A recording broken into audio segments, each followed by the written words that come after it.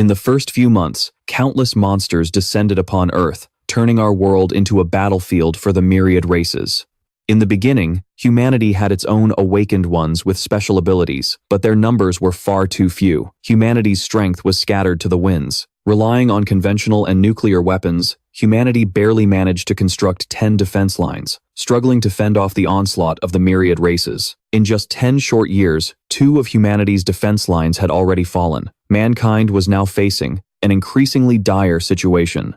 In this desperate state, humanity had no choice but to risk everything to resist the attacks. According to statistics, ever since the war began, in the Eastern Alliance alone, military casualties had already exceeded 1 million. Today, with the depletion of conventional weapons and the increasing number of ability users, nations began to deploy legions of these superhumans to aid in the fight, to reclaim their homeland, and ensure the survival of humanity.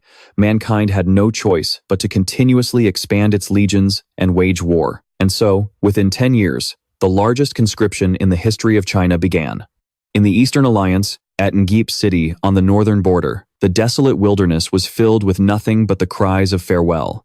Tran Quoc Hai, 19 years old, died on the first defense line of the Myriad Races battlefield. A level 2 lightning attribute user, he faced a rotting giant and died in a bloody battle, leaving only half a hand behind. Tu Liet, 22 years old, died on the 9th defense line. A level 3 fire attribute user, he carried a massive amount of explosives and detonated them with his own ability, blowing up the Myriad Races bridge. His body was never found. Behind me is the list of casualties sent back from the front lines last month. They were our friends, and our family, our brothers and sisters. The man speaking with tears in his eyes was the former mayor. His words resonated with the emotions of all the soldiers. It was as if his speech had a chemical effect on their morale, making them more spirited than ever. Their spirits soared, becoming incredibly strong. They shouted in unison, "Protect our country, protect our homeland, enlist, enlist, enlist." The soldiers surged toward the registration tables, eager to join the army and head to the front lines to destroy the enemy. Amidst that fervent atmosphere, the hateful chants against the other races grew louder and louder. Kill all the other races, tear them to shreds, chop them up. Hundreds of enlistment forms were held high as the soldiers declared their desire to go to the front. The recruiter's voice continuously called out their names one by one. In the middle of this zealous crowd, a young man with a face as dark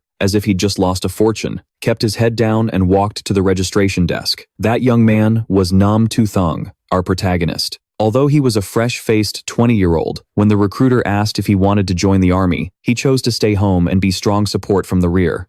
Tu Thang's answer stunned the recruiter, and everyone around him into a state of bewildered disbelief, because the only ones who stayed home to be rear support were women, children, and the stock, elderly. So, at a time when the country was on the brink of collapse, Tu Thang's choice was no different from that of a coward who clings to life. Have you forgotten the humiliation of our friends and countrymen being slaughtered by the myriad races? Never. But, this is my choice. That cold reply, combined with the smug look on Tu Thang's face, made his classmates' blood boil. Just as one of them was about to rush forward and punch him in his smart mouth, the mayor's voice boomed. Silence. He walked over to the registration desk and could only sigh. Enlistment wasn't mandatory. It was based on one's own will and personal responsibility. It was just a shame that Tu Thang's record was so good. The army had just lost, a beacon of hope. Tu Thang's face darkened, his hands clenched into tight fists, and he walked away coldly, ignoring the scornful insults calling him worse than a dog. The next day, the sound of 2 helicopters flying overhead couldn't drown out the roaring chants from below. We share our armor, for our brothers in arms. Victory, victory, victory. The morale and fighting spirit of the soldiers were incredibly high, and those staying behind shouted along with them. Protect our homes, defend our country, it is the highest honor. From a distance, Tu Thang, his face hidden by a hood, was watching the scene when his phone suddenly rang. He picked it up and read the latest news updates. The first headline read, "How did the Eastern Alliance's greatest assault on the Myriad Races battlefield go?" The second was about a freshman in Ngip City refusing to enlist. It was obvious who that was about. The third story reported that the United States' 10th defense line had fallen twice, and Guangzhou was retaken, but with heavy casualties. Tu Thang clicked on the news about himself, and a barrage of articles cursing and slandering him appeared. I don't know why. That guy from Ngip City chose to stay behind. I just know he made the wrong choice. Once the defense line is broken, Ngiep City will bear the full consequences. Not even those in the mainland will be able to escape. What a coward, those brave men and women. The heroes on the front lines are carrying your weight. Tu Thang emotionlessly read the comments displayed on his phone screen. Then he muttered to himself. Turns out, the reason Tu Thang didn't enlist was because he'd already lived one life. In his past life, he was just like them, eagerly enlisting early to fight on the front lines, eventually becoming a strategic commander. He'd even achieved enough to make his descendants proud. As humanity was slowly being pushed back, he dedicated his entire life to researching the 5 great talents. And finally, he managed to implant 5 talent seeds into his body. All he needed to do was max them out, and he could turn the tide of the war. Unexpectedly, before he could even complete his plan, humanity was wiped out. Tu Thang also kicked the bucket at the hands of the supreme being of the Myriad Races. Tu Thang walked over and sat on a snow-covered bench by the roadside. He clasped his hands, thinking about the future, about the life ahead, and the path he would choose. Maybe it was due to obsession, or maybe it was fate, but he had been reborn, and the talent trees he'd planted in his body had actually been brought back with him to the present. The Beast Lord Tree ability allows one to gather and tame beasts, forcing mutated beasts to enhance their bloodlines. The Elemental Tree ability condenses water, fire, wind, and lightning for various elemental spells. The more elemental points consumed, the stronger the forbidden magic. The Asura Tree ability makes the user stronger the more they kill. At the peak of their killing intent, they can transform into an Asura and slaughter thousands of enemies. The Formation Tree ability is immensely powerful, as various formations can be endlessly stacked on top of each other. The Necromancy Tree will awaken the undead from beneath the earth to fight for its host. The higher the cost, the more powerful the summon. These 5 talents required a massive amount of essence, stones, and time, but if he could level all 5 of them to their maximum, he would become unbelievably powerful. Even if all 10 defensive lines collapsed, he alone could stand against the Myriad Races and protect humanity. But right now, even if he went to the battlefield, he wouldn't be able to catch a single one of those aliens, let alone gather enough essence stones to level up his talents. His talents would be consumed in an instant. Tu Thang came up with a way to get the essence stones he needed as fast as possible. The best way was to go to the trial grounds. That place was teeming with countless mutated beasts left over from the trials, and it could provide a continuous supply of essence stones for the city to level up.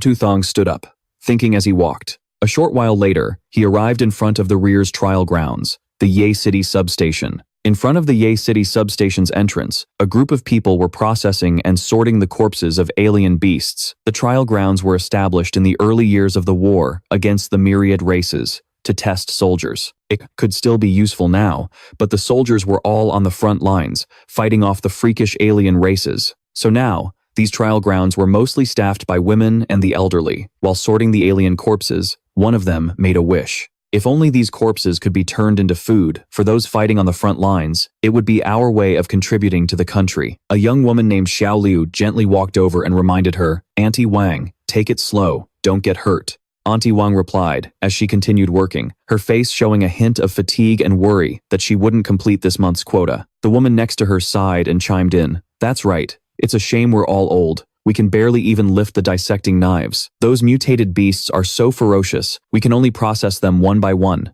very slowly." Xiao Liu looked down, her face sad and a little ashamed. She sighed, "If only I could help too." As the 3 of them were talking, Tu Thang suddenly appeared before them and greeted them. He scratched his head shyly, expressing his desire to help them process the mutated beasts. Hearing this, a delighted and welcoming Xiao Liu walked closer to Tu Thang, then led him towards the warehouse to get a uniform. Having her manpower shortage solved made the young woman much more cheerful.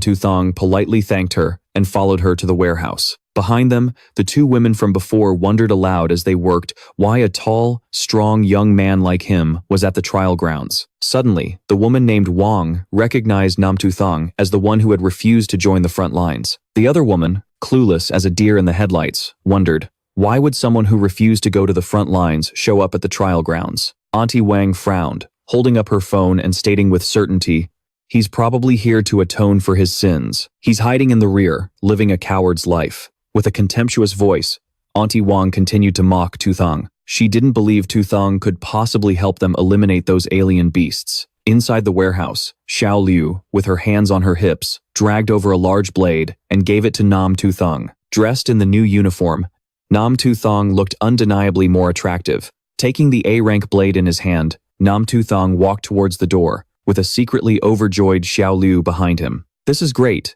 At this rate, we can get things done much faster, she thought, watching Tu Thang's back as he walked toward the door. Xiao Liu's eyes were practically sparkling, her cheeks flushed red as she shyly complimented him.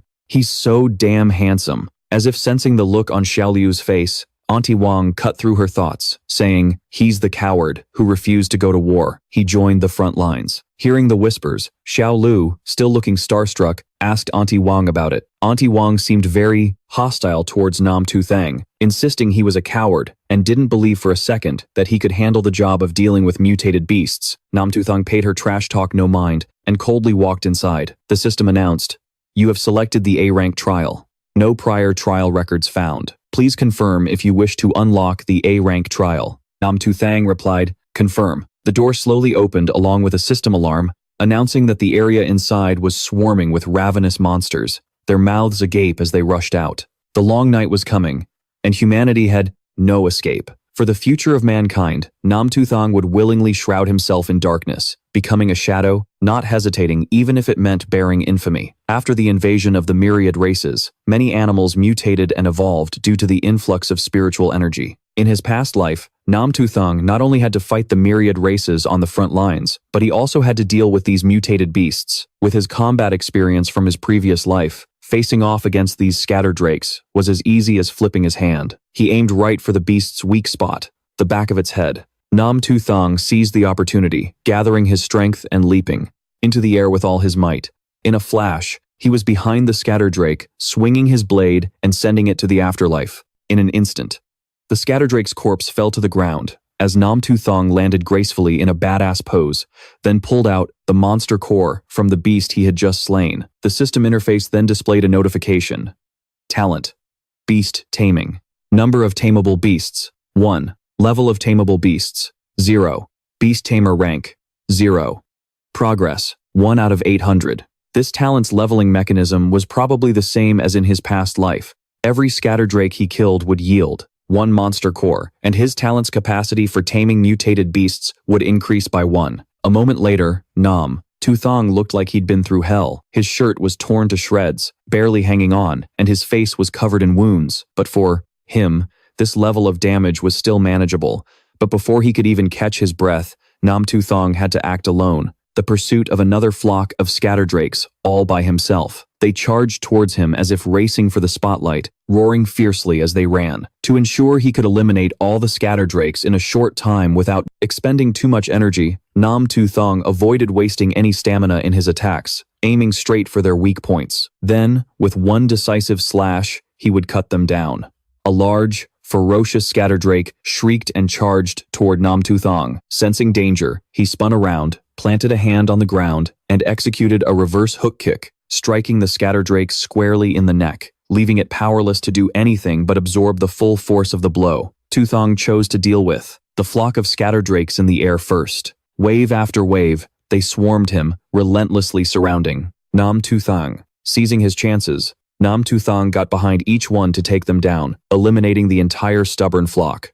Tu Thang let out a weary sigh of relief as he looked at the new notification from the system. The number of beasts he could tame had now increased to 5. The level of tameable beasts was still 0, as was his mutated beast tamer rank. His progress was now 5 out of 800. Just as he predicted, his efficiency had improved compared to before. Suddenly, Tu Thang heard a noise from behind. The moment he turned his head, an incredibly ferocious scatter drake was charging at him. This one was several times larger than the previous ones. He immediately recognized it as the leader of the flock, a scatter drake overlord. Without a second thought, Tu Thang instantly got into a battle stance, gripping his blade tightly, ready to receive the Asura Overlord's attack. The ferocious scatter drake overlord gathered its strength, leaped up, and shot towards Tu Thang, initiating the assault. Tu Thang used all his strength to block the overlord's attack. Having just fought a whole flock of scatter drakes, his current stamina was severely limited. With what little strength he had left, dealing with this scatter drake overlord was going to be a challenge. With no intention of stopping, the scatter drake overlord launched a second attack to put Tu Thang in his place. To conserve energy,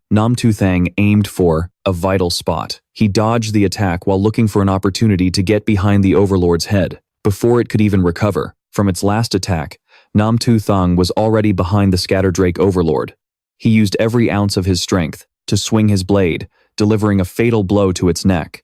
But the durability of this era's Scatterdrake Overlord was different from the one in his past life. This time, his blade struck its neck with nothing more than a dry times clang asterisk.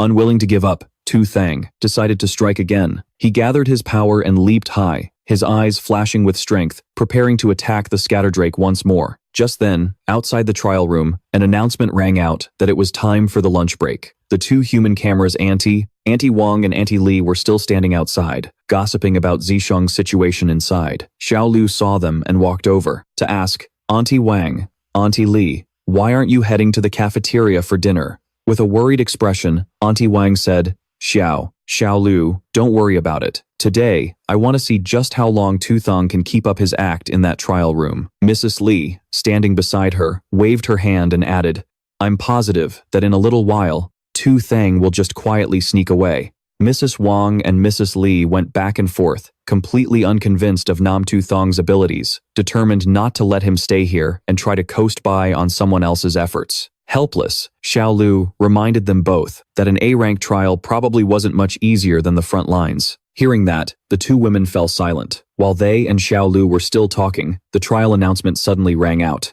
Announcement. Challenger Nam Tu Thang. A-rank trial. First floor. Has concluded. Hearing this, Mrs. Wang wore a triumphant expression, turning to look at the two behind her, now even more certain of her assumptions about Nam Tu Thang. As Mrs. Wang prattled on, she suddenly walked face first into something. She glanced up, then abruptly plopped onto the ground, her face frozen in a daze as she looked up. Both Mrs. Wang and Mrs. Li now had expressions of shock, mixed with a hint of panic as they saw the figure standing before them. Nam Tu Thang, with a completely indifferent look on his face, emerged menacingly, his face covered in a ridiculous amount of blood. His body was covered in countless scratches, and his shirt was in tatters. But the one thing that hadn't changed was that cold, punchable look he was giving them. The system's notification board above displayed, Challenger Nam Tu Thang, kill count, 2,000, setting a new record for the trial tower's first floor. Mrs. Wang, horrified, couldn't believe her eyes and shrieked. She refused to believe that Nam Tu Thang had actually passed the A-rank trial. With eyes bloodshot from pulling all-nighters and a face still dripping with blood, Nam Tu Thang rasped out, confirming to Mrs. Wang that he had, in fact, passed the A-rank trial. Mrs. Li helped Mrs. Wang up,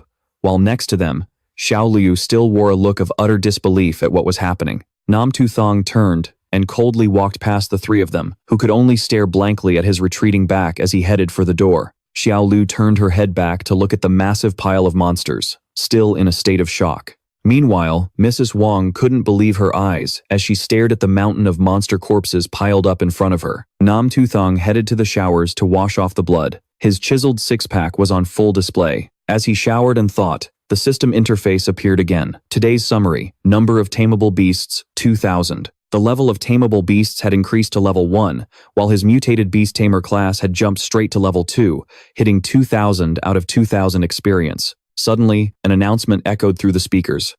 Now reporting battle conditions. A new wave of attacks is about to begin. Nam Tu Thang heard the announcement and realized the level 7 ability user, the Child of Thunder, and the level 6 skill user, the Flame Master, had arrived at the front lines. In his past life, the Child of Thunder and the Flame Master were defeated not long after they entered the battlefield. The situation on the front lines grew more intense, and the casualties became even more devastating. Nam Tu Thang was lost in thought. The 8th defensive line was not far from collapsing. To speed up his plans, he had to race against time. No time to rest. I have to go to the second floor of the trial tower now. Back inside the trial room, Mrs. Wang and Mrs. Li were pushing aside the mutated beast corpses. Mrs. Wang still couldn't help but pass judgment on Nam Tu Thang. Mrs. Li's expression had softened a bit, acknowledging his fighting prowess. However, they both declared with certainty that he wouldn't be coming back here. The moment the words left their mouths, Nam Tu Thang appeared before them, his face dark. Seeing him, Mrs. Li gave Mrs. Wang a nudge. But Mrs. Wang maintained her scornful, arrogant attitude, her face scrunched up as she asked Tu Thang what else he wanted. Tu Thang completely ignored her provocative attitude and said coldly, "I'm here for the second-floor trial room," before walking right past a stunned Mrs. Wang. Furious, Mrs. Wang spun around, angrily pointing and accusing Tu Thang, claiming he was just putting on a show to impress them. Seeing this, Xiaolu approached Tu Thang with a hint of worry and offered a warning. "Sir Nam, the second floor is filled with large, mutated beasts. Wait until your injuries have healed, and we can find a few people to help you." A man standing nearby chimed in, agreeing with Xiaolu, but Tu Thang paid their words no mind. He coldly strode forward, grabbed his sword, and marched straight towards the trial room door. Enraged by Tu Thang's attitude, Mrs. Wang immediately raised her voice, taunting and ridiculing him for not going to the front lines. Xiaolu watched Tu Thang's retreating back and had a different thought. Strange. Someone like Sir Nam doesn't seem like the type to be afraid of dying, hiding in the rear. Since time was running out, Tu Thang quickly entered the second-floor trial. The system displayed, "You have initiated the A-rank trial. Second floor." The moment he opened the door and stepped inside, a horde of bull beasts charged straight at Tu Thang. He quickly formulated a plan of attack, feeling the immense pressure from the second floor. Tu Thang rushed toward the bull beasts, swinging his sword in a powerful arc at the massive bull heads charging furiously towards him. While he was distracted, a three-eyed bull beast appeared from behind, charging at Tu Thang at full speed. In an instant, it slammed violently into Tu Thang's back. He had no time to react, only letting out a sharp grunt. Tu Thang was sent flying, tumbling through the air. After that powerful blow from the three-eyed bull beast, he fell back and prepared to use a skill. With nimble movements, he quickly tried to regain his composure. The ox-head beasts in front of Tu Thang roared one after another. Their bloodshot eyes stared him down, preparing to charge. Tu Thang stood up, his own crimson eyes glaring right back at the taunting beasts. As the hulking ox-heads charged forward to attack, Tu Thang entered his stance, channeling his energy, his eyes glowing red. He used every ounce of his strength to leap into the air, bringing his blade down in a single strike, plunging it straight into the beast's head. The massive ox-head beast collapsed instantly, kicking the bucket on the spot and startling its many comrades. After dealing with the first one, Tu Thang coldly advanced, and they called these things Level 2 mutated beasts in the beast-taming hierarchy. In that case, he'd just tame them and then dispose of them. Tu Thang activated his innate talent skill, Beast Taming Oppression. His skill activated over a vast area on the second floor of the training tower, the pressure boring directly into the minds and bodies of every single ox-head beast in the vicinity. In an instant, all the beasts within the skill's effective range collapsed. They fell right before him. Tu Thang walked up to each of the trembling, terrified beasts and gave them a gentle reminder. "From now on, you'd better behave." He gripped his red sword, channeled his energy to level up again, and with a bang, he shot up to level 3. 3 days later, on the second floor of the training room in the Ye City branch of the rear guard training grounds, voices echoed. It was the cleanup crew, clearing away the corpses of the mutated beasts. Though sweat poured down their faces, they worked efficiently. One of them gave an order, "Move this meat as soon as possible. We can't leave it here." While everyone was busy cleaning up the mountain of monster corpses, Tu Thang sat in a corner, resting and recovering his strength after the battle. He silently observed the notifications displayed on his system panel. Tameable animal count, 12,000. Trackable animal rank, level 6. His own mutated beast tamer rank was also level 6, maxed out at 12,000 out of 12,000. Unlike before, this time it only took him 3 days to take down over 10,000 mutated beasts. It was far more efficient than any of his previous battles. Tu Thang's innate beast-taming talent had reached level 6, which meant tonight, he could go into the wilderness. The wilderness outside Ye City was notoriously dangerous. Even a level 5 superhuman who entered would have a hard time making it back alive. Escape was no easy feat. To the mutant races, Ye City was a place that exuded a powerful, threatening aura.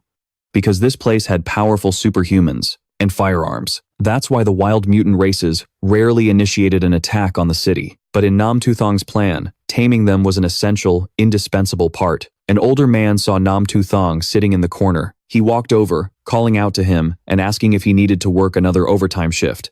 Tu Thang stood up, preparing to leave. He replied, "No need. I have to leave a little early today." Hearing this, a woman known as Auntie Wang shot Tu Thang a nasty look. She immediately tried to mock him, sneering that he was already giving up after just a few days. But the moment Auntie Wang spoke, she was met with disapproving glares from those nearby. A man irritably cut her off, coming to Nam Tu Thang's defense. Because ever since the kid arrived at the training tower, their work progress had far surpassed their original projections. Seeing that she couldn't win the argument but still unwilling to back down, Auntie Wang snapped back at the man. "I wasn't even talking to you. What's it to you, you psycho?"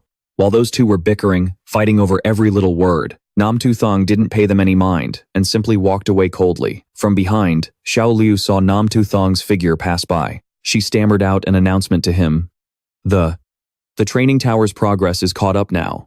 Then, Xiao Liu hurried closer to Nam Tu Thang. The young woman looked at him with an infatuated gaze, her face blushing as she shyly encouraged him. "Mr. Nam, you should take a break for a while. You've worked so hard lately. You've done an amazing job."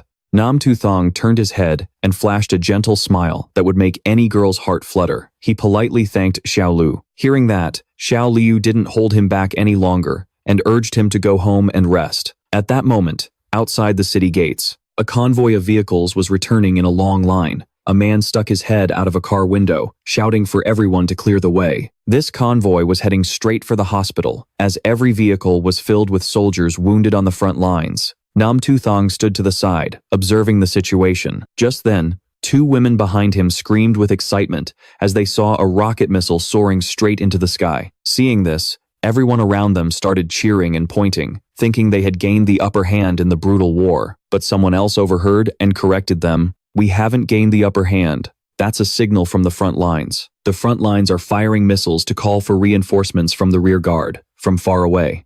Nam Tu Thang looked up at the sky, silently predicting the future.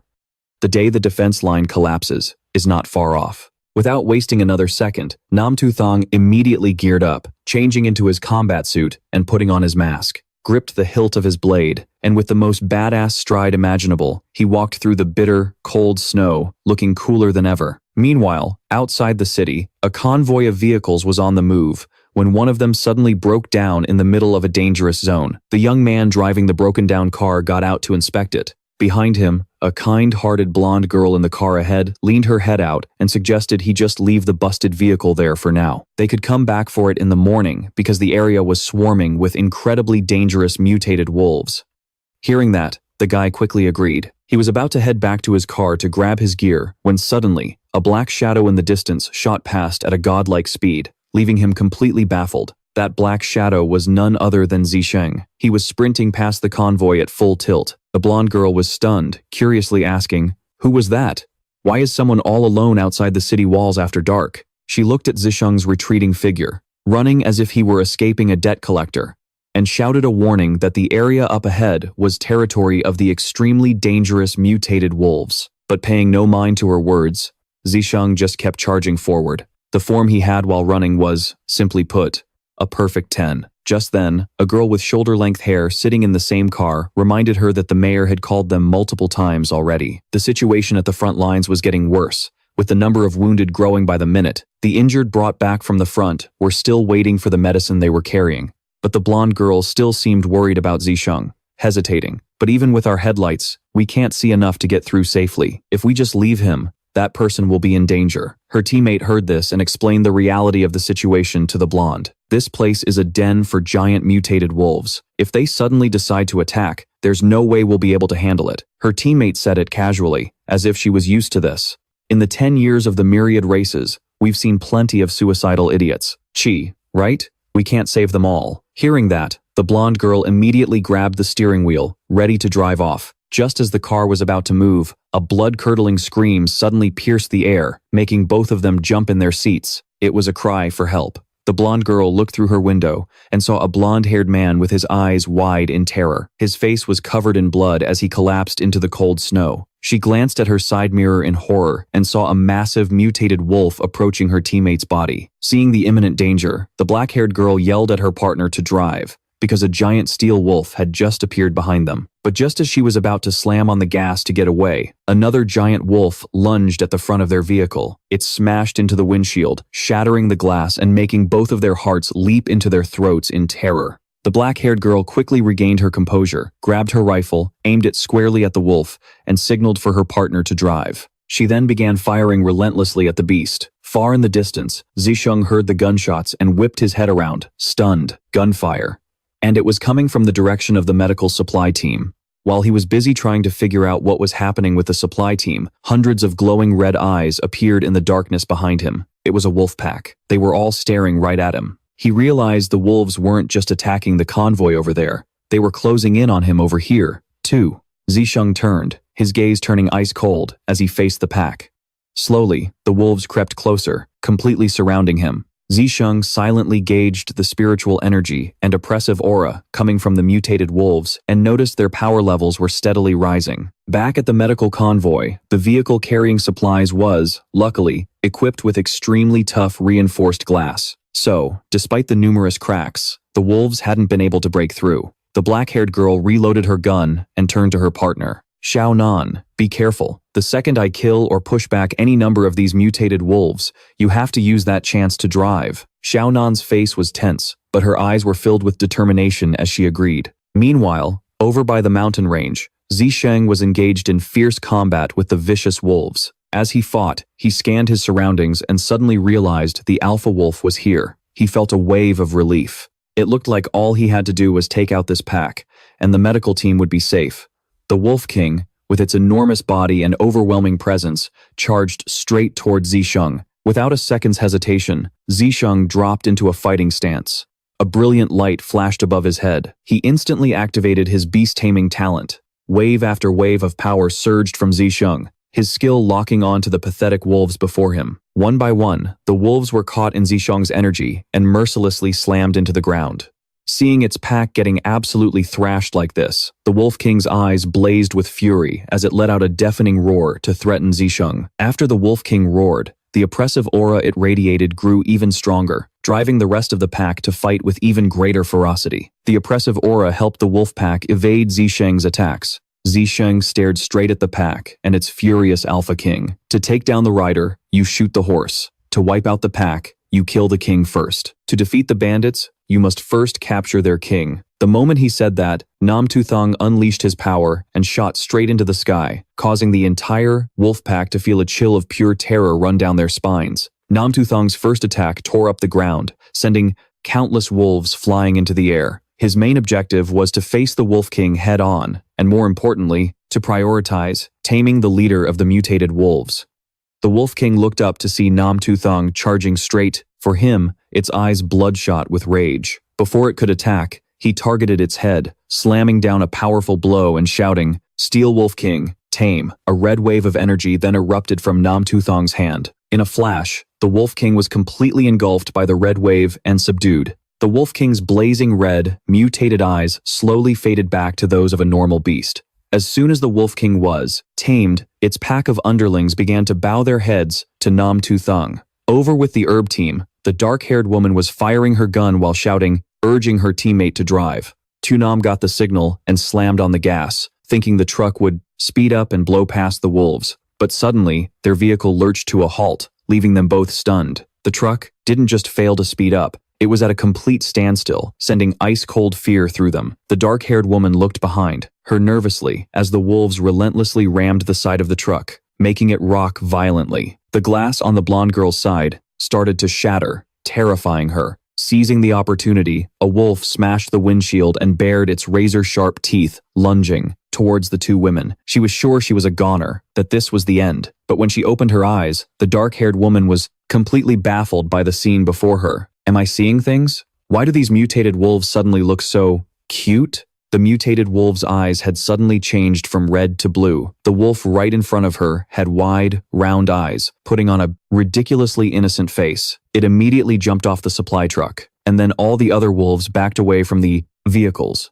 Tu Nam and her teammate were still huddled in the truck, sweating bullets, their faces a mixture of fear and utter confusion. Just a few minutes later, the wolves that had attacked the herb team had returned and gathered in one place. Tu Thang and the Wolf King stood majestically on a large rock, with the entire wolf pack bowing their heads in submission below. Tu Nam and her teammate climbed onto the roof of their truck, looking towards Tu Thang, puzzled. These giant, mutated wolves have been tamed. Her teammate behind her was in shock. What level of beast tamer can tame 10,000 wolves all by himself? This is insane. Tu Thang sat down to rest on the rock and opened his system's notification window. Tamed beasts. Over 1,000 steel wolves. Daily taming quota. 1,000 out of 1,000. Trackable monster level. 7. Mutated beast tamer rank. 7,000 out of 27,000. The system then prompted him. To exceed the limit and continue taming, you must consume origin stones. Please choose. Yes or no.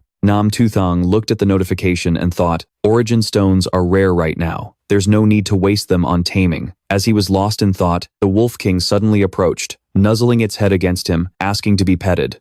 Tu Thang turned and reminded the Wolf King that it was not allowed to attack people. He looked into the distance and realized that in the uninhabited areas near Than, there were 3 more locations with beasts. The further out he went, the more he'd find. He decided he had to conquer and tame all of them.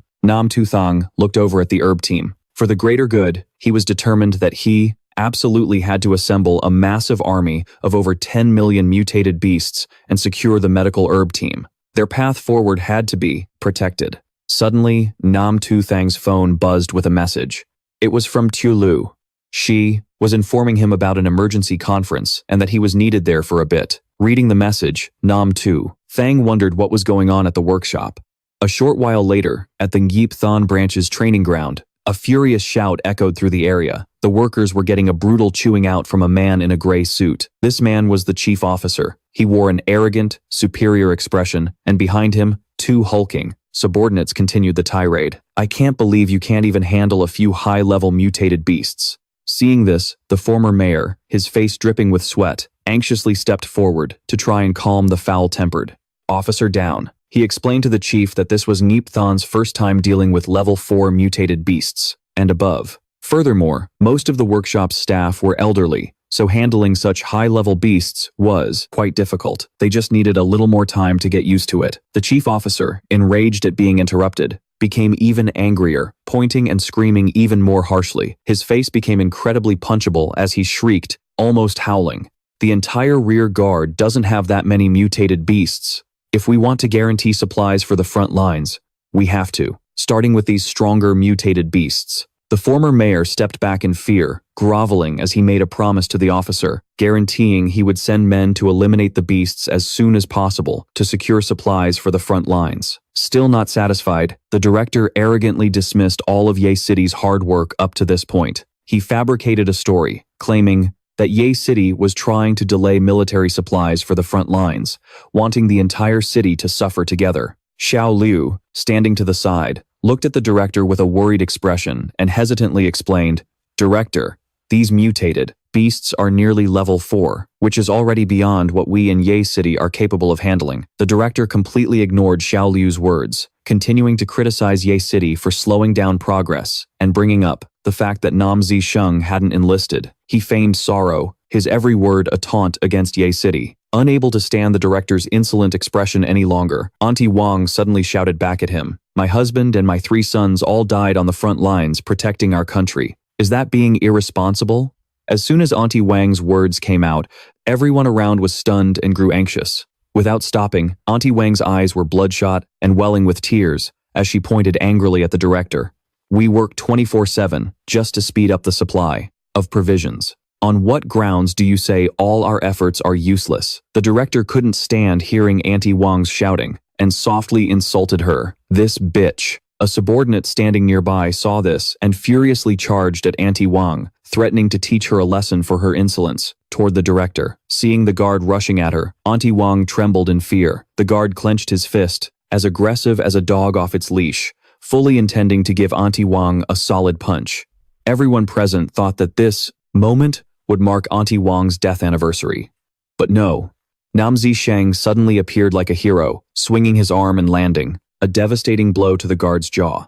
The guard took the full force of Nam Zisheng's gift and immediately fell backward, temporarily losing consciousness. Seeing this, the director's face instantly went pale. After delivering that loving punch to the guard, Nam Zisheng stood protectively in front of everyone in the workshop, causing them all to beam with relief. Xiao Lu saw him appear and looked at him with eyes that said she could love no one else. Nam Zisheng then spoke up with a warning. "Director, there's no need to get physical over an argument." The former mayor turned his head to look, guessing that the young man in front of him was Nam Zisheng. The former mayor was shocked because he had defeated the ability user, accompanying the director with a single punch. He secretly wondered if Nam Zisheng had awakened his powers. The director looked angrily at Nam Zisheng and questioned him. "Who are you?" Then he picked up his gun, aiming it at Nam Zisheng with a scummy look on his face. Nam Zisheng looked at the director and recognized him from his past life's memories. In his previous life, this rotten director had gotten rich off the war. He spent 12 years on the battlefield against the Myriad Races, became a traitor, was wanted worldwide, and was eventually executed. This corrupt official's name was Lin Yukai, nicknamed the Bloodsucker of the Supply Line. In his past life,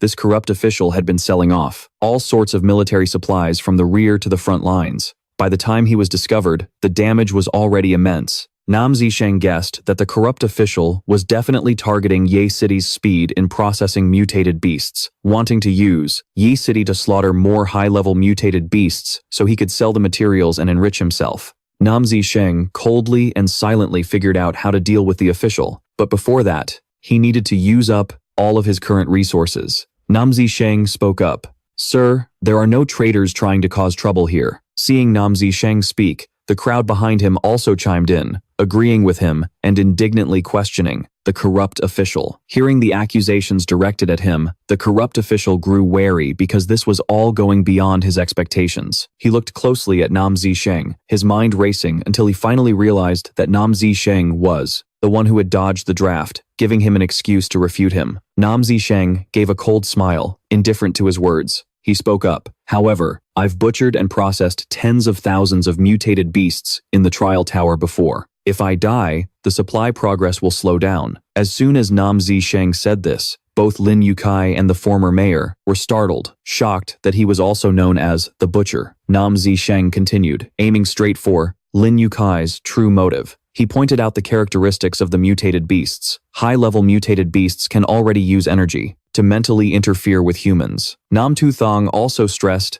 that no one could handle it. In the training tower in another sector, Lam Hu Tai had a worried look on his face, wondering why a deserter like Nam Tu Thang was so familiar with the mutant beasts. What's more, his own bodyguard had been taken down in one hit by Nam Tu Thang. He looked at the faces of those around him and guessed that Nam Tu Thang wasn't lying. For some reason, a calculating smile spread across his face. "If he's willing, then that works out perfectly for me." Lam Hu Tai then approached Nam Tu Thang to confirm the terms of a sworn military pact with him. He laid out the conditions for Nam Tu Thang. If he could dispose of the 5,000 mutant beasts he would send over tomorrow within 1 week, his death sentence would be pardoned. But if he failed, he would settle both the new and old debts. The former mayor anxiously approached Nam Tu Thang to warn him. "Nam Tu Thang, that's a binding military order. Are you serious? If you don't complete it, you'll probably..." Everyone around them was worried for Nam Tu Thang after he accepted the pact. Xiao Liu, who was standing nearby, spoke up, saying everyone could help him complete the mission together. Faced with everyone's concern, Nam Tu Thang calmly reassured them, promising he would definitely complete the mission. He silently recalled that among level 4 mutant beasts, these were an especially powerful species. Not only did they have high defenses, but they also possessed powerful psychic interference abilities. To Lam Hu Tai, those mutant beasts weren't just supplies. They were extremely valuable. He stood to make a fortune off of them. But to Nam Tu Thang, those beasts were the perfect ingredients for upgrading his Asura talent. Nam Tu Thang laid out his plan. First, he had to annihilate all the monsters under Lam Hu Tai's control to level up his talent. Then, as for the next step, he would uproot Lam Hu Tai and his entire gang of scumbags.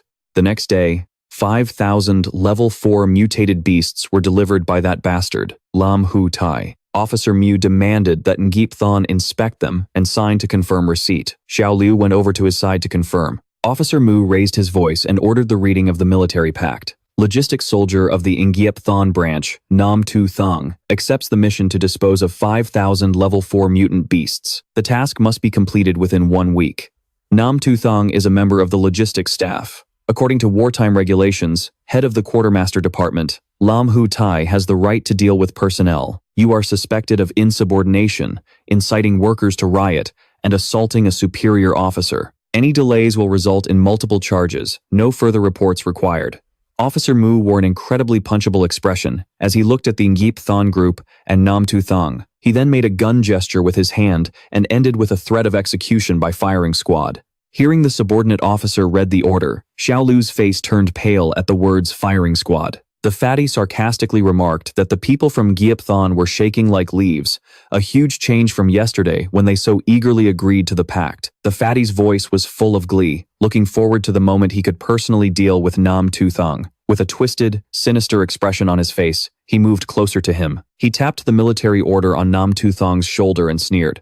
I have a feeling I'm going to really enjoy this process. Tu Thang ignored the pig, reached out for the order, and then shot a terrifyingly cold glare at the fatty, warning him, you'd be wise not to run your mouth so much. Seeing Tu Thang's provocative action made the bodyguard's blood boil, and he immediately let out a curse. Son of a bitch. The fatty in front of him just smiled and waved him off as if it were nothing. He turned and said, he's just a dead man walking. Anyway, a short while later, inside the Giapthon training room, Tu Thang and the others were preparing to handle the swarm of beasts. Xiao Lu spoke up, reminding him that these mutants were nothing like the previous ones. The only way to counter these high-level beasts is with anesthetic smoke bombs, and they would need to use a massive amount to be effective. The older man beside them agreed, explaining his concerns about the main ingredient for this type of knockout gas. Most of the primary components had already been transferred to the field hospital on the front lines. Because of that, the reserves in the rear were dangerously low. The old man worried that even with their current supply, there was no guarantee it would be enough. All the old man could do was remind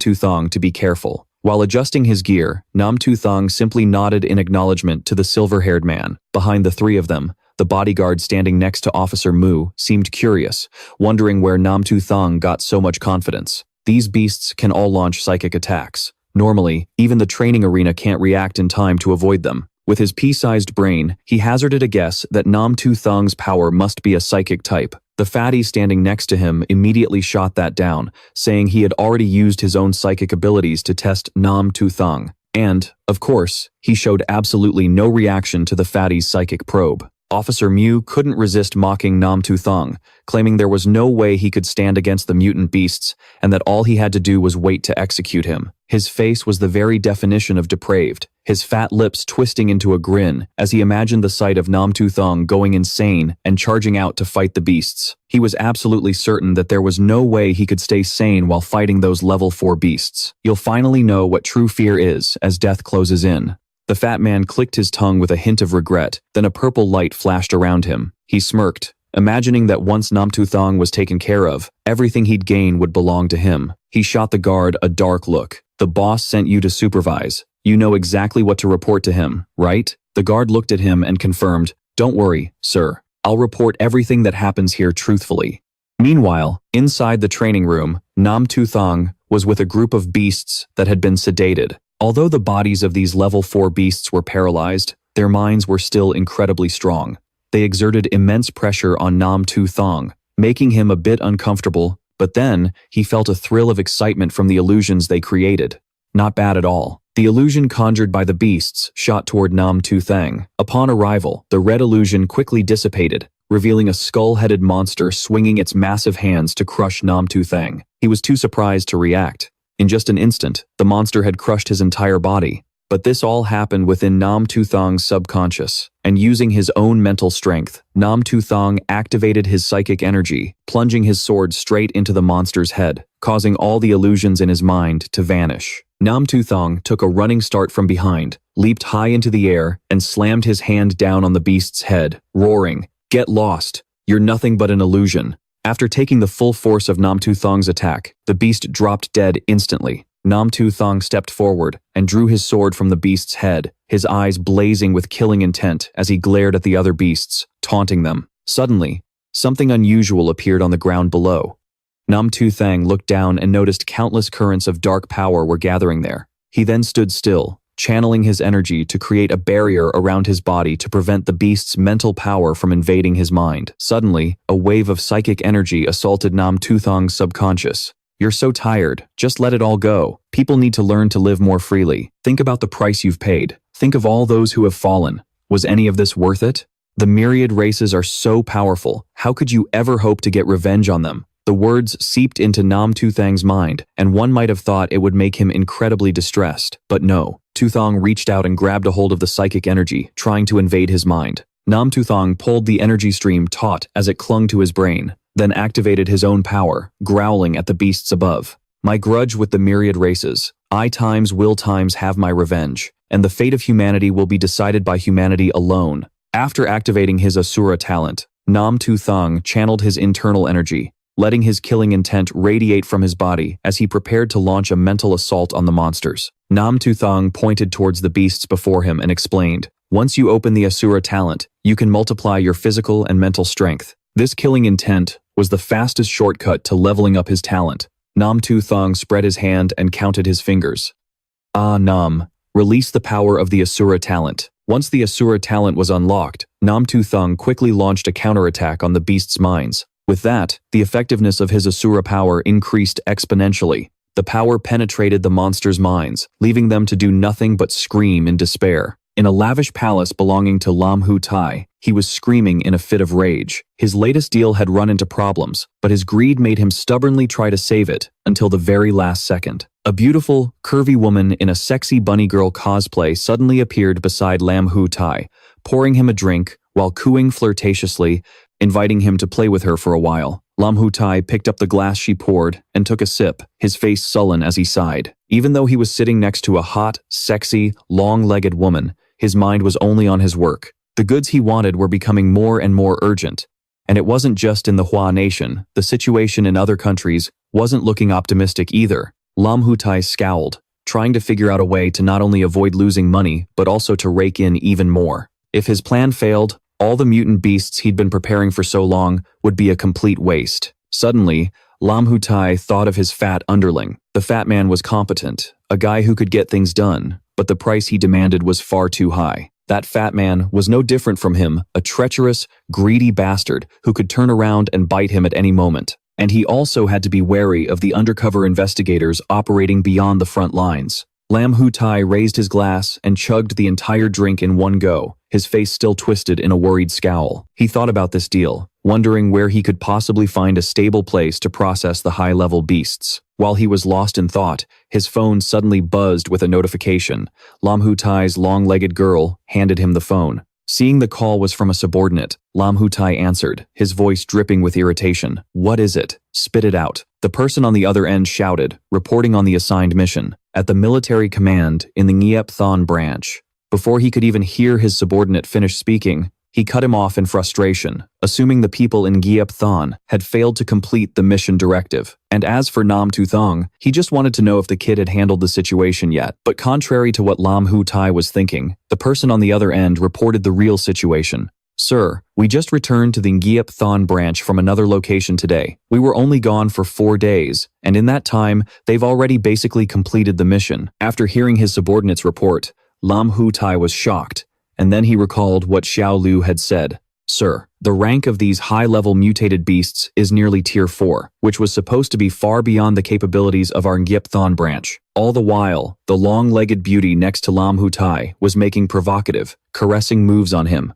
But Lam Hu Tai was still in a state of disbelief over what he had just heard. He immediately asked again to confirm. From the Ngiep Thon side, the guard on the phone confirmed what he had just reported to Lam Hu Tai. Ngiep Thon has fully completed the mission of eliminating 5,000 Tier 4 mutated beasts from the military directive. And the one who single-handedly finished off all 5,000 of those beasts was none other than Tu Thang. Hearing this, Lam Hu Tai burst out laughing. With one arm wrapped around the long-legged girl's waist and the other holding the phone, he was ecstatic, asking about Tu Thang's condition. He wanted to know if the kid was still alive or had already gone to meet his maker. The guard reported Tu Thang's current state. From annihilating 5,000 mutated beasts, he's completely exhausted right now, but it's nothing to worry about. His mind is still very sharp. Lam Hu Tai was now more thrilled than ever, specifically ordering the guard to keep a close eye on Tu Thang. Other than killing beasts, if he displayed any other strange behavior, the guard was to handle it.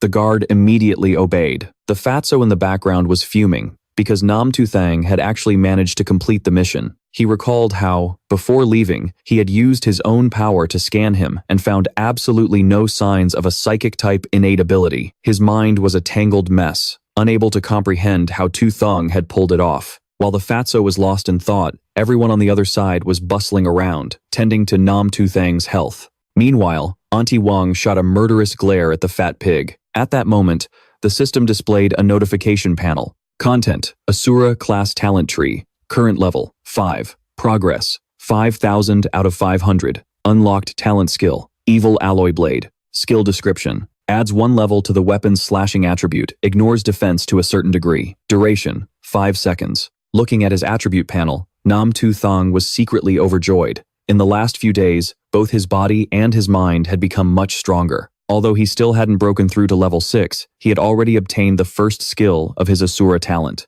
Exhausted, Tu Thang closed his eyes to rest, with the aunties taking care of his every need. He sighed, thinking that later, when he could tame even higher-level mutated beasts, deep in the wilderness, he would be able to accelerate his plans. Suddenly, Auntie Wang spoke up with a resolute expression. Young Nam really did us proud. If it weren't for him, Ngiepthon would have been completely looked down on by certain people. Auntie Li, beside her, chimed in, agreeing with Auntie Wang's statement. Everyone directed their accusing glares toward the fatso. It was obvious they were trying to exploit Ngiepthon, and now they were facing intense criticism. The fatso, a psychic-type ability user, was feeling extremely uncomfortable being put on the spot. With his own mental power, Tu Thang immediately sensed that something was wrong. He remembered that him completing the mission would make someone very unhappy. The good news was, leveling up his Asura class had also strengthened his perception. Standing in one spot, the fatso used his power to probe Tu Thang again and discovered he was a psychic-type ability user. The fat pig was enraged that Tu Thang had cut off his path to riches, and that these underlings now dared to throw shade at him. He now realized Tu Thang was no mere side character and decided to investigate him thoroughly. The guard behind him noticed the fatso's malicious intent and put a hand on his shoulder as a reminder. Hey,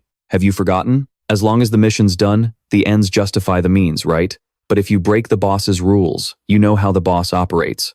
The guard was reminding the fatso that no matter what shady plans he had to wait until Lam Hu Tai was done using Tu Thang before he could make a move. He reminded the fatso that too much of the mutated beast's residual mental energy was still lingering. If the fatso insisted on forcing the issue, it would be incredibly risky. But all the guard's words were like water off a duck's back. Right now, the fatso's only regret was that he couldn't just chop Tu Thang into 100 pieces to vent his rage. He cut the guard off, saying, "That's enough. When the time comes, I'll report to the boss myself." The fatso channeled his power, and a stream of red energy shot toward Tu Thang, intending to probe him and also test his abilities. Sensing a wave of power trying to invade his mind, Tu Thang frowned in annoyance. He clicked his tongue, thinking to himself that this was the perfect opportunity to test out his Asura talent. Tu Thang planned to let the fatso probe him freely, entering his mind. The moment he broke into Nan Zisheng's psyche, the fatty's face darkened, and everything around him went pitch black. He glanced around, looking about in bewildered confusion, guessing he had successfully entered Nan Zisheng's mental system. Normally, after entering someone's mind, he should be able to see their mental system, entity. But here, he couldn't see anything but darkness. While he was gripped by a confused fear, in the distance, Nan Zisheng began to make his move. The entity he wanted the fatty to see called out. The fat man jumped, startled and terrified, whipping his head around to look behind him. Seeing that he still hadn't spotted him, Nan Zisheng called out again from the other side. Nan Zisheng used his own killing intent to form a mental entity, which bared its teeth in a grin as it stared at the fatty. Seeing the entity before him, the fat man was scared out of his wits, with only a sliver of his soul remaining to stammer in fear. Realizing Nan Zisheng was also a mental-type esper, something his prior investigation had completely missed. The fatty felt Nan Zisheng's killing intent crushing his spirit, and he screamed in a panicked terror. Who in the hell are you? Nan Zisheng directed his killing intent to wrap tightly around the fatty's pork-like legs, then made his entity's murderous aura flare up as it spoke. Who I am isn't important. Weren't you the one who wanted to probe my mental world? Nan Zisheng used that killing intent to attack the fatty head-on, making him writhe in agony like a chicken with its throat slit. He cried out, begging Nan Zisheng to spare him. Nan Zisheng coldly reminded him, "I'll let you have a good long look." After being tormented into a mess by Nan Zisheng, the fatty's head started gushing blood right there inside Nan Zisheng's mental system. Outside, his condition wasn't any better. He seemed to have lost all reason, laughing maniacally while covered in his own blood. The fat man was like someone high on drugs, sprinting around and screaming curses at Lin Yuchai, leaving the nearby bodyguard utterly baffled and confused. The auntie's jaws dropped, their faces filled with questions. Auntie Wang wondered if this was happening because she had argued with the fatty earlier. If so, then she was partly to blame. The fat man was still like a little bird chirping on a high branch, running around and screaming his head off. The bodyguard concluded that perhaps the residual mental energy was so strong that it had driven the fatty insane. The bodyguard grew worried. If he let this sideshow continue, it would ruin Lin Yukei's plan. He clasped his hands together and, without a second thought, rushed towards the fat man, coldly delivering a straight punch that sent him on his final journey. The man died before he could even gasp, leaving everyone around him in a state of horrified shock. After dealing with the fatty, the bodyguard spoke up to explain, "My apologies for the scene. He was affected by the mental power of a demonic beast and might have hurt someone, so I had no choice but to deal with him." After that, the bodyguard approached Nan Zisheng, assessed his condition, and concluded that his mind had been disturbed. The bodyguard grew, furious thinking about that useless fatty, blaming him for what happened to Nan Zisheng. The bodyguard coldly turned his back, walked away, and announced, "Everyone, please keep working. Someone will be here to handle what just happened." The moment the bodyguard walked away, a satisfied smile spread across Nan Zisheng's face. The system notification window popped up again after dealing with the fatty, and his rank shot up. Asura rank, currently level 6, 5,500 out of 5,500. After dealing with the monsters and the dackless, fat henchman, Nan Zisheng fell into a deep sleep. When he finally opened his eyes, he saw everyone standing around Tim. They were all overjoyed. Auntie Li, standing beside him, waved her hand to let everyone know Nan Zisheng was awake. Nan Zisheng sat up, brought a hand to his forehead, and asked everyone how long he'd been asleep. Seeing that he was still in a daze, she informed him that he had been asleep for 2 days. Auntie Wang shooed everyone out, telling them not to worry about Nan Zisheng and to get back to their own work, or else they'd fall behind schedule. Seeing him awake, Auntie Li smiled and urged Tim to get something to eat.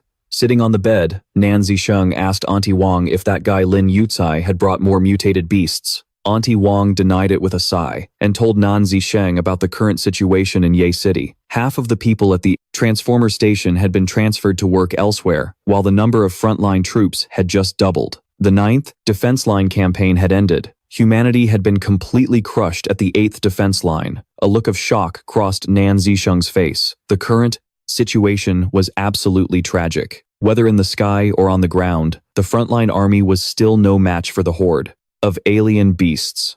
Auntie Wang recounted every detail to Nan Zisheng.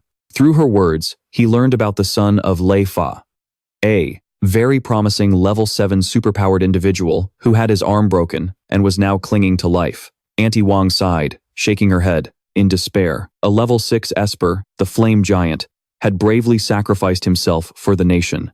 Nan Zisheng's expression grew, worried. He looked up at Auntie Wang, thinking about how devastating the situation on the front lines was. Although he had predicted they would lose, he never expected them to be crushed so much earlier than in his past life. Auntie Wang and informed Zisheng that the official's final suicide mission had been scheduled 2 days ago. The fat official who was killed had been ambushed by monsters, so the Yecheng Proving Ground wouldn't be held responsible for anything. Auntie Wang's expression suddenly grew serious as she had to inform Zisheng of something even more important. Seeing her somber tone, Zisheng immediately asked what was wrong. Auntie Wang then called Xiao Lu and the others inside. Xiao Liu entered on crutches to make the announcement. All staff members, including those who went out to provide support, have unanimously voted for you to become the station chief of our Yecheng Proving Ground branch. Xiao Lu approached Zisheng's bed and read the official appointment notice from their superiors, leaving Zisheng too stunned to process what was happening. Seeing Zisheng's predicament,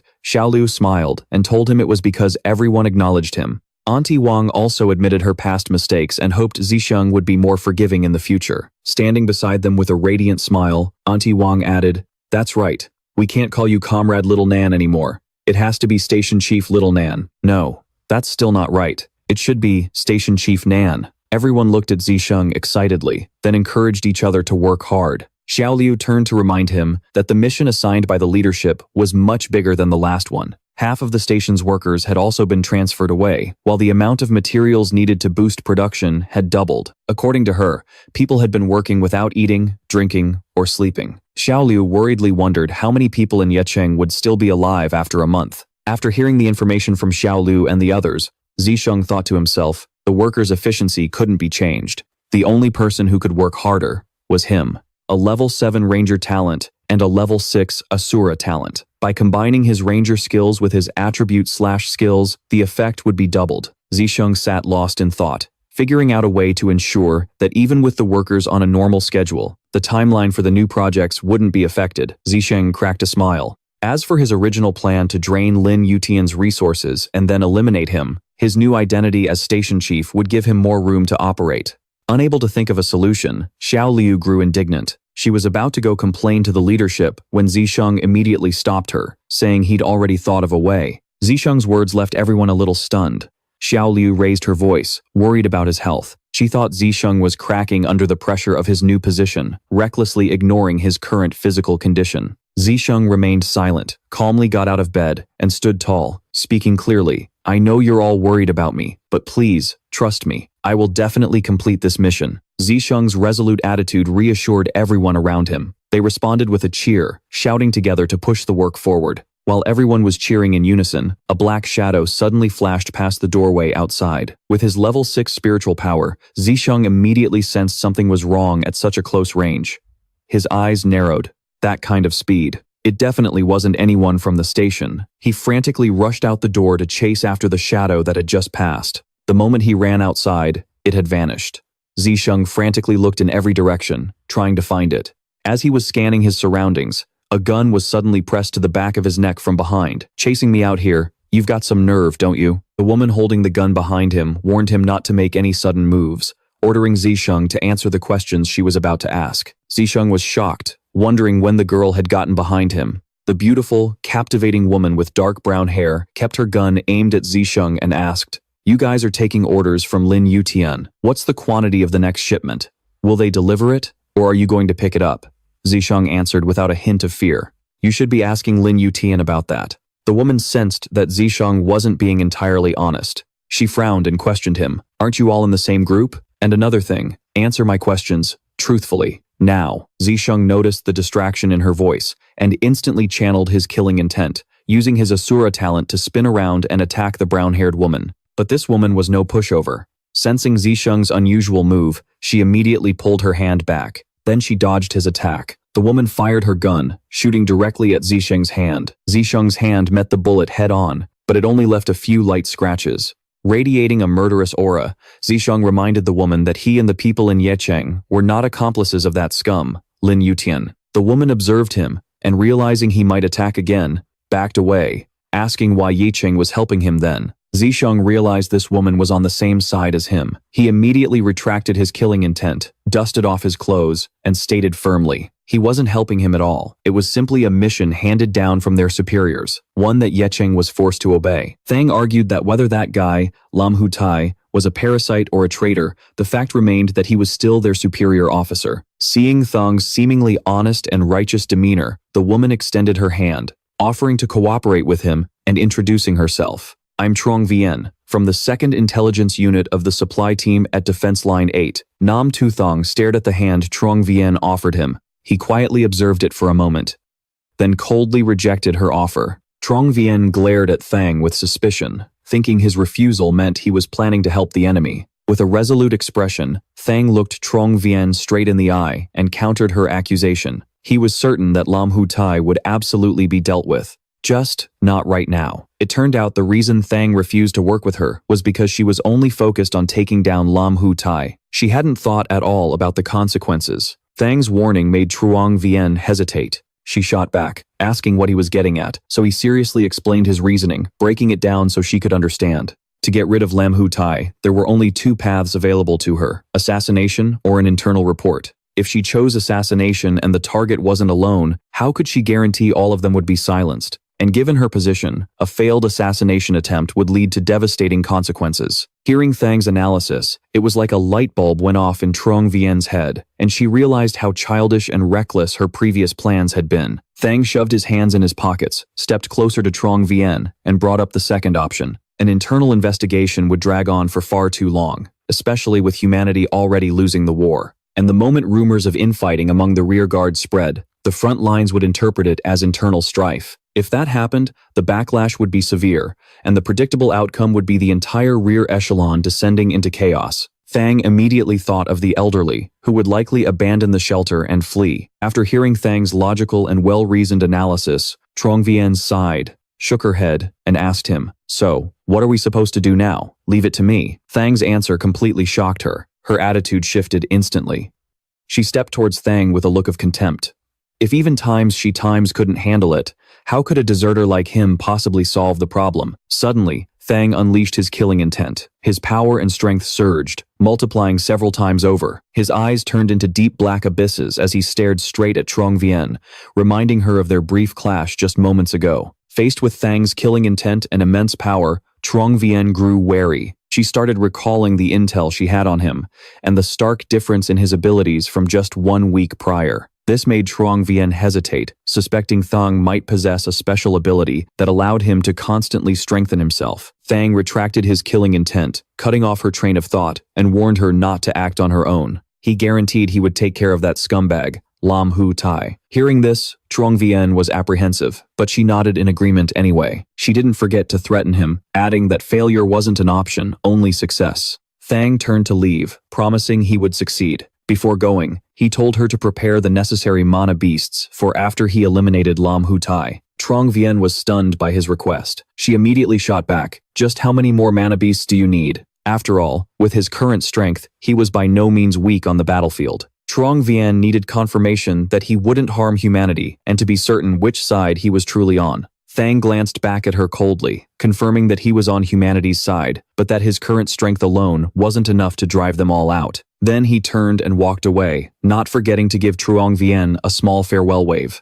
Trong Vien felt a bit worried as she thought about his actions. He was the kind of guy who put people on edge, but the look in his eyes didn't seem like he was lying, so she had no choice but to trust him. A few days later, inside the Ye City area, Lam Hu Tai was praising Thang for the previous mission. He not only returned unscathed, but had also completed the assignment flawlessly. The man then said he hoped everyone would try their best on this next mission. While Lam Hu Tai walked and discussed the job, behind him, Xiao Liu and Auntie Wang were complaining about the rank of the mana beasts for this new mission. Unlike last time, when they faced rank 4 beasts, this time they had to deal with creatures that were nearly rank 5. The difficulty had increased significantly. Xiao Liu approached Thang, reminding him that he'd been injured last time just from dealing with the rank 4 beasts. She then asked him what they were supposed to do now. With a face full of confidence, Thang reassured her that they could take the mission. After that, Thang signed his name on the mission confirmation form, which made Lam Hu Tai, who was standing nearby,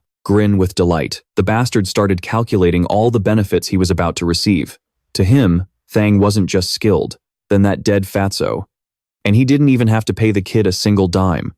And lately, the intelligence guys in the special ops department have been behaving themselves. No one's going around starting trouble anymore. On top of that, the failure of the campaign on the front lines meant that orders for military necessities had doubled. He immediately thought this was a God-sent opportunity for him to strike it rich. Just the thought of it made him grin from ear to ear. He then walked over and placed a hand on Nam Tu Thang's shoulder, telling the kid to just say the word if he needed help, not forgetting to remind him to do an excellent job on the next mission. Nam Tu Thang tuned out Lam Hu Tai's useless barking and started directing everyone to work. Voices rang out as everyone received Nam Tu Thang's orders, bustling with energy as they carried out their assigned tasks. As for Lam Hu Tai, after witnessing Nam Tu Thang's work ethic, he brought a handkerchief to his mouth and commented, "The work environment in Geep Than really puts my mind at ease." Nam Tu Thang didn't reply to Lam Hu Tai. He waited for the man to leave before letting out a quiet, cold smirk and activating his killing intent. Lam Hu Tai was stockpiling high-level mutant beasts, and they would all become feed to level up his talent.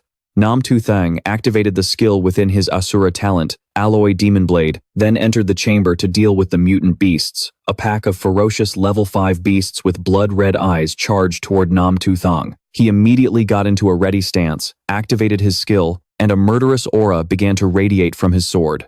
Nam Tu Thang lunged forward, and at the same moment, his Asura killing intent points began to surge as the system spammed notifications. Asura killing intent plus 1.5. Asura killing intent plus 1.5. With his eyes glowing crimson and filled with killing intent, Nam Tu Thang flew up, dealing with wave after wave of mutant beasts. Each horde was completely obliterated by Nam Tu Thang's relentless attacks. Just then, his talent level increased, and another notification popped up. Current Asura level, 6.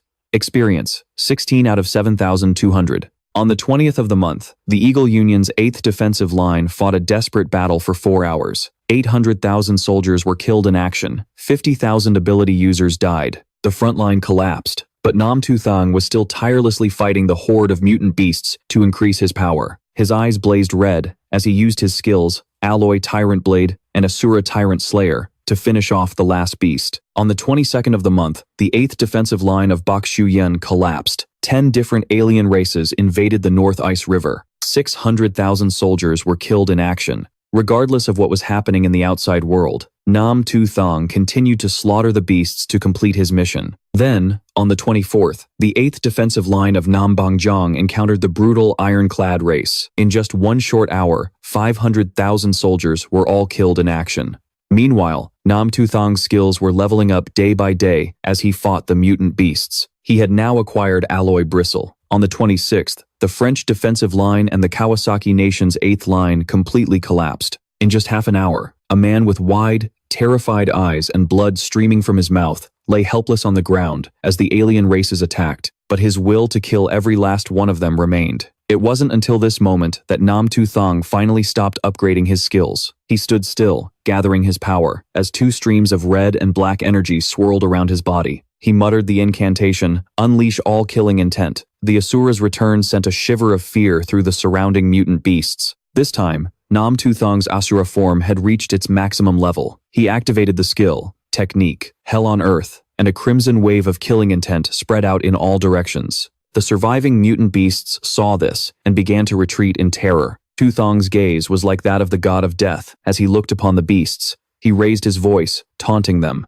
Tu Thang pointed his blade toward the horde. His sword radiated a killing intent, so powerful it seemed to want to devour everything. Then, a terrifyingly powerful force shot out, sending all the mutant beasts to the afterlife in an instant. Compared to the previous level, the maximum power of this skill was exponentially stronger. He stood atop the mountain of beast corpses, deactivating his Asura state and returning to his original form. Seeing the blue core stones floating in the air made him incredibly excited. The number of core stones he'd harvested over the past few days was enough for him to domesticate the beasts one more time.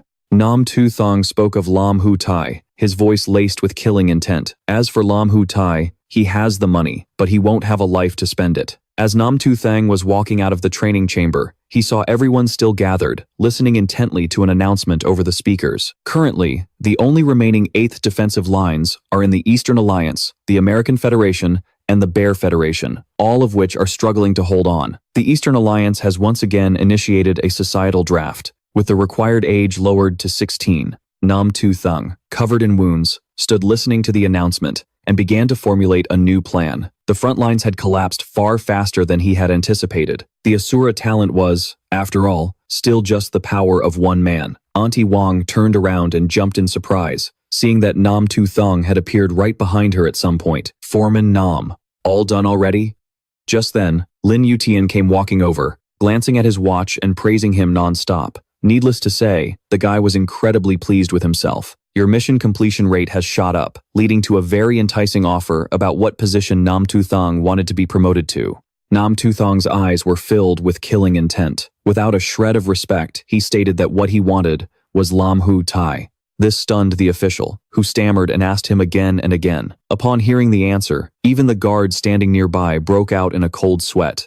Tu Thang finally cracked a smile, the coldness in his expression fading slightly, as he proposed that Lam Hu Tai come to the Northern Wasteland Pass at night, and to bring a pack of steel direwolves back to the Ye City training grounds. He also didn't forget to remind the man to kill those monstrous beasts as quickly as possible. Lam Hu Tai, having just survived a heart attack from his words, was now somewhat relieved. He forced a laugh and praised Tu Thang for being so decisive, and for having a good eye. But then, Tu Thang suddenly bowed his head to thank Lam Hu Tai, nearly giving the man another heart attack. The official thought to himself, if Tu Thang dared to screw him over, he'd send the kid to meet his maker in an instant.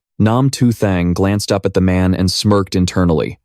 With enemies invading from the outside and vermin like you rotting us from within, even death is too good for you. At the Northern Wasteland Pass on a full moon night, Tu Thang stood in the freezing snow, his outfit making him look badass. He looked incredibly captivating. He gazed into the distance, recalling memories from his past life. when the high-level ability users awakened. It was also when the Myriad Races launched their assassination plots. He reminded himself that he had to be more careful. Tu Thang looked towards the wolf pack he had previously tamed and ordered them to lead the surrounding packs to his location. Hearing the command, the wolves howled, as if relaying the message to one another, and just like that, thousands of wolves began to emerge from the ravines. He glanced up at the information panel that appeared before him. Level 7, Beast Trainer, Trained Beasts, over 1,000. Level 5, Steel Direwolves, Origin Stones for Training, 100,000. Maximum Trainable Beast Level, 6. Required for next level up, 270,000. Trained Beasts, over 1,000. Level 5 Steel Direwolves. Origin Stones for Training, 100,000. Maximum Trainable Beast Level, 6. Required for next level up, 270,000. Looking at the panel, Tu Thang realized the number of Origin Stones needed to upgrade his Beast Trainer class was increasing exponentially. At that exact moment, Lam Hu Tai's convoy was passing by. The driver reported to Lam Hu Tai that they'd spotted 1,000 mutated wolves ahead, all within teleportation range. From the back seat, Lam Hu Tai's lecherous hand was busy groping the plump peach of the sexy woman beside him as he gave the order to his subordinate. Teleport those mutated wolves into the nano cage. Suddenly, a strange noise made him jump and whip his head around. His personal bodyguard peered out the window and muttered in fear as he saw tens of thousands of steel direwolves surrounding their vehicles. Lam Hu Tai was utterly terrified, seeing the horde of direwolves appear without any prior warning. He frantically ordered his men to teleport them to safety immediately. But sweating profusely, the bodyguard delivered the bad news. We can only teleport within a 1-kilometer range, but this beast tide has to be at least several kilometers wide. Their only option was to charge straight ahead and break through the wolves in front of them. It was their only chance of survival. Hearing this, Lam Hu Tai grew even more panicked, his face drained of all color. He gave the order without hesitation, and the bodyguard floored it. Watching from a distance as the convoy sped past, Tu Thang knew his moment had arrived. He would have his alpha direwolf kill those two unsightly insects. After giving the command, Tu Thang activated his divine beast talent. His power surged across the area, washing over the convoy. Lam Hu Tai's fleeing convoy drove straight towards the wild wolves, who seemed to sense his immense power. They gradually began to change. A system notification appeared. Level 7 Beastmaster, Tamed Beasts, Steel-Spined Direwolves. Level 5, over 101,000. Origin Stones for Taming, 0. Maximum Taming Level, 6. Quantity required for next upgrade, 17 out of 270,000. The people in Lam Hu Tai's convoy shouted out in joy. They saw the wolves showing signs of stopping.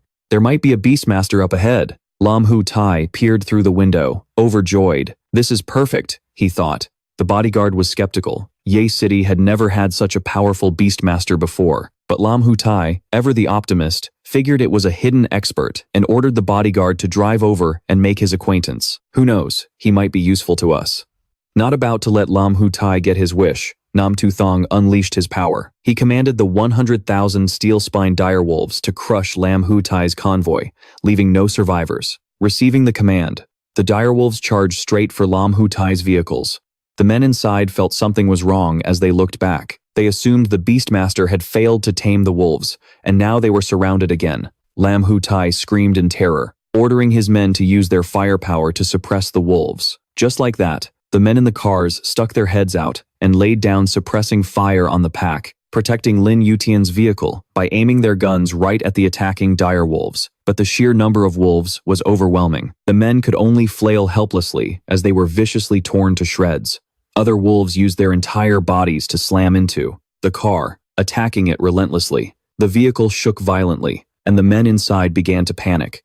The bodyguard warned that bastard Lin Yutian to be careful, because they were in danger. Scared out of his wits, Lin Yutian ordered them to get him to safety, and then suddenly, a black, murderous aura wrapped itself around Lin Yutian's neck. At that exact moment, another dire wolf used its entire body to send his car flying.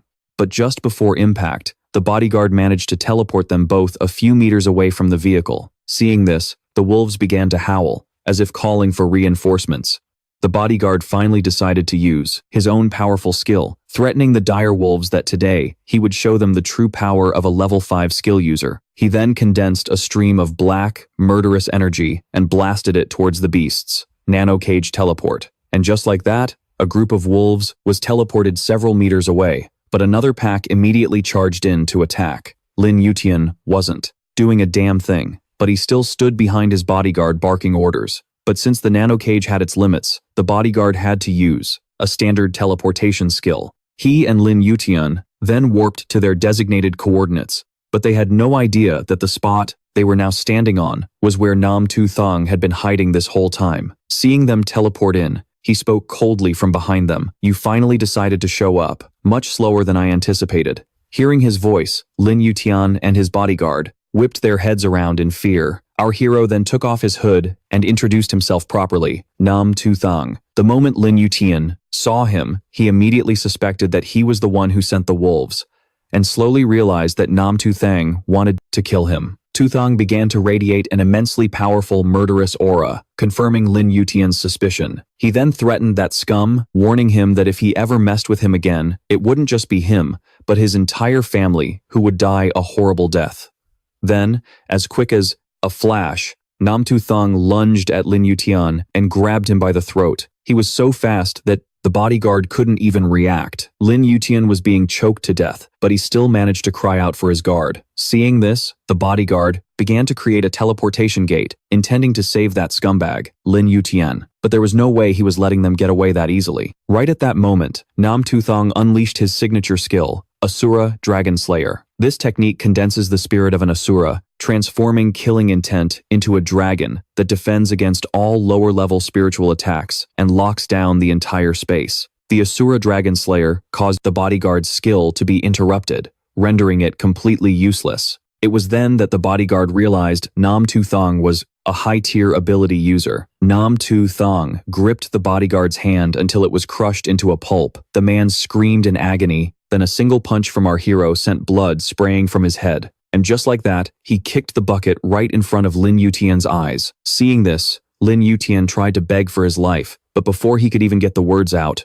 our hero dropped him, sending him into a freefall to the ground below. And waiting for him there were the sharp, pearly white fangs of the dire wolf pack. Lin Yutian screamed, in despair, and just like that, he followed his bodyguard straight to the afterlife. Meanwhile, at the Bureau of Ability Investigation, a woman was taking a bath when she sensed a massive ability aura coming from Ye City. She was certain that the presence she had felt a few days ago in Ye City meant the most powerful ability user in existence had finally appeared. The woman in the bath was a level 5 ability user named Su Liang, whose power was aura perception. She got out of the bath, immediately got dressed, and prepared to report this to the Bureau of Ability Investigation. Amidst a freezing blizzard, a convoy of vehicles came to a stop in a land of pure white. A deep, warm voice rang out, "The doors are open. Don't worry, you can come out now." As the doors swung open, a pack of wolves leaped down, their ice-cold eyes fixed on the man waiting for them. But suddenly, the wolves turned into friendly puppies, swarming him affectionately and nuzzling against his legs. The man chuckled softly and gently, reminded them, "Hey, no more licking. I said that's enough. Stop it." But one stubborn wolf still stuck its long tongue out, ready to lick him again. In an instant, the man's eyes turned sharp, glowing with a powerful, blood-red light. "Sit down, now." The command was as cold and absolute as a decree from a mountaintop of ice. The wolves flinched, breaking out in a sweat, and obediently lowered their ears, shut their mouths, and immediately stood in a perfect line. Seeing this, the man could only sigh and let out a helpless smile. "Ha, I really don't know what to do with you guys." The man looked down at the pack, his eyes filled with satisfaction, his voice soft but full of encouragement. "You all did a great job this time." He slowly walked over to each wolf, smiling as he spoke. "The reward is a pat on the head, so don't be impatient, one at a time." The wolves sat there, their tails wagging wildly, their eyes shining brightly with anticipation, exuding an air of obedience and sheer joy. As their master patted their heads, the wolf pack couldn't hide their contentment. Suddenly, the man leaped onto a nearby vehicle, his expression turning serious. "Next, you all have a new mission." His commanding voice rang out, "Head to the northern wasteland desert and help me hunt origin stones." By now, the moon had risen high, its silver light cast down on his silhouette, highlighting his resilience amidst the fierce, snowy winds. The pack of wolves howled in unison, ready to prepare for their new mission. The scene shifts to the Ye City slaughterhouse, where where snow was still falling heavily, blanketing the ground. Zhang Yuan walked over, her voice grave. Nan Zisheng. Lin, you just received news that his entire team was wiped out by monsters in the northern wasteland desert yesterday. But the man just kept his head down, calmly munching on a steamed bun, as if he hadn't heard a thing. Zhang Yuan refused to let it go, pressing on. Did you have something to do with this?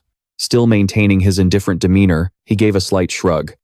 I just told him I was planning on hunting a few mutated beasts. Zhang Yuan's eyes widened in surprise. You can control monsters too? Nan Zisheng raised a finger to his lips. He reminded her softly, shh, that's a secret. His words left Zhang Yuan even more bewildered. A moment later, once she had processed the story, she waved her hand, changing the subject. This morning, I submitted all the evidence of Lin Yu's embezzlement. His assets should be seized very soon. Nan Zisheng took the last bite of his bun, his voice flat. Oh, good, Zhang Yuan offered with a polite smile. Either way, I owe you for this one. Let's have a drink tonight. But, he refused bluntly while still chewing. A drink? No thanks, I'm not interested. Suddenly, he stopped in his tracks, turning to look at Zhang Yuan with a sly smile.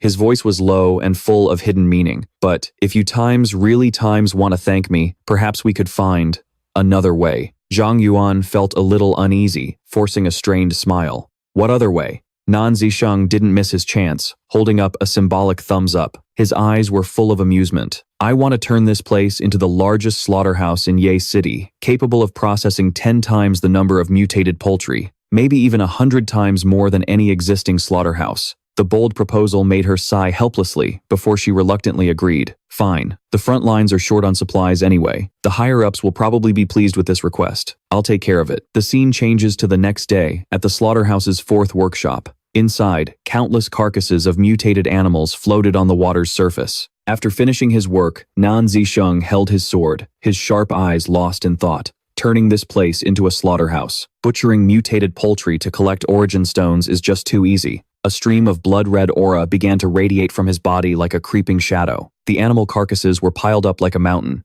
He looked down at his own hands and whispered to himself, along with capturing the giant steel wolves, the monster wave will be here soon. 2 days later. A system notification appeared. Beast Tamer, Level 7. Number of tamed beasts, 10,000 giant steel wolves.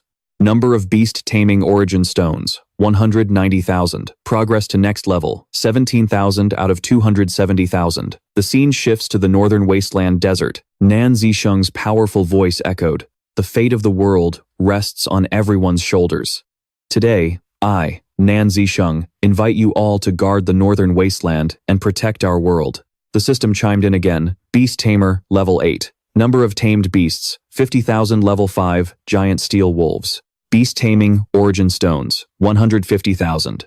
Progress to next level, 24,000 out of 540,000. The scene unfolding before them was a vast desert with 50,000 giant steel wolves, as the moon slowly turned blood red. A cold light shone down everywhere, carrying with it an omen of brutal conflict. Suddenly, from a distance, countless giant bulls with glowing red eyes charged forward like a hurricane, aiming straight for Nan Zisheng, without a hint of hesitation. Nan Zisheng remained perfectly calm and raised his right hand. Sharp streams of red energy radiated from it, his gaze stern. His voice rang out, decisive and full of authority. Level 6 Tibetan bulls. Submit. Instantly, power erupted from him, forming a powerful ring of energy that pierced through the giant Tibetan bulls. The massive legs of the charging bulls stopped dead in their tracks. A thick cloud of dust billowed up. Strange glowing marks began to appear on their bodies, a sign of their submission. One by one, the herd of Tibetan bulls obediently prostrated themselves before Nan Zisheng. He raised his hand high, his voice loud and resolute. You will guard the white bone plains and hunt origin stones for me. You are not to harm any humans. You are not to attack the city. And you will always be ready when summoned. Heed my command. The herd of bulls quickly dispersed, carrying out the new orders they were given. Immediately after, the system panel chimed with a ding. The notification was clear. Beast Tamer, Level 8. Number of tamed beasts, 50,000 giant steel wolves, 50,000 Level 6 Tibetan bulls. Beast taming origin stones, 100,000. Progress to next level, 74,000, out of 540,000.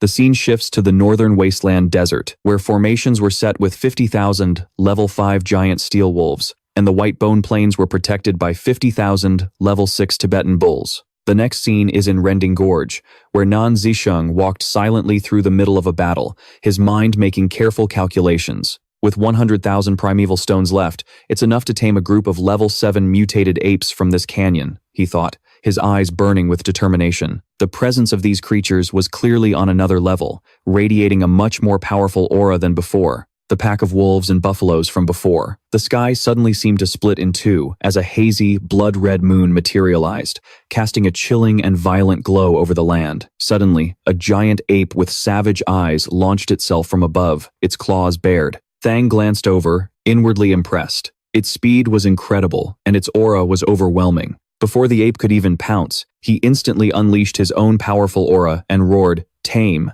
Thang swiftly swung his hand, landing a heavy slap on the giant monster that sent it crashing to the ground. He let out a breath, relieved, and muttered to himself, "Good, it's still within the level range for taming." But before he could compose himself, a barrage of figures shot down from the sky, the wind shrieking violently in his ears. Thang looked up, startled, his eyes glinting with a mix of surprise and caution. What the hell is happening? He wondered, his body tensed, ready for any outcome. A heavy weight suddenly landed on his back, a deeply unsettling pressure. He whipped around, his eyes flashing as he saw the very same monster he'd just taken down, now back up and roaring, its aura full of menace. "Impossible," Thang muttered, his face a mask of disbelief. The taming. It failed. This only made Thang more excited, his battle spirit boiling over as he unleashed even greater power. "Fine by me. I'll beat you down, then I'll tame you." With a glint of determination in his eyes, he lunged forward, driving his sword straight into the four-eyed beast and knocking it backward. Drool flew from the monster's mouth as Thang let out a thunderous roar, Asura's violent assassin. His sword struck the ground, triggering a huge explosion that sent dirt and rocks flying. A system message popped up, activating level 8 Beast Tamer skill. An even more potent ring of energy radiated from Thang's hand. A brilliant red light descended from above, shrouding the area in a haze filled with blood-curdling screams. All of a sudden, dozens of other savage apes appeared, baring their fangs with excitement. Hearing their screams, Thang realized. So that's why the taming failed. Refusing to let the horde of apes overwhelm him, he quickly jumped back to dodge their savage onslaught. So many level 7 apes. It'd be a waste of energy, and a real shame to kill them all.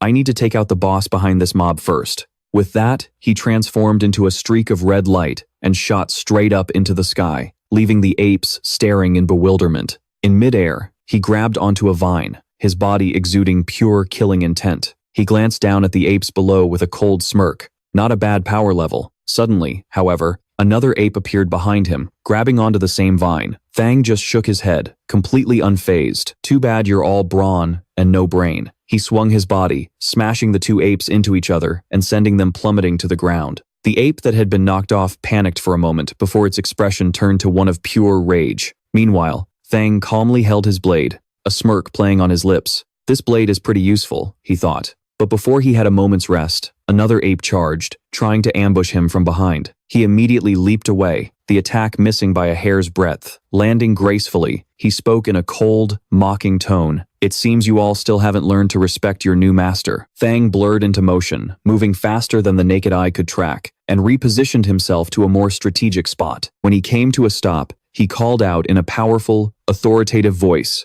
"Come on out." From the darkness, a massive figure emerged, cloaked in an oppressive shadow, its two blood-red eyes glowing with a terrifying light that sent a shiver down your spine. Its voice echoed, deep and chilling.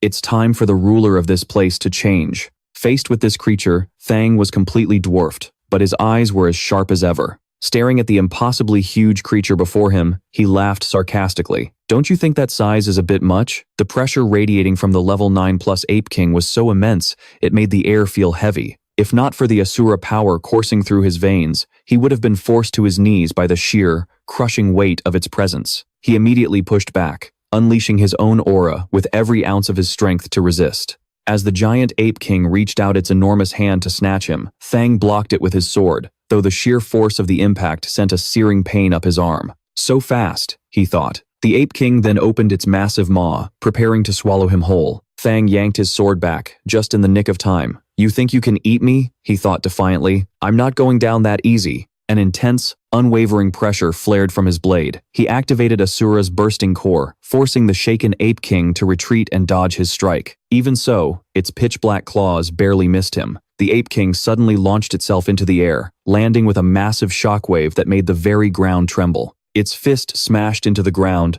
blasting open a massive crater. A moment later, Thang emerged from the hole. He coughed on the dust, trying to catch his breath. But the Ape King's eyes, burning with rage, were already fixed on him, a clear sign that this fight was far from over. Thang felt his own anger starting to boil over. Though pain still throbbed from his injuries, he hissed through clenched teeth, his eyes turning to ice. Looks like if I don't teach these bastards a lesson, they're going to think I'm some kind of pushover. His voice dropped to a powerful growl before he roared, Asura's hell on earth slash. A blazing red aura erupted from his body, growing denser and more terrifying by the second. In one swift motion, he tore off his jacket. His powerful physique was revealed, his eyes burning with killing intent. He declared with absolute authority, activate. A violent vortex of spiritual energy swirled around him. It formed a whirlwind of power that spread in every direction. The scene shifts to an investigation into ability measurements. An exhausted employee's voice rang out. Hey, listen. Are you sure your feeling from before was even right? It's past 3 in the morning now. If we keep this up every day, how am I supposed to grow? The speaker was a girl with pink hair tied in pigtails, looking bored as she crossed her arms and stared at the person opposite her. The blonde girl, intently observing something, quietly replied, that powerful killing intent from before. There's no way my senses were wrong. This was Talan, a high-level aura-sensing ability user. She continued, her gaze serious. The higher-ups ordered us to be on high alert in Mute City for a few days. Just try to bear with it. Then she turned back and gently reminded her, and you know, we're the same age. Why do you call me sisses? Even if you haven't finished puberty, you can't be a kid forever, right? The pink-haired girl wasn't bothered in the slightest, letting out a cold scoff. Just look at those 2 massive things on your chest. I'm being polite by not calling you auntie. The atmosphere suddenly grew tense as the moon appeared from behind a thick blanket of fog. Talan's face turned grim as she whispered, shh, he's here. She scanned her surroundings nervously and quickly gave an order. Prepare to track, now. Target location, Nam Nyep City, Liat Shuyen Canyon. The pink-haired girl, Triyu Ka Ni, immediately nodded. She pressed her hands together, creating a circle of spiritual power as she chanted, boundless heaven and earth, all things are present. Observe the light. Understand time. Triyu Ka Ni, a level 5 aura sensing ability user, opened her eyes. Her pupils had transformed into the shape of a bagua, emitting a strange light. Back with our warrior, he used his hell on earth technique to suppress the apes, creating a pillar of crimson light that shot straight into the sky. His power radiated outwards, creating a massive shockwave. The warrior's strike was so powerful that the Ape King only had time to open its mouth and roar in agony. A fatal blow from his sword sent it flying backward. The man had now completely transformed, as if he had become a true demon. His eyes were blazing red, cold and bloodthirsty, and his teeth had become razor-sharp, glinting ferociously. A thrill from the depths of his soul sent him charging forward at lightning speed, like a crimson storm annihilating everything in its path. On the other side, Triyu Ka Ni suddenly fell backward, her eyes completely blank. Talan rushed over in a panic, catching her friend in her arms. Her worried voice called out, Ka Ni, snap out of it. What did you see? Triyu Ka Ni's pupils slowly returned to normal, but her face was deathly pale, completely drained of color. Tears mixed with sweat rolled down her cheeks, and her body trembled. With a look of pure terror, she choked out in disbelief. So terrifying. He's an Asura. A demon.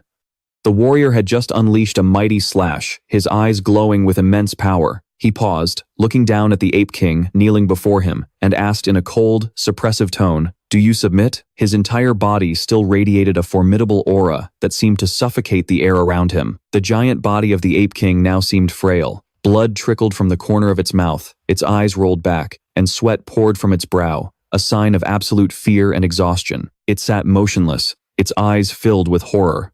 The man stood there, his sword held steady. He continued, his voice like a challenge, if you don't submit, we'll fight again. But this time, I can't guarantee I'll go easy on you. The Ape King coughed, spitting out another mouthful of blood, but a glint of resolve still shone in its hazy eyes. The man looked at it, his blood-red eyes gradually softening, and he sighed in admiration. Your spirit isn't half bad. It would be a pity for you to die like this. He lowered his voice, his arrogant tone shifting to an invitation. How about you become my comrade, and we'll rule over all the races together? Hearing this, the Ape King's eyes suddenly lit up. It silently stared at the small but imposing human before it. Between the two, who were once mortal enemies, a moment of thoughtful silence emerged. The Ape King slowly raised its massive fist and stopped it right in front of the man. He smiled, raising his own fist and bumping it firmly against the Ape King's giant one. The excitement in his voice was clear, a smart one.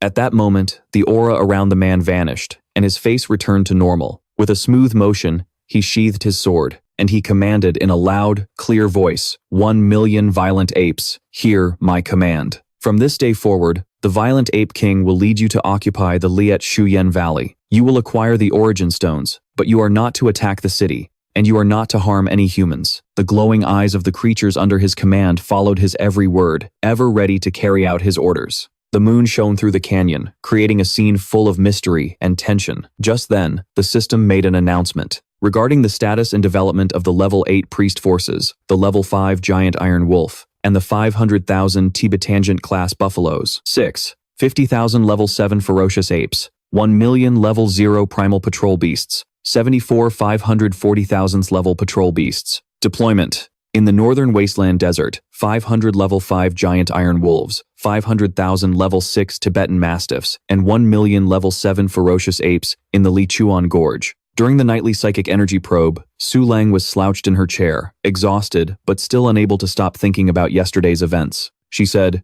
Kair, even after last night, I can still sense a massive, abnormal energy. But Zhao Kair, who was in the middle of regulating her own power, replied, it's a shame. A 24-hour ability can only be used once. Besides, it only lasts for 3 seconds. You wouldn't have been able to use all that energy anyway. Su Lang turned her head, a look of helplessness on her face. You know that's not what I meant. I'm just thinking. What if those two abnormal energy sources from before came from the same person? Hearing this, Zhao Kair panicked. No way. You know how long we've been investigating this. The top-ranked ability users in the East have always left spots open for the unannounced, mysterious clans. Su Lang continued, but this Asura guy shows up and immediately ranks 10th. That's an insane amount of power for a single individual. Zhao Kair suddenly realized the truth and sighed. You're right. I guess I was overthinking it. Okay, let's get the list published. The system announcement continued to display the list of ability rankings, catching the attention of countless people. The new update is as follows. Ranks 1 through 9, pending announcement. Rank 10, the Mysterious Man in Black. Asura class ability, level unknown. Rank 11, Lan Bingning, level 8 elemental ability. Rank 12, Chu Tian, level 8 spatial ability. The next morning, a shocking piece of news spread like wildfire. A mysterious man in black had appeared in the Lichuan Gorge in Ye City, and his destructive power had instantly placed him at number 10 on the Eastern Alliance's power rankings. This immediately sent everyone into a frenzy of discussion. A user from the East named Stan Don't Kneel posted, "The top 10 ranks on the list are finally starting to be revealed. A few years ago, you only heard about people in the West having Asura class abilities. I can't believe the East has one now too. The Asura ability is terrifying. They gain power through slaughter, but it often drives the user insane. I just hope this guy isn't from Ye City. All the real men from Ye City are already on the front lines." Someone else added, "I'd rather be a crazed ghost than one of those guys from the Nanzi battalion. Those bastards always think they're the best." The comments grew more and more heated, reflecting the anxiety that someone with such immense power could be a danger to the entire region. At a slaughterhouse, Xiao Liu was handing a towel to Nan Zisheng, telling him to wipe his face and reminding him that his phone was still ringing. Nan Zisheng took the towel, but before he could even wipe his face, a sudden notification popped up on the screen in front of him. Alert. The American and Russian nations have been defeated. The 8th defense line has been breached. The female news anchor on the television continued. To protect the homeland, the Eastern Alliance's 5th defense line has been fully activated. The veteran recall policy. Beads of sweat formed on Nan Zisheng's brow as he thought anxiously to himself. In this life, not only is the collapse happening faster, but the veteran recall has been initiated much earlier too. He felt a deep sense of unease creeping into his mind. Just then, his phone lit up, showing a text from his mom. The message from his mom read, "Hey Stinker, if you're free tonight, come home for dinner. Your mother and I miss you. Nan Zisheng felt a slight sense of relief and decided to head home. At his house, Nan Yuanshan was busy cooking. As he spoke gently, "I'm sorry, everyone from the press. My son and daughter are coming home for dinner tonight. I have to cook a few dishes for them, so my apologies for making you wait." Taking off his apron, he smiled and added, "If you don't mind, you're welcome to join us for dinner when they get here." The woman holding the microphone sitting behind him replied politely, "You're too kind, sir. We actually just wanted to discuss the veteran recall." Nan Yuanshan's voice lowered, his expression turning serious. "I'm finished now. Go ahead and ask." Fang Li, a reporter for the Eastern Alliance, began to speak, a live camera crew behind her. "Hello, Mr. Nan Yuanshan. We heard that as soon as you received the news about the veteran recall policy, you immediately signed up to participate. What was going through your mind at that moment?" Nan Yuanshan answered sternly, "It is my duty. There's no refusing it." Fang Li continued her questions. "So then, your son, Nan Ziying, has publicly refused to enlist. What are your thoughts on his decision?" Hearing this, a flicker of irritation crossed Nan Yuanshan's face. Just at that moment, 3 people walked through the door. The woman in the lead, carrying several bags, called out, "Da Xiong." I just got to the gate and happened to run into Xiao Ying and Xiao San. Seeing the scene in the room, she stopped in surprise. "Oh, are you in an interview?" Nan Yuanshan turned happily to his wife and children. "You're all home. Go sit at the table. I'll be right there after I answer a few more questions." She replied, All right, everyone, please carry on." Nam Vienson turned to Fuang Lei and said, "Reporter, as you can see, this is my family. We haven't been able to gather like this for months." He introduced his wife. "My dear, I'm a volunteer at the workshop." The woman who had just walked into the kitchen was Qin Shuemai, the protagonist's mother. Next, he introduced his daughter. "My daughter is a rescue doctor and an ability user. She's Xiao Ying's older sister, Nam Tu San." His gaze then shifted to Nam Tu Thang, who was still sitting silently at the dining table. "My son may not be on the battlefield," he continued, "but he's working his tail off at the slaughterhouse, supplying essentials for the front lines. In my heart, he's a good kid." Nam Vienson looked at his son with immense pride and added, "No matter what that boy does, as long as it isn't immoral, I will always support his choices." This statement momentarily surprised Fuang Le. Meanwhile, Nam Tu Thang silently thought to himself, "You silly old man." Suddenly, Fuang Le spoke up loudly. "Mr. Nam Tu Doan, the Eastern Alliance's 8th defensive line, has fallen. I heard that many of your classmates died on that battlefield. Would you care to share your thoughts on that?" This stunned Nam Vienson. He immediately shouted, "That's enough! Stop pressuring him!" Then he turned to Fuang Le, his voice ice cold. "Reporter, when I registered for the veteran recall, I was originally assigned to the 6th defensive line, but I personally requested to be moved to the 7th. Is that qualified enough for you?" His fierce attitude left Fuang Le speechless, falling into a panicked silence. Nam Viensun continued to yell, "My son may not be on the front lines, but slaughtering variant beasts is also a dangerous job. We provide the most supplies to the front. Isn't that a contribution? You people never report on that. All you do is sit in the rear and write articles. What's the point of the media then?" At that moment, Nam Tu San, Nam Tu Thang's older sister, spoke up irritably. "If that's not enough, then there's me. I just applied to be a volunteer medic on the 7th defensive line."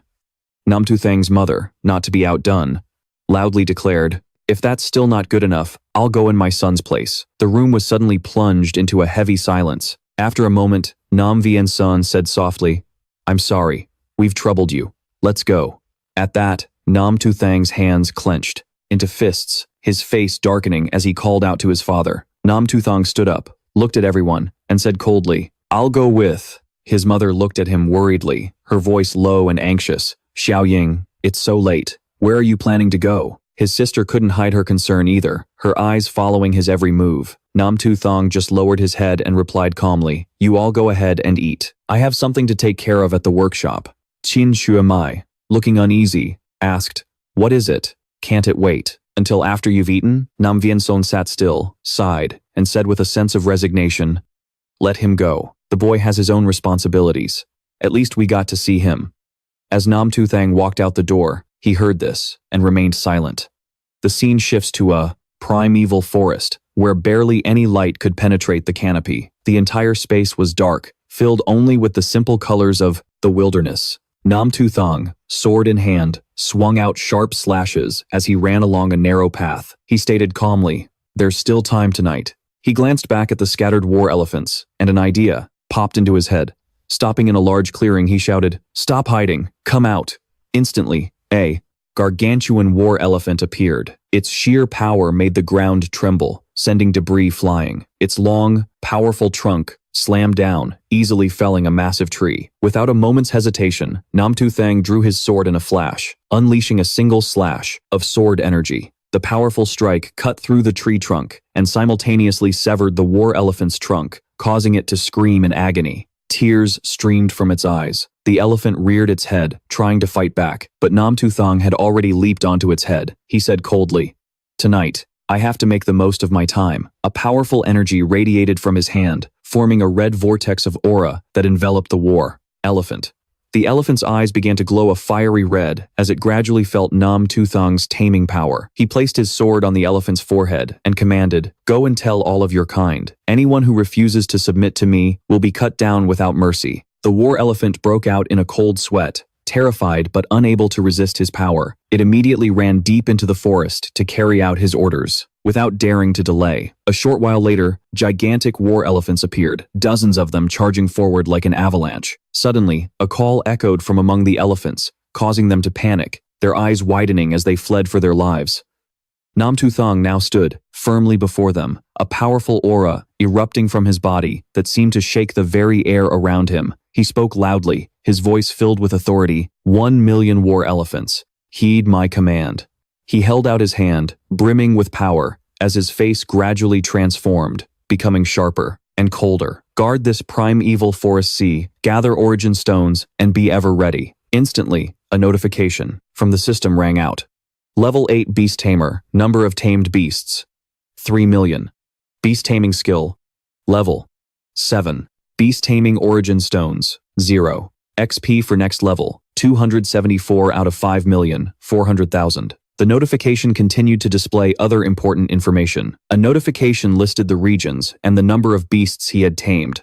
The Northern Wasteland Desert, with 50,000 level 5 giant iron wolves. The Baiguo Plains, with 50,000 level 6 Tibetan buffalo. The Lichuan Canyon, with 100,000 level 7 berserker apes. The Primeval Forest Sea, with 100,000 level 7 war elephants. Array Master, arrays deployed, 0. Primeval stones used, 0. Level 1 arrays, special ability Tier 1. Upgrading this ability grants 10,000 level 1 arrays. Currently available, Capture Array, Slaughter Array, and Sword Chi Array. Note: each array has a base consumption of 10 primeval stones and can be stacked infinitely to increase its power. After reading the notification, Tu Thang exclaimed, "The Array Master talent tree is finally unlocked. I need to level up fast. First, I'm heading back to the slaughterhouse to get more primeval stones." Behind him, countless tamed war elephants stood at the ready. He turned and led them back to the slaughterhouse in Ye City, where misshapen corpses lay waiting. The system notification continued.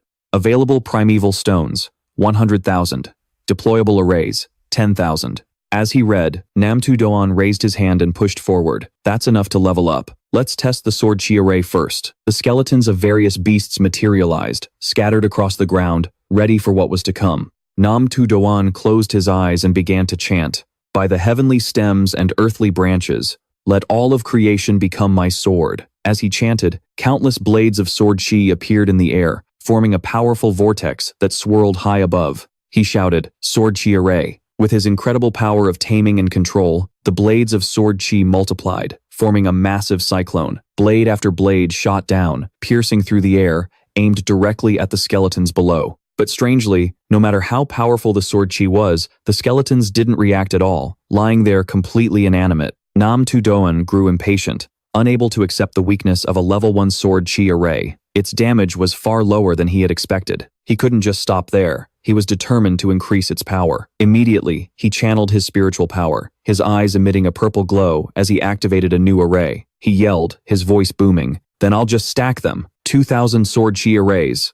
At his shout, countless radiant blades of Sword Chi overlapped simultaneously, creating an immense, crushing pressure that spread throughout the area. Threads of spiritual power formed a circle at Tu Thang's feet, straining to support the massive formation. He knew that if he could just set up these arrays in all the workshops, the workload at the slaughterhouse would be significantly reduced in the future. While Tu Thang was engrossed in deploying the arrays, a cold voice, filled with killing intent, rang out from workshop number 2. The strong, preying on the weak. 2,000 slaughter arrays, activate. But Nam Tu Doan didn't stop there, continuing to push his power even further. Array after array was activated. An hour later, a system notification sounded. Array Master system upgraded. The Array Master has deployed 10,000 arrays.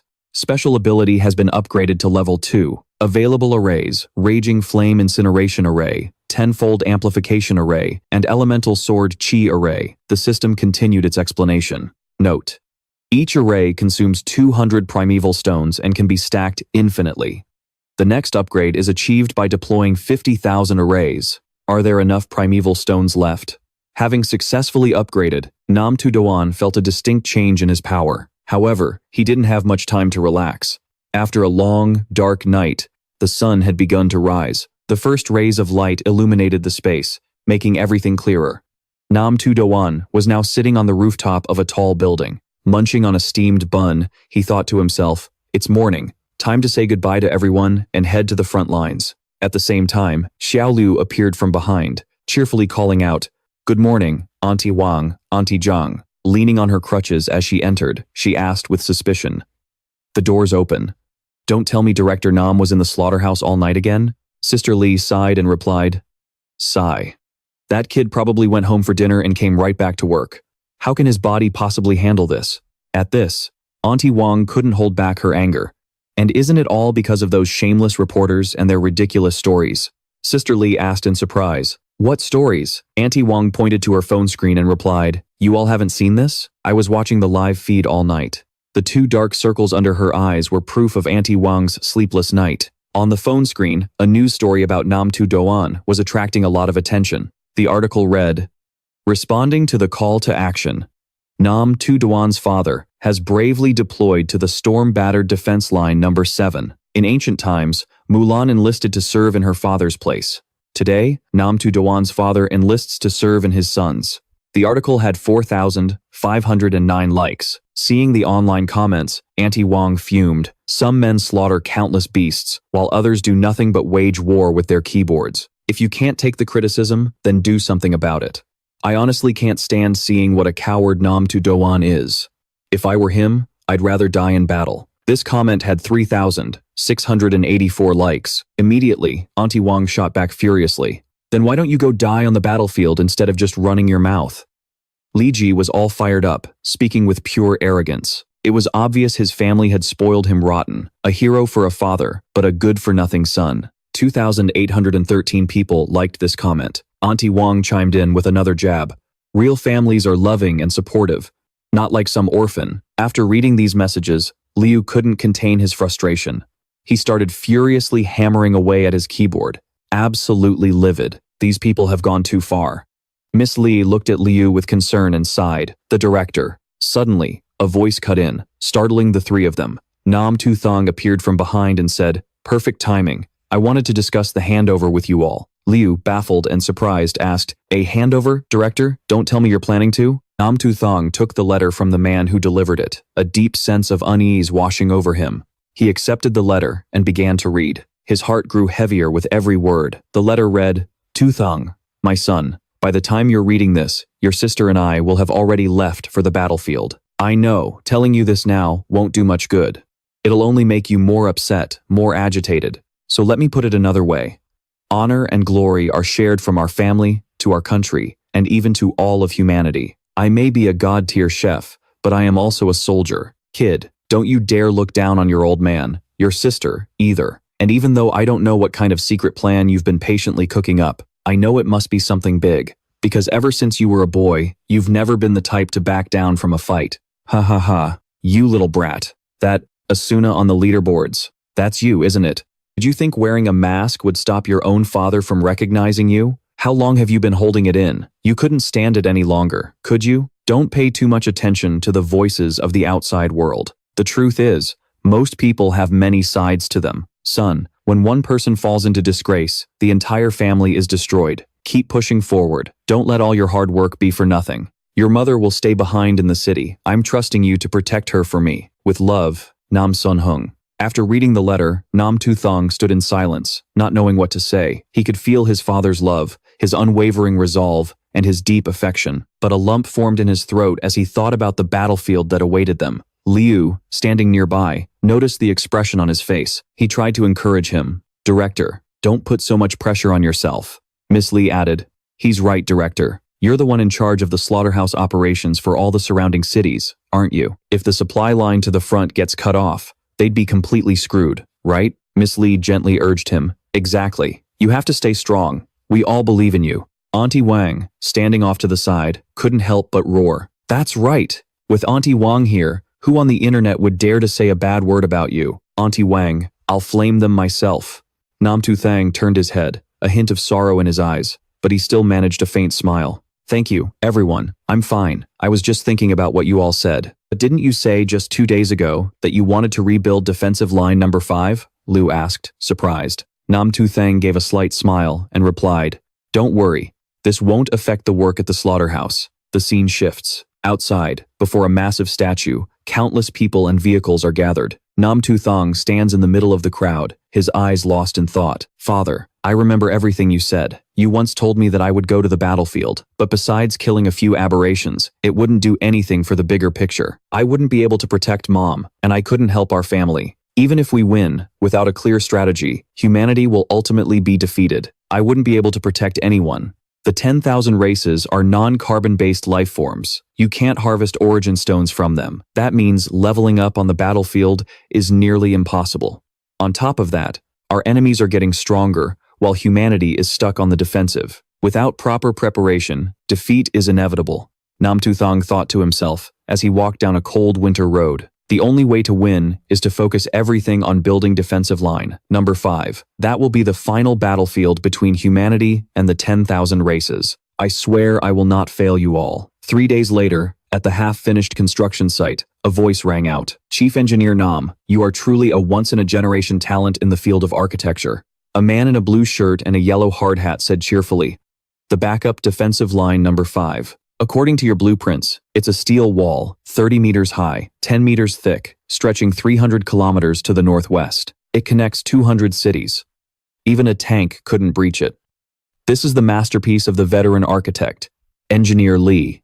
Tu Thang nodded and smiled. "Engineer Li, you've all worked incredibly hard. However, this steel wall is just a facade. It can't truly stop the aberrations. The real key is the magic formation," he said, his gaze turning sharp. "And to deploy that formation, we need a massive amount of origin stones." Instantly, from the sky above, red origin stones began to rain down.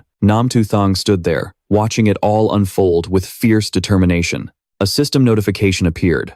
"Available origin stones, 35 million. Formation can be deployed.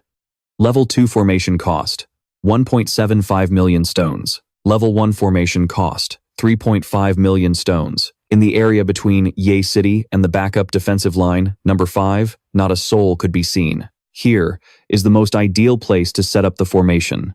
Heaven's fury, Earth's fire, a torrent of raw power."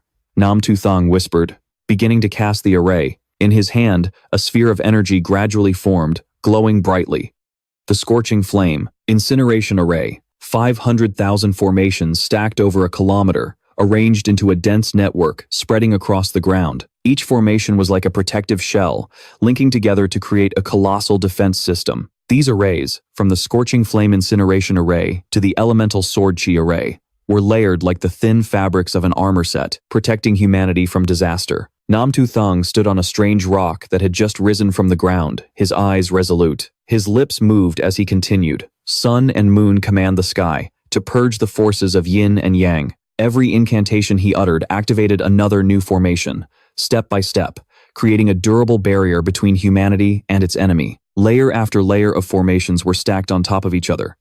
The elemental sword, chi array, 500,000 formations stacked over a kilometer. The scorching flame incineration array, 500,000 stacked over a kilometer. Another 500,000 elemental sword chi arrays were stacked over a kilometer on top of that. And then, the scorching flame incineration array once again. The formations continued to overlap endlessly. An incredibly sturdy defense system was being built right before their eyes. The system notification rang out. Array Master has deployed 500,000 arrays. Ability upgraded to level 3. Activating arrays. Earth Spike Repression Array. Bone Chilling Frost Array. Array range increased by 200 times. Note: each array consumes 30 origin stones and can be stacked infinitely.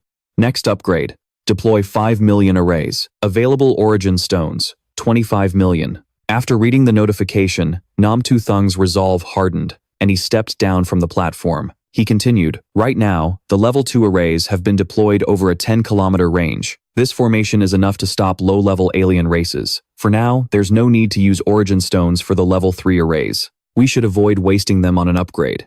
It won't be too late to use them during the second wave. Tonight, I will set up a 35-kilometer defensive line of arrays around Ngiap City, 1.25 million stated level 2 arrays." The scene changes to the next day at the construction site, where Li Gong makes a frantic phone call. "This is bad. Director Tu Thang calmly asked. "What is it, Li Gong?" Li Gong anxiously pointed at his phone screen. "Look at this." On the screen was breaking news. Ngiap City has just activated the contingency plan for defense line number 5. The outcome on the Western Front has been confirmed as an indefensible loss. Comments flooded in.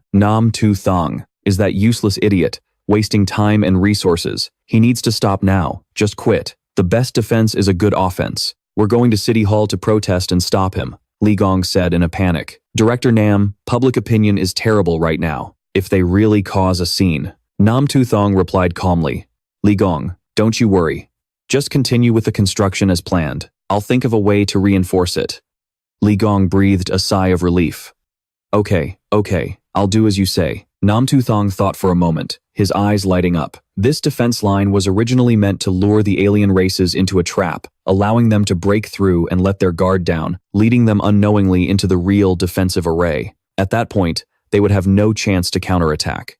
Tu Thang thought for a while longer, then suddenly had a new idea to make the defense line more practical, not just a tool to deceive the enemy. He quickly reached out and took the documents from Li Gong's hand, jotting down his thoughts. He thought to himself, "Although my elemental forbidden spell talent hasn't been fully awakened, I can set up a few arrays in advance just in case." After a moment of writing, he handed the documents back to Li Gong and said, "Li Gong, we can dig a channel in front of, and behind the steel wall. We'll channel water in from the front, and crude oil from the back. Read the details inside and see what you think." Li Gong looked at the document, his face momentarily stunned. He then asked, "What do you mean by this?" Tu Thang gave a sinister smile, his eyes sharp. "Exactly. When all the alien races attack, the steel wall will be electrified and connected to the water source. We'll electrocute the first wave to death. Then, when the stronger ones break through the steel wall, we'll ignite the crude oil and create another wave of fire." After hearing the plan, Li Gong's face lit up with joy. He clapped his hands and exclaimed, "This plan is brilliant. I'll head to the city center right away. I'm sure they're in a hurry over there too." As he spoke, he quickly ran off. Tu Thang stood there, gazing into the distance, thinking to himself, "Once my elemental forbidden spell talent awakens, the purpose of this defense line might not be so simple." Just then, the system notification sounded. "Available origin stones, 90 million. Tu Thang smirked. The origin stones he had gathered from 2 days of slaughter and hunting beasts were enough to upgrade to level 4. Without hesitation, he immediately moved to a mountain and began to release his spiritual power. Red streams of power radiated outwards as the arrays were deployed. For Uyen City, Cow City, and Cam City, a 75-kilometer defense line, stacking 3.75 million. Level 2 arrays. The system announced once more, Array Master has deployed 5 million arrays. Ability upgraded to level 4. Activating arrays. Thunder Guiding Cleaving Array. Undead Enhancement Array. Array range increased by 40 times. Note: the formation will consume 50 spirit stones and can be stacked infinitely. The next upgrade to deploy the array will cost 25 million, with 15 million spirit stones available. The young man, Thang, gently placed his hand on the ground, releasing his spiritual energy and thinking, "I'm afraid the next upgrade won't be finished for a while." Suddenly, figures appeared from behind, flying through the air. He turned and recognized a familiar aura. It was a powerful warrior from an alien race. Not only that, but there was also the aura of a human prodigy. "This is bad," he cried out inwardly. Immediately, he leaped off the cliff, running off in a panic. He feared the alien race was assassinating a human prodigy. The scene changes to the reclusive Chu family, hidden deep within the Diva Mountains. Snow falls in flurries, blanketing an old estate, creating a desolate and cold landscape. In this quiet space, a Drullen range tree, figure appeared before a large boulder. The moment he moved, a sudden explosion erupted in front of an old man. As the dust settled, the old man spoke. Xinghe, why have you come out of seclusion 2 years early? Weren't you supposed to wait until the 12th year of the Great War of Races? The figure before him, a young man with a powerful aura, was the Entina, clan leader of the Chu family. Chu Changxiong stared intently at the newcomer. The young man was Chu Xinghe, the 307th grand prodigy of the Chu family, casually stepping out from a cave. He replied, I sensed an extremely large domain of energy in the northwestern borderlands. I had an epiphany, achieved a breakthrough, and then came out of seclusion. Hearing this, Chu Changxiong furrowed his brow in disbelief. The spiritual energy in the northwestern borderlands is incredibly scarce. How could that be? Chu Xinghe calmly explained. That's precisely what makes it so suspicious. He continued with determination. Therefore, Martial Uncle, I've decided to go to the northwest myself. Hearing this, Chu Changxiong advised worriedly, but I've heard the alien races are hunting for the ancient prodigies. I'm afraid you'll be in danger. Unafraid, Chu Xinghe simply shrugged and replied, calmly, in this apocalyptic age, how can anyone avoid danger? If I meet a great master who can guide me, this trip will be well worth it. With light steps, Chu Xinghe leaped into the air, flying on his domain towards the northwest. The scene shifts. 1 hour later, Chu Xinghe emerged from a mountain shrouded in thick fog. He looked up and couldn't help but marvel at the crimson arrays glowing from below. This formation is incredible. Could it have been created by a single person? I've never heard of anyone so skilled in arrays. Indeed, there must be a hidden master in this northwestern region. Suddenly, Chu Xinghe's eyes lit up as if he'd noticed something. Just then, behind him, a bizarre monster covered in sharp spikes was charging at him. What is that? Chu Xinghe exclaimed. It was Myriad Demon number 3578, the Steel Slaughterer, a dangerous creature from the alien race. It lunged towards him, its sharp claws slicing through the air. But Chu Xinghe quickly dodged, keeping his eyes on the monster as he asked, an alien? He quickly circled around and landed on the ground, distancing himself from the Steel Slaughterer's attack. Chu Xinghe was in a perilous situation when, suddenly, more alien monsters began to emerge from the ground, catching him completely off guard. He thought in panic, these auras, they all belong to powerful aliens. I've been targeted the moment I came out of seclusion. The alien races truly hold a deep-seated grudge against the ancient clans. A three-eyed monster with a long, mutated tongue, Myriad Demon number 1324, the Chaos Giant approached. It had detected the 10th prodigy and was preparing to eliminate him. At the same time, the Steel Slaughterer continued its relentless assault, trapping Chu Xinghe between the two monsters in an extremely dangerous pincer attack. He thought to himself, should I deploy my domain? There was no time to hesitate. Chu Xinghe quickly brought his hands together, forming a seal. Sword domain, activate. Instantly, a powerful offensive energy radiated from him, slamming into the approaching alien powerhouses. Crimson Flame Blue Spirit, Chu Xinghe roared, you dare to challenge me? You won't leave here alive. He unleashed his full power, his sword strikes flashing like lightning as he attacked the Steel Slaughterer fiercely. But even so, his opponent's strength was immense. The scene shifts to another location, among the cliffs, where a young man named Thang was running for his life, muttering, this world has changed too much. The rate at which the defensive layers are collapsing is getting faster and faster. Father has already gone to defense line number 7. I fear even the prodigies have become an unknown variable. In my past life, the ancient human prodigies didn't appear until the 12th year of the Great War of Races. Only then was humanity led to safety, their hope rekindled. It was thanks to the fighting power of those ancient prodigies that mankind wasn't wiped out completely, but still survived for another 8 years. It wasn't until the 200th year of the 10,000 races that humanity was completely annihilated. The 10,000 races had long since sent assassins to Blue Star, secretly searching for the ancient prodigies, just waiting for them to appear so they could immediately hunt them down. He thought about what was happening while running at top speed. This world, aside from my own plans, can't function without them. I can't let them fall into danger so soon. All right. Back with Sir Tin Ha, the situation was growing more intense. He was facing off against the ironclad slaughterer. Its razor-sharp pincers were deflecting the force of his sword strikes. The rotting giant also swatted away one of his sword techniques, forcing Sir Tin Ha to cough up blood, gasping for air. Damn it, I'm still not strong enough to take on two powerful alien beasts at once, he thought mid-battle. And then, a sudden attack from the ironclad slaughterer swung his way. Paired with a powerful fist from the rotting giant, they formed a devastating combo attack. Sir Tin-Ha couldn't dodge in time and was sent flying. His body was completely drained, unable to fight back any longer. Sir Tin-Ha coughed up a mouthful of blood, feeling utterly unwilling to accept this defeat. Asterisk, cough, asterisk. Am I really going to die here, right after making my debut? The two powerful alien beasts charged forward relentlessly, forcing him to scramble back to his feet, determined not to give up. Asterisk. This can't be happening, asterisk, Sir Tin-Ha thought to himself. He quickly bit down on his own finger. As blood trickled out, he said coldly, "Even if I die, I'm taking one of you with me." Immediately after, his entire body vanished into thin air, followed by a resounding shout. "Run!" A massive explosion erupted from within the forest. The man named Thung had managed to rescue Sir Tin-Ha just in time. He quickly propped Sir Tin-Ha against a tree, looking back at the thick smoke billowing up.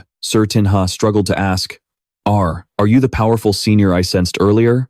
Thung didn't answer directly, asking something else instead. "Are you all right? Can you still fight?" Hearing this, Sir Tin-Ha stood up and answered forcefully, "With you here to help, senior, I can still fight." Thung praised him. "Good, I'll take the lead. I'll take the ironclad slaughterer. You keep the rotting giant busy from a distance. They're both top-tier killers, so be extremely careful." Sir Tin-Ha immediately flew off, responding, "Understood, senior." Thung then advanced towards the ironclad slaughterer, and a notification popped up. Asterisk. Unknown ability detected. Eliminating. Asterisk. He formed a hand seal while thinking. Ironclad slaughterer. It's been a while. You're just what I need to consecrate this formation. Level 3.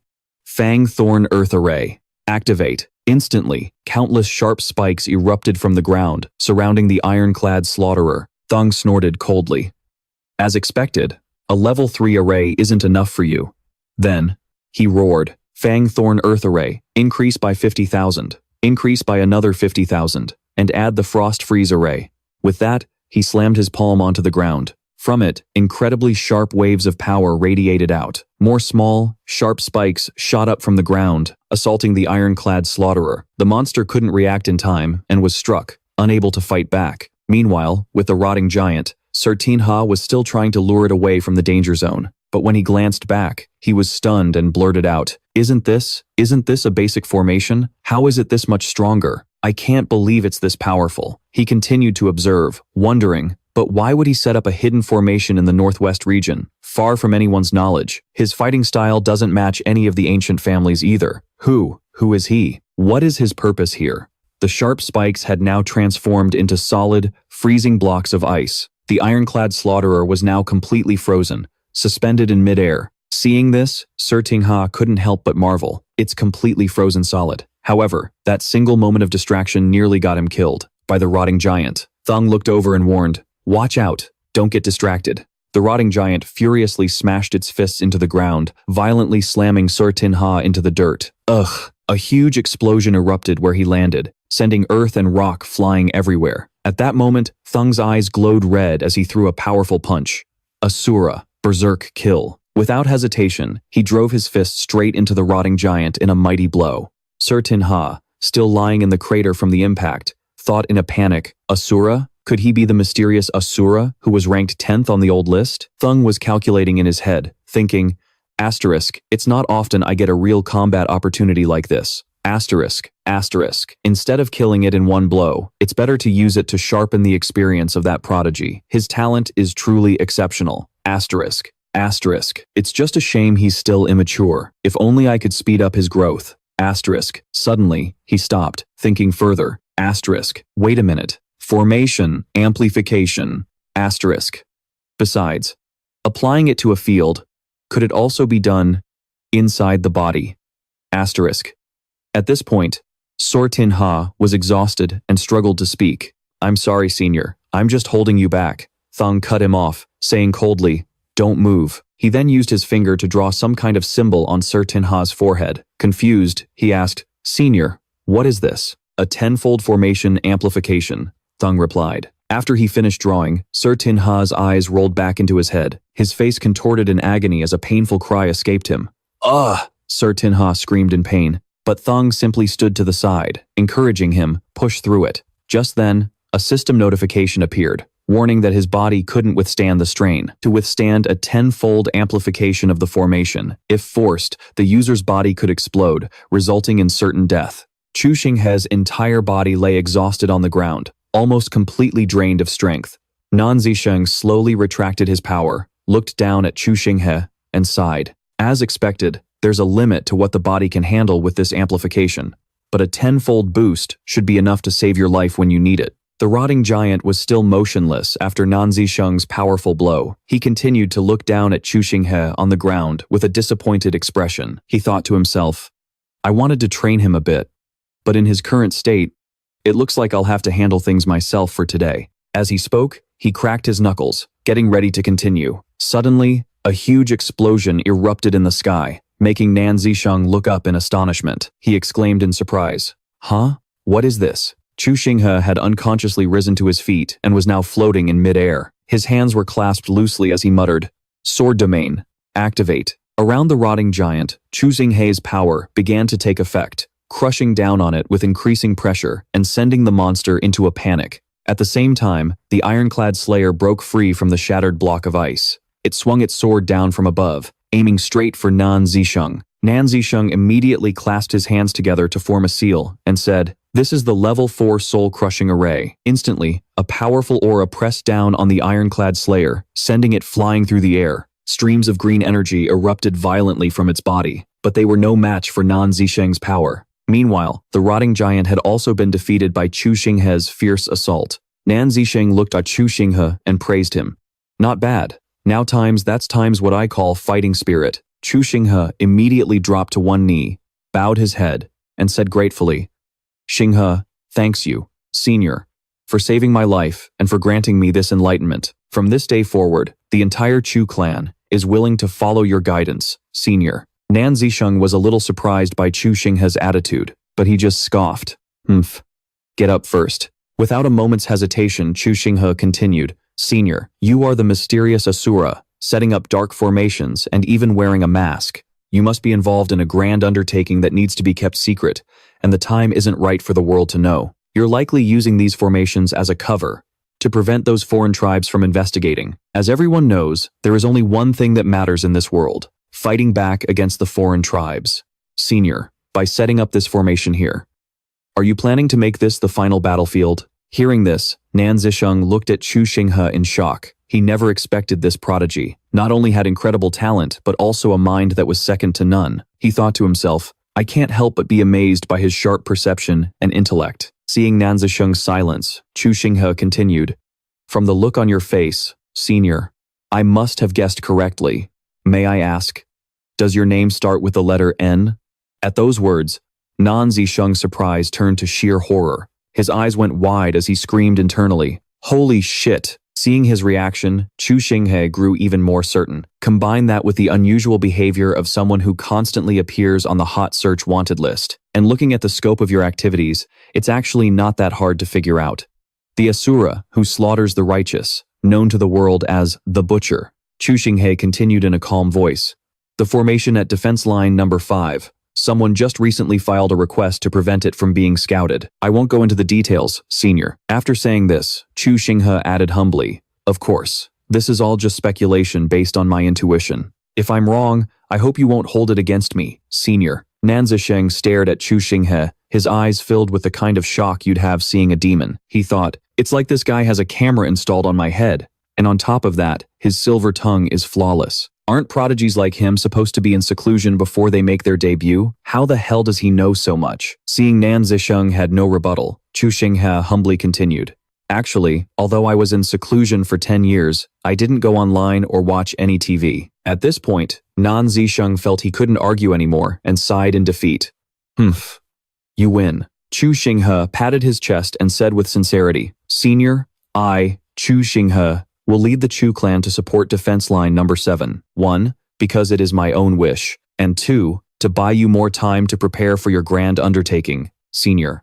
Nan Zisheng listened and looked at him in silence, his heart filled with appreciation. He thought, so, someone like this really does exist in the world. Incredibly intelligent. You could even call him a kindred spirit. After a moment of silence, Nan Zisheng clapped Chu Xinghe on the shoulder and replied, Thank you, Xinghe. I really do need the time, but the front lines are 10,000 times more dangerous than here. I hope you can survive. Alongside me. Chu Xinghe suddenly cut him off, raising a finger to his lips. Shh. I understand what you're saying. I will live, and I will definitely protect everyone's lives. Nan Zisheng paused for a moment, thinking to himself, his 3 little sisters, huh? Then he said aloud, Xinghe, take me to the Chu clan's residence before you all head to the front lines. Front lines. Let me help you guys set up an enhancement array first. Su Tinha replied, thank you, senior. As they flew through the air, Su Tinha spoke up again. Oh, by the way, senior, I actually have a younger sister. She's mute, but her spatial teleportation powers are pretty decent. After the enhancement, I'll have her stay with you. I hope she'll be of some use. Just then, a notification panel suddenly popped up, and the latest update caught both of their attention. The Su clan's prodigy, Su Tinha, has emerged. He successfully counterkilled an assassin from the alien race, killed over 10 C-rank corpse giants, rising to the number 9 spot on the Mystic Array Mage ability rankings. Counter-killed over 10 B-rank Iron Slaughterers, advancing to the number 8 position on the ability rankings. Su Tinha is leading the Su clan to reinforce defense line number 7. The scene on the bustling street erupted into an uproar. As passers-by recognized the prodigy, murmurs spread like wildfire. Oh my god, is that the legendary ancient prodigy? Soldiers ride in trucks, high-ranking officers get planes.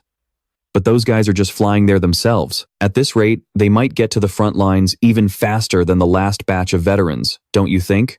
Another person commented. This is something I've only ever read about in novels. With a prodigy joining the battle, we'll definitely be able to drive those alien scum back where they came from. This was the central square of Butcher's Guild City. Meanwhile, Su Tinha stood before Tu Thang and spoke with a serious tone. Senior, I'm entrusting my sister, Su Thien, to your care. I'm certain she'll be a great help to you. Tu Thang, who was in the middle of munching on a steamed bun, was at a loss for words. He was a little surprised. He said it was his sister, and he wasn't kidding. It's an actual little girl. He asked again, a bit stunned. Su Tinha, are you absolutely sure you want me to babysit her for you? As soon as he asked, the cute little girl in front of him, her hair tied in 2 little buns and a lollipop sticking out of her mouth, just stared at him with wide, sparkling eyes. This was Su Tinha's sister, Su Thien. Suddenly, from off to the side, 2 people started giving Tu Thang dirty looks. They glanced from the prodigy over to him, their faces twisting in disgust. One of them sneered, and he has the nerve to be here, trying to sweet-talk a little kid. Exactly. The other one has talent, he has the pedigree.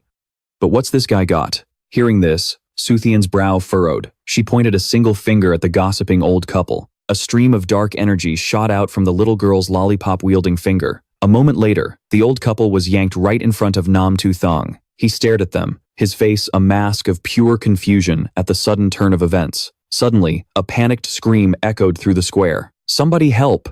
2 people fell into the cesspool. Tu Thang flinched, thinking to himself, was that Su Thien's doing? He quickly pulled up the ranking list in his mind and found her name. Number 11, Lambang, level 8 elemental ability. Number 12, Su Thien, level 8 spatial ability. Tu Thang's demeanor changed instantly. He eagerly shook the little girl's hand and said graciously, Su Thien, my apologies. I've been rude. The little girl cheerfully shook his hand back, replying with a simple, Inside, Tu Thang was already calculating. Having her around is going to save me a ton of travel time. Not only can I take over all the head butcher's duties at defense line number 5, but this way, I won't need to find another job to cover up my necromancy anymore. His eyes suddenly glazed over as he recalled past events, and then focused on the system panel that appeared before him. System panel. Ability. Necromancy. Initial level. 0. Level up condition. 100,000 undead souls. Available summoning essence stones. 9,500,000. Undead summoned. 0. He couldn't help but smirk. My 4th talent, necromancy, has finally been unlocked. Tu Thang was ecstatic, ready to face whatever challenges lay ahead. The scene shifted to a bustling alleyway where a loud voice suddenly exclaimed, What? You're telling me you want to take over the butchering duties for all 200 cities on the 5th defense line? Trong Vien couldn't believe what she was hearing. She struggled to get the words out. How is that even possible? Never mind the insane workload. The distances between the cities are huge. Tu Thang just stood there, leaning silently against a wall, in no hurry to reply. Then, he raised a single finger. I've already got solutions for those problems. All you have to do is get the manager to sign me up. After listening, Truong Vien replied gently, "There's no problem submitting the application. Besides, managing so many butchers across all those cities is already putting a strain on us." Satisfied with her answer, Nam Tu Thang turned to leave, giving a casual wave. "Well then, thanks for your help. I've got other things to do, so I'll be going now." Truong Vien stood there, frowning as she watched him go. She thought, it seems like his abilities are much stronger than they used to be. He doesn't seem like the kind of coward who's afraid to die anymore. But why is he so determined to fight from the rear lines, instead of charging to the front? Meanwhile, Nam Tu Thang was already calculating the huge amount of essence stones he'd earned from all that butchering work. Combined with Su Thien's teleportation ability, I'm sure my next level ups and plans will go off without a hitch, much faster than before. With that thought, he turned to Chu Tian, raised her finger, which was swirling with dark energy, in response. The scene shifts to a wasteland, where Nam Tu Thang and So Thien have appeared among a pack of wolves. The little girl stroked the wolf's thick fur, while Nam Tu Thang looked with satisfaction at the origin stones that the wolves had brought back. He praised them with a click of his tongue. "Well done. Keep up the good work." The system also chimed in, "Origin stones can summon 99,500,000 undead spirits. Current ability level, 1. Beginner stage. Condition for ability upgrade, 100,000 undead spirits. Exchangeable origin stone, points, 99,500,000. Number of undead spirits already summoned." Nam Tu Thang looked at the system notification and smiled, realizing he had enough stones. He thought to himself, "It's time to summon my first undead spirit." He turned to So Thien and called out, "So Thien, let's go. To the Qinling Mountains, about 100 kilometers from here." The girl looked back, surprised, reluctant to leave the wolf's warm fur, but still raised her finger shrouded in darkness. A moment later, the two of them had vanished into thin air, much to the confusion of the wolf pack. A short while later, they reappeared on a precarious cliff. Nam Tu Thang exclaimed in surprise, "Huh? This isn't the Qinling Mountains. Did you teleport to the wrong place, kid?" Nam Tu Thang looked down at the little girl and thought, so her teleportation range is still limited. After ranking up, a single teleport is capped at 100 kilometers, so Thien was still concentrating on teleporting. A moment later, the two of them appeared in a mountain range called Qinling. Nam Tu Thang immediately reminded her, "So Thien, first, go find a safe place to hide." But when he looked down, her small figure had already vanished. He couldn't help but feel speechless. Well, she's certainly smarter than her big brother. He let out a sigh, then got serious about the task of summoning an undead spirit. From beneath the ground, an undead spirit began to rise behind Nam Tu Thang. "Awaken, spirit of the Great Qin." As he finished speaking, a surge of red energy erupted from beneath his feet. All around them, blue power began to gather towards his red circle. Nam Tu Thang looked over, horrified, sensing something was wrong. Just then, an undead spirit appeared, holding a sword and roaring, "Insolence! Who dares disturb my soul?" The system quickly sent a notification, "Summoning undead spirit, Ying Zheng, King of Qin. A level 10 spirit, cannot be summoned at the current level." Nam Tu Thang quickly gripped the hilt of his own sword, thinking worriedly, he's been dead for thousands of years and still has this kind of aura. Is this an emperor-level undead spirit? I wonder if I can even talk to him peacefully. He took a deep breath, drew his sword, and spoke politely, "Senior, a great catastrophe is upon us. This junior wishes to borrow your soldiers." The king of Qin, Ying Zheng, gripped his sword tightly and roared, "Insolence! How could my soldiers be controlled by a little whelp like?" As he spoke, he unsheathed his blade, then swung it with immense power, roaring again, "If you want to use my army, you'll have to show me what you're capable of first." Nam Tu Thang quickly jumped back to dodge.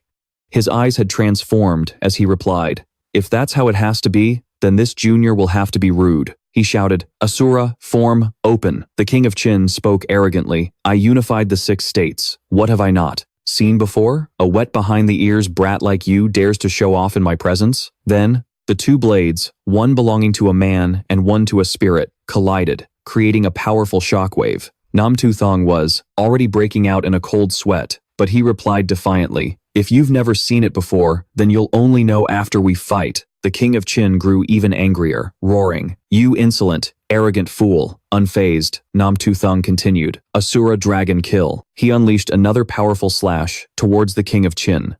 The king of Qin scoffed, "You dare call times that times a dragon kill? Allow me to show you what a times real times dragon kill looks like. As he finished speaking, he manifested a colossal true dragon behind him, declaring proudly, Supreme Sovereign, true. Dragon annihilation. The true dragon opened its massive maw and lunged at Tu Thang. Tu Thang quickly shouted, Asura demon, slam. Instantly, countless powerful beings from other races appeared behind him, but they were quickly obliterated in a single bite by the true dragon. Tu Thang gritted his teeth, worried. No wonder he's an emperor-level spirit. Asura, demon slam. Suddenly, a giant skeleton emerged from the ground, emitting a terrifying dark aura. The skeleton bowed towards the true dragon, sending rocks and dust flying everywhere. The king of Qin remained contemptuous. Just more flashy tricks. Tu Thang smirked confidently. Is that so? A moment later, the true dragon became corrupted by the skeleton's red aura. Giant. King Ying-jung of Qin exclaimed in shock, how can this be? Tu Thang seized the opportunity and swung his sword, down with all his might, saying, my apologies, senior. A single slash struck King Ying-jung, causing him to cry out in pain. Tu Thang continued his assault, swinging his blade for another strike. King Ying-jung quickly raised his hand to block, shouting, stop, right now. If we keep fighting, the Imperial Mausoleum will be destroyed. Hearing this, Tu Thang sheathed his sword and replied, thank you, senior. King Ying-jung sighed and said, all right, you've won, but how many years have I been asleep? Before lending his army, the man and the spirit stood face to face. The king continued, first, tell me what has been happening. After a brief explanation, King Ying-jung finally took out an object, handed it to Tu Thang, and said, when this generation is in peril, what reason do we, their ancestors, have not to help? This is the Tiger Tally. With your power, summoning the Qin generals will become much easier. Tu Thang received it with both hands, saying, thank you, senior. At that moment, strands of blue spiritual energy began to emanate from the tally. He declared, soldiers of Qin, hear my command. Foreign enemies are invading. Let us protect our homeland together. The strands of spiritual energy grew stronger and stronger, radiating outwards and forming a vast new space. A chant echoed, Great Feng, Great Feng. Before Tu Thang, countless luminous figures began to rise from the ground. The system promptly announced, summoning Tier 3 special ability Undead. Summoning 10 million undead Qin soldiers. Undead trait, immortal and capable of infinite regeneration. Annihilation condition. A Tier N undead will be permanently destroyed if killed N times consecutively within 1 minute. System update. Ability upgrade condition is summoning 40 million undead. Current origin stones. 89.5 million. At that moment, colored orbs appeared around Tu Thang, forming a circle. Each orb bore a character: metal, wood, water, fire, earth, void, dark, wind, lightning, and light. He said joyfully, the talent tree. The elemental taboo is finally complete. A notification panel appeared. Elemental taboo, level 1, beginner. Talent. All 10 forbidden elements have been fully condensed. The higher the level, the stronger the power. Borrow the might of heaven and earth to multiply your strength. Casting one forbidden spell costs 10,000 origin stones, but can be used infinitely. Upgrade. Use 100 forbidden spells. Meanwhile, in a forest, countless beasts flew through the sky. Tu Thang thought in alarm. This is bad. I sense the aura of otherworlders assassinating the ancient prodigies, and they're in two opposite directions. If I have to rescue them both at the same time, I don't think I can do it alone. Suddenly, King Ying-jung called out, Wang Jian, Meng Tian. Immediately, 2 undead generals appeared and replied in unison, we are here. King Ying-jung commanded, I order you to exterminate the otherworlders. Seeing this, Tu Thang spoke up, then please, seniors, head east. I will take care of the west. Then he shouted an order, So Thien, teleport. The scene instantly shifted to a wilderness 200 kilometers east of the Qin Mausoleum. Here, countless powerful otherworlders were charging forward, their battle cries echoing through the air. Damn it! I just wanted to check out the Qin Mausoleum and see who was making all that noise with those undead. A young man was struggling against the otherworlders, trying to fend them off with a thin thread of energy. This young man was Tu Thang, the prodigy of the Tu family and a renowned ghost tamer. His small red thread wrapped around the creatures. Tu Thang shouted as he controlled it, I'll kill you bastards. But the otherworlders, far from being scared, charged forward even more aggressively. Tu Thang had to leap aside to dodge, saying helplessly, "There aren't enough people. Can't you guys cooperate with me a little?" Suddenly, the red thread wrapped around one of the otherworlders' arms. Tu Thang immediately said, "Don't be scared. He's your brother. He won't kill you." At that moment, two otherworlders stood facing each other. The red-headed one didn't hesitate to swing its sword at the blue one. Tu Thang exclaimed in shock, "You sons of bitches. These otherworlders really have no humanity at all. They'll cut down their own brother without a second thought." The blue otherworlder didn't hesitate either, immediately launching a counterattack against the red-headed one. Tu Thang shook his head anxiously. "It's fine. Your skin is thick. You don't have to be afraid of getting cut. Show me what you've got. Slice him up for me." The two otherworlders clashed fiercely, with Tu Thang providing support for the blue one from behind. Suddenly, another otherworlder attacked Tu Thang from behind.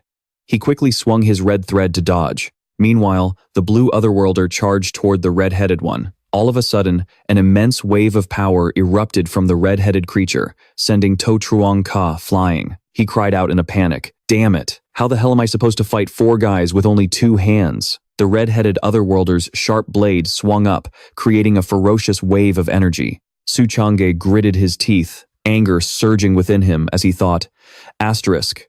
At worst, we'll all go down together. Asterisk. Asterisk. You damn scumbags. Don't even think about getting anything out of me. Asterisk." Suddenly, a sword shot out, blocking the sharp blade of the alien creature. Su Chang'e looked up and was completely shocked to see who it was. A familiar silhouette. Wait. Is that the Emperor of Qin, Yingzheng, standing there, shielding him? He speaks softly. "Young one."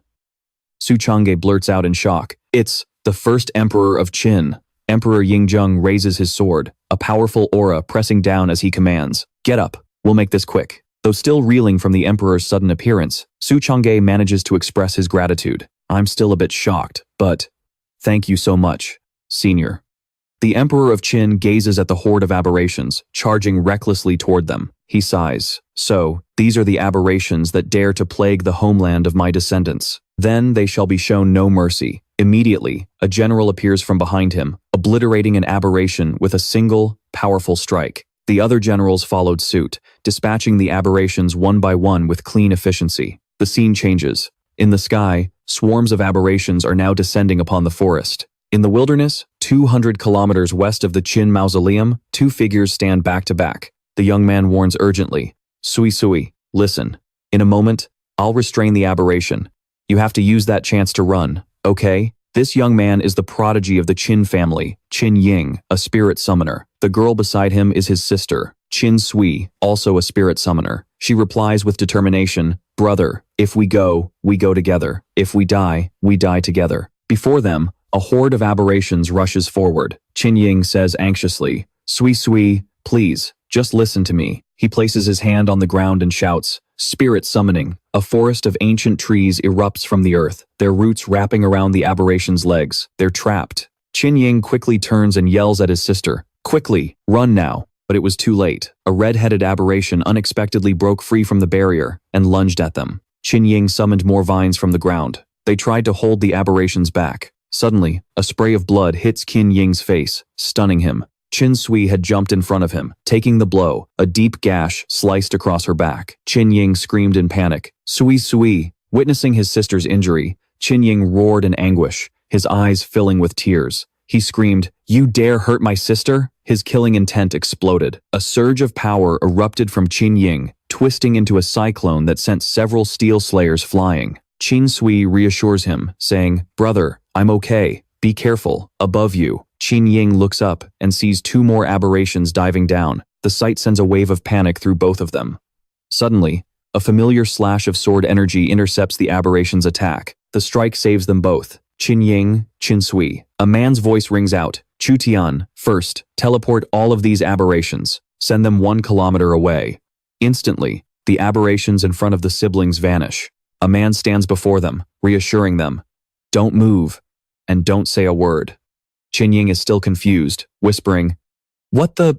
The man, Sheng, offers no further explanation. He simply holds out his hand and channels spiritual power into the two siblings, saying, "I'll increase your power tenfold." Upon receiving such an overwhelming surge of spiritual energy, both siblings cry out in agony. After it was done, Shang said, "Next, you'll have to rely on yourselves to kill half of these aberrations." He then creates a ball of spiritual energy in his hand and continues. "As for the other half, let me test the power of this forbidden spell." Shang swings his arm forcefully, shouting, "Ancestor of lightning, forbidden spell." The sphere of spiritual power shoots forward like a bolt of lightning. At the same time, a strange cloud full of lightning gathers in the sky, with a column of red spiritual energy at its center. The aberrations had no time to react before being struck by unexpected lightning bolts. The system panel displayed a notification. Level 2, Elemental Forbidden Spellcaster. Cost. Each forbidden spell consumes 20,000 spirit stones, can be stacked infinitely, 200 uses required to level up. Qin Ying finally speaks up. "Benefactor, didn't you say you'd let us handle half of them?" Qin Sui also chimed in. "Please, leave the rest to us." Shang turned back and said, "My apologies, I got a little carried away just now." He marveled to himself. I never expected the forbidden spell's power to be this immense. Suddenly, a shout of warning. "Be careful, there's still one that got through." Qin Ying and Qin Sui turned to see an aberration charging at them from behind. The two siblings quickly team up. They coordinate their fight skillfully. Qin Ying creates a metal vine trap, while Qin Sui uses Hell's killing aura. Powerful vines pierce through the rotting giant's body, and black, viscous blood oozes from its wounds. Meanwhile, the Steel Slayer, though tougher and not pierced through, was tightly bound by the powerful vines. After assessing their strength, Shang spoke up. "I've seen your combat power. Leave this last Amadao soldier to me." With a swift motion, the man clenched his fist and called out, "Earth Element, Forbidden Spell." The spiritual orb was instantly stacked 50 times. A massive, curved pillar of earth erupted from the ground below. At its peak was the last remaining aberration. Shang softly chanted, "Earth Burial." The pillar and the aberration vanished in an instant, leaving only crackling sparks of electricity in the air, and a cloud of dust on the ground. When the dust settled, Shang was still standing there, completely unfazed. Movement. Hiding behind a rock, Chu Tian couldn't help but compare the scene to zapping a mosquito. She was completely speechless at Tu Thang's overwhelming power. Qin Ying and Qin Sui just stood there, jaws on the floor, unable to believe their eyes. Qin Sui spoke up. "Brother, an idiom comes to mind." Qin Ying added, "I was thinking of one too." They both spoke at once, saying different things. Earth-shattering. World-breaking. They weren't in sync at all, but they couldn't help but be in awe of Tu Thang's terrifying power. After dealing with the otherworldly creatures, Tu Thang turned back and asked, "So, I know what you're about to do." Qin Ying and Qin Sui immediately knelt on one knee, declaring, "On behalf of the 6 Qin family, we thank our benefactor for saving our lives." Seeing this, Tu Thang felt a wave of exhaustion and thought to himself, "Ugh, do all these ancient families have to go through such a huge ceremony?" Qin Ying clasped his hands and declared passionately, "Sir, you saved our lives. Whatever you command, we will absolutely do it." Qin Sui chimed in. "That's right, benefactor." These two were exhausting him. Tu Thang looked at the siblings, pointed to himself, and asked, "You'll do as I command, huh? Then do you even know who I am?" At that, Qin Ying and Qin Sui just looked at him with blank expressions. Qin Ying answered, "Well, we're not exactly sure about that." Qin Sui added bashfully, "Our apologies, benefactor. We should have asked for your esteemed name first." Tu Thang felt a sense of relief and said, "That's not what I meant. It's better that you don't know. I guess I was overthinking things. It seems getting a power-up has nothing to do with your IQ. Not every prodigy is like that Chuxinghe guy." Everyone standing around was stunned, especially when Tu Thang let out a loud laugh. "Ha ha ha. Young friend, your spirit is just like mine. We could be friends for life." His words made everyone turn to look, catching the attention of Qin Wangying's group, including Su Chang'e. The person next to him asked, "Big bro Shui Huang, is that masked man the one you were talking about?" Big bro Shui Huang replied heartily, "That's the one." Hearing this, Su Chang'e spoke up, "Hey brother, thanks for saving me. Technically, I should be doing that whole formal bow thing, but that's not really my style. I'm Su Chang'e, and I owe you one, but I hate being in debt to anyone, so spill it. What do you want?" Tu Thang glanced at him and thought, finally, an interesting prodigy shows up. Then, without holding back, he said bluntly, "All right then, I have 2 requests for you all.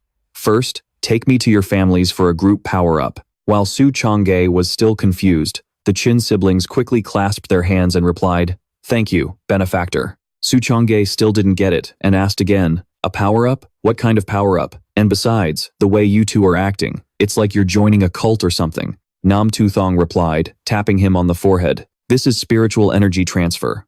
A tenfold power boost. Su Changge couldn't handle it. A scream of pain ripped through the air.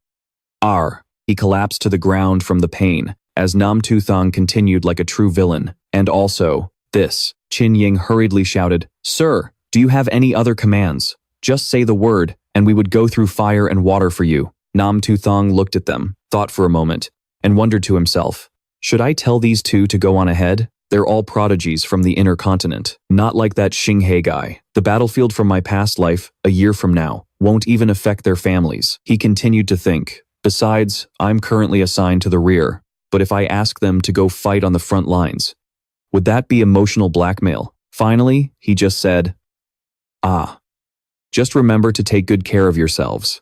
From behind him, Su Changge flashed an excited grin and said, by the way, you're a pretty dishonest guy. I mean, forget about the fact you have to wear a mask. Is it really that hard to just tell us what you're actually thinking? He began to analyze the situation. You can summon spirits to protect your homeland. So what does that make us? A burden? What? You think you're going to become some legendary hero by skulking around in the shadows? Su Changge got closer and closer as he spoke, leaving Tu Thang temporarily speechless. Suddenly, Qin Sui stepped forward to challenge Su Changge. Silence. I won't allow you to speak so disrespectfully to our benefactor. Tu Thang raised a hand to stop him and replied calmly, he's not wrong. He then shoved his hands in his pockets and continued casually, I need you all to lead your clans to Defense Line 7 and buy me a few days. As for those insults just now, in the Storting the Myriad Races battlefield, you won't be facing childish assassination attempts like that one. If you're really the prodigies you claim to be, then try to survive long enough to meet me at the 5th defense line. He paused for a moment, then added, when that time comes, I'll show you my true face. The Qin siblings placed their hands over their chests, making a clear vow. Sir, the Qin family will not fail you. A mission. Su Changge also spoke up. Yeah, this is much better. Nan Zisheng handed the military tally to Su Changge and said, the 10 million soldiers of Qin, I'm entrusting them to you. Su Changge happily accepted it. Got it. Then he bowed respectfully. Thank you, everyone. Qin Ying quickly waved her hands. There's no need for that, our benefactor. But Su Changge just cheekily raised a hand and told them to rise. The Qin king, Ying Zheng, watched this scene and thought with satisfaction, the descendants of Yan and Huang. Their line continues to flourish. A system panel appeared with a notification.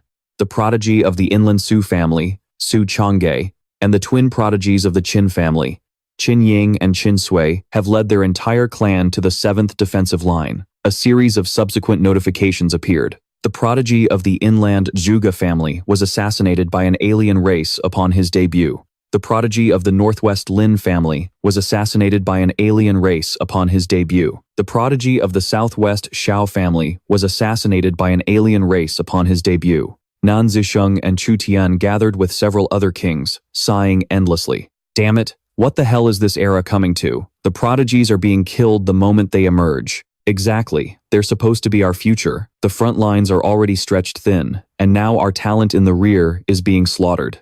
They're considered the strongest of humanity right now. Who in the world can protect them? Nan Zisheng received the news and couldn't help but frown, thinking, the prodigies of this generation have all appeared earlier than expected. This isn't going to work. Not in the long run. Even if I run around saving them non-stop, there's no guarantee everyone can be rescued. He turned to Chu Tian and said, instead of trying to stop the pot from boiling over, it's better to just stoke the fire underneath. Chu Tian smiled brightly, his eyes sparkling as he looked up at him. Nan Zisheng continued, let's go to the northern desert. We'll wait for the 5 great prodigies to emerge at once and lure out all the assassins from the myriad races. Spiritual energy began to gather at his feet as Chu Tian stood ready to take him anywhere. With a face full of confidence and determination, Nan Zisheng declared, just watch how I wipe you all out in one fell swoop. Under the quiet night sky, only the voice of Nan Zisheng echoed, Chu Tian, first, let's get close to the Han tomb complex. Darkness enveloped them, with only his call breaking the silence. Nan Zisheng announced loudly, I am your great Han ancestor. now awakened, for the great era has come. Any descendant who dares to offend a true scholar shall face punishment. He slammed his hand on the ground, and from the point of impact, crimson lightning erupted, shaking the entire land. The ground split open, as if an ancient power was emerging. Nan Zisheng continued to call out the names of the ancestors. Ancestor Emperor Wu, Ancestor Wei Qing, Ancestor Huo Kubing. Whoever dares to defy heaven and earth, we will not let them be. The air grew heavier, combining the gloomy night with the crimson lightning, creating an atmosphere that was both mysterious and terrifying. Suddenly, a large notification panel appeared. Summoning spirits of power, level 3. Number of summons, 10 million Qin soldiers, 20 million Han soldiers. Spirit characteristic, capable of infinite regeneration. Condition for elimination. When defeated, in consecutive times within 1 minute, a level in spirit will perish. Condition for upgrading the soul summon ability, 40 million spirits. Available origin stones, 11.305 billion. Nan Zisheng's voice continued to boom, as powerful as thunder. 20 million soldiers of Han, by my command, advance to the northern wasteland desert. Fight the alien races. The time had come for the 5 great prodigies to emerge, and the power within him felt like it was erupting, the world around him flashing with brilliant light. Asura stepped forward, reaching his maximum level. His body radiated a terrifying power, his hair whipping wildly in the wind, as the very earth and rock trembled unceasingly. At the Ability Investigation and Survey Department, Zhao Keir felt that intense fluctuation. It's him, the mysterious Asura, she exclaimed in shock. This aura is so much stronger than before. I fear he's been corrupted by demonic power. Beside her, Su Leng said worriedly, we have to inform the military immediately. He's in the northern wasteland desert. In the heart of the desert, Nan Zisheng still hadn't stopped. He was setting up a battle formation, arranging the front, rear, left, and right according to the heavenly stems and earthly branches, using lightning as a conduit and ice and fire as his power, causing the entire sky to explode in dazzling flashes of light. Nan Zisheng shouted, and specks of fire appeared in his hands, their power cracking the very ground. From the shimmering crimson hue, the formation became clear, arranging thousands of troops and horses, sealing off the entire area for 100 miles. The formation deployed with majestic and overwhelming power. Su Leng watched from a distance, her sharp eyes flashing as she detected another surge of formation power rising from a new direction. She was stunned as she realized something was wrong, murmuring, "Wait a minute.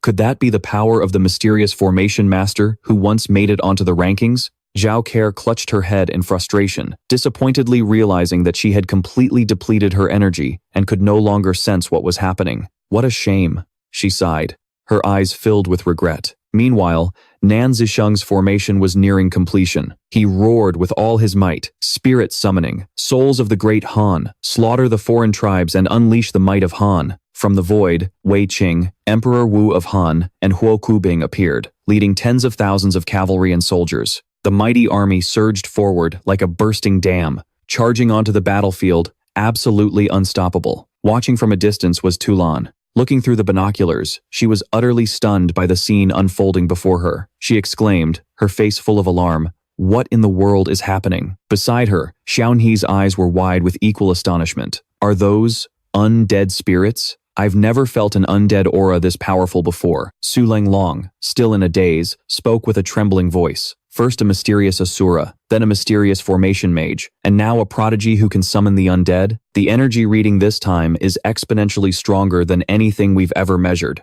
completely off the charts for a normal class individual. Su Leng stood frozen, completely dumbfounded by the shock. God tier, she managed to force the words out. Zhao Keir's face was pale, her eyes wide with disbelief. God tier. You mean there are 3 God tier ability users gathered in the northern barren desert?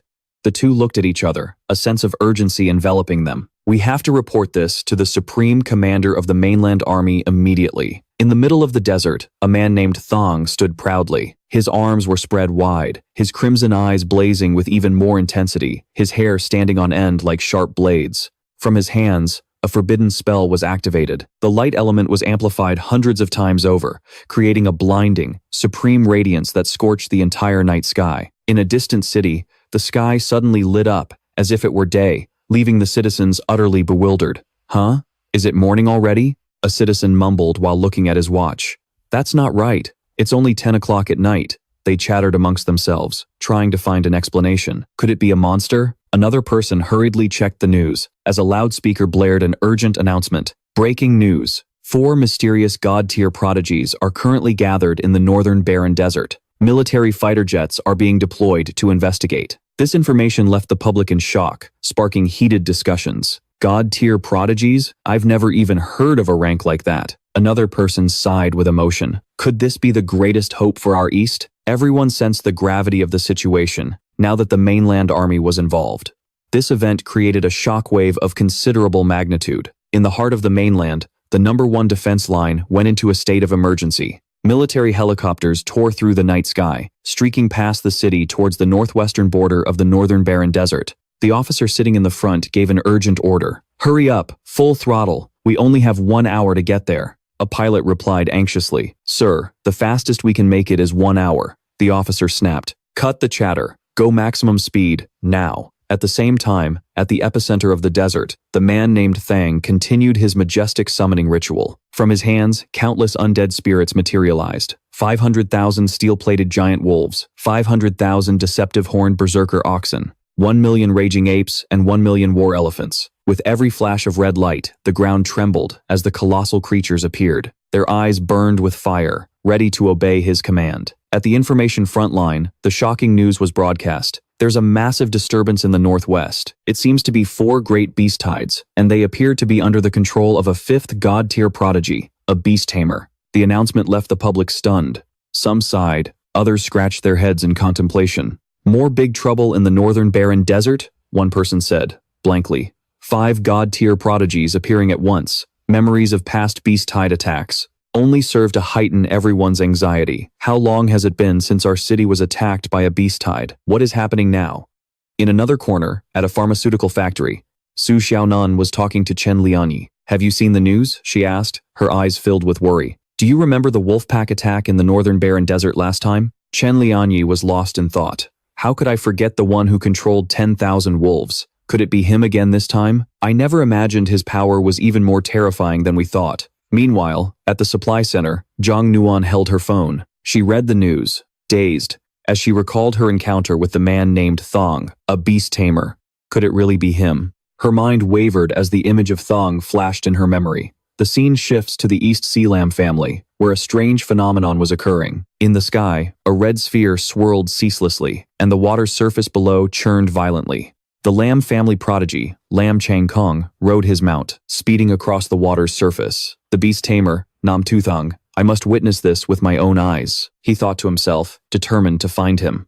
Within the mainland's Zhuge family, the prodigy Zhuge Yuan rode his beast, charging toward the northwest. A forbidden elemental spell this powerful? This could be our family's greatest opportunity. He urged his mount onward, his eyes burning with the flames of ambition. Near the northern barren desert, the major families, like the Xuan Yuan family, the Huang family, the Yu family, and the Shu family, all advanced towards Tu Thang's position. But their journey was certainly not going to be easy.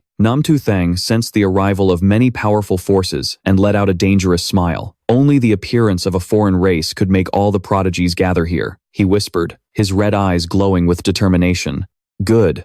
I was waiting to add more pressure on them." Meanwhile, on the ground, the Huang family's prodigy, Huang Xuan, was struggling against a horde of giant, grotesque beasts. "Am I, Huang Xuan, really going to die here? No. I refuse to accept this." While his mind was torn with conflict, his mouth shouted a defiant challenge. "Come on, you mongrels. Don't you know who you're messing with?" Suddenly, the undead beasts stopped in their tracks, as if receiving a secret signal, and turned to leave. This left Huang Hian standing there, utterly stunned. What in the world? Are they running away? Huang Hian's surprise was just the beginning. Across the entire battlefield, legions of undead beasts abruptly halted their assault and began to regroup. They formed a massive legion under the command of the victorious man, whose gaze was cold and voice filled with authority. He gave the order. "The time has come. Undead beast tide, advance. Let's unleash a massacre together." Seeing the moment was ripe, the man didn't hesitate. He swung his sword in a powerful slash that turned the sky crimson, creating an explosive wave of energy that blew away everything in its path. The Asura burial slash instantly took down the colossal beast, cleaving it in two as blood and light erupted like a red cyclone. Immediately after, he unleashed an even stronger technique, Asura's Hell on Earth. His strike triggered a terrifying earthquake. It shook the vast land, sending rocks flying like a hurricane and burying everything in its way. The sight of the man standing amidst the battlefield was one of pure madness. His hair fell over his face, his features sharp and cold, his eyes glowing crimson. He was like an out-of-control god of war. Beside him, the beast tide and the undead spirits began to savagely tear into each other. This created a scene of unexpected chaos. They lunged at one another, their frenzied howls echoing across the desert. Everything trembled in fear. Suddenly, from high above, a white warhorse appeared, carrying a general who looked like Emperor Wu of Han. The victorious man looked up, standing on a floating white sash, observing the battle. Even though his beast tide and undead spirits were stronger, their chaos and helplessness against the otherworlders were starting to worry him. Under his watch, the corpses of the beasts piled up into mountains, while the undead spirits continued to slaughter each other relentlessly. He realized he needed to reorganize his forces to avoid pointless losses. The man immediately gave an order. Beast tide and undead spirits, hear my command. I will be the center of attention and draw their fire. All of you, disperse and form an encirclement around the otherworlders. Focus on surrounding and eliminating them. The beast tide will attack the iron slaughterers and the giant demons. The undead are immune to poison, so you will focus on the venom apes and the rotting orchid corpses. After giving the order, he slammed his fist into the ground, creating a blazing red pillar of light that shot into the sky, causing a massive explosion. The blast shook the very earth. As the battle raged, the man turned and spoke to So Thien. My teammate behind me, So Thien, I need you to coordinate with me. If anyone breaks through the formation and rushes the city walls, you need to act fast. In response, So Thien just smiled, a lollipop in his hand, but didn't forget to launch a spell. Unexpectedly, the sudden appearance of magic made the beast tide turn their heads to look, creating a situation that made the man break out in a cold sweat. For a moment, the tension was thicker than ever, but the man quickly refocused. He unleashed a wind element forbidden spell, a special technique that twisted red-hot flames into a powerful vortex of energy. It launched the massive beast high into the sky. As it came crashing down, the smaller beasts swarmed in, tearing it to pieces. It was a brutal, tragic, and incredibly tense scene. Meanwhile, So Thien, with a mischievous air, jumped and dodged through the battle. He laughed out loud. "Ha ha, that giant demon looks so pathetic." The man looked at him, offering both praise and a warning. "Good job, So Thien, but next time you teleport, we need to be a little more careful." But the situation around him was grim. Surrounded by hideous, giant demons, the man let out a faint, dry laugh. "Completely calm," he said. "I suppose I should be used to this by now." With those words, he charged back into the fight. He used a lightning element forbidden spell, stacked 50 layers strong, felling one giant monster after another. The prodigies are on their way, and the government won't be far behind. I need to end this quickly. He deployed another forbidden spell, Flying Earth Axis, creating large and small red rings that surrounded him like shockwaves, pushing back and crushing the monsters. A terrifying explosion followed, shaking the heavens and the earth. From a distance, a strange voice called out, "Who is that man? How can someone master the night arts to such a pinnacle?" The one who spoke was the prodigy, Jia Cat Vien. But in the next moment, his attention was stolen by a massive light in the distance, hurtling towards them like a falling meteor. The constantly flashing red light felt like a hammer striking Jia Cat Vien's head, causing him indescribable pain. The man instantly appeared, amplifying his power and wrapping bolts of lightning around Jia Cat Vien, forcing him to clutch his head and scream. His eyes rolled back into his head in a truly terrifying sight. After it was over, a shaken Jia Cat Vien hesitantly asked, "Senior, please stop. May I ask your esteemed name? In the future, I, Jia Cat, will not forget to repay you." The man turned his head, his voice cold as ice. "We left instructions for you and the army in the northern wastes. If you want to repay me, just follow my orders." Disappeared in a flash. Zhuge Yuan looked up, but the figure of the man in white was already gone.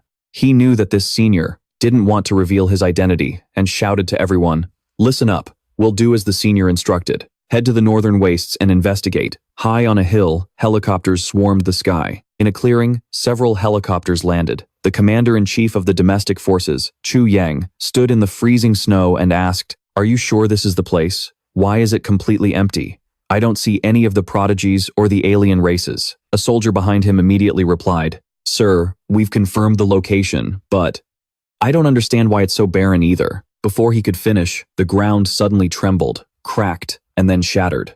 Giant alien creatures began to claw their way up from beneath the earth, threatening everyone. Zhuge Yuan appeared just in time, using a forbidden spell to bury all the assassin-type aliens deep underground. When the commander asked about what happened, Zhuge Yuan explained everything in detail. But when he was asked about the 5 mysterious prodigies, he quickly denied it. No, we were just on our way to the prodigies' formation. That person was always wearing a mask, so we couldn't identify him. Meanwhile, Zhuge Yuan continued to ponder. After he buffed us, he just vanished. The others around him confirmed his story. The man in yellow added, "Same for us." And the one from the Xuan Yuan family emphasized, "The senior only left a message for us." In the distance, Lan Changqiu spotted a stone slab with carvings on it. He yelled out, drawing everyone's attention.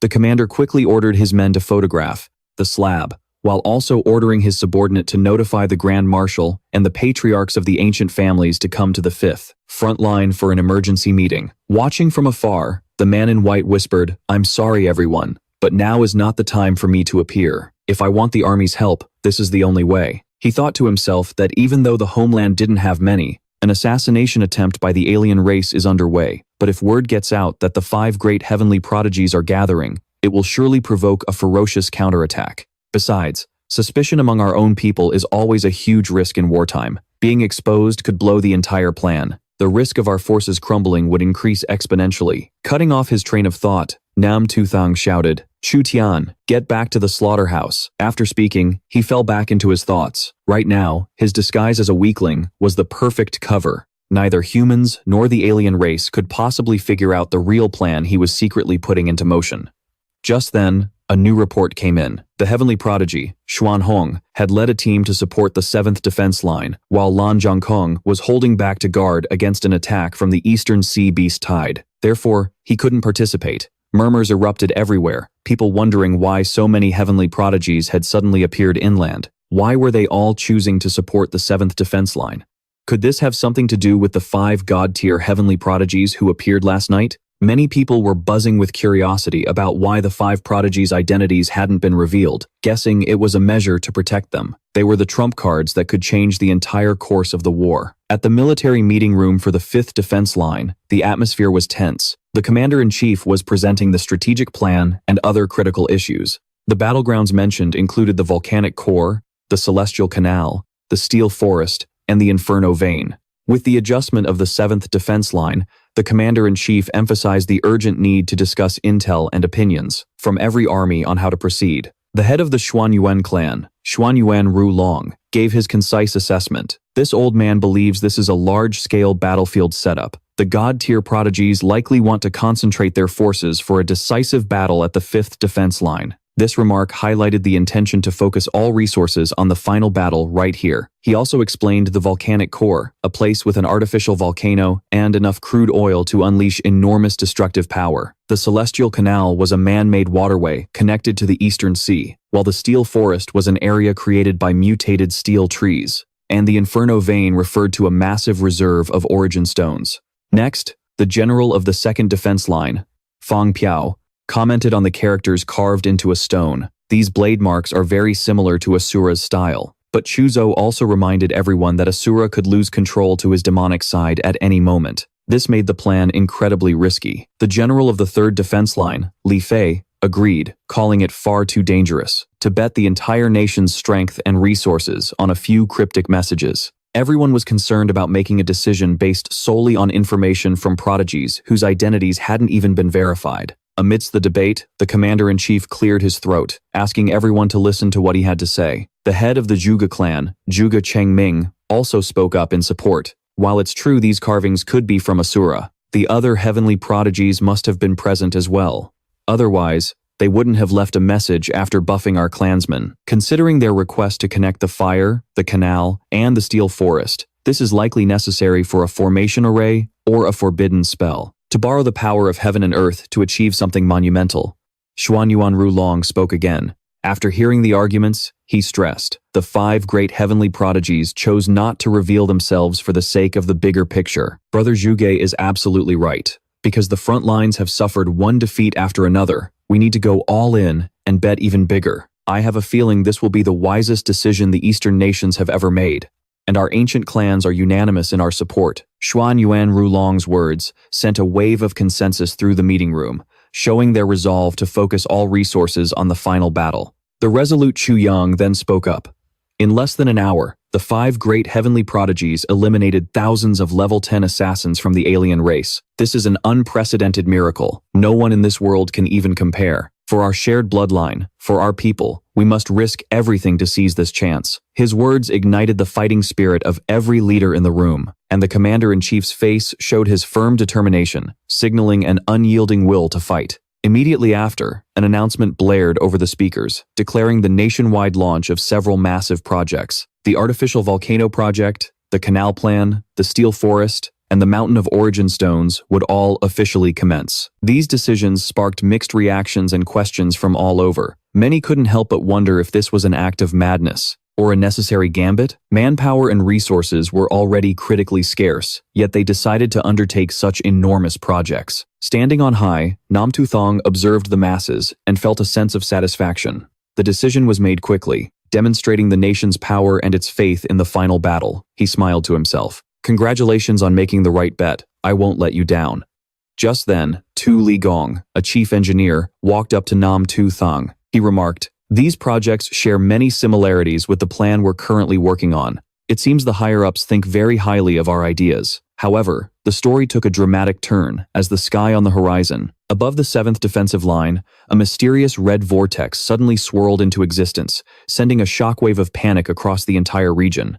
Tu Thang and Li Kong were both horrified. They realized it was the void gate of the otherworldly race, a portal that had opened a full 2 years earlier than Tu Thang had predicted. This terrifying truth stunned him, and he felt a crushing weight settle upon his shoulders. He worried for the fate of his comrades, like So Tin Ha, and all of his loved ones. The situation was growing more tense by the second. As the void gate expanded, it heralded a ferocious wave of attacks from the alien race, about to crash down upon the 7th defensive line. Before them was a brutal and terrifying future.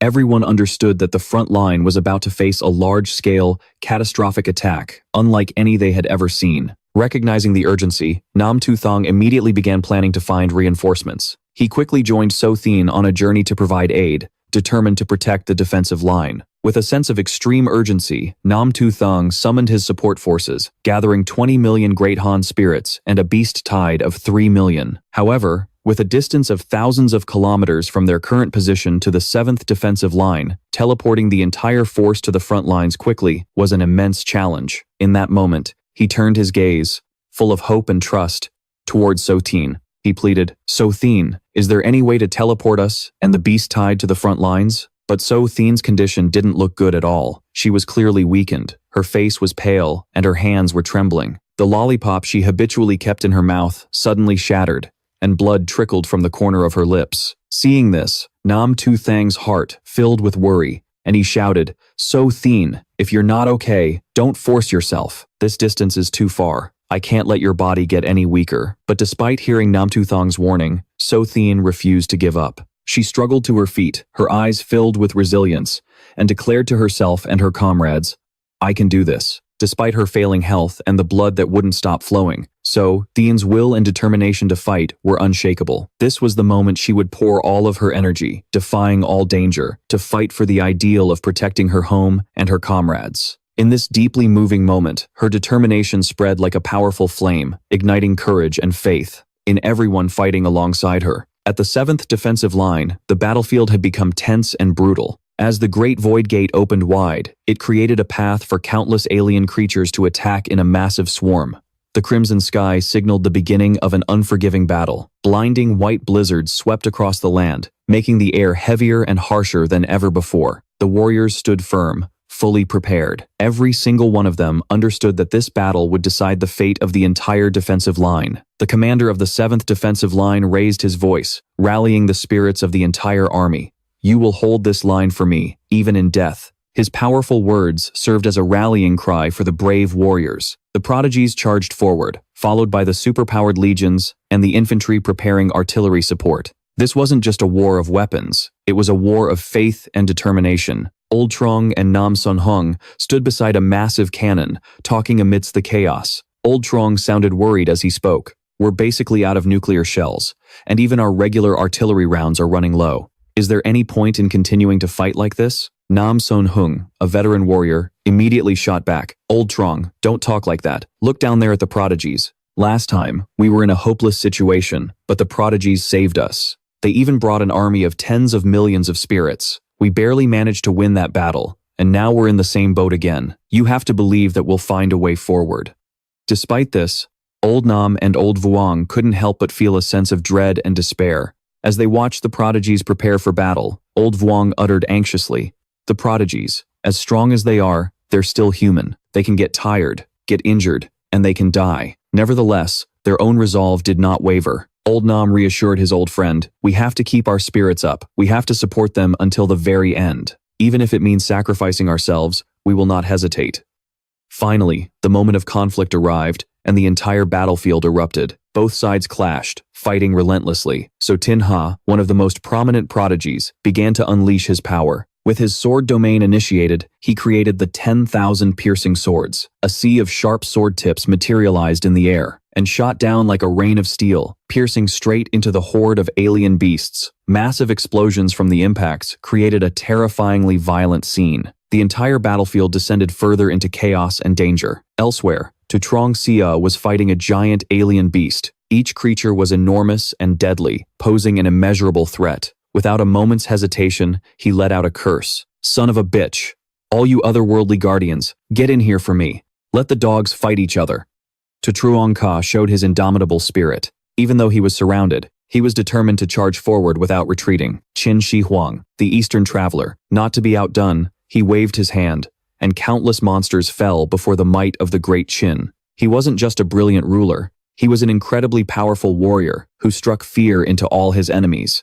Meanwhile, the brothers Qin Ying and Qin Sui were trapped. Surrounded by thousands of beasts, they were completely encircled, with no chance of escape. Chu Xinghe was also fighting relentlessly, constantly attacking and defending. Giant beasts blocked every direction, making the space feel like it was closing in. Suddenly, an old man yelled out, 4 o'clock, 3,375 meters, fire! A bright light flashed a cannon preparing to fire. The shell soared through the air and exploded amidst the horde of beasts, sending dirt and rocks flying. The shockwave rocked the entire area. That single, resounding explosion completely changed the tide of battle. The old man kept commanding, 8 o'clock, 2,978 meters, fire! More shells were fired, holding back the advance of a new wave of aliens. Each one shrieked through the air, creating powerful explosions that halted the enemy's momentum. But just when it seemed like they had everything under control, a colossal shadow suddenly appeared. The beasts from before were already dozens of times larger than a human, but this new monster, it was on another level, possibly hundreds of times bigger.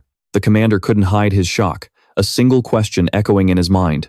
What is that? It was a type of alien he'd never seen before. The beast had a massive body, with several steel chains wrapped around it. It wore only a simple loincloth, but the most terrifying part was the 2 massive ox horns sprouting from its head. In its hand, it clutched a huge, vicious-looking blade. The monster charged across the battlefield, forcing the chosen ones and everyone else to scatter in terror, completely unable to fight back. Su Chang'e, mounted on his warhorse, broke out in a cold sweat.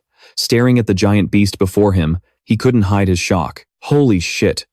What the hell is that thing?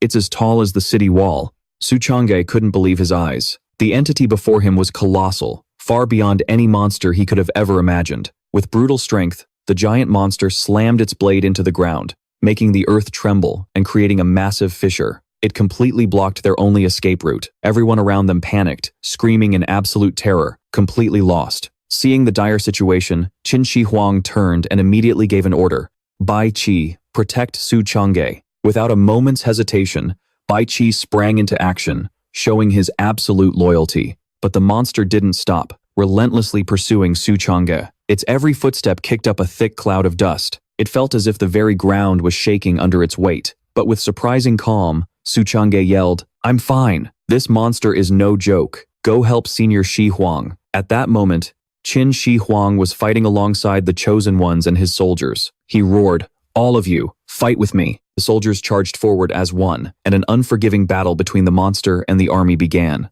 The monster counterattacked with terrifying strength.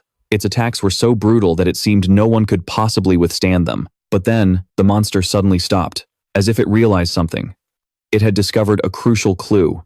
This realization only enraged it further. The monster roared, deciding to finally fight with its full strength. Qin Shi Huang didn't flinch. He stood tall before the monster, his powerful aura radiating like a legendary figure of the Great Qin. We, the souls of the Great Qin, are veterans of 100 battles. We welcome a warrior's death. A blue aura enveloped them, forming an invisible shield to protect everyone. He roared, "We have been given a second chance at life. Why should we feel any fear? For the glory of the Great Qin." With extraordinary power, Qin Shi Huang moved like a flash of lightning, appearing directly behind the monster. He raised his weapon, ready to strike. However, the giant monster seemed to sense the danger and spun around just in time to confront him. Meanwhile, Fang Meng and the commander were suffering from grievous injuries. Covered in blood, with their clothes in tatters, they still stood their ground. Weapons in hand, they ordered the core of ability users to resist the alien horde with all their might. The soldiers continued their relentless charge,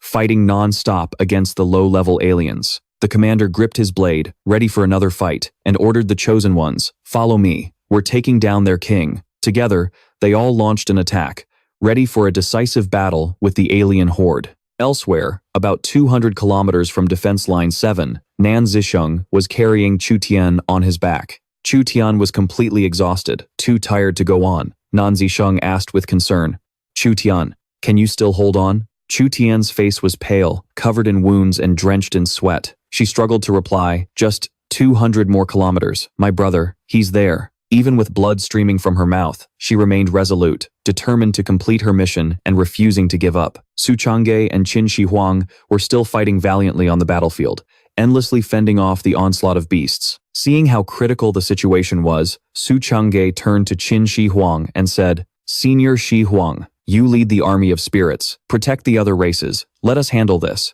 Hearing this, First Emperor Qin nodded in agreement. "Very well, the Undead Legion will follow." He immediately ordered the transfer of command. Su Chang'e charged forward, weapon in hand, unleashing fiery red threads that shot towards the ferocious beast. The threads began to lengthen, wrapping tightly around the alien beast's limbs, immobilizing it and creating an opening for the other warriors to attack. "Give me at least 30 seconds of control," Su Chang'e yelled, as the threads continued to tighten their grip. On the other side, Chu Xinghe was still fighting relentlessly, his momentum unwavering as he activated his sword domain. He continuously unleashed a barrage of powerful techniques, attacking in all directions and preventing any enemy from getting close. However, his opponent was not easily defeated and held its ground. Qin Ying wasn't faring any better. He was drenched in sweat. He had to use all his strength to fend off wave after wave of the enemy's attacks. Alloy vines wrapped tightly around his body as he and Qin Sui combined their powers to launch powerful techniques. Stranglehold, poisonwood, forest, ensnare, Qin Sui shouted, and together with Qin Ying, they formed a tight defensive formation, giving their opponent no room to attack. High in the air, the commander soared alone,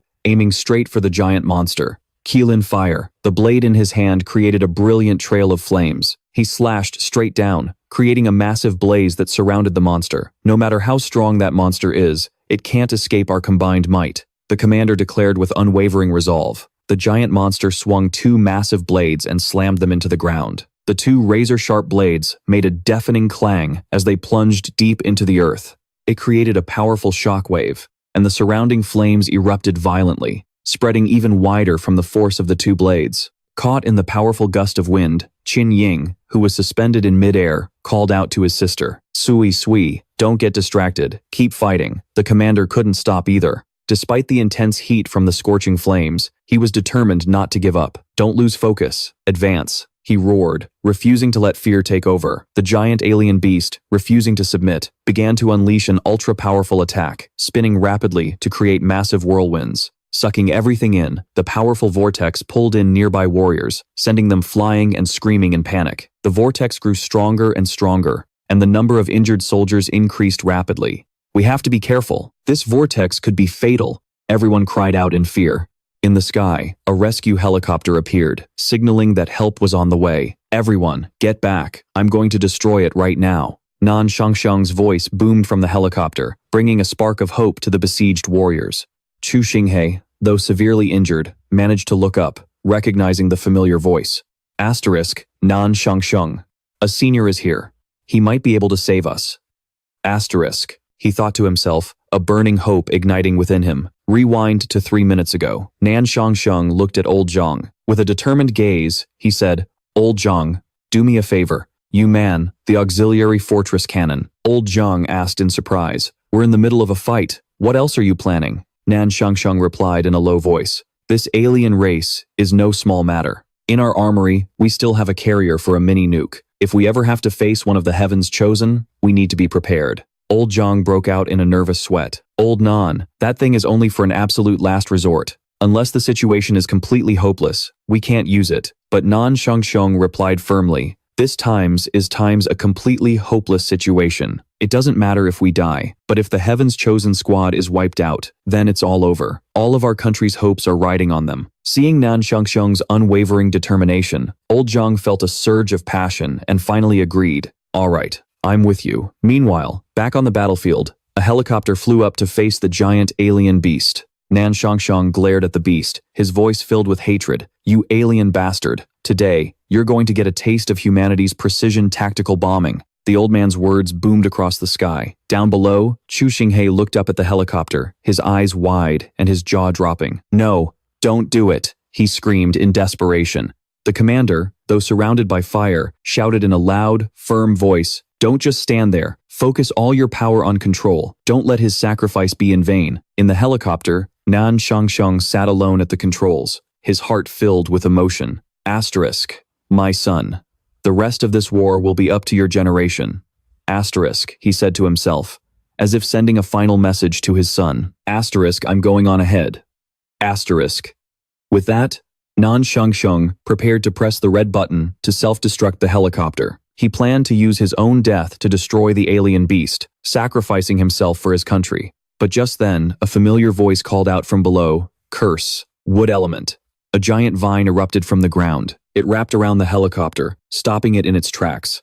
Nan Zisheng had appeared just in the nick of time, saving the day. He held Chu Tian tightly and said to Chu Xinghe, pull that little machine back for me, nice and easy, now. Hung heard his son's voice and couldn't believe his own ears. He looked through the glass and saw a masked young man flash by, carrying a little girl in his arms. Is that my son? Namsun Hung thought to himself, completely stunned and overwhelmed with emotion. The prodigies on the battlefield all looked up, recognizing the arrival of Tu Thang. It's him, our savior. They whispered among themselves as pride and admiration swelled within them. His arrival carried an overwhelmingly powerful presence. Tu Thang landed right in front of the giant beast. He gently set So Thien down, letting So Tin Ha take care of the little girl. Shut down all satellite communication devices immediately, he ordered. Tin Ha, take your sister, move. So Tin Ha quickly complied, yes sir, and he immediately followed the instructions. The commander couldn't help but ask, who is that man? Why is he ordering us to cut satellite comms?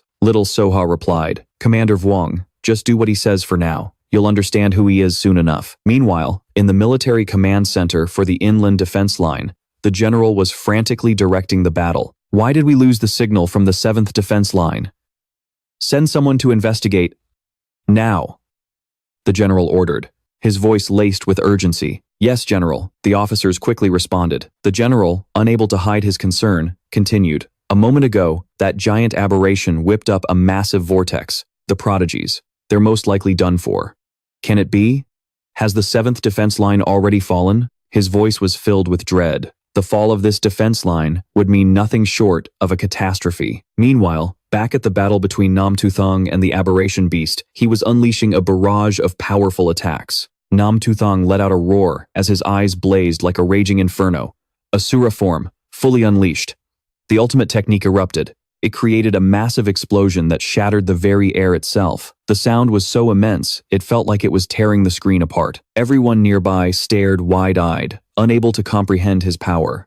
Tu Thang braced himself against a pillar, his raw strength radiating outwards. The surrounding walls cracked under the pressure. He stood there like an indomitable, unmoving rock. The bladed giant, an A-rank bloodline aberration, was no weakling, and Tu Thang's body began to change. His shirt ripped apart, revealing toned abs. His hair stood on end, and his crimson eyes glowed with a powerful light. Red lightning crackled around him, a symbol of his awakened innate power.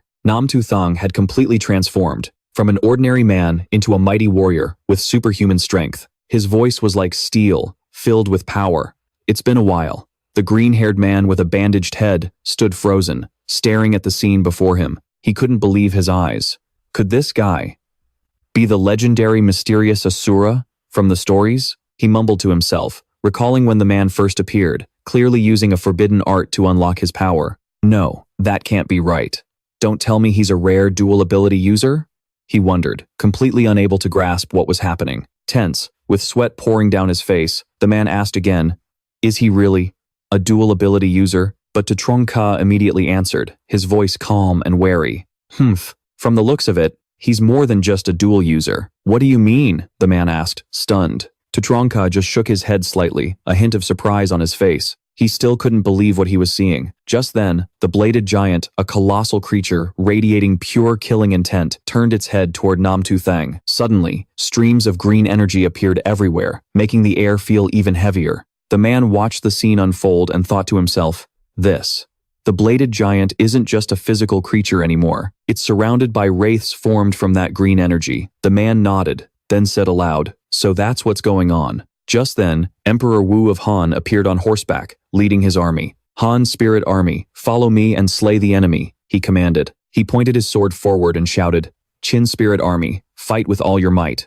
Show them you're no less than the Han army." On the battlefield, Tu Thang stood high above, signaling to his warriors, "All prodigy soldiers, use this time to heal and rest. Leave these aberrations to us." So Tin Ha, carrying a woman, turned to leave and said, "We're pulling back for now. I trust he can handle this." At that same moment, the bladed giant swung its sword at Tu Thang, gritting its teeth. "Such an extraordinary prodigy. I'll kill you without a second thought."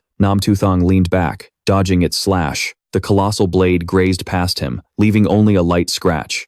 Tu Thang grinned victoriously. Asura carnage. In a flash, he swung his arm, and the bladed giant's arm was instantly diced into several pieces that fell to the ground. Without stopping, Tu Thang unleashed a relentless onslaught of powerful techniques, Asura Dragon Slayer and Asura Demon Maw. Each move struck the bladed giant with perfect precision, causing the massive creature to lose chunks of its body one after another. Finally, Tu Thang unleashed his full power with one final move, Asura, Hell on Earth, slicing the bladed giant into tiny pieces. Its severed parts rained down on the ground. The onlookers could only stare at the spectacle, and they were stunned. The blade-edge giant. The five of us together couldn't even kill it, so how did he finish it off so fast? The scattered parts of the blade-edge giant slowly pulled back together, beginning to reform. Someone in the crowd cried out in panic, "He's strong, but this giant is on a whole other level." Everyone realized the blade-edge giant was transforming, regenerating into something even more powerful. The man turned to see a massive sphere materializing. Its form shifted constantly, becoming a sphere bristling with countless eyes and swords pointing in every direction. The victor just looked at it and smirked. "Just as I thought. This is its extreme state. Its weakness is painfully obvious now. It's at its most powerful, but all its core energy is focused in the center of the sphere, making it almost impossible to move." The blade sphere began to spin, creating a violent vortex. Namsun shouted a warning. "Watch out, kid, it's whipping up a whirlwind." Without a moment of hesitation, the man unleashed a forbidden spell. Wind element. 50 times stacked vortex. A colossal red blade appeared in his hand as he cast another forbidden spell. Lightning element. 50 times stacked. He charged into the heart of the vortex, using his Asura blade skill. The red blade swung down, tearing the enemy's body to shreds. Its heart, pulsing with dark energy, was at its limit and tried to flee. But he blocked its path, coldly asking, "Where do you think you're going?" He cast yet another forbidden spell, this time wood element. Spikes of red earth shot up from 3 sides, aiming straight for the creature's heart. The third skill unleashed its terrifying power once more, slamming into the enemy like a hurricane. A blazing red sword streak slashed through the air, forming a cross that made the onlookers below scream in astonishment. How can anyone be this strong? They couldn't believe their eyes. Just then, Qin Ying spoke up. "Our savior's forbidden spells aren't limited to the wood element." Witnessing this monstrous power, Namsun trembled, breaking out in a cold sweat. "I'm genuinely terrified." A voice rang out, issuing a new command, "River of Undead Souls, Beast Tide Formation. Surround and cover a 13-kilometer radius." The man stood amidst the rubble and spoke calmly. "Time to set up the array." He placed his hand on the ground and began to cast. 1.5 million stacks. Elemental Sword Chi Array. Range 30 kilometers. Red circles of light began to radiate outwards. He continued casting. 1.5 million stacks. Elemental Thorn Array. Range 30 kilometers. Then another 1.5 million. Bone Freezing Ice Array. Range 30 kilometers. And finally, 1.5 million stacks. Rending Thunder Slash Array. Range 30 kilometers. A Forbidden Earth Element spell instantly raised a platform of rock beneath him. As a colossal dragon erupted from the ground below, he chanted, "Heaven and earth are primordial, the ancient immortals are king." Standing above the horde of undead, he began to cast yet again. The red circles expanded once more. 3 million stacks. Undead Amplification Array. Range 300 kilometers. The surrounding undead began to regenerate. He declared resolutely, "Break the seals, shatter the bindings. This power is unprecedented." The soldiers roared, "For the Flame Emperor, hoorah!" At that moment, a new notification popped up on his system panel. Level 5. Formation Masterclass has unlocked a new formation. Giant Beast Annihilation Array. 50 times amplification. Note: each array consumes 60 elemental stones and can be stacked infinitely. Next class promotion will allow for 50 million arrays to be deployed. The man laughed like he'd just won the lottery. This promotion came at the perfect time. He roared with laughter as he cast the spell. 3 million Giant Beast Annihilation Arrays. A warning flashed on the system panel. Insufficient elemental stone reserves. Cannot fulfill array requirements. He only had 36 million elemental stones left. His triumphant expression fell. Not enough stones. Did I really rush into this too fast? He felt a surge of anger, but he suppressed it and said coldly, "Well then, I guess I'll have to conserve some energy." A moment later, a wicked grin spread across his face as he looked at his enemies and issued a new command. 10 times amplification array. 3 million single target beast tides. Instantly, the amplification array's power multiplied tenfold. Its area of effect expanded rapidly, subjecting the surrounding monsters to excruciating pain, leaving them unable to even fight back. All they could do was roar in madness as the earth was torn asunder, creating a scene of absolute, violent chaos. Feeling it still wasn't enough, he shot through the air, saying as he flew, "I've still got 6 million elemental stones left. I can set up another amplification array on the city walls." Then, he raised his hand, deciding to play his final card. Immediately, a colossal amount of energy erupted from his body, causing the very space around him to tremble violently. The man remained calm, stating coldly, "Span 30 kilometers along the city wall." On the other side, the onlookers couldn't help but feel the powerful tremors he was creating. They looked up at the sky in disbelief and cried out, "Our savior is setting up a supermassive amplification array on the city wall. The energy rising from that is terrifying." Su Changjae also looked up at the formations in the sky and spoke coldly to the people beside him. It seems he intends to leave an ace in the hole for our 7th line of defense." The one-eyed soldier standing beside him said with a worried look, "Now, I finally understand who he is. I finally get why he cut off the satellite communications. A god who has combined 5 talents into one. Forget the monsters. Even humanity would see him as a monster." Hearing this, Su Trongka's expression changed. He narrowed his eyes and said, "That's right. Humanity has always been strange like that. They're always hoping for a god to save the world. But when a god actually appears, a terrible sense of fear easily sprouts in their hearts." Qin Ying, overhearing them, also spoke up. "Our benefactor isn't holding back at all this time. It's not just because the situation is urgent." As he was speaking, Qin Tui, who was standing nearby, added, "It's also because we're on the front lines. He trusts us more than the people in the inner cities." Hearing the two of them, Su Truongxia nodded in agreement. He said to leave it to him. So, let's leave it to him. Then, Nam Tu Thang looked back up at the sky and continued, "There are only 3 hours left until dawn. Let's use this time to heal and rest. We can't waste his kindness." At this moment, in the quiet space, Nam Tu Thang was gathering energy in his hands, slowly descending to the ground as he spoke calmly, "I'm out of origin stones, but I still have my strength." A cunning, confident smile spread across his face as he said, "My Asura alone is more than enough to wipe out every last one of these monsters." Then, Nam Tu Thang waved his hand, and instantly, all the surrounding monsters were sliced in half. He began to slaughter them, his brutality silencing the entire battlefield. Nam Son Hung watched from a corner, quietly assessing the situation. "You little brat. And here I thought you were just arrogant," he muttered. A soldier next to him overheard and explained, "He has every right to be arrogant. After all, the man did save your life. But here you are, having the nerve to call a prodigy like him a little brat. Don't you think that's a bit much?" As the battle raged on, that same soldier continued, "If I don't call him a brat, what should I call him? An old geezer?" Hearing this, Nam Sun Hung let out a dry laugh and replied, "Ha ha, I suppose you have a point." The battle continued, but elsewhere, in a hospital room, Nam Tu San was standing next to a patient, reassuring a family member. She's just exhausted, her life isn't in any danger. With her years of experience, she comforted the patient's relative. "I'm here, and my brother is out there. You don't need to worry. The sun is about to rise. Let's go get some sleep.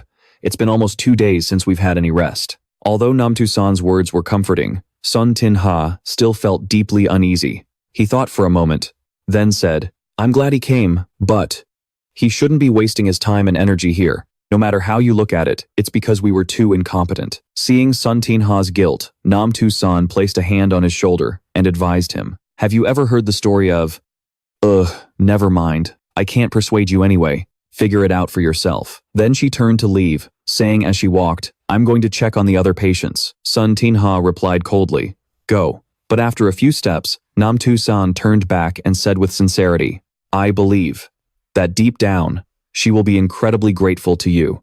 Seeing her sincerity, Sun Tin Ha turned slightly and replied, "I know." Just then, So Thin, who was lying on the hospital bed, suddenly woke up. The moment she opened her eyes, she caught Sun Tin Ha's attention. As soon as she awoke, she called out weakly, "Brother." Her voice was filled with love and concern. Sun Tin Ha rushed to her side. "Thin Ni, you're awake?" But So Thin didn't answer his question, her mind only on the battle outside. She asked, "Brother, how long was I unconscious? What about the battle? Are they still fighting out there?" "Brother, his skill.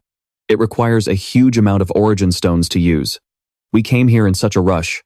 I'm afraid that." Hearing this, Sun Tin Ha's eyes widened in shock. He stared at So Thin and repeated, "Origin stones?" A critical thought struck him. He quickly instructed the girl, "Thien Ni, you stay right here. I have to go out for a moment." Meanwhile, outside, Nam Tu Thang had annihilated all the monsters. Their corpses lay strewn all around him. He was panting heavily, looking exhausted, but he spoke calmly. Few asterisk. "I've been killing all night. I guess that's the last of this monster wave." As he was talking to himself, Nam Tu Thang suddenly heard footsteps behind him. Sun Tin Ha appeared, saying, "Thien Ni has woken up. You guys can go now." Nam Tu Thang turned around, bewildered, and asked, "Tin Ha?" Sun Tin Ha began to analyze the situation. "There's a slaughter formation ahead, and behind that formation is an undead beast tide. You've already set up most of it perfectly. But there's nothing here that you need. So go back to your battlefield as soon as possible. That is where the future of humanity lies." With that, Sun Tin Ha pointed behind him. He told Nam Tu Thang, "We will do our best to buy you time, and we will do our best to regroup with you. The wall reinforcement formation is our final trump card. If it falls, we will retreat." Looking at his determined model. With a heartfelt and sincere look, Sun Tin Ha turned back and said, "You've always been like this. Every word you say is always so carefully chosen and complete. Isn't it exhausting?" Sun Tin Ha replied with a determined expression, "If it makes it easier for everyone to understand, I'm more than willing to do it." Seeing Sun Tin Ha's resolve, Nam Tu Thang didn't say anything more. He just offered a gentle, sincere thanks. "Thanks, brother." Suddenly, Sun Tin Ha remembered something. He quickly said to Nam Tu Thang, "Oh, right. Before I left, a veteran asked me to give you a message." Sun Tin Ha recalled Nam Sun Hung's words, relaying them to Nam Tu Thang. "Kiddo Thang, we've got a long future ahead of us. I'll see you when the war is over. I'll cook you some of my specialties then." Nam Tu Thang replied softly, "I know." Just when he thought the conversation was over, Sun Tin Ha pulled out a small piece of paper and said, "There's one more." This note was from Tu San. Nam Tu Thang took the paper and read it with a helpless look on his face. He thought to himself, Tu San, that little brat. At that moment, at the slaughter grounds, Nam Tu Thang was standing in the storage warehouse. He observed his surroundings and lamented, "There are only 80 million essence stones left. We're getting too few just from using the slaughter grounds array. We have to neutralize the next wave of beasts as soon as possible." He thought to himself, the gravity of the situation clear on his face. On top of that, the spirits I summoned before are all on the front lines, so we need to replenish them quickly. Even though we have arrangements at the front, the counterattacks from the alien races will only get stronger. I'm afraid it won't last much longer. The 6th defensive line is already practically useless. I have to finish setting up the 5th, before the 7th defensive line collapses. Elsewhere, Lu was chatting with Auntie Vuong. Auntie Vuong said worriedly, "You know, this year has been really strange. Last night, the 7th satellite defense line was broadcasting. It was so nerve-wracking. Then it suddenly cut off." Hearing this, Lu recounted, "But this morning, I suddenly felt much better. A huge number of the alien races died." "Huh? No way." Sister Lee, who was standing nearby, joined the conversation. "I was suspecting it wasn't some ghost market at all," Auntie Vuong explained. "Ghost market? What on earth are you talking about? The ones who died were all from the alien races. If it was a market, it'd have to be a celestial market." Hearing Auntie Vuong's explanation, Sister Lee agreed. Yes, that's it. It has to be a celestial market." Their discussion made Lu listen intently. Then, Lu suddenly spoke up. "There are even stranger things happening. Many of the plants in our northwest region seem to be mutating recently." Auntie Vuong immediately jumped in. "Even the grass by the roadside has become lush and sharp." Auntie Vuong continued excitedly. "It's not just the flowers and trees. I feel like I've awakened something recently, and I feel so much better when I'm working." Others began to chime in. "What she said is true. I feel like I have endless energy too." While Lu's group was still deep in their excited discussion, Tu Thang quietly approached, lost in thought. He realized that ever since the Void Gate opened, the spiritual energy of Blue Star had been growing stronger and stronger. Although the invasion speed of the Myriad Races was increasing rapidly, it felt like the awakening of Blue Star was also happening at a breakneck pace. He paused for a moment. Musing to himself, he concluded, this might not necessarily be a bad thing. With that thought, he raised a hand to greet Lu's group. She smiled warmly and reminded him, "Director, did you pull another all-night slaughter? You still need to take care of your health." Tu Thang chuckled lightly and replied, "Don't worry. I was just about to head home and get some rest." The scenery around them gradually darkened. A bright crescent moon had risen high in the sky, its cold light shining down on the earth. In the bitter cold of winter, Tu Thang decided to go see So Thien. He said, "So Thien, let's go to the Vien Tin Mountain Valley and tame that flock of mutated giant eagles." A level 7 mutated giant eagle. This creature was a colossal bird with a ferocious appearance and feathers as black as a storm. Its eerie purple eyes made it look even more vicious. This bird was a mutated eagle, a fearsome windstorm beast. Its sharp talons had made countless innocent people scream in terror upon facing it. "We can't hold this canyon. The order has been given to retreat." The mutated giant eagle swooped down toward the ground at a terrifying speed. Its legs shot out, snatching the panicking Hoang Jiap. Its powerful grip made it impossible for him to escape. One of his arms was pinned tightly in its sharp talons, and with his other, he poured all his strength into a great crimson fist. But the punch had no effect whatsoever against the giant bird. He thought in astonishment, "I'm a level 5 ability user. How can I not even injure it?" Hoang Jiap struggled in agony, trying to break free from the eagle's claws, screaming loudly, "Arg, somebody help me." However, when he saw his comrades running for their lives, he roared in anger, "You bastards! Not even a single word of support?" But none of them even looked back as they continued to flee. Suddenly, a portal appeared right above the mutant giant eagle, making Hoang Jiap's eyes widen in shock. Before he could even process what was happening, Tu Thang and So Thien stepped out of the portal. Without a moment's hesitation, Tu Thang slammed his hand straight onto the giant bird's head. He grabbed the mutant eagle's body and began the taming process, murmuring, "Tom." A brilliant red light enveloped the entire area. Tu Thang declared, "Giant eagle, hear my command. You are not to attack the city, nor harm any people. Station yourself at Vien Tin Valley.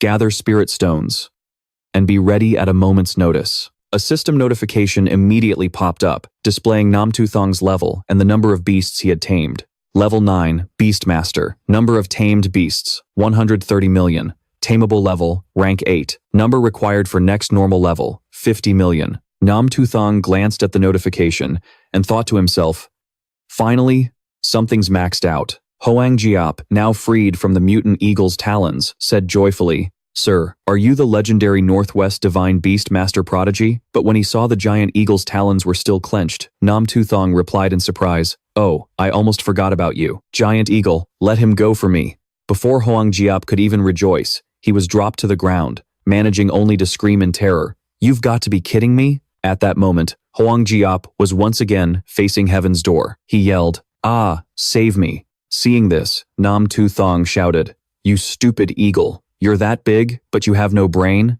Did you think he has wings?" The mutant giant eagle didn't react right away. Tu Thang angrily smacked its head and yelled, "What are you spacing out for? Hurry up and save him." Following the command, the mutant giant eagle immediately swooped down, snatched Hoang Jiap, and brought him back up. After he landed safely, Tu Thang asked with concern, "Are you hurt?" Hoang Jiap breathed a sigh of relief and bowed his head in thanks. "Phew, thank you for saving my life, sir. I'm not hurt at all." Tu Thang jumped off the giant eagle and asked, "Who are you? The beasts here are extremely ferocious. Besides, what are you doing out here all by yourself?" Hoang Jiap answered wearily, "My name is Hoang Jiap, and I wasn't alone. The others, they all ran away." Hoang Jiap clasped his hands and bowed to Tu Thang, saying, "We are the subordinates of Prince Yao, the prodigy of the Huang clan from the mainland. We were ordered to come to the northwest to explore and occupy the Spirit Mountains." Tu Thang's face immediately tensed up. He repeated, "Occupy the Spirit Mountains?" Hoang Jiap answered without hesitation, "That's right. You may not know this, sir, but over the last 2 days, the spiritual energy in the mountains of the northwest has surged dramatically." He continued to explain, "For the sake of cultivation, all the prodigies from the mainland clans have come to the northwest to seize and use the Spirit Mountains." Tu Thang listened, his eyes narrowing slightly. The sudden surge of spiritual energy in the northwest. It must be the influence of the gate of the Myriad Void Races. He thought to himself, "If I summon a group of undead tonight, I'll be able to sweep through the Spirit Mountains and activate the undead resonance mode across the entire northwest. When that happens, I'll surpass the millions of people in the northwest and become a god." He turned back to Hoang Jiap and said in a resolute voice, "You go back and tell your Huang clan that all the Spirit Mountains in the northwest are of great use to me. No one is allowed to claim them for themselves." Hoang Jiap seemed hesitant, but Tu Thang, seeing the fear on his face, spoke decisively. "Anyone who doesn't heed my advice, I don't care which clan's prodigy they are, will be slaughtered, every last one of them." Instantly, 3 mutant eagles swooped down, displaying their power. A terrified Hoang Jiap hurriedly replied, "Understood. I'll head back and report this immediately." Suddenly, a blood-curdling scream echoed through the forest. Tu Thang wondered to himself, could that sound from the Spirit Mountain be from the Huang clan's companions who escaped earlier? He immediately jumped onto the giant eagle's neck and commanded, "Giant eagle, let's go check it out." From above, he saw a giant mutant beast and a corroded human corpse. Tu Thang instantly recognized the mutant venom lizard. Seeing such a juicy prize before him, he immediately got into a fighting stance, thinking, "I have to tame this thing today." The mutant venom lizard also quickly spotted Tu Thang and watched him warily. Tu Thang said with determination, "The Myriad Races always have their rotting corpse giants, so I'll need a venom lizard to counter them." As soon as he finished speaking, he charged in to attack, successfully taming the venom lizard in just 2 seconds. The system announcement chimed, "Number of monsters subdued, 10 million level 7 steel giant eagles, 10 million level 8 mutant venom lizards." After the successful capture, Tu Thang immediately gave his orders. "Mutant venom lizard, hear my command. Do not attack the city. Do not harm people. Station yourself at Vientiane Valley, gather spirit stones, and be ready at a moment's notice." Looking towards the people who had fled earlier, Tu Thang said helplessly, "They're all dead. Oh well, forget it. These people had no loyalty anyway, clinging to life and fearing death. There's no meaning in living like that." He turned to So Thien and said, "So Thien, let's go find Duang Mo." "Let's go," Chu Tian replied, from atop the venomous lizard. "Very well." At the Tang Imperial Tomb, Nan Zisheng stood in the center, his voice echoing through the space. The great Tang Empire, whose might awed the world. All nations paid tribute, its rule unifying the heavens. And Yanzhuang said, "This humble junior requests the former kings and generals of the great Tang to rise and face the enemy with us." Immediately, the great spirit generals emerged from their tombs. First to appear was the founding emperor of the great Tang, Li Yuan. The other spirits announced their presence one by one. Li Shimin of the Zhengguan era is here, and a female emperor's spirit continued. Empress Wu Zetian is here. Nan Zisheng remained standing in the blazing red circle, his powerful voice booming, 300 years of Tang majesty. All spirit soldiers, awaken. Following his incantation, tens of thousands of spirit soldiers appeared alongside their spirit generals. He didn't stop, continuing his summons. The flying general of Dragon City is here, forbidding the enemy's horses from crossing the Yin Mountains. At the same time, the system notification panel chimed. Spirit Summoning. Level 6 ability. Summoning 10 million Qin soldiers, 20 million Han soldiers, and 30 million Tang soldiers. Special skill. Spirit Resonance activated. Condition for next upgrade. Summon 70 million spirits. Seeing the ranks of spirits were full, Nan Zisheng brandished his sword and declared, I request the 3 former kings to lead their armies and deploy them evenly across the 3 northwestern mountain ranges. I will await you all at Mount Badao, which is surrounded by the 3 great mountain ranges. The spirits replied in unison, understood. He continued to instruct them, his expression grim. If anyone blocks your path, be diplomatic first, then use force. But for those who refuse to see reason, kill them. Just as he finished speaking, a powerfully built young man stepped forward, shouting, Humph, how ridiculous. All of these spirit mountains are ownerless, so it's first come, first served. This is Prince Yao, the prodigy of the royal family. Huang Jia hurriedly explained, his face etched with worry. Young master, he's a god-tier beast-taming prodigy. For your own safety, we should just leave the northwest. Prince Yao rudely cut him off, his voice dripping with arrogance. What god-tier prodigy? Isn't that just a bunch of media hype? I, Prince Yao,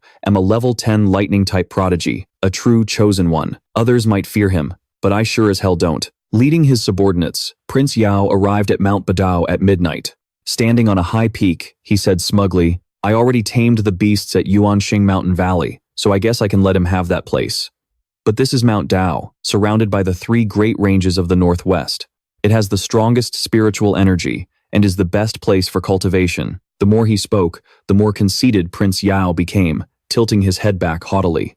The other clans have all agreed that I've already claimed this mountain. If that beast tamer dares to come and steal it, I'll make sure he never leaves. Before he could finish his sentence, a voice rang out, startling him. Oh, you're going to make sure I never leave? Nan Zisheng and Chu Tian suddenly appeared right in front of Prince Yao. Prince Yao asked in surprise, so he's that mysterious beast tamer who's always showing up out of nowhere? Huang Jia's face went pale, and he quickly tried to explain. Senior, I already passed on your message. But Prince Yao's razor-sharp glare was fixed on Huang Jia. His ego bruised, he roared in fury. Huang Jia, you've utterly disgraced the royal family. Get out of my sight. Don't let me ever see a coward like you again. Nan Zisheng chimed in with a sarcastic tone. Humph.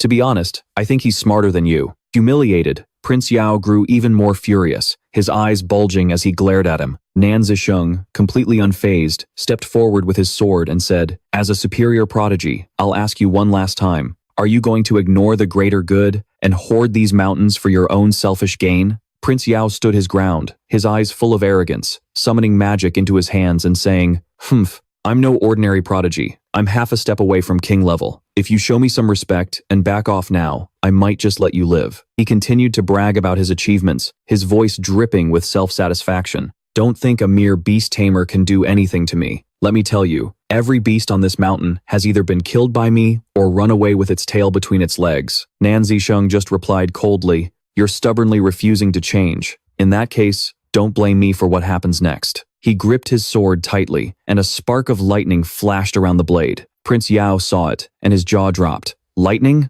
Aren't you supposed to be a beast tamer? How can you use lightning? Nan Zisheng didn't say another word. His gaze was icy as he looked at Prince Yao and said, cut the crap, lightning blade. Instantly, Huang Jia sensed the danger and yelled, young master, watch out. But before anyone could react, Prince Yao had already grabbed Huang Jia and used him as a human shield, forcing him to take the full force of Nan Zisheng's lightning blade. Seeing Huang Jia, who had always been loyal to his master, being used as a shield, Nan Zisheng's brow furrowed, and his voice dripped with contempt. You call yourself a prodigy? You're less than an animal. Prince Yao just casually threw Huang Jia's body to the ground and sneered. A subordinate's purpose is to block blades for me. He's not worth a second thought. He summoned an orb of energy in front of his chest and declared arrogantly, so what if you know lightning? I'll show you what real time's lightning power looks like. Crackling thunder filled the air as the demon prince stood there, laughing maniacally and glaring contemptuously at Tu Thang. Ha ha ha, are you scared now? Want to beg for mercy? Too bad. It's too late, Tu Thang retorted sarcastically. I'm not even using my sword. Wouldn't want you to think I'm looking down on you. For a beast like you, who just wants to feel superior to everyone else, I'm going to teach you a lesson today. A powerful current of electricity erupted from Tu Thang's body, trying to give me a taste of my own medicine. The demon prince, still unfazed, shot back arrogantly. When it comes to lightning, I'm unrivaled in this world. Your pathetic little display is nothing compared to mine. Tu Thang just smirked, his voice dripping with sarcasm. Oh, is that so? With that, he began weaving hand signs, preparing a technique, forbidden spell, lightning element, double amplification. The demon prince, completely underestimating him, had let his guard down. Confused, he wondered, a forbidden spell? But before he could even react, a powerful bolt of lightning shot out from Tu Thang and rushed straight towards him. The demon prince could only scream in agony. Impossible. Tu Thang gazed down at the demon prince, who had been defeated in a single blow. He angrily picked up his sword and said coldly, "Damn you, today, I'll show you." He showed no mercy. He stomped his foot on the prince's ugly face. "I don't care if you're M-class or a half-step sovereign king. None of you are a match for my level 2 strength." Hearing this, the terrified demon prince cried out, "No!"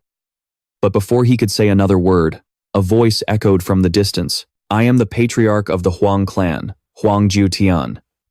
Tu Thang glanced curiously in the direction of the voice, but didn't bother taking his foot off the demon prince's head. The voice continued to boom. "What kind of scoundrel dares to cause trouble on my Huang clan's spirit mountain?"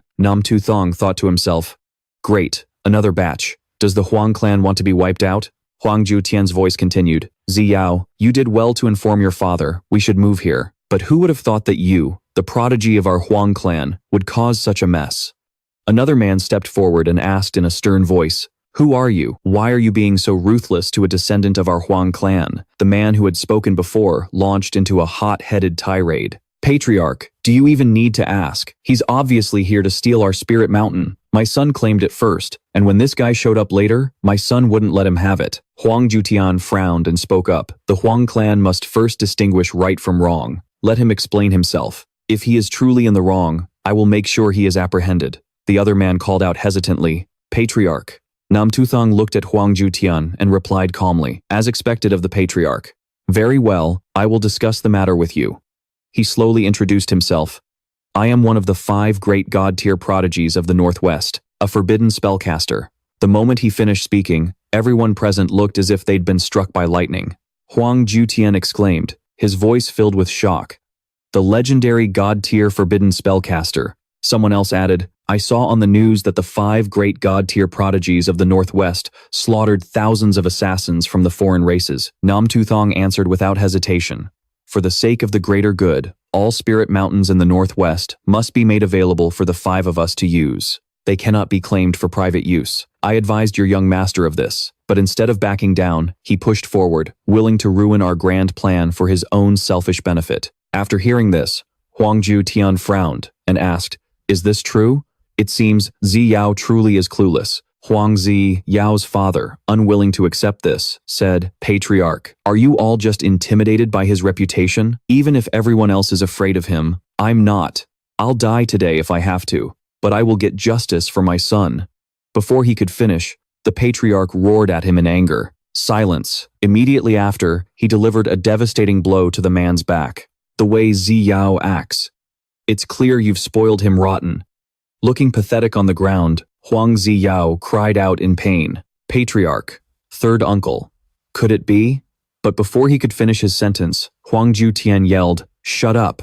Do you have any idea what's at stake? Our Huang clan occupies the spirit mountains not just to increase our own power, but so that one day we can fight back against the foreign races. But what you're doing right now is turning your back on our very purpose." Huang Tian then turned to Tu Thang, clasped his hands, and bowed his head. "The Huang clan has been disrespectful. Please, sir, do not hold it against us. If this mountain is of great use to you, we will withdraw at once."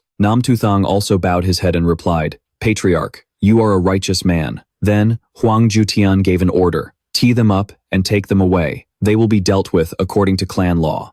Tu Thang thought to himself, "When the Huang clan can finally go to battle with one heart and one mind, it won't be too late for me to grant them a blessing." At Dragon Ridge, the undead emperor commanded his remaining spirit soldiers. The 5 great god-tier prodigies of the Northwest have issued an order. For the greater good, this Dragon Ridge cannot be claimed for private use. The other prodigy clans quickly retreated. Meanwhile, at Mount Hua, spirit soldiers were also fighting fiercely. A voice rang out, "Those who ignore the bigger picture and refuse to listen to reason shall be shown no mercy." At Kunlun Mountain, 3 spirits were gazing up at a tombstone. One spirit said, "Our descendants understand reason and righteousness. We can have high hopes for them." The female spirit standing beside him replied, "Minister Dai, you are absolutely right." A moment later, at the peak of Dao Mountain, a man named Thang stood atop a high summit, overlooking tens of thousands of spirits below. He declared, "There isn't much time left." Level 6, Spirit Resonance. A massive surge of power enveloped him. As Tu Thang began his incantation, "By the winds that scour the 4 seas, by the water's 1,000-year grace, when the healers fail to arrive, this day's doom shall be unmade." Looking down at the spirits below, he continued the chant, his voice echoing across the vast space, "By the winds that scour the 4 seas, by the water's 1,000-year grace." At the same time, a nearby hospital was affected by that energy. The patients inside wondered aloud, "Where is that? The battle hymn of King Qin coming from?" Another patient wondered why a sudden, immense power was surging through their body. Tu Thang continued his incantation, and at a backup defense base. The workers were also puzzled. "Is this my imagination? It's like I suddenly awakened an ability." Someone else replied, "Me too." Before, it took several people to lift the steel beams, but now, a single person could move them like they were toys. The incantations continued to echo.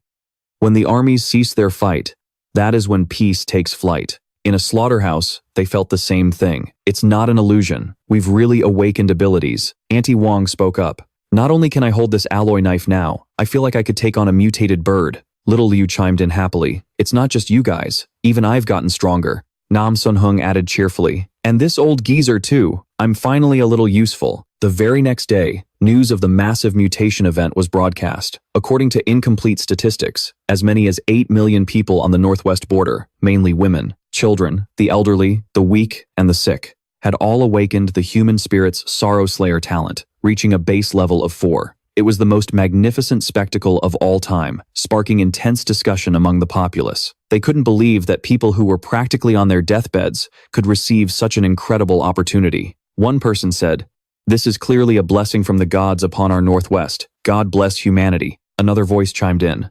"Now we're completely capable of joining the 5th Defense Line Army." The discussions continued to buzz. It's not just the military. Even ordinary citizens can increase their work efficiency, contributing greatly to our development. The news broadcast continued with updates, reporting that on the same night, the people of the Northwest underwent their transformation. The Yuanlin Sea Forest had also turned into a forest of steel. Psychic ability users had begun their investigation, and for safety reasons, they urged the public not to enter the area rashly. Standing on a high cliff, Chu Tian exclaimed, "Brother Nam, you're amazing. Did you cause the mutation in the Yuanlin Sea Forest too?" Tu Thang replied, "No, that wasn't me. The mutation of the Yuanlin Sea Forest is most likely related to the alien race's Void Gate. The 7th Defense Line is probably going to get worse and worse. We have to hurry." He looked over at Chu Tian and added, "If the Yuanlin Sea Forest is undergoing a major mutation, then let's go take a look." The young girl obediently replied, "Okay, teleport." At that exact moment, in the Yuanlin Sea Forest, good heavens, the ancient trees have mutated. They can move, and each one has a single eye in its center. A voice rang out. "The situation is even worse than we imagined. These great trees have not only mutated, but they can also move. They're comparable to a beast tide, and they're heading for the city. This is no joke." Another worried voice asked, "So should we retreat now?" Just then, 3 people rushed in, led by Li, a wood element ability user. He commanded loudly, "At the very least, we need to investigate their specific combat strength and methods before deciding to retreat. Stick to the plants. Stay away from them." However, countless vines suddenly erupted from the ground and attacked the 3 of them. Li tried to fight back, but it was like tickling the great trees. He thought in shock, "Damn it, I can't even control them." The 3 of them were completely surrounded by 2 mutated trees. Li yelled in a panic, "Not only can't I control them, they're sentient. They even know how to use formations." They stood tensely back to back, staring at the 2 great trees. Li said, "This is bad. Combine your attacks." Trapped in the circle of trees, they shouted, but it was all completely useless. A second later, the 3 from Dongqing yelled, "Kill!" The great tree was caught off guard by the attack and staggered backward, shocking all 3 of them. The power of this tree was immense, at least level 78. There was no way they could stop it.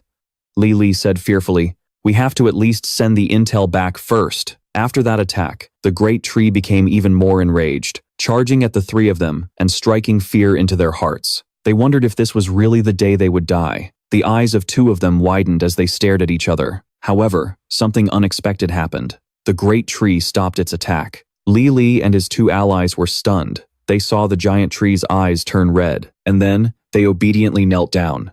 They all wondered, what in the world is going on? Looking toward the mountain peak, where a crimson light was glowing, they heard a voice command, "Steel trees, hear my order. You will not attack the city. You will not harm humans." He uttered in confusion. It's like they're bowing towards the light. What is happening? The voice continued to echo. Guard the origin forest of the sea, collect the origin stones, and await the order for battle. System notifications popped up continuously. Successfully tamed a level 8 ironwood tree, valued at 80 million. Beast tamer ability is at level 10. Total tamed beasts, 100 million. A level 9 beast has been tamed. Amount required for the next milestone, 500 million. The notifications continued. The following talents have been unlocked. Wang Zizhen uses the aura of an ancient divine beast to suppress and tame them. Nan Zisheng stared at the system panel with a cold expression, contemplating his own power. Ancient revival.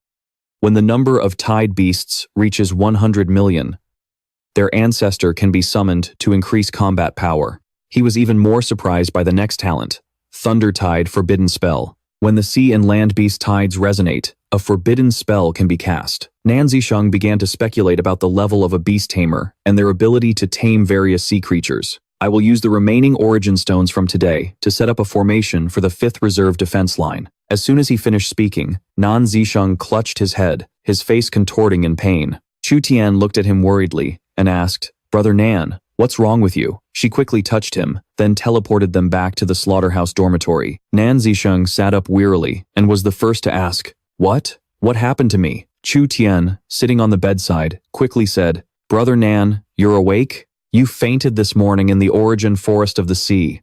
You scared me to death," he asked anxiously. "Oh no, was I unconscious for the whole day?" Chu Tian hurriedly reassured him. "Brother Nan, don't blame yourself. Returning from the Xixian front line, summoning the undead, using beast-taming resonance, you haven't rested at all." Seeing him try to get out of bed, she stopped him and said, "No matter how strong you are, you're still human." Nan Zisheng replied, "That's right. Compared to the other races, humanity is ultimately weak." Chu Tian said dejectedly, "Brother Nan, it seems like you always want to carry the weight of all humanity on your shoulders. Isn't that exhausting? I really want to help you, but I'm so useless." Nan Zisheng gently walked over, stroked her head, and said, "It's my fault for making our little girl worry. I'm not alone. I have you, my family, my brother, and tens of thousands of our people." He smiled and continued, "Besides, you've already helped me so much. Without you, I definitely couldn't have gotten this far." Hearing this, Chu Tian chuckled, her voice teasing, "You're calling me a little girl now, so you don't need to coddle me like a child anymore. Now, we have to go to the 5th defense line, right?"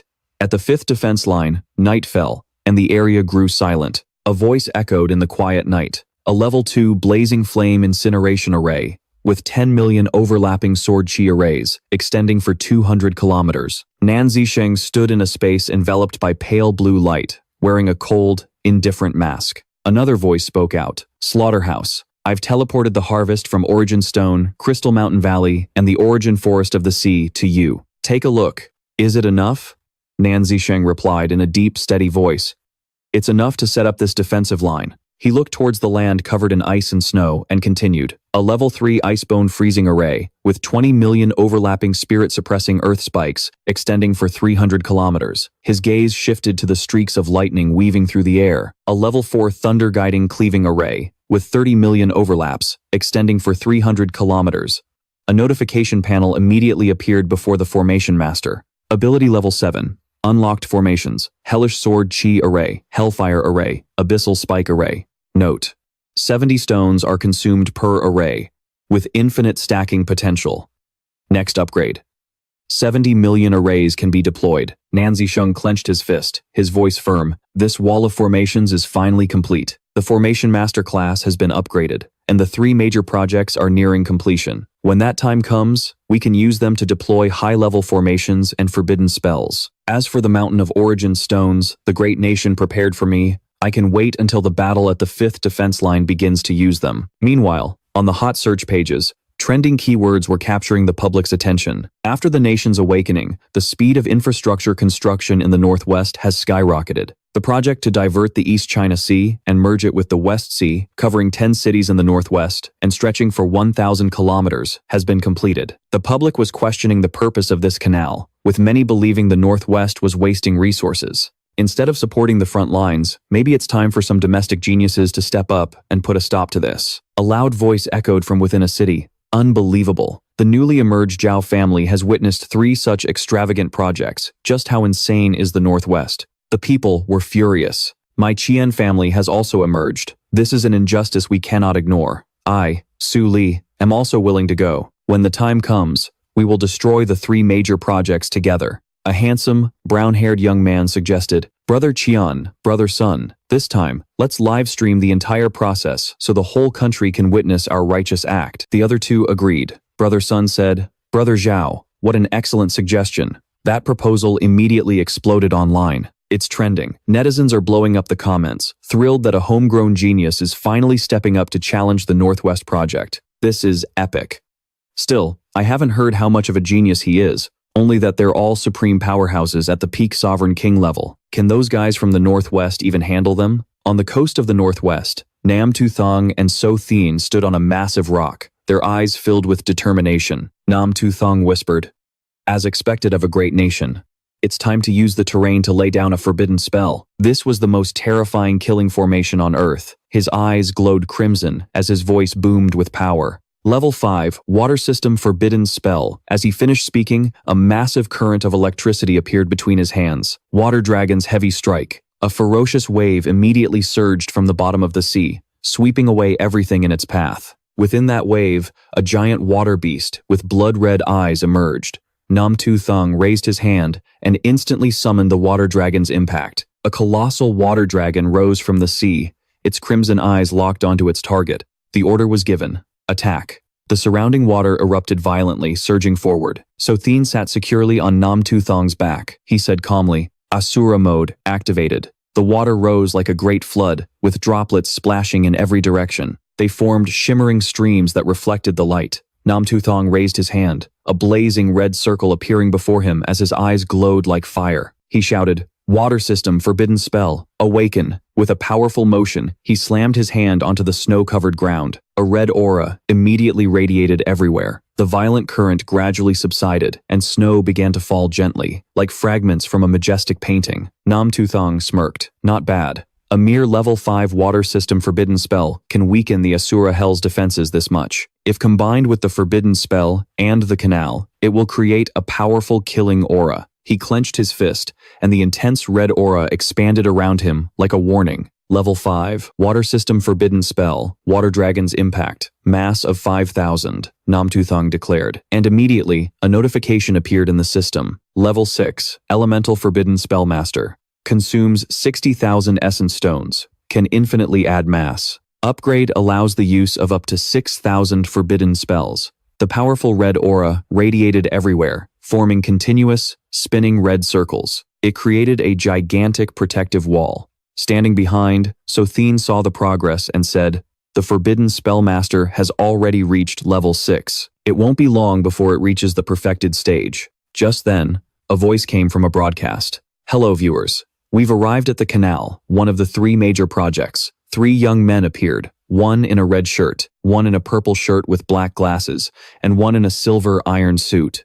The man in red spoke up, we're going to destroy it now, to get justice for the people. Comments immediately flooded in. Awesome. These are the heroes our era needs. The 3 great sovereign kings of our nation are responsible and truly powerful. The man in red held the camera and said, I will destroy this canal, and let those responsible face the consequences. The man in purple objected, no, Brother Zhao, let me go first. But before he could finish, the man in the silver iron suit laughed. Brothers, just wait a moment. Immediately after, the man in the silver iron suit roared, annihilating true flame, rise. A fierce flame erupted from the ground, instantly engulfing the area. Brother Zhao was startled by the flames and said in a panic, Brother Tan, this? Brother Tan just laughed and said, there's no need to talk about Warrior's Code. If everyone wants a piece of the action, let's fight together. The flames flared violently, the water's surface roiled, and rocks and debris flew everywhere. A gigantic sword descended from the sky, plunging straight into the ground. A voice rang out, "Army-shattering slash, reverse the flow, shatter the earth and raise the mountains. Fill this canal for me." The on-screen comments exploded.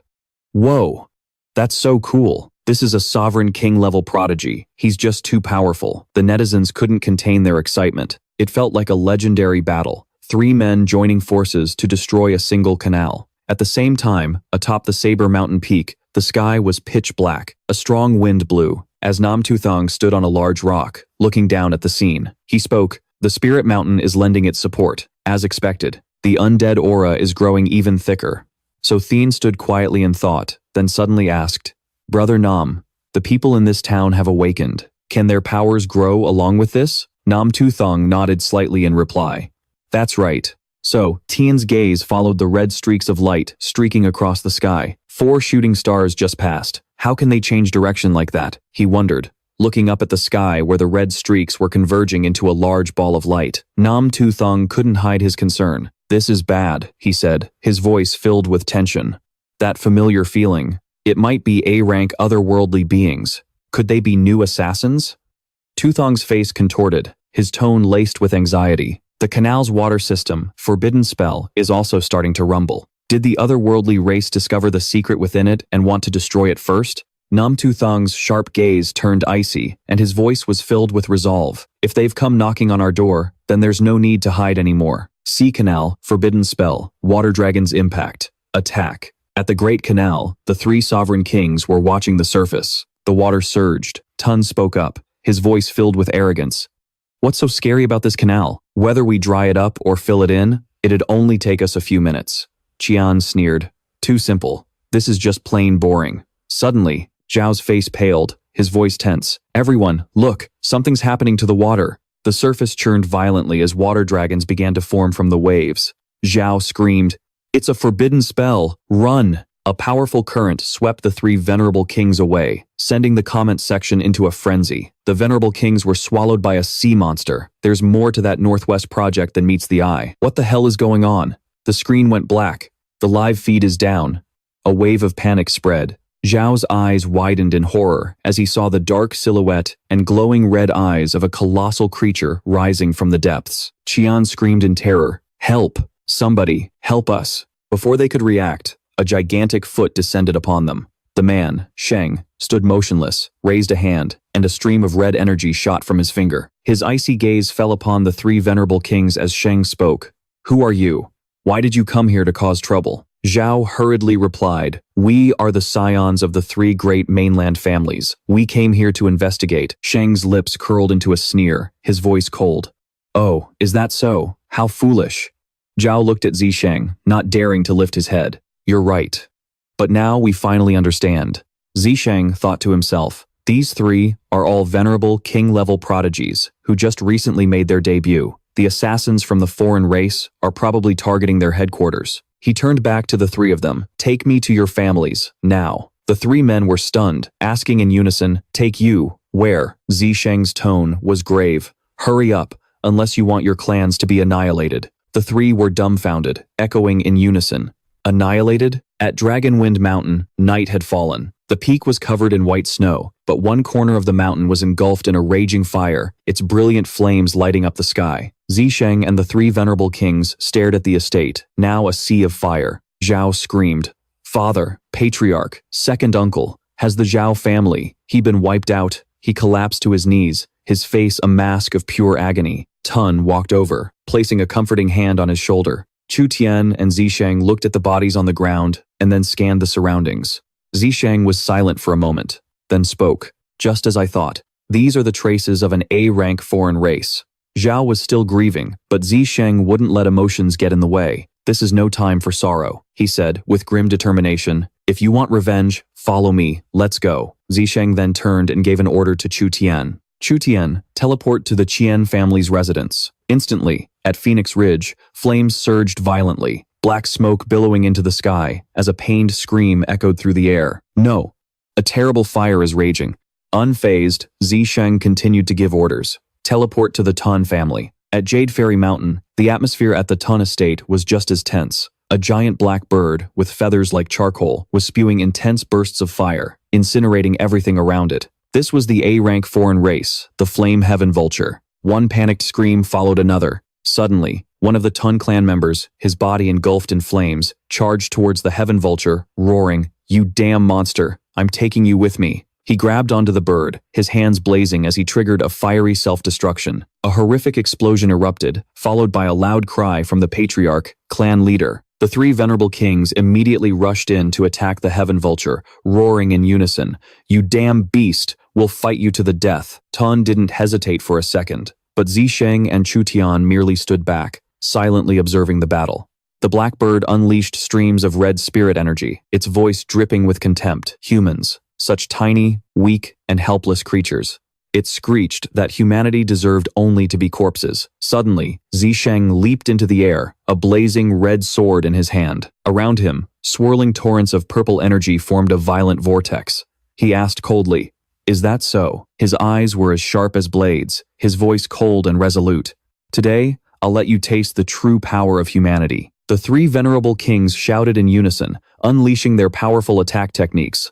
Army Breaker Slash, Earth-Shattering Mountain, Annihilating True Flame. A series of battle cries rang out, and instantly, a gigantic white sword materialized. Flames erupted fiercely, rocks flew like a hailstorm, and a powerful gust of wind ripped through the air, tearing several feathers from the black bird. The purple feathers scattered through the air, combining with the flames and rocks as they rocketed toward the bird. Each flame blazed with an intensity that threatened to incinerate everything in its path. A sudden, massive gust of wind blew the three venerable kings back. They cried out as they were thrown to the ground. A voice rang out from where Zisheng stood. "The three of you are injured.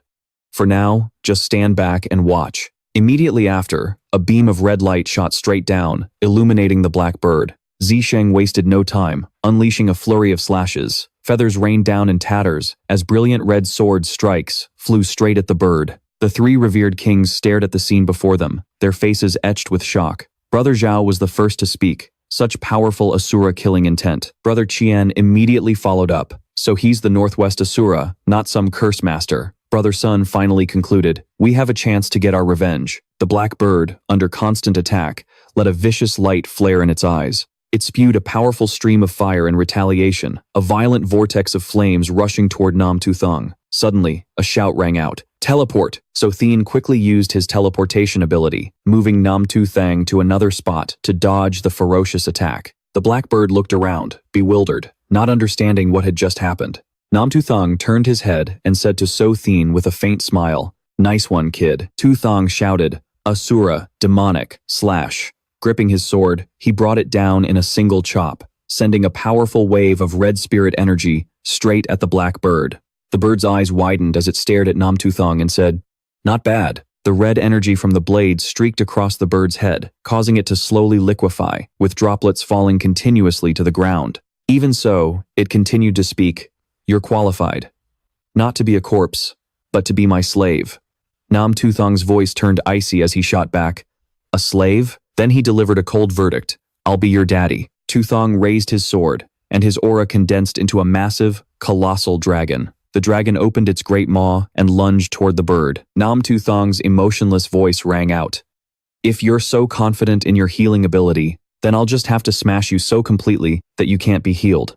As the dragon charged, the bird wrapped its feathers around itself, forming a protective sphere. It cursed angrily, "Arrogant, ignorant human." Then it spread its wings and soared into the sky, surrounded by crimson flames. It screamed, "Die!" Gripping his sword, Tu Thang yelled, "Cut the crap! Asura's hell on earth." The flames erupting from his sword sliced the bird into countless pieces. Yet, its triumphant voice still echoed, "It's useless, as long as there is fire." Before the bird could finish its sentence, Tu Thang raised two fingers to cast a spell. A red aura appeared on his fingertips. Freeze formation. Times 50,000. A red incantation circle filled with strange characters appeared, instantly freezing all of the bird's scattered body parts solid. The bird cursed in a rage, "Damn you! Your kindling flame." Brother Qian couldn't help but ask in shock. The flaming sky vulture was just frozen into pieces? Beside him, Brother Zhao was just as horrified. The Asura even understands formation arts. With a glance, Tu Thang continued to cast. His two fingers glowed with red light. he said. Single target amplification, tenfold. Streams of red energy shot into the foreheads of the three revered kings, causing them to cry out, "Arg!" The frozen chunks of the monster floated in the air.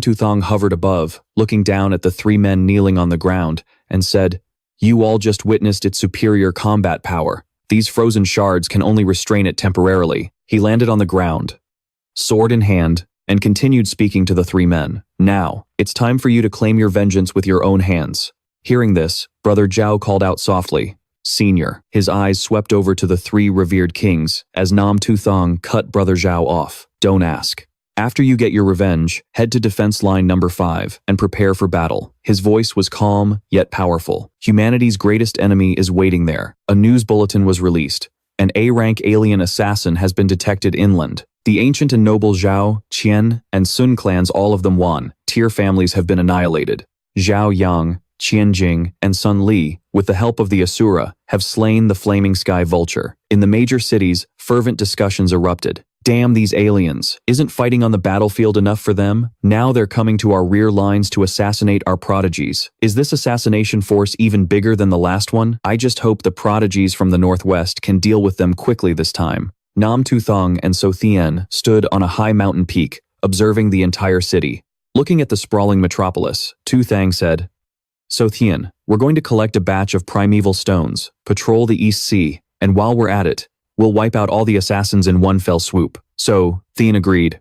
"Got it." Under the quiet night sky, a crescent moon glimmered faintly through the clouds. Tu Thang and So Thien hovered in midair, hands clasped together, as a red aura gathered around them, forming a radiant circle. Tu Thang began to murmur an incantation, his voice echoing like a storm. "Eastern forest's mystic stone, grant sight upon the endless sea. Let the path of sun and moon emerge from deep within." As soon as the final word left his lips, a blinding beam of light shot down from the heavens. The starry expanse seemed to shatter in the air as the red circle expanded across the ocean's surface, creating a steadfast wall of spirit energy. Tu Thang continued the incantation.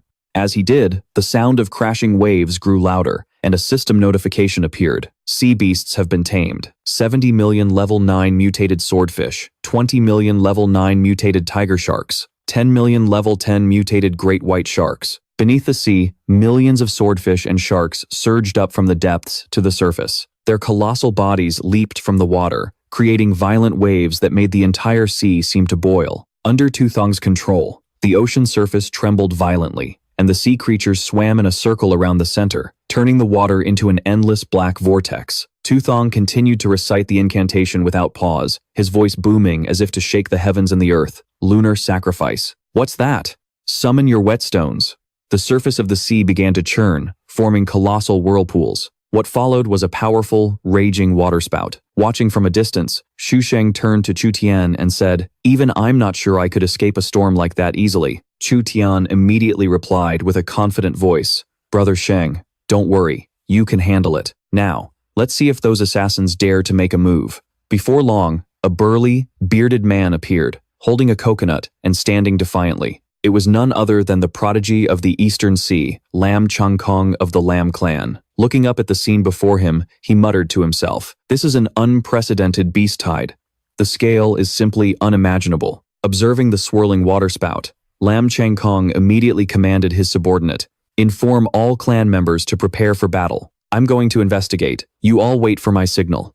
Lam Changkong's subordinate immediately obeyed. "Yes, sir." He summoned a giant water dragon, leaped onto its head, and took control, shouting, "Water control art, dragon ride." Looking at the raging waterspout before him, Lam Changkong thought to himself, "Our Lam clan has protected the Eastern Sea for generations. I will absolutely not let these sea beasts wreak havoc." As the water dragon approached the waterspout, Lam Changkong noticed something unusual beneath the surface of the sea. Countless fish were gathering an alliance, a beast tide, the likes of which he had never seen before. Species of fish that were once mortal enemies were now cooperating like a well-trained army, and they were surrounding him.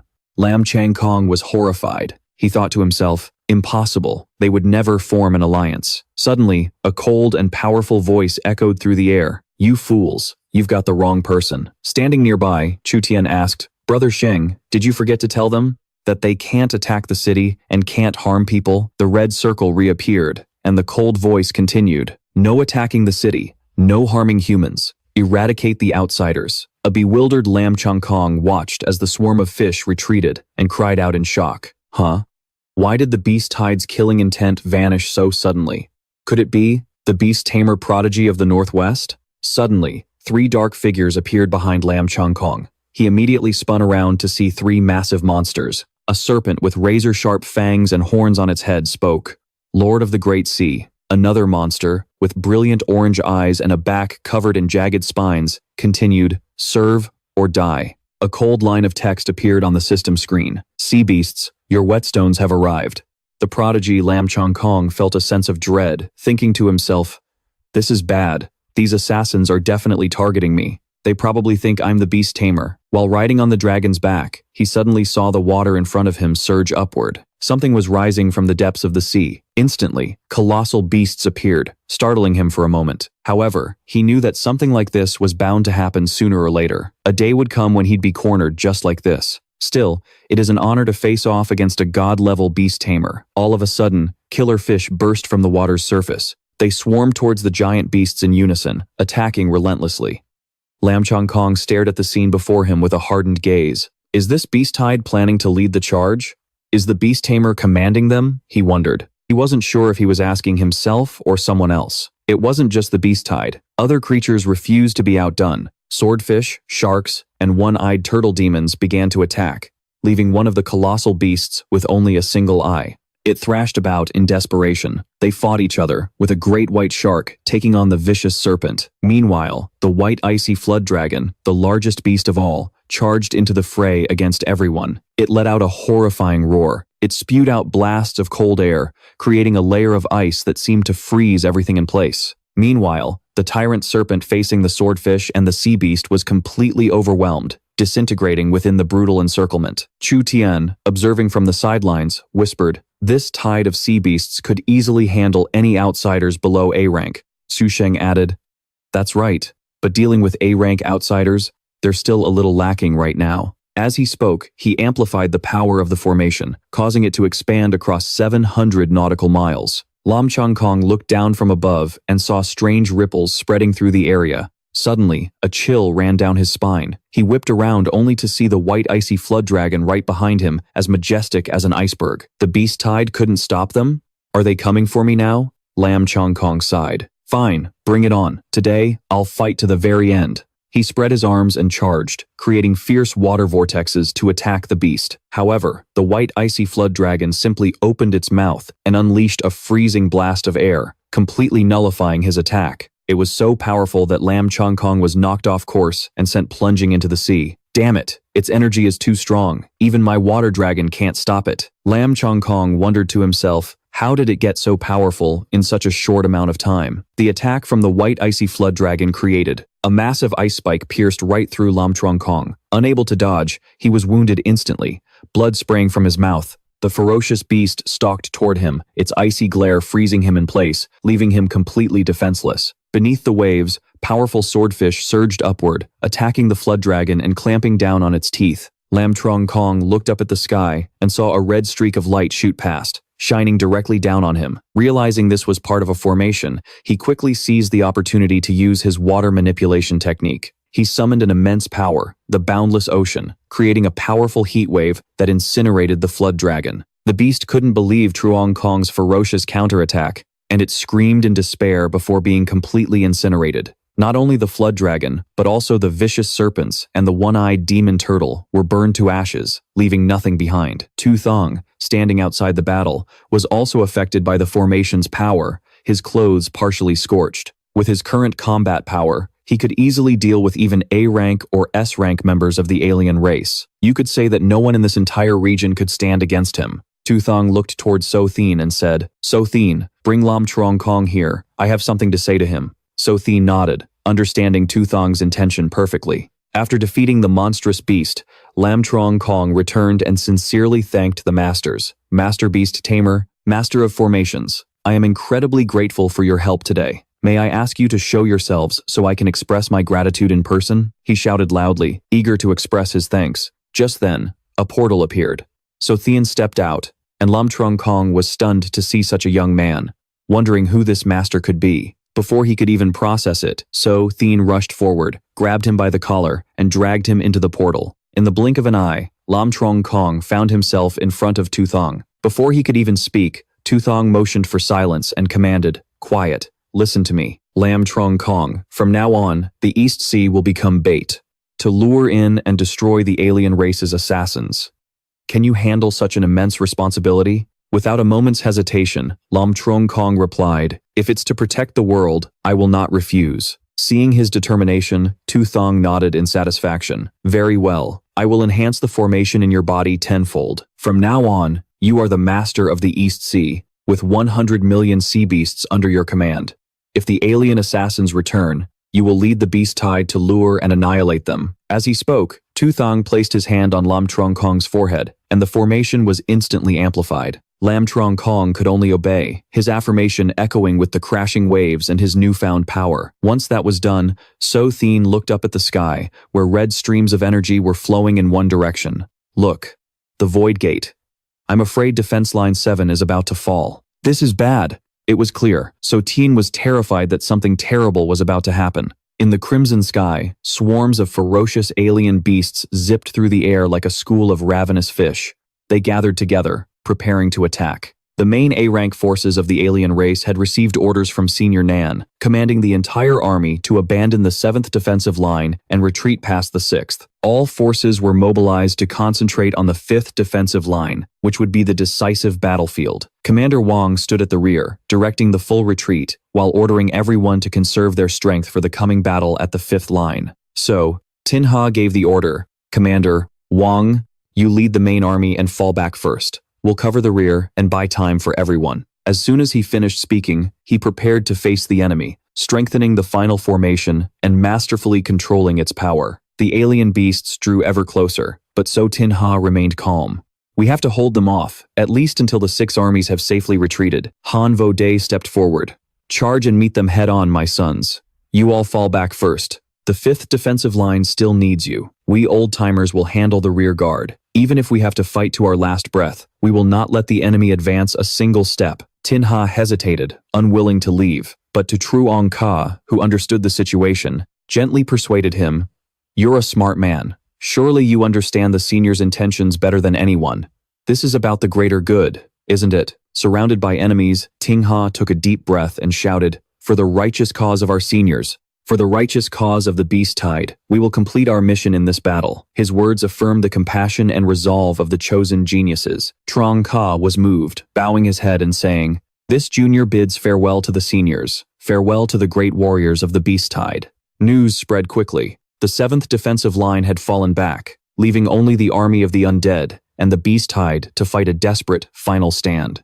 The tactical assault force from the 6th defensive line continued to buy time, preparing for the battle at the 5th. Here, 300 million people joined the war, including more than 80 million ability users. The Lam family in the East Sea had produced a true god, who eliminated the A-rank alien assassin deep within their territory and completed the 4 great projects in the northwest. From high above, a sea of people floods the city, all looking up at the sky in unison. The people of the Northwest have awakened. With their necromantic gifts, they swear to defend the 5th defense line to the death, ready to sacrifice everything for the survival of this land.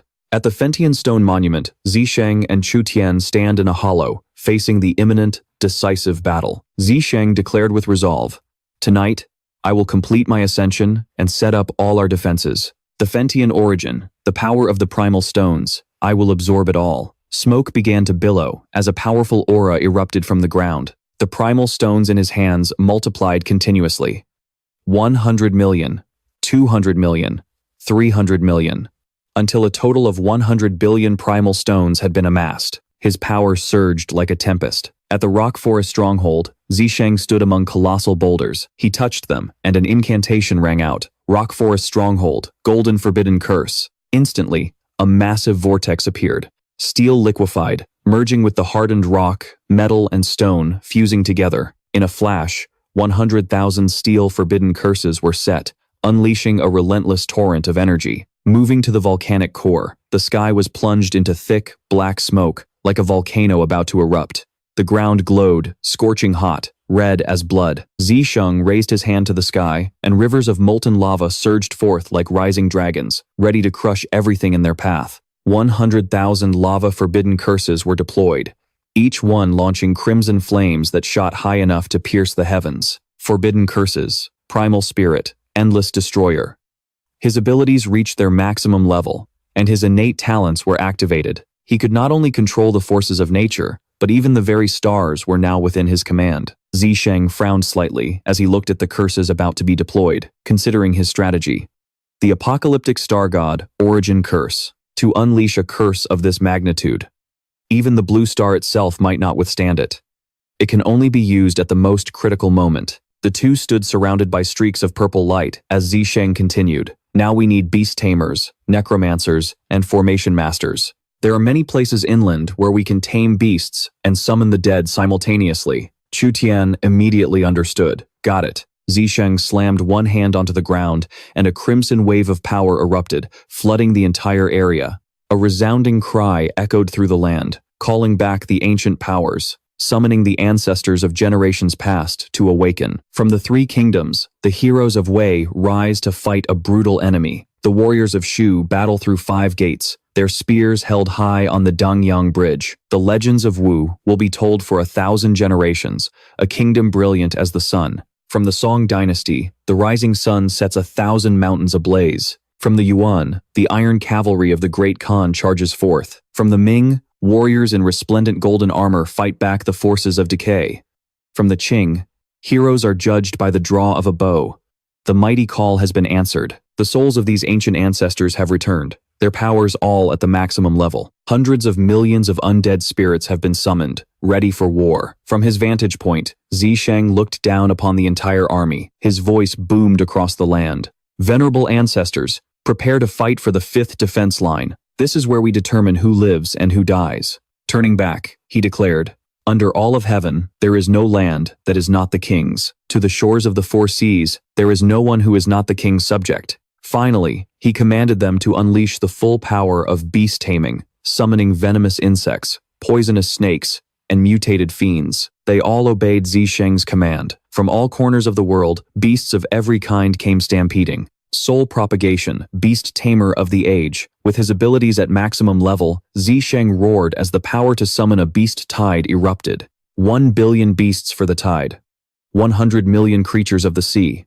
He called upon the ancient bloodline power of each race, expanding the range of the tide. Calling all mutated beasts, ignite the flame of life, prepare for the coming war. Beasts began to self-destruct in a frenzy as hordes of monsters and bizarre creatures swarmed in from the 4 corners of the world, from the ends of the earth to the depths of the sea. The sky burned crimson, bathed in a violent light. Streaks of scarlet heralded the awakening of an ancient power. The range of the beast tide expanded without end. Its destination, the 5th defense line. Zisheng gripped his iron staff, raising it high to show his resolve to fight to the very end without retreat. Suddenly, fresh blood began to trickle from the corner of his mouth, staining his face red. He had consumed too much energy, and the agonizing pain racking his body made it impossible to stand. Sheng collapsed. He propped himself up with his left hand while stabbing his blade into the ground with his right to keep his balance.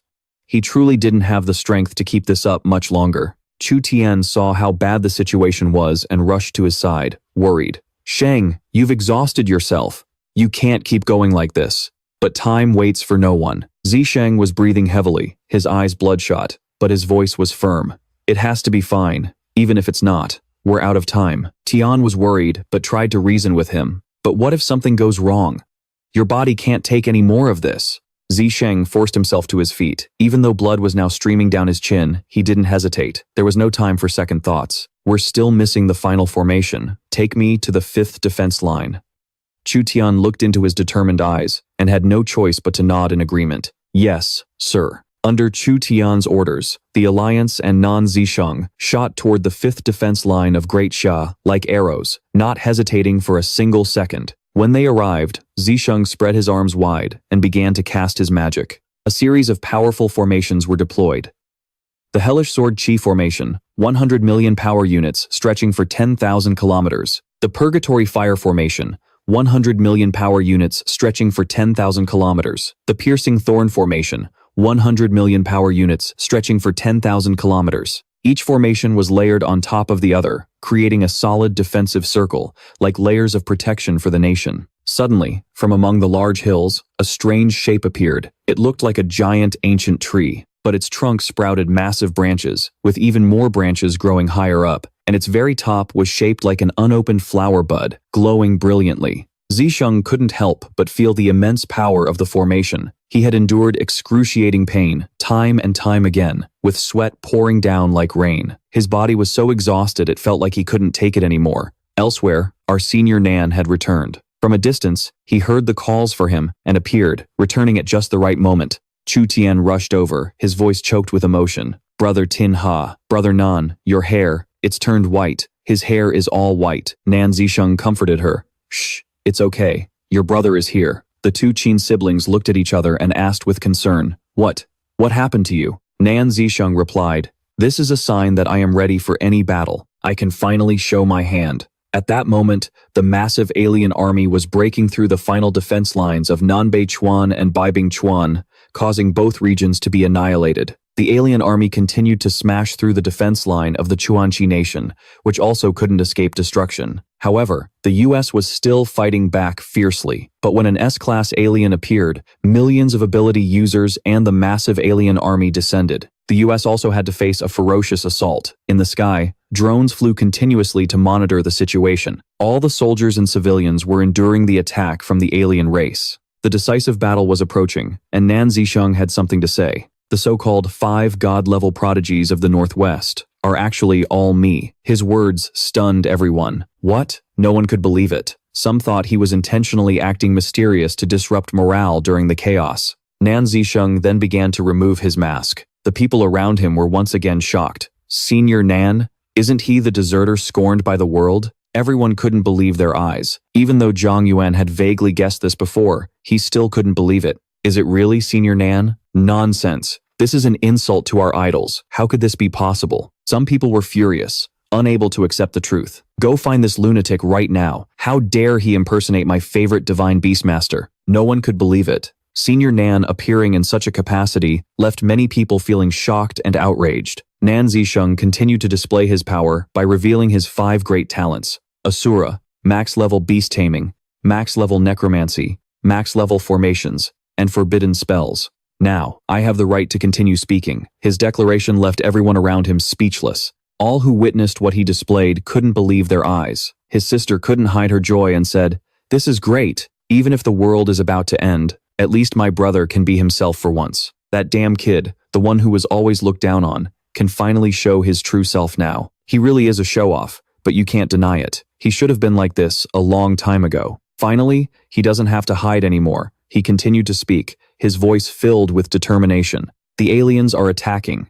As the strongest person in Great Xia and the one with the most experience fighting them, I cannot evade my responsibility to command this time. The entire army will officially withdraw from the 5th military defense line and shift to holding the 5th reserve defense line. To reinforce the position, General Wang Zai, the supreme commander of the army, ordered all soldiers from the young to the old and the sick to protect the Northwest Fortress, ensure the food supply. The order specified that only if the defense line collapsed would the army be permitted to fight to the death. The formation was activated with the forbidden spellcasters leading the charge, followed by the stampeding beast tide. The warriors, knowing their lives were on the line, were still determined to fight. The formation continued to be reinforced from the rear, where the ability user officers checked for gaps and filled in any shortcomings. The civilians at the very back were not to be outdone, resisting with all their might. Sob. "I always said Senior Nan was no ordinary person.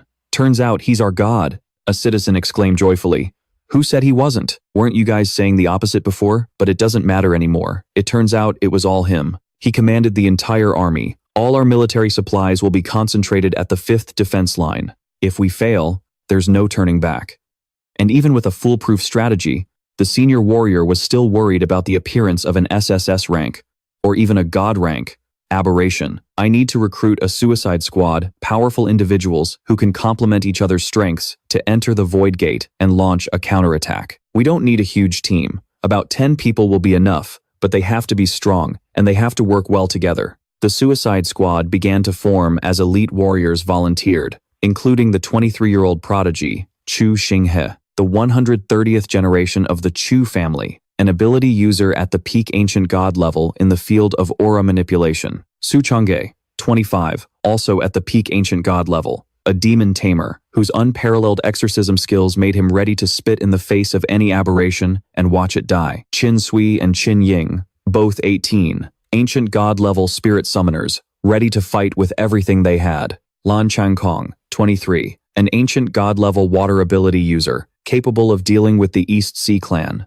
But I'm hoping you don't cause me any more disasters this time. Zhang Yuan, 22, said with a sarcastic tone. I can't speak for anything else, but I can guarantee supplies and delicious food. When it comes to cooking, her ability is basically god tier. Don't forget, you still owe me a favor. Take me with you, and we'll call it even, she added, her eyes serious. The senior warrior smiled back. Ha, an ability like yours is more than welcome. Just then, a Ferrari appeared in the distance. I'm Su Ling, 23 years old, a level 10 ability user. Thank you for giving me this chance, she said, then added. I know I've said some harsh things in the past, and I'm sorry. With her ability to assess danger, she felt she had to be on the suicide squad. Next was Zhao Care, 20, who possessed a level 10 time reversal ability. Although for now, she can only use it for 15 seconds. She still believed she needed more time to grow stronger. My parents are worried about me and asked me to follow you. I awakened a healing ability on the battlefield recently, which should be a huge help, she said, her voice filled with determination. Zhen Lianyi and Su Xiaonan also joined the suicide squad, knowing how incredibly dangerous this mission would be. One support healer isn't enough, said Zhen Lianyi. We'll make up for everyone who misunderstood you, Su Xiaonan added. The senior warrior looked at his new team, his eyes shining with gratitude. Thank you, everyone. Well then, I officially declare the counterattack suicide squad. Formed, he continued. The aberrations have attacked. All units, prepare for battle. The formations and forbidden spells began to activate. The team watched as hordes of monsters and beast tides swarmed from all directions in a furious assault. The undead also appeared, trying to stop the warriors standing on the city walls. The defensive armies charged down, ready for a decisive battle. We can do this. The commander pointed to a hole in space. Chu Tian, open the portal. Chu Tian, the first to rush forward, used his spatial ability to open a teleportation gate. The warriors behind him followed, preparing to charge into the void. Together, we will bring this void gate down. Let's end this age of evil, the senior warrior yelled. The entire suicide squad set off, ready to face any challenge. They poured all their strength into the counterattack. Through a crystal orb, they could see a small house inside, with a warm, yellow light flickering within. In front of the house stood a few figures. Zisheng saw this and asked, where is this? Chu Tian heard him and immediately answered, this is a small room in a pocket dimension that I opened for everyone. The time inside is synchronized with the outside world. You can use it to rest, cook, eat, heal, make potions, and store things. You can think of it as a small, independent universe. It's not affected by the outside environment. The girl smiled brightly and exclaimed, I call it the sanctuary. Hearing this, Zisheng's expression remained perfectly calm, his voice cold and emotionless as he reminded them. But our time is limited, and our responsibility is immense. We shouldn't be indulging like this. Standing behind him, Su Changge gently patted his shoulder, cutting him off. Hey, Zisheng, are you even human, or are you some immortal or aberration who lives on air and morning dew? Even if you're stronger than us, you can't just not eat, not drink, and not get enough sleep, right? 3 days, 5 days, 7 days. Do you really think the aberrations can be completely wiped out in just a few days? He continued. You're way too uptight. Who says you can't enjoy yourself a little during a war? Don't forget, we haven't slept in 2 or 3 days. You're going to worry your hair white, you know that? Everyone chimed in to reassure Zisheng, helping him calm down a bit. At the very least, you should acknowledge her good intentions. Even if it's the end of the world, adults can't let the kids down. After stepping inside the house and looking around, Lan Changkong exclaimed in amazement, This is literally my dream room. Seeing him standing there with his arms outstretched and eyes sparkling, everyone couldn't help but laugh at his expression and pose. If anything, this just makes us look even more badass. Heh, what can you say to a young guy with an old soul? And he's got the heart of a maiden, too. How can you even reason with people like that? Ha. Zisheng looked behind him and asked, You two are so strange. Aren't you going to take a look? Qin Yingxi and Sui Sui replied in unison. We siblings swear to follow our benefactor to the death. He was left speechless. Well then, let's go. Back at the house, Su Chang'e opened the door and walked in, laughing. Haha, what a pair of blockheads, as expected of a Flora summoner. But just as he finished speaking and looked inside, the scene before him made him freeze. This is… The others also walked in, their faces filled with astonishment. My dream room is filled with… Dream ink? Does this kid have psychological problems? Haha, she's my sister, all right. Chu Xinghe stepped forward and explained, I feel like we're all taking this pretty calmly. This style was basically my entire childhood. Just as he said, pictures of everyone were hanging neatly on the wall, arranged in a horizontal line all around the room. Chu Tian smiled with satisfaction and said, seeing that everyone likes it so much, I can rest easy. Su Chang'e angrily interrupted, Big sis, how can you possibly tell that we like it? Contrary to the others, Zisheng found the style wasn't half bad. It's actually pretty cool. This style is all about living while facing death, isn't it? The little girl replied, It's nothing that profound. I just prepared a little in advance. We don't have much time to think anymore. Su Chang'e leaped onto the bed and lay down flat for a nap. Everyone, I'm going to sleep first. Sitting beside him, Lan Chong showed no signs of anxiety. It's actually very comfortable. It's scary, but if you close your eyes, you won't see it. The girls, however, were focused on bathing and cooking. I'll go check the kitchen and the pantry first. Let's get something to eat. Where are the alchemy room and the treatment room? Is there a large bathtub in the bathroom? Zisheng looked around and asked, this feeling of clear skies and bright clouds. I guess this must be what it feels like after the apocalypse ends. Huh, Chu Xinghe added. You really are overthinking things. Why don't you learn a thing or two from Su Chang'e? The man is already sleeping soundly. Smart people tend to get tired. You should get some sleep too. Over in the kitchen, Sister Yuan was expertly stir-frying with a pan in one hand and a spatula in the other. This is our first official meal here. I have to make it a grand feast. Although there was enough rice and meat in the pantry to feed the group for a year, after today, it wasn't certain they'd all be able to eat a full meal together like this again. As soon as she finished her thought, Sui Sui walked in with a basket of vegetables. Sister Yuan, these are freshly picked. My brother and I are planting more things outside. Hearing this, she turned and exclaimed, That fast? I forgot you two are Flora summoners. Wait, that's not right. Logically, you guys can summon food directly. Why go through the trouble of planting it? She answered, My brother says that vegetables have to be grown by hand in the soil, especially when you pull them up and they still have a bit of dirt on them. That's what makes it feel real, even if we're not here anymore in the future. Before Sui Sui could finish, Sister Yuan cut her off. Shoo, shoo, shoo. I'll take care of the vegetables. Everyone get out. There's too much smoke in here. It'll sting your eyes. Oh, okay, she replied. The scene changes to the alchemy room. Xiaonan said cheerfully, That little Chu Tian is really something else. While we were being teleported here, she moved all the equipment over too? How did she even do it? Xiaonan continued. Let's just use it.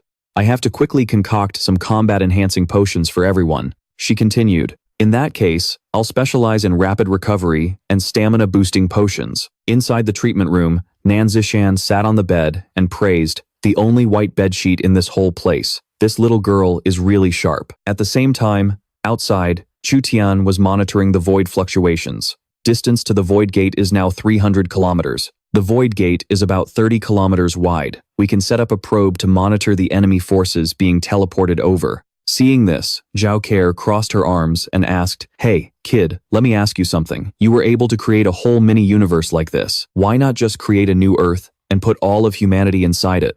Chu Tian asked in return. Well, why are you flat-chested? Don't you want to have a chest? Or is it that only flat girls like you have the right to live? Aren't children's lives precious? That sentence completely set her off. She clenched her fists, ready to pounce. What did you say, you rotten brat? Su Lang held her back. Calm down, Care, she's only 9. She just accidentally blurted out the truth. Before either of them could say more, Chu Tian put on a sad face and whimpered. Being flat is fine, I guess. At least I'm still alive. To create this peaceful place, I had to sacrifice 50 years of my lifespan. I probably won't even live long enough to be called a flat girl. Realizing she had gone too far, Zhao Care guiltily approached her, stammering, I'm sorry. However, this was all just an act from the little girl, who thought to herself, grown-ups are so easy to fool. Back inside the house, a table laden with food had been set up. Sister Yuan said cheerfully, The soup is ready. I didn't know what everyone liked, so I just cooked a little bit of everything. Seeing the feast, everyone responded with delight. It smells amazing. Slurp, slurp, slurp. That amazing aroma is what woke me up. Once everyone was at the table, Zisheng spoke up. Since everyone's here, I want to quickly go over our next plan of action. Lam Trong didn't interrupt. Chu Xinghe said with a serious tone, Zisheng, can we please eat first and talk later? Or, how about I just lay it out for you? The teleportation gates in the front and back courtyards are complete. Going through the front gate will take you back to Defense Line 5, just in case of an emergency. The back gate leads to the Gate of the Void. There's a red button on its doorknob. Activating it takes us to a recon point, 30 kilometers from the Gate of the Void. There's a dedicated communication line. He looked at Zisheng and continued. Su Leng and Zhao Keir will hold down the recon point, aside from their rest periods. Zhang Yuan, Chen Lianyi, and Su Xiaonan aren't frontline fighters, so they'll stay here in the safe house and handle logistics. Zisheng, does that sound okay? He smiled and replied, it's like you read my mind. But Su Xiaonan wasn't happy with that decision. I don't agree with that arrangement for me. My combat power might not be high, but I can provide buffs to everyone on the battlefield. Besides, if someone gets seriously injured, I can treat them immediately. As for my safety, Chu Tian will be there to help me. The young girl raised her hand and added, leave it to me, no problem. She then said, brother, don't go easy on me just because I'm your sister. With no other choice, Zisheng had to agree. All right, fine. You can come with us to the front lines. He reminded everyone, as for the rest of you, after we eat, we'll rest for 3 hours, then we move out. From then on, we'll rotate our rest shifts, depending on the combat situation. If no one has any objections, let's eat. Xiaonan replied, it stings a little to hear I'm not a strong fighter, but what can you do? I'll follow orders. Another person agreed. People like us would just get in the way if we stubbornly went to the front lines. We're more useful on the home front. And just like that, everyone gathered around for a cozy meal. Sweet tofu pudding, could you pass me some? You really have no taste. I want the savory kind. I'm a vegetarian, thanks. Lam Truong, want some? Are you really 23 years old? You didn't lie, did you? Su Changge, where are your manners? I wasn't talking to you, my pickled cabbage brother. People in their 20s are supposed to be fresh as a daisy. How come you look like you've been brining for over 20 years? Who's your pickled cabbage brother? Sister Lianyi, are you spreading stinky tofu on a donut? Do you even know what you're doing? Leave me be. I walk my own culinary path. Cut to the outside, where two figures materialized inside a cube. Su Leng spoke. Besides the alien race at the Gate of the Void, we've also detected the auras of hundreds of the awakened. Zhao Keir continued. Judging by their uniforms, it looks like the army of 1,000,000 Buddhas, the traitors who sided with the Hindia Union we saw on the news. She added a warning. The army of 1,000,000 Buddhas has set up an ambush outside the Gate of the Void. Their lowest is rank 8, and their highest is Ancient God rank. After hearing the report, Zisheng replied, got it. Let's take out the gatekeepers first. Chu Tian called out, is everyone ready? Opening this door means entering their world. We're ready. Let's not waste any more time. The young girl clapped her hands together and shouted, open the gate! Upon entering, a massive, towering figure was already waiting. It boomed, Zisheng, we heard you were planning a counterattack through the Gate of the Void. We've been waiting for you. Jia Li, listen to my advice. The alien race are true gods, enlightened beings of the Buddhist path, the all-seeing, formless Tathagata Jia Li. The Buddha is merciful. All you have to do is submit. Before he could finish his sentence, Su Changge cut him off. Submit to my ass. You're nothing but a well-trained dog, so cut the crap with all this holy-moly nonsense. It'll be a miracle if I don't sew your mouth shut. If I, your daddy, don't beat you into a bloody pulp today, then my last name isn't Su. Let's see who's going to be able to save you now. And with that, the entire team charged forward without a shred of fear. Ha ha ha. Well said, Su Changge. Having you on the battlefield really livens things up. There's only one thing I have to say. Let me try too. Using the Buddha's name to commit evil. It's disgusting to the core. Pfft, never mind. Everyone has something they're not good at. Guardian Anop put his palms together and stated, since you refuse to repent, we can only use the power of the Vajra to forcefully enlighten you. Namo Amitabha Buddha. As soon as the words left his lips, the Guardian's spectral form threw a blindingly brilliant golden punch. Hell on earth / Zisheng, of course, wouldn't back down, gripping his weapon and charging forward. If a god stands in my way, I'll kill the god. If a Buddha stands in my way, I'll kill the Buddha. With a single strike, Zisheng shattered the Vajra Guardian's attack into 1,000,000 pieces, but Guardian Anop refused to yield, unleashing his next move, the Great Buddha's indestructible golden body. Meanwhile, Chu Xinghe also unleashed his power, roaring, Aura field, protect. They all united their strength to block and repel the spectral image. The clash created a massive, heaven-shaking explosion. They're a complete team now. Their combined strength has already surpassed ours. He's manifesting the great Buddha's golden body to drain our stamina, Zisheng said, his eyes glowing blood red. In that case, we can't afford to get into a battle of attrition with them. First, we have to break their formation. The moment he finished speaking, countless phantom giant hands appeared around Zisheng's group. Encircle the Vajra protectors. Myriad fists. Become one. Witnessing this from inside the cube, the two of them, Tu Thang included, began to discuss the situation. This is bad. If we keep expending energy like this, forget about defeating them. I'm afraid we won't even be able to get close. You seriously underestimated Nanka and his crew. Getting close to them was never going to be easy. Back at the battle, Zisheng suddenly glanced upwards and shouted, "Chu Tian." The young girl replied, "I got it." The giant phantom hands were closing in, getting faster and faster. A purple light of teleportation began to shimmer around the group, and in the blink of an eye, they were all teleported to a new location. Just as the fists were about to land, a portal opened right next to Guardian An, and with it, familiar figures emerged. Zisheng charged out first, roaring, "Thunder Asura's forbidden curse. Slash." Seeing this, the Guardian commanded in terror, "Quickly, use the Vajra Prajna body protection mantra."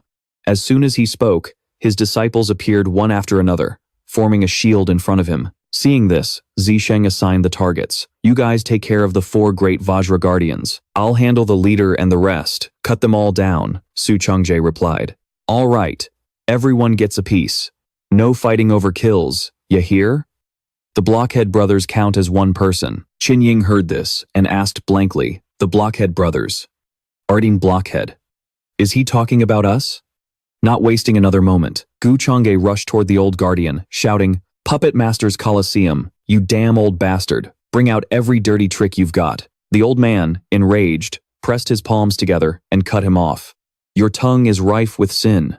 It is in dire need of purification. That old man is Guardian Viga," he continued. "Come on then, let's see if you can purify me, or if I'll be the one to uproot and kill your entire clan." At the same time, on another front, Chu Xinghe wasn't idle either, unleashing a barrage of attacks. Aura field. Isolate. A god-tier guardian. Are you? Your opponent is me, Chu Xinghe.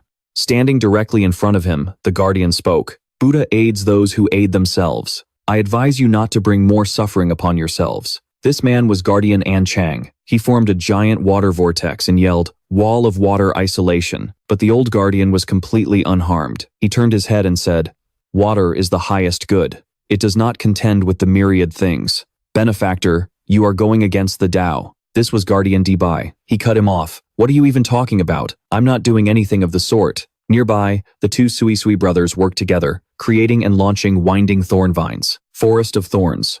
The disheveled, bearded guardian put his palms together and said, "Amitabha, I do not wish to speak much." That old man was Guardian R. The 2 brothers replied, "Neither do we." Zisheng, still radiating an overwhelming aura, used his skill and called out, "Spirits of the dead, rise and fight for me." The moment he spoke, countless souls rose from the ground, their eyes burning with hatred. Without a shred of hesitation, he pointed his sword forward and commanded, "Slaughter every last one of these pathetic Buddhas for me. Vajras, might, kill." But this old guardian, Anpop, was no pushover. In the blink of an eye, he appeared right in front of Zisheng and exclaimed, "What an astonishing power. No wonder even the gods praised you and wanted to recruit you." He continued, "Cut the crap. You're next." Suddenly, from the old man's mouth, a blinding golden light began to shine.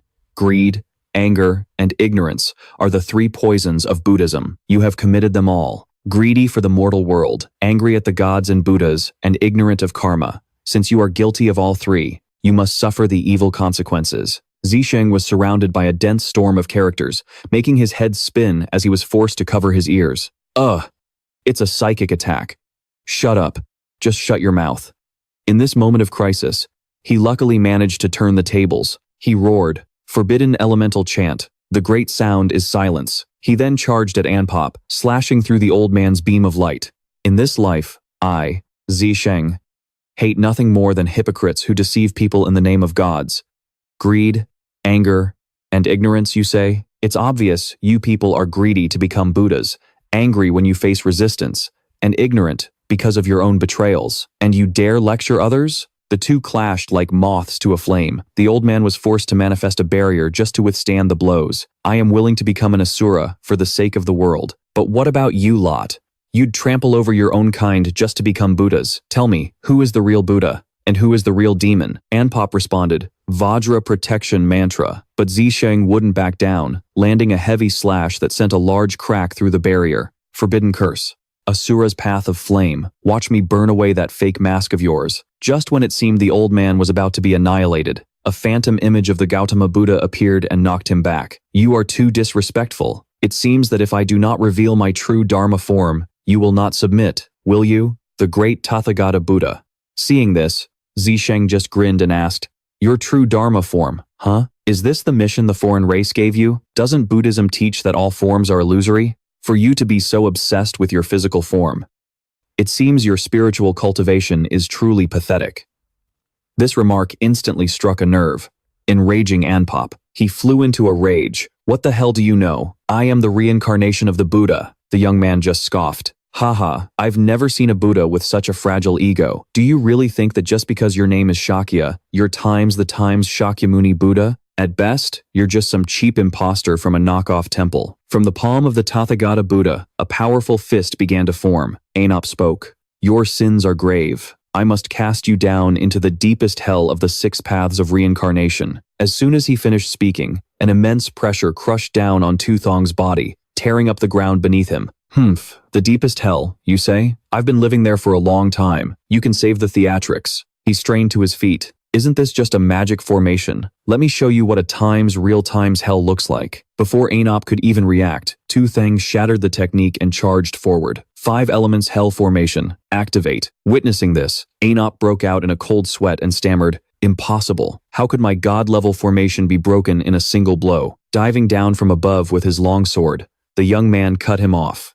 Let me tell you something. You're no god, and your formation is nothing more than a cheap parlor trick. If you've got nothing new up your sleeve, then it's my turn. He then created a phantom image of a red dragon that shot forward like a bullet. Asura Magma Forbidden Spell, the man countered. Cloud Riding Defense. The two clashed, relentlessly trading blows. Vajra Body Protecting Curse. Asura Glacial Forbidden Spell. Anop was bound tight by chains, unable to move a muscle. Golden Lock Immobilization Formation. The next second, a massive explosion erupted. His barrier was destroyed, shattering into a million tiny fragments. He screamed, No, heretic god, save me. The moment the words left his lips, his body vanished, leaving Tu Thang stunned. Huh? He just vanished like that? Has an S-rank heretic arrived? In my past life, humanity was wiped out not long after the S-rank heretics appeared. That's why I've barely encountered any. I have no idea what kind of race this is or what abilities it might have. Before he could even process what was happening, a familiar voice called out from behind him. Son, save me, he wondered to himself. Dad?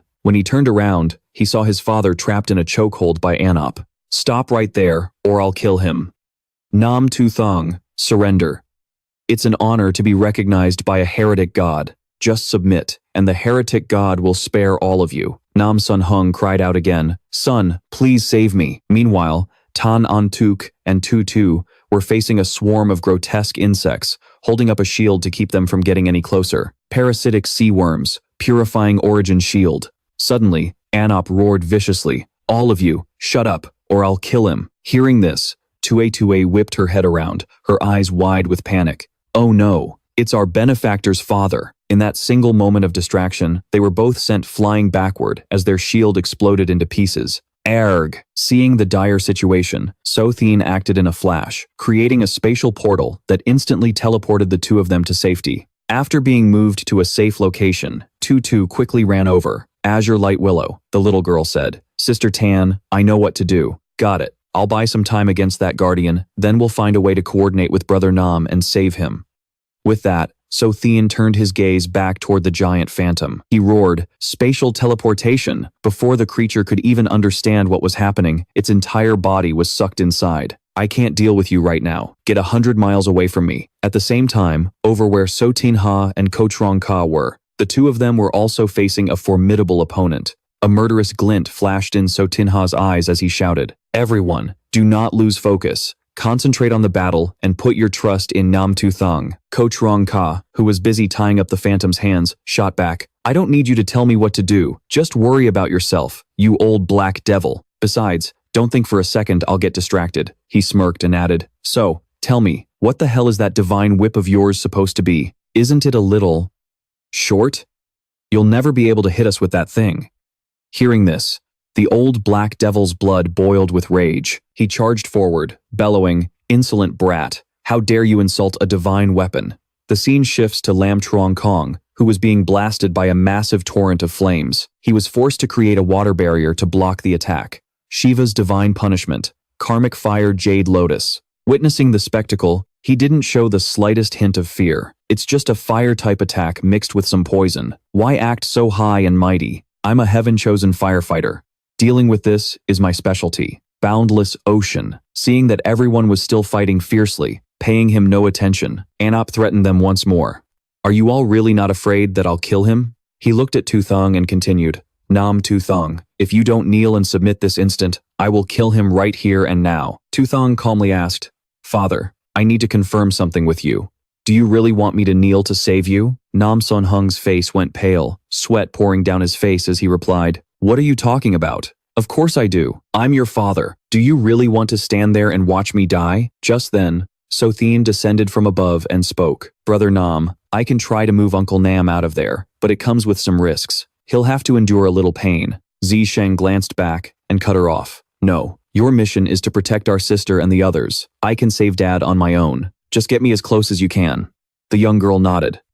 I understand. Seeing the two whispering, Anop warned anxiously, Nam Zisheng, I'm warning you, don't try any funny business. I could kill him in an instant. He shot back, what tricks could I possibly pull? But the moment he spoke, he disappeared. Reappearing behind the man, he said, To save my times, dear times, father, of course. Without a moment's hesitation, Zisheng swung his blade, and the two figures disintegrated with a scream. Why? He replied, It's because you look down on him too much. So? You're an S-rank alien.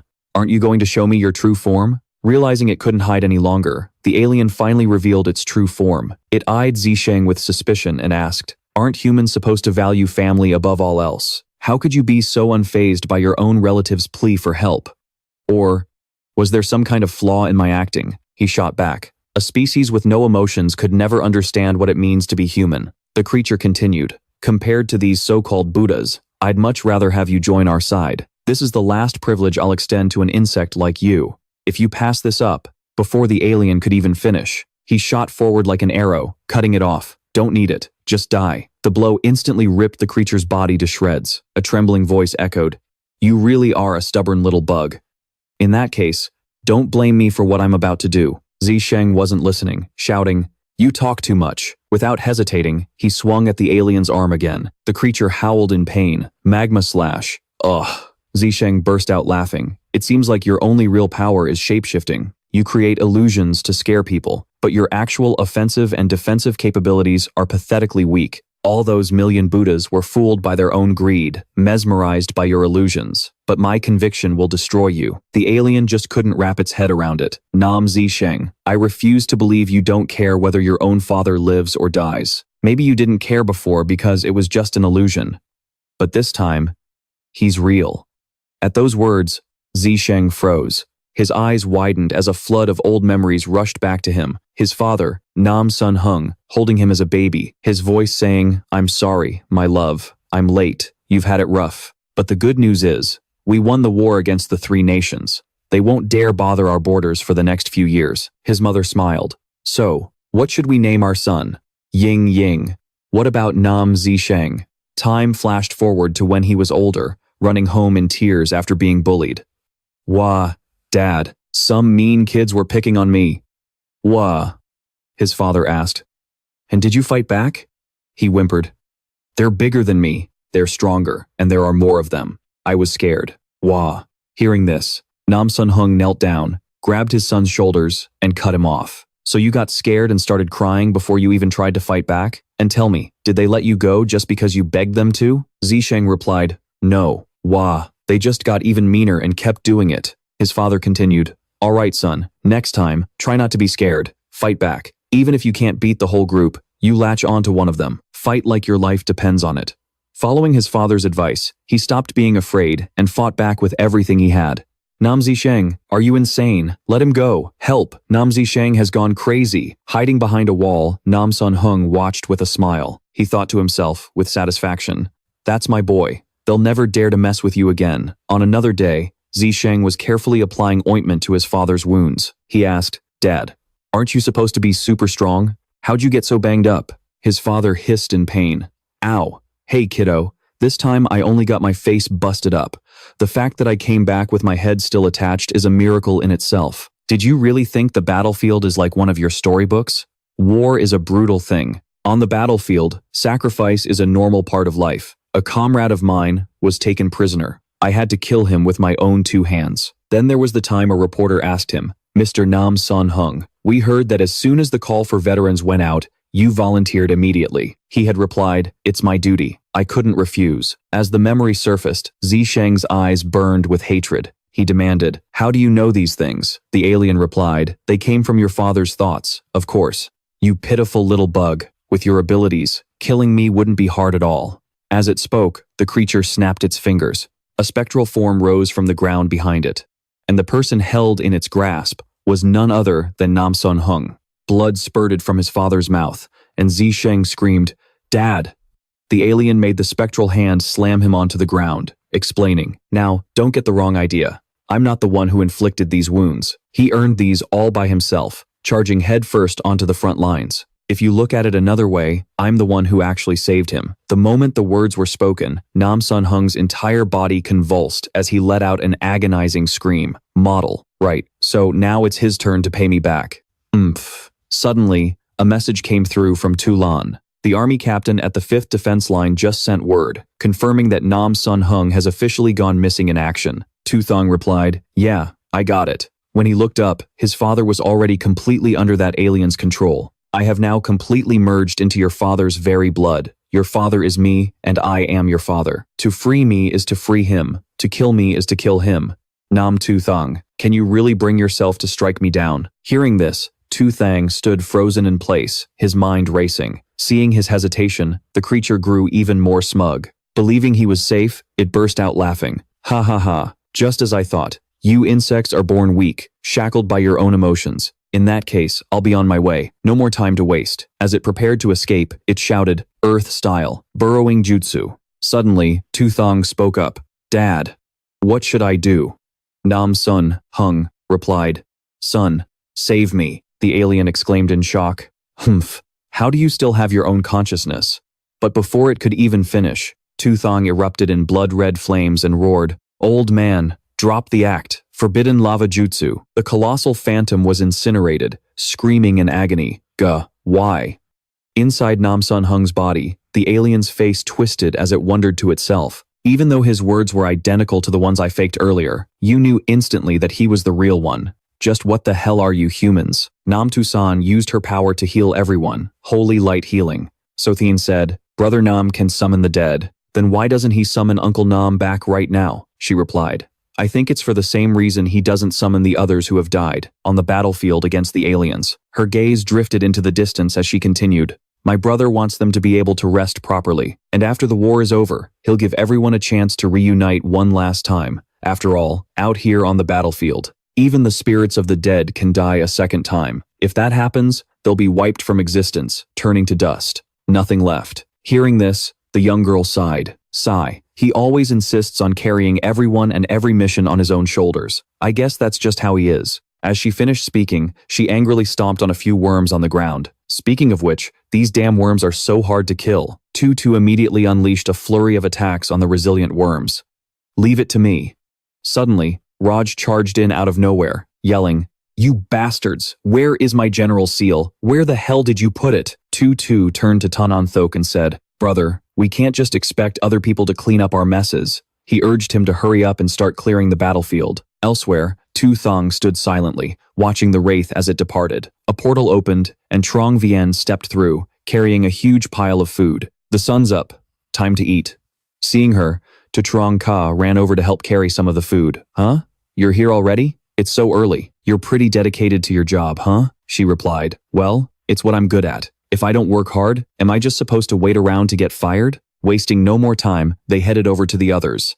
Hey everyone, come and get some food. So Thien, go get Talan and Triukani, would you? The young girl replied. Okay. Back with Tu Thang, he stared at the pile of dust on the ground, his heart clenching. He spoke softly. Please, plant a tree right here, where my father. Otherwise, I'm afraid I won't be able to find him again later. Tan An Thuk answered with concern. Of course. Engulfed in flames, the alien screamed, Arr, why? It doesn't matter what I say. You people would never understand. This is why you humans continue to multiply endlessly. Suddenly, Tan An Thuk, who was standing nearby, cut in. Sorry, you rotten old bastard. It tried to say more. My rotten son.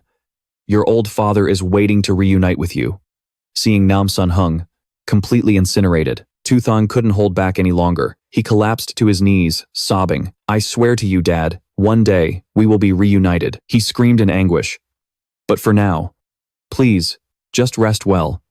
Wait until I've cleaned up this place. I'll take you home, and we'll eat all your favorite foods together. Meanwhile, Nam Tusan had her hands full, as the swarm of worms was growing larger by the second. Get out of here, you damn parasites, so Thien cried out. I'm sorry, Uncle Nam. I'm so sorry. It's all our fault for holding everyone back. She sobbed as she fought off the swarm. Someone else cut in. This has nothing to do with you kids. It was all my brother's and my father's decision. I know all that. It's hard for me to control my emotions the way my brother does. I'm sorry for making a scene. You don't have to comfort me. Tu Thang fought like a man possessed, unleashing one brutal attack after another. Hell on earth, dragon tornado. His eyes blazed crimson as he roared, clean this mess up. Standing behind him, Lam Trong remained silent. Now it's just the two blockhead brothers left over here. Ko Truong Ca added, maybe we should go help them. So Tin Ha cut in. There's no need. They have to grow up sometime. Seeing that the situation was getting more and more out of hand, Raj turned tail and fled in terror, sweating bullets. Damn it all. The whole squad's been wiped out. Those bastards. A loud shout came from behind him.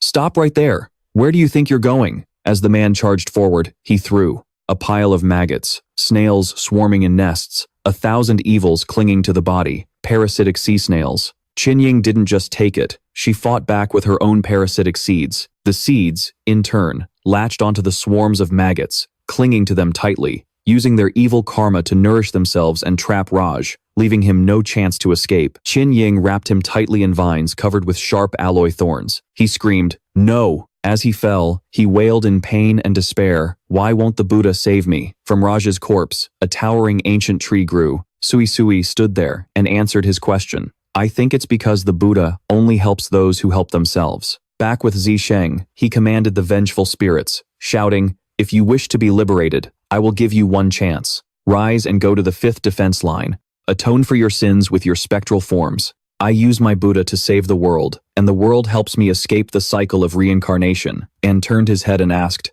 my Dharma idol has disappeared too. Why is that? Chu Xinghe explained. What you call a Dharma idol is actually just a fake illusion created by the alien races. Wake up! Your alien gods are all dead, the man shrieked. No, that's impossible. Over on Lan Changkong's side, he was also dominating his fight. This is really strange. Why did he turn into an exact copy of a human after his Dharma idol was destroyed? He seemed so brave before. So why did he suddenly become such a coward? But Su Zhanga seized that opportunity. Par shouted again, humph, because they've been blinded by dark arts, and they actually thought they were some kind of gods. Forget all those techniques. In reality, they were all just stimulating your own potential. As a result, their illusions shattered. Their faith collapsed, and in an instant, they felt completely powerless. They're scared now. It's the same old story, the stupid die. The moment he finished speaking, a single blow pierced through Anop's chest. Deepak was also annihilated, his body completely obliterated. His corpse was chopped into tiny pieces, blood splattering everywhere. After dealing with everything, Zisheng's group stood silently, looking at the tree that Qin Ying had grown. Sitting nearby, Su Zhanga watched them. He turned to Chu Tian and said, if we don't eat now, the food will get cold. Chu Tian, teleport them over here to eat. The little girl replied, okay. A moment later, everyone was finally sitting down. Zhang Yuan picked up a lunchbox, brought it to Zisheng, and said, Captain, time to eat. He replied, thanks. Su Zhanga put a chicken leg in his bowl, smiling as he said, an army marches on its stomach. Chu Tian did the same for the man, sharing her food. As a gesture of comfort, the whole group moved in unison to fill Zisheng's bowl to the brim. Witnessing this, he was deeply moved, not wanting to let anyone down. He began to eat. Sujunga urged him, "Don't just stare into space. Hurry up and eat. We can only get back to work after we've eaten." After a little while, the group finally finished eating, placing their empty lunchboxes on the ground. Zisheng looked towards Su Leng, who was sitting beside him, and instructed, "Su Leng, I need you to compile an updated library on the alien races and share it with the soldiers at the 5th defense line in real time. I'll dictate. You take notes. S rank, twin, demon, alien race. Special characteristics. Creates illusions, shapeshifts, and has the ability to possess others. Weakness. Extremely low defense. Note, if you encounter one, don't let the illusions scare you. If a loved one or a comrade gets possessed, don't hesitate, kill them immediately." She replied, "Understood." Just as she said that, she suddenly received an urgent report. News from the 5th defense line. An S-rank alien has been spotted. The Sonic Bat King has appeared on the front lines. Casualties are immense. They say it came from the Shunchi Nation, which proves that the fall of the Shunchi Nation is connected to this thing. Before Su Leng could finish speaking, a spatial rift appeared in the sky above them. Damn it, a void gate just teleported a swarm of A-rank aliens here. From within the portal, monstrous creatures poured out in massive numbers. Zisheng calmly stood up and said, "Chu Tian, you're with me. We're returning to the 5th defense line to provide support. The rest of you, deal with all the A-rank aliens here." The 5th defense line, the formation battlefield. The place was in absolute chaos, shrouded in smoke and fire.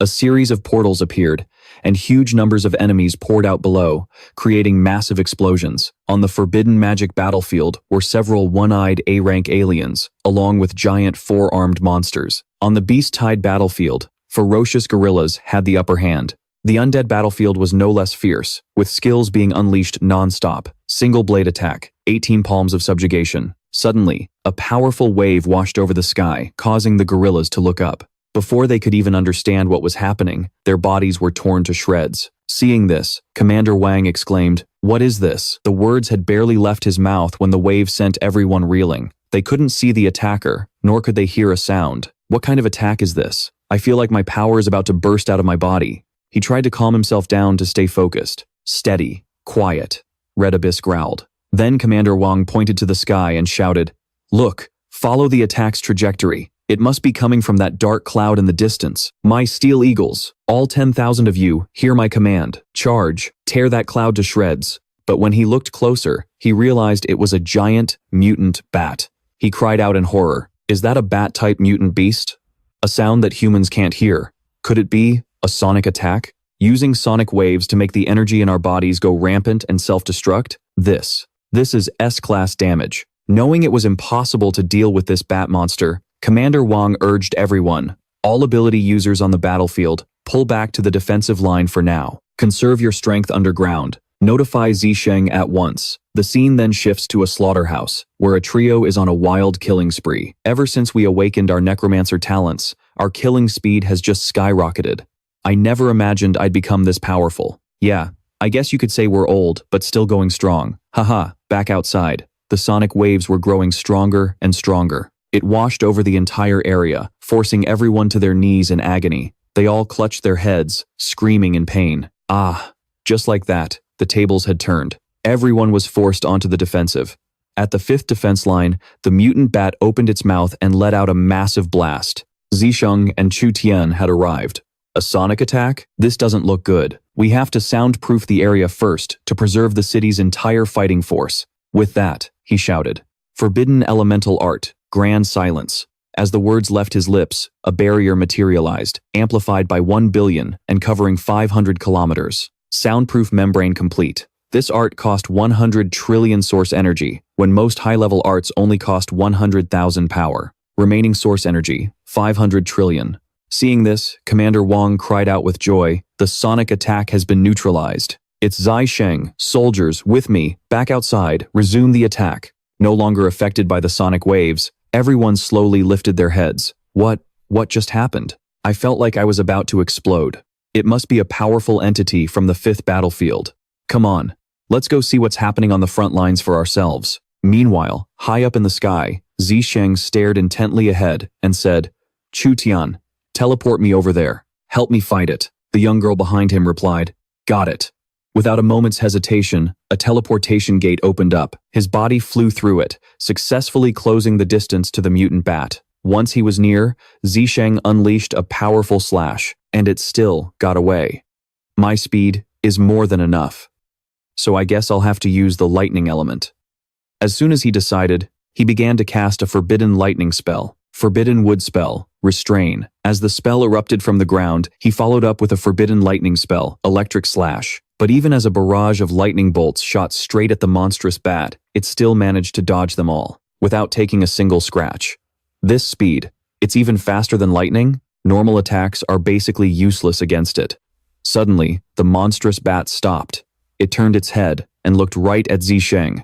It opened its massive maw and let out a huge roar. Boom! A torrent of black energy shot from its mouth, rocketing towards him at incredible speed. Fortunately, in that critical moment, he managed to swing his sword in time, directly shattering the blast of darkness. He saved himself just in time. Forbidden light spell. Shatter, but in that moment of distraction, the monstrous bat appeared right behind him. Its eyes flashed like embers, and then it unleashed an extremely powerful sonic wave. It slammed into Zisheng, sending him flying backward. A single forbidden spell, sound nullification, can't block it at all. I have to find a combination that can actually work. With that thought, he began to cast different forbidden spells one after another. Soundproofing forbidden spell, 10 times, 100 times, 1,000 times, 10,000 times, 100 million times, but it was still useless. Zisheng had no choice but to turn and retreat, thinking, to completely cancel out its sonic attack, I'd need to stack at least 100 million forbidden spells. Right now, I only have enough source energy left to add a little over 4 billion more. I can't win a war of attrition like this. Suddenly, Tu Thang appeared behind him. Brother Sheng, she said, its attack range is too wide. She looked down worriedly at the defensive spell. The soundproof barrier is too big and thin. It's about to break. Seeing the critical situation, Zisheng pointed down and shouted, Forbidden sound spell, increase soundproofing by 3 billion times. After that, he looked at Tu Thang and said, This can't go on. Tu Thang, teleport me and that thing far away from the 5th battlefield. The young girl agreed. Okay. But before she could even act, the monstrous bat appeared right behind her, as if from nowhere. It blasted her with a powerful sonic wave, sending her plummeting downwards in agony, blood spraying from her mouth. As she fell, a cluster of giant tree roots shot out and wrapped around her body, catching her. Zisheng had used a forbidden wood spell. The branches carried Tu Thang safely down to Commander Wang. Zisheng said, Commander Wang, take care of Tu Thang. Don't let her leave the soundproof barrier just yet. After dealing with the situation below, he turned his gaze back to the monstrous bat, his eyes filled with killing intent. Staring down the monstrous bat, he declared, Sound banning spell, magnified 100 million times. As he spoke, he unleashed a barrage of deadly slashes. Sound banning spells, sonic waves, interference. If normal attacks don't work, then I'll just have to use its own tricks against it. From his position above, Zisheng had to put everything he had into his techniques to repel the creature's sonic waves. It wasn't very effective, but any result was better than nothing. He didn't stop there, continuously launching one attack after another. Sound banning spell. Sonic wave attack. Amplified by 100 million. Hit with its own amplified attack, the monster had no time to react. It was sent flying backward, its mouth agape in a horrific shriek. The blast had ruptured one of its eardrums, and its eyes burned with pure hatred. I got its ear. This move works, but in its fury, the monster suddenly conjured a brilliant purple orb, aiming it straight at Zisheng. You damn pest. There was no way he was letting it pull that off again. Counter. Retract sonic waves. Focus directional sound banning spell. Amplify by 100 million. But unfortunately, the monster's power was still too overwhelming. The blast sent him flying backward before he could react, and he hastily screamed, Vine Shield, 150 trillion origin stones remaining. Behind Zisheng, a massive vine construct braced him, stopping his momentum. He wondered to himself, a directional sonic wave, amplified 100 million times, and it was still just a drop in the ocean? My current origin stones are only enough to sustain a 1.5 billion level spell. I can't afford to take any more risks. I have to figure out how to win in a single blow. Relying on the spell alone to generate sonic energy has its limits, and the power consumption is enormous. So, what if I could use the spell to convert ordinary sound into an attack wave? Just sitting here thinking isn't going to solve this. Zisheng decided to gamble everything. He charged straight at the monstrous bat, shouting, "Sound banning spell, convert." Just then, the bat opened its mouth and fired another blast right at him. But this time, the attack was turned right back at it, tearing into its wings. Seizing the opportunity while the beast was distracted, Zisheng turned and dove toward the ground below. Heh, so it works. My own voice is limited, but what if I had the voices of the billion citizens of the Grand Xia dynasty? Realizing the tables had turned, the bat frantically tried to attack, but to no avail. Break. Seeing Zisheng descend, Commander Wang asked worriedly, "Zisheng, are we out of time? Can we not hold on any longer?" He replied with urgency, "The sound nullifying spell, amplified 500 million times. The soundproof barrier only has about 10 seconds left. Quickly, order all the citizens in the city to scream together at once." The commander didn't understand what was happening, but he still replied, "Understood." Without another word, he began broadcasting the message. "The Huaxia Federation is in grave danger. I ask every citizen in the city to shout in unison with me." Commander Wang gave everyone a rallying cry. "Huaxia will be victorious." Hearing these words, the people didn't hesitate for a second, and all roared in unison, "Huaxia will be victorious." From every corner of the war zone, a thunderous chorus of voices erupted. "Huaxia will be victorious. Huaxia will be victorious." Even Zisheng's own shadow spirits joined the booming chant, "Huaxia will be victorious." As for the soldiers, it goes without saying. They unleashed every ounce of strength they had, roaring with all their might, "Huaxia will be victorious." Channeling this incredible surge of power from everyone, Zisheng finally had his chance to turn the tide. He raised his sword to the sky, sound-banning spell, absorb. At that exact moment, the monstrous bat dove in for the kill. It created a powerful sonic wave, screeching, directional sonic wave, shatter. Not about to be outdone, Zisheng formed the phantom image of a red dragon that soared into the sky. Sound-banning spell, convert sonic wave. Sound-banning spell, accumulate 1 billion. The monstrous bat also launched a powerful blast of its own, roaring, directional sonic wave. The two attacks rushed toward each other like moths to a flame, closing the distance with incredible speed. As they were about to collide, the dragon opened its jaws wide, spitting out blazing crimson sparks as it roared, "Huaxia will be victorious." This overwhelming sonic blast finally had an effect, scaring the monstrous bat and forcing it to retreat. Its body trembled, tightly bound by the dragon with no hope of escape. Seeing his opportunity, Zisheng roared, "Hear the roar of the Huaxia dragon. Repent for your arrogance toward humanity." Just like that, the dragon opened its massive jaws and blasted a deafening roar straight into the monster's ear, stunning it. After a moment, it couldn't take it anymore. Its body exploded and disintegrated, turning into black dust. Finally, everything had come to an end. Zisheng let out a sigh of relief as he looked up at the sky. "Whew, just in case, I have to get back to the Void Gate and stop the Sonic Bat Legion from continuing their teleportation. If another S-class aberration appears here, notify me immediately." Commander Wang replied, "Yes, sir." With that said, he looked toward the unconscious Chu Tian and asked, "Chu Tian, are you all right? Can you teleport us back to Anle?" Hearing his voice, the girl stirred from unconsciousness, her weak, trembling arm pointing toward a portal that had just appeared beside them. I can." But just as she finished speaking, the little girl went limp, unable to hold on any longer. Tu Thang shouted, "So Thien." There was no more time to talk. He scooped up the little girl and charged straight through the gate. He had to get her treated first. The scene changes to outside the Void Gate, where So Tin-Ha was using his skills to decimate the horde of aberrations, unleashing his slaughter domain. Tu Trongsa wasn't idle either, relentlessly landing blows on the bodies of the A-rank aberrations.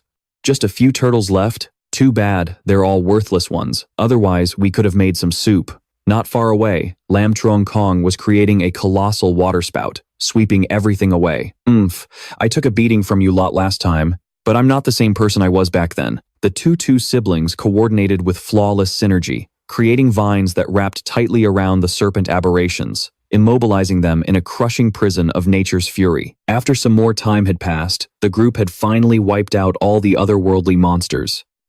Pant, asterisk. Finally, it's over. I can finally breathe.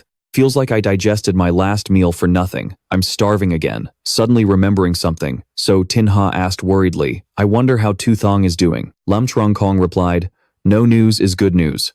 Tu Trongka added, "Yeah, that's right." Just as he said that, another gate suddenly appeared in the sky above. So Tinha looked up and said, "So, the Void Gate sent one wave of A-rank aberrations and then stopped? Could there be a pattern to the timing and the types of creatures it summons?" Tu Truong Xia replied, "Humph, my friend. I think you've just stumbled onto something interesting." He continued, "To Lan, you're in charge of recording the time of each monster wave, including their ranks." Receiving the order, Tu Lan responded from her post, "Roger that."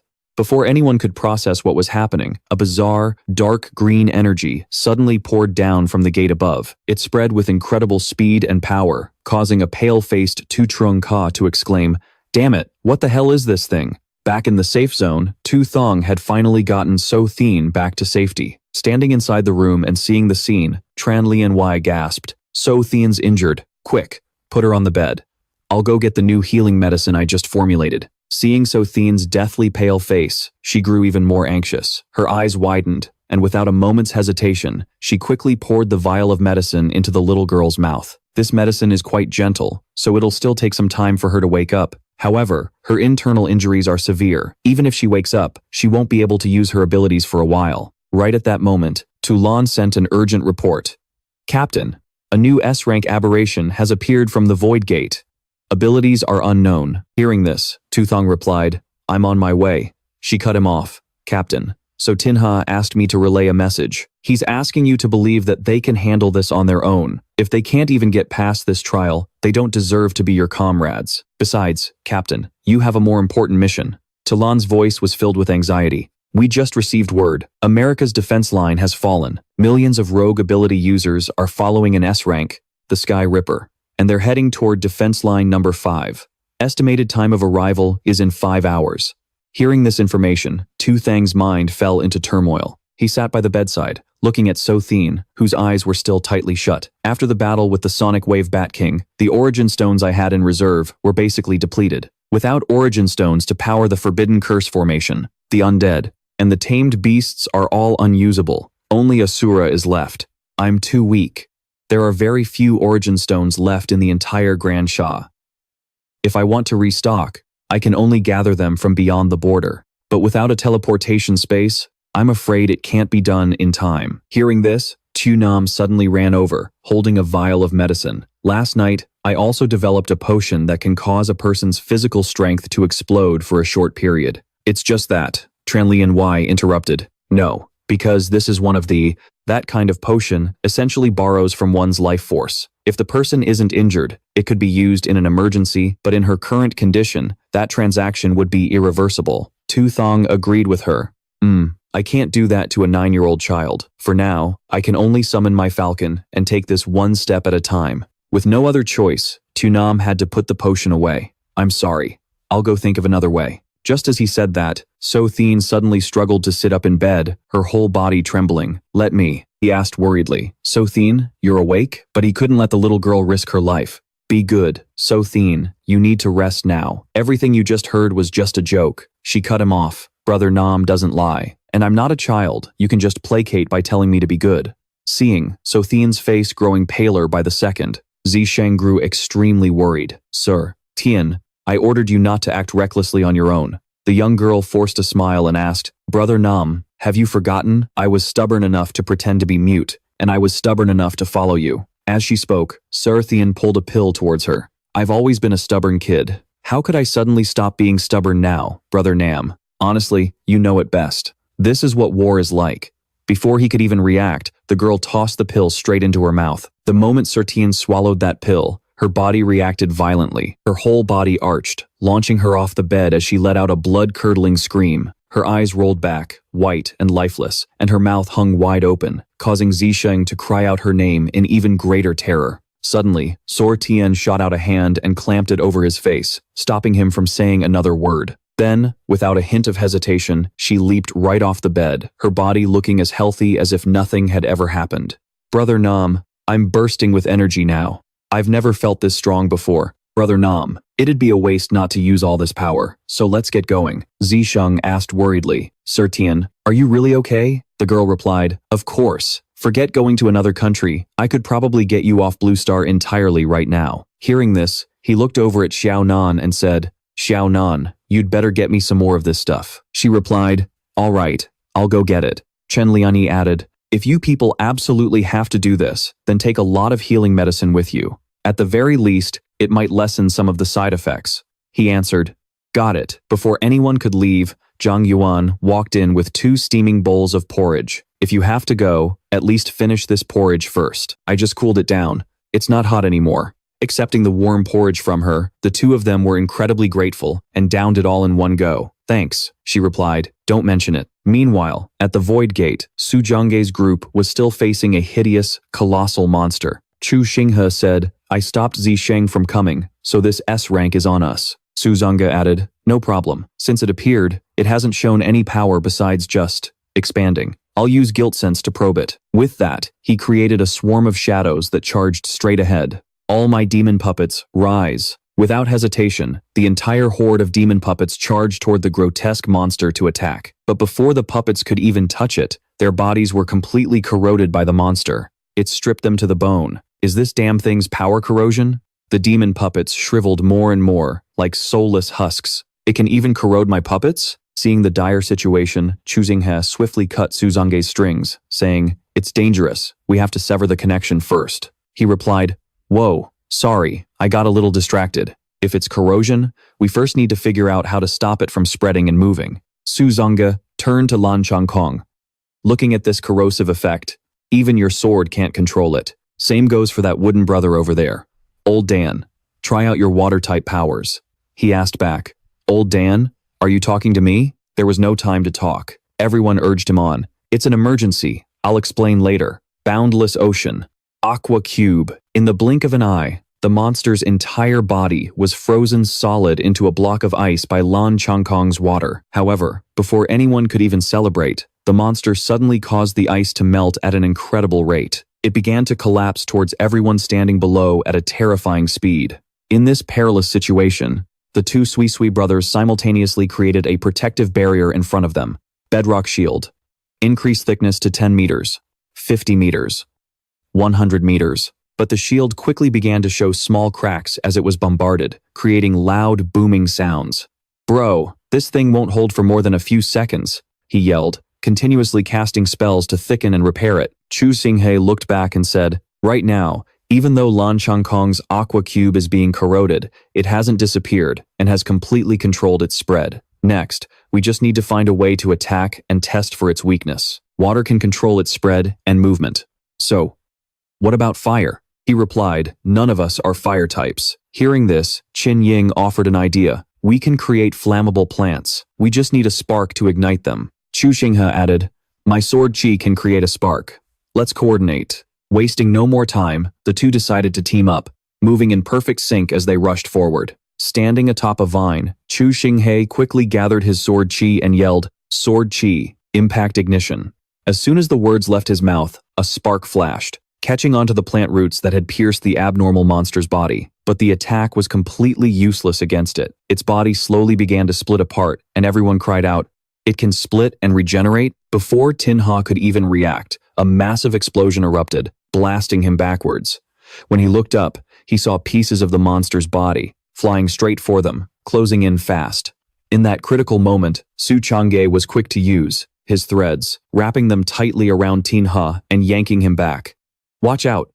Lan Changkong conjured a barrier of water, blocking the attacks. Tin Ha, are you all right? He asked. He answered, I'm fine. But meanwhile, the endurance of Qin Ying and Sui Sui was weakening, their bodies trembling uncontrollably. The rate our shield is being repaired is way slower than the corrosion. The shield's about to be eaten through completely. Tin Ha asked, Lan Changkong, can you control this black rain? He replied, I can't. They're not water. They're essentially self-replicating entities, but I can still control the parts of the water that have already been corroded. Hearing this, he added, a fire-type attack can detonate the main body, delaying its regeneration for a bit, but we can only attack from a distance. If we can get through the corrosive layer, find the core inside, and set it ablaze, we might be able to turn this situation around and win. Su Changge stroked his chin thoughtfully. Get through it, huh? A space-type ability. Nan Zishan has the space bubble that Chu Tian left behind. And just like that,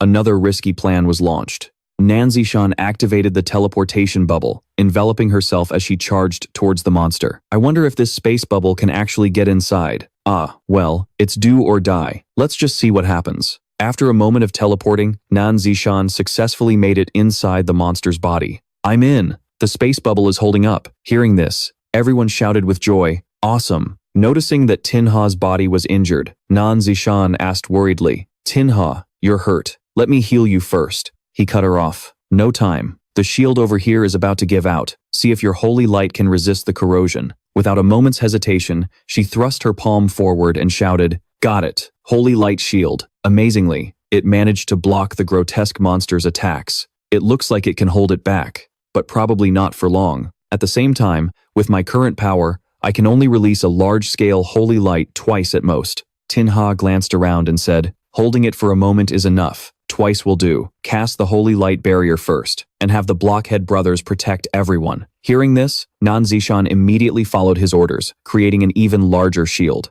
All right, holy light shield. Tinha then laid out the next part of the plan. Next, I'll go up and slash it open with my sword to find the core. Qin Ying, Sui Sui, create some flammable explosive seeds. Su Chang'e, you and your large puppet will encase the explosive seeds and throw them into the center with perfect accuracy. They all gave a sharp understood, wasting no more time. Nanzishan and Tinha entered the space bubble and shot up into the sky. Don't be nervous. In a moment, you just need to coordinate with my sword key and unleash your attack.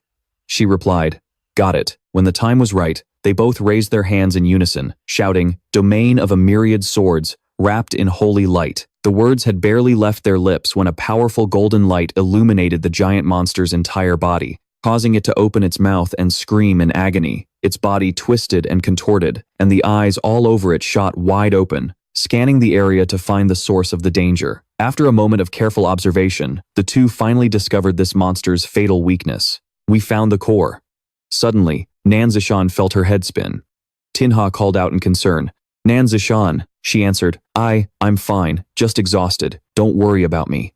Hearing that, he looked down and urged the others on. Su Chang'e, now, it's going to heal any second, he yelled back. Got it. As if prepared from the start, he summoned a swarm of his demonic puppets, shouting, puppets, go, he continued. Blockhead brothers, release the explosive seeds. The two brothers answered, yes, sir. Bodhi explosive seeds, implant. Once everything was ready, the demonic puppets swarmed forward in unison, straight toward the grotesque monster's core. Even as their bodies corroded and melted away, leaving nothing but bone, their arms desperately reached for that glowing core. And just as they got close, the explosive seeds were successfully dropped. We've reached the core. Tinha, detonate it.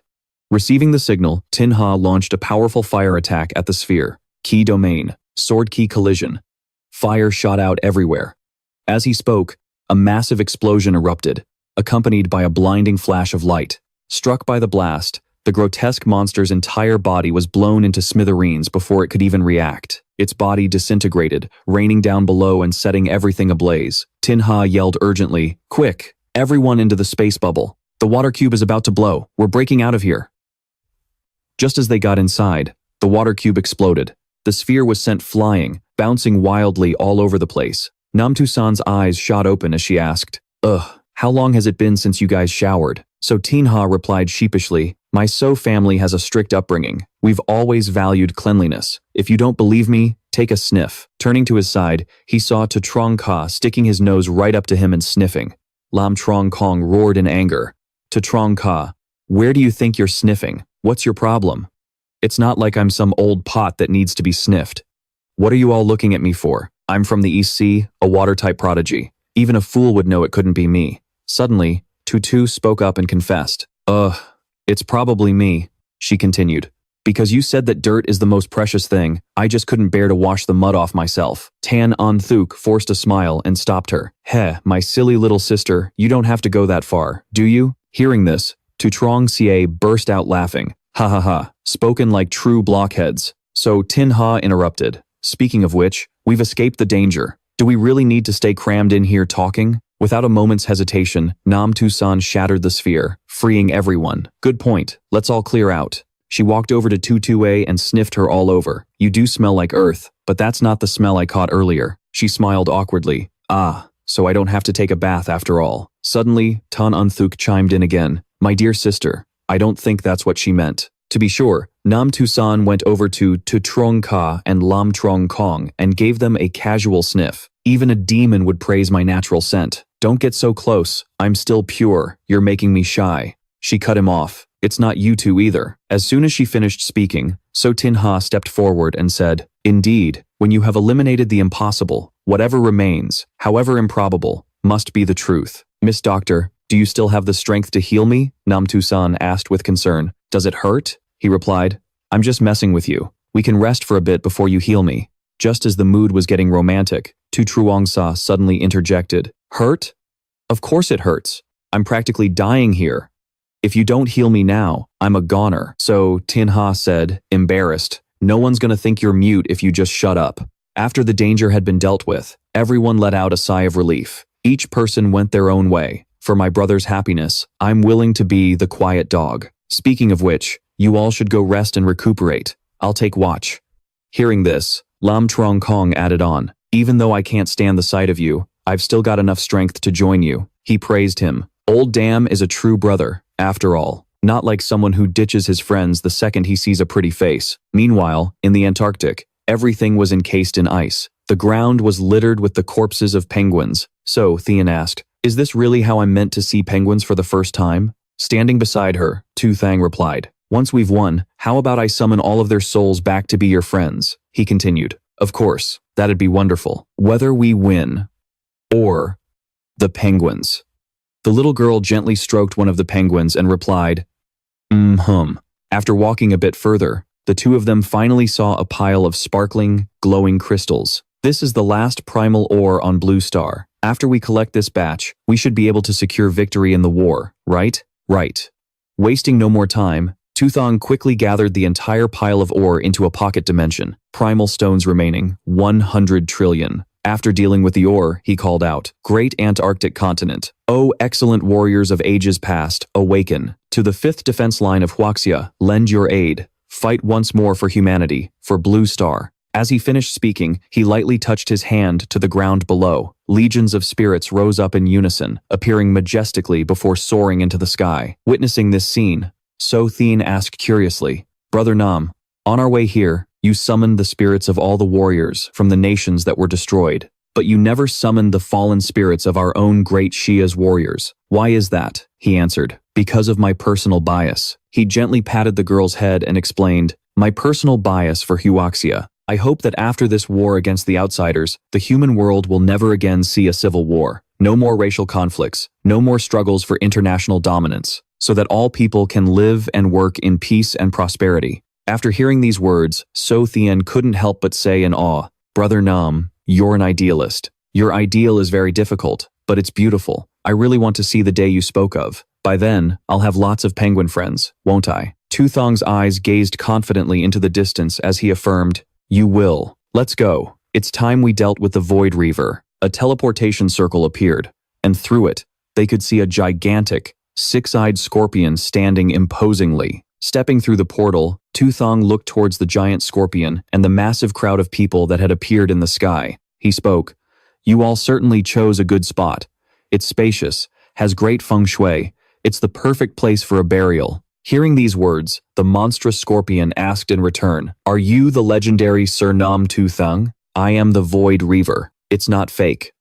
I've admired you for a long time, Tu Thang replied calmly. The moment you opened your mouth, you truly surprised me. Not only do you speak the most perfect Blue Star language, but you're also the most polite alien I've ever met. Unlike the others, they either can't communicate or they just scream insect, insect, and go on a killing spree. Even the succubi aren't as composed as you. He explained, before this, a succubus managed to capture hundreds of thousands of Buddhas using only illusions. I completely understood that, but I could never figure out what happened, on your end, until I met you. He smiled and continued, You flatter me. After hearing the conversation below, the people up above finally spoke. Since you understand, then why don't you just surrender obediently? To avoid a meaningless last stand, and for the future of Blue Star, we, the United States, as the highest-ranking and most influential nation on this planet, represent humanity and have made the best choice. He was the captain of the American team, Zoe, As he spoke, his entire team clenched their fists and cheered. Only the great United States can make Blue Star glorious again. USA, USA.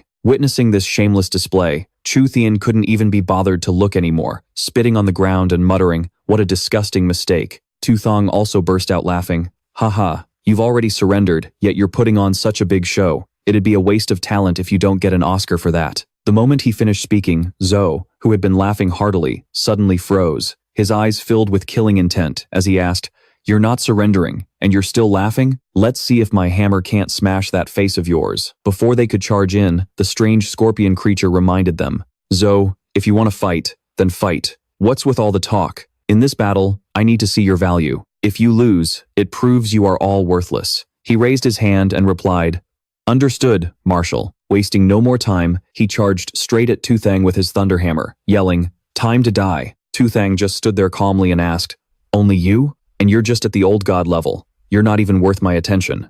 Why don't all of you just come at me at once?" The more Zhou heard Tu Thang's words, the more furious he became. He unleashed an incredibly violent strike down onto the ground. Luckily, Tu Thang and the boy shot up into the air, dodging the thunder god's hammer. The corner of his mouth curled up. "You dare call yourself a thunder god with that pathetic amount of energy?" Suddenly, Zhou created a phantom image of a gigantic monster, which opened its mouth and lunged forward, roaring. "Enough talk. Thunder god dragon," Tu Thang continued to ask. "Speaking of dragons, have you ever seen a dragon from my dragon Sha?" And so, he decided to open the man's eyes. His sword pointed towards the sky, creating streaks of brilliant, golden white lightning. "Today, I will show you all something truly spectacular. Forbidden elemental spell. Rise, lightning dragon." As the words left his lips, the phantom of a golden dragon with glowing eyes appeared from the sky above. It was twice the size of that so-called thunder god dragon. With a single bite, the thunder dragon was completely annihilated, ceasing to exist. Zhou screamed, "My thunder dragon!" He dropped to the ground, unable to believe what he had just witnessed. "This is impossible." Before he could even finish his sentence, a barrage of golden lightning bolts shot towards where he was standing. Lightning flashed shield, but Zhou's shield couldn't possibly withstand this level of lightning. His entire body was sent flying backward as he shrieked, "No, it can't be." In an instant, he was cooked alive, leaving nothing but a charred skeleton that collapsed onto the ground. Witnessing this scene, Tu Thang was extremely satisfied and said, "Is this what you call a delusion of grandeur? By the way, I'm guessing the letter B on his head stands for biggest, huh? Back in my country, that letter stands for something else, and it's not a good thing." The alien scorpion glared at the remaining people and asked, "Your captain is dead, having proven his own uselessness. What about the rest of you? When it comes to worthless things, I don't mind cleaning up the trash myself." Hearing this, the entire group stood frozen in place, not daring to answer immediately. After a moment of stunned thought, the bearded man finally made a move, charging directly at Tu Thang. He ordered the others, "Great warriors, follow me and fight to avenge our captain. Earth system forbidden spell.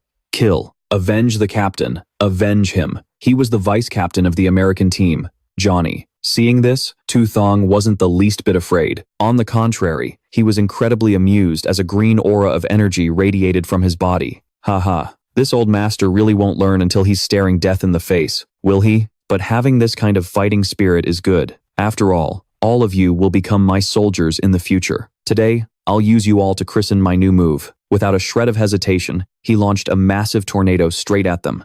Wind elemental forbidden spell. Rise, wind blade formation. Sound elemental forbidden spell. Rise. Sonic wave formation. Struck by a barrage of cuts from the tornado, the bodies of the American team were torn to shreds in agony. No matter what they tried to do, they were still battered by the sonic waves. With blood pouring from his ears, his frame battered and broken, Johnny shed tears of despair. In this dire moment, he clenched his fists, powered up, and let out a roar. "Aegis of Earth." The moment the words left his lips, a gigantic boulder materialized and enveloped them, taking even Zisheng by surprise. "Humph, not a bad tombstone you've made for yourself.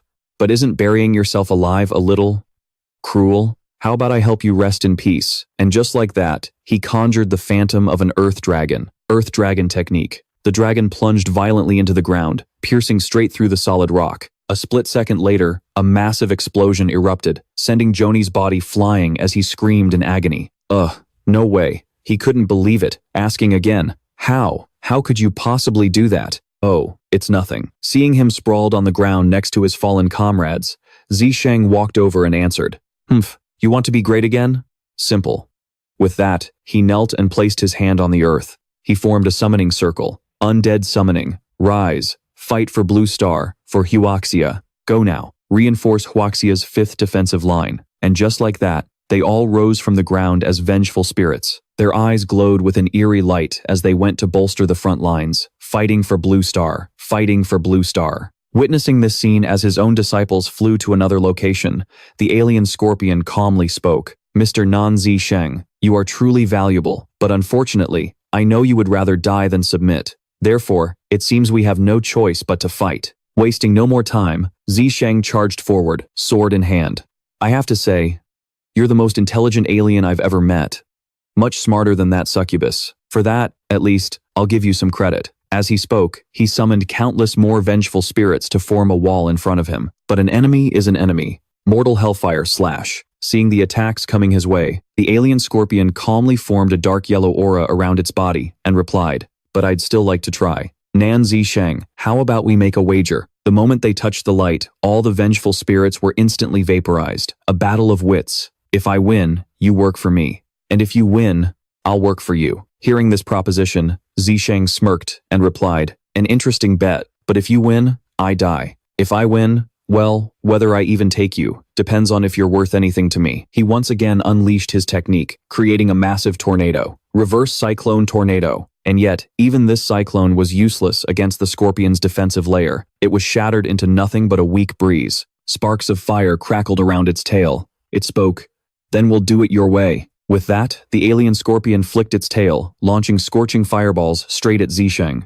Facing this onslaught, he didn't just stand there. He raised his hand, forming a circular seal in front of him. Then, he yelled, "Frost formation," amplified 50 times. In that perilous instant, a deafening explosion ripped through the air. The blast tore through the very earth, kicking up a thick cloud of dust and debris. Standing amidst the dense smoke was the massive shield created by Zisheng. But the alien scorpion wasn't done yet. It continued its frantic assault, creating one massive explosion after another. Seeing that it was getting nowhere, it began to unleash a different technique. It formed a fireball much larger than the rest. Then, without a moment's hesitation, it launched the sphere forward at incredible speed. Witnessing this, Zisheng quickly moved to reinforce his own formation, Frost Formation, amplified 100 times. Just like that, a terrifyingly massive explosion rang out, but his shield remained perfectly intact. It wasn't damaged in the slightest. Seeing this, the alien scorpion sneered, "Mr. Nan, I'm afraid that pathetic little formation of yours won't be enough to hold." Skyfire Meteor. Once again, a barrage of scorching fireballs appeared in the sky. They rained down with immense speed. Zisheng's eyes flew open, and he gritted his teeth, cutting it off. If that's how it is.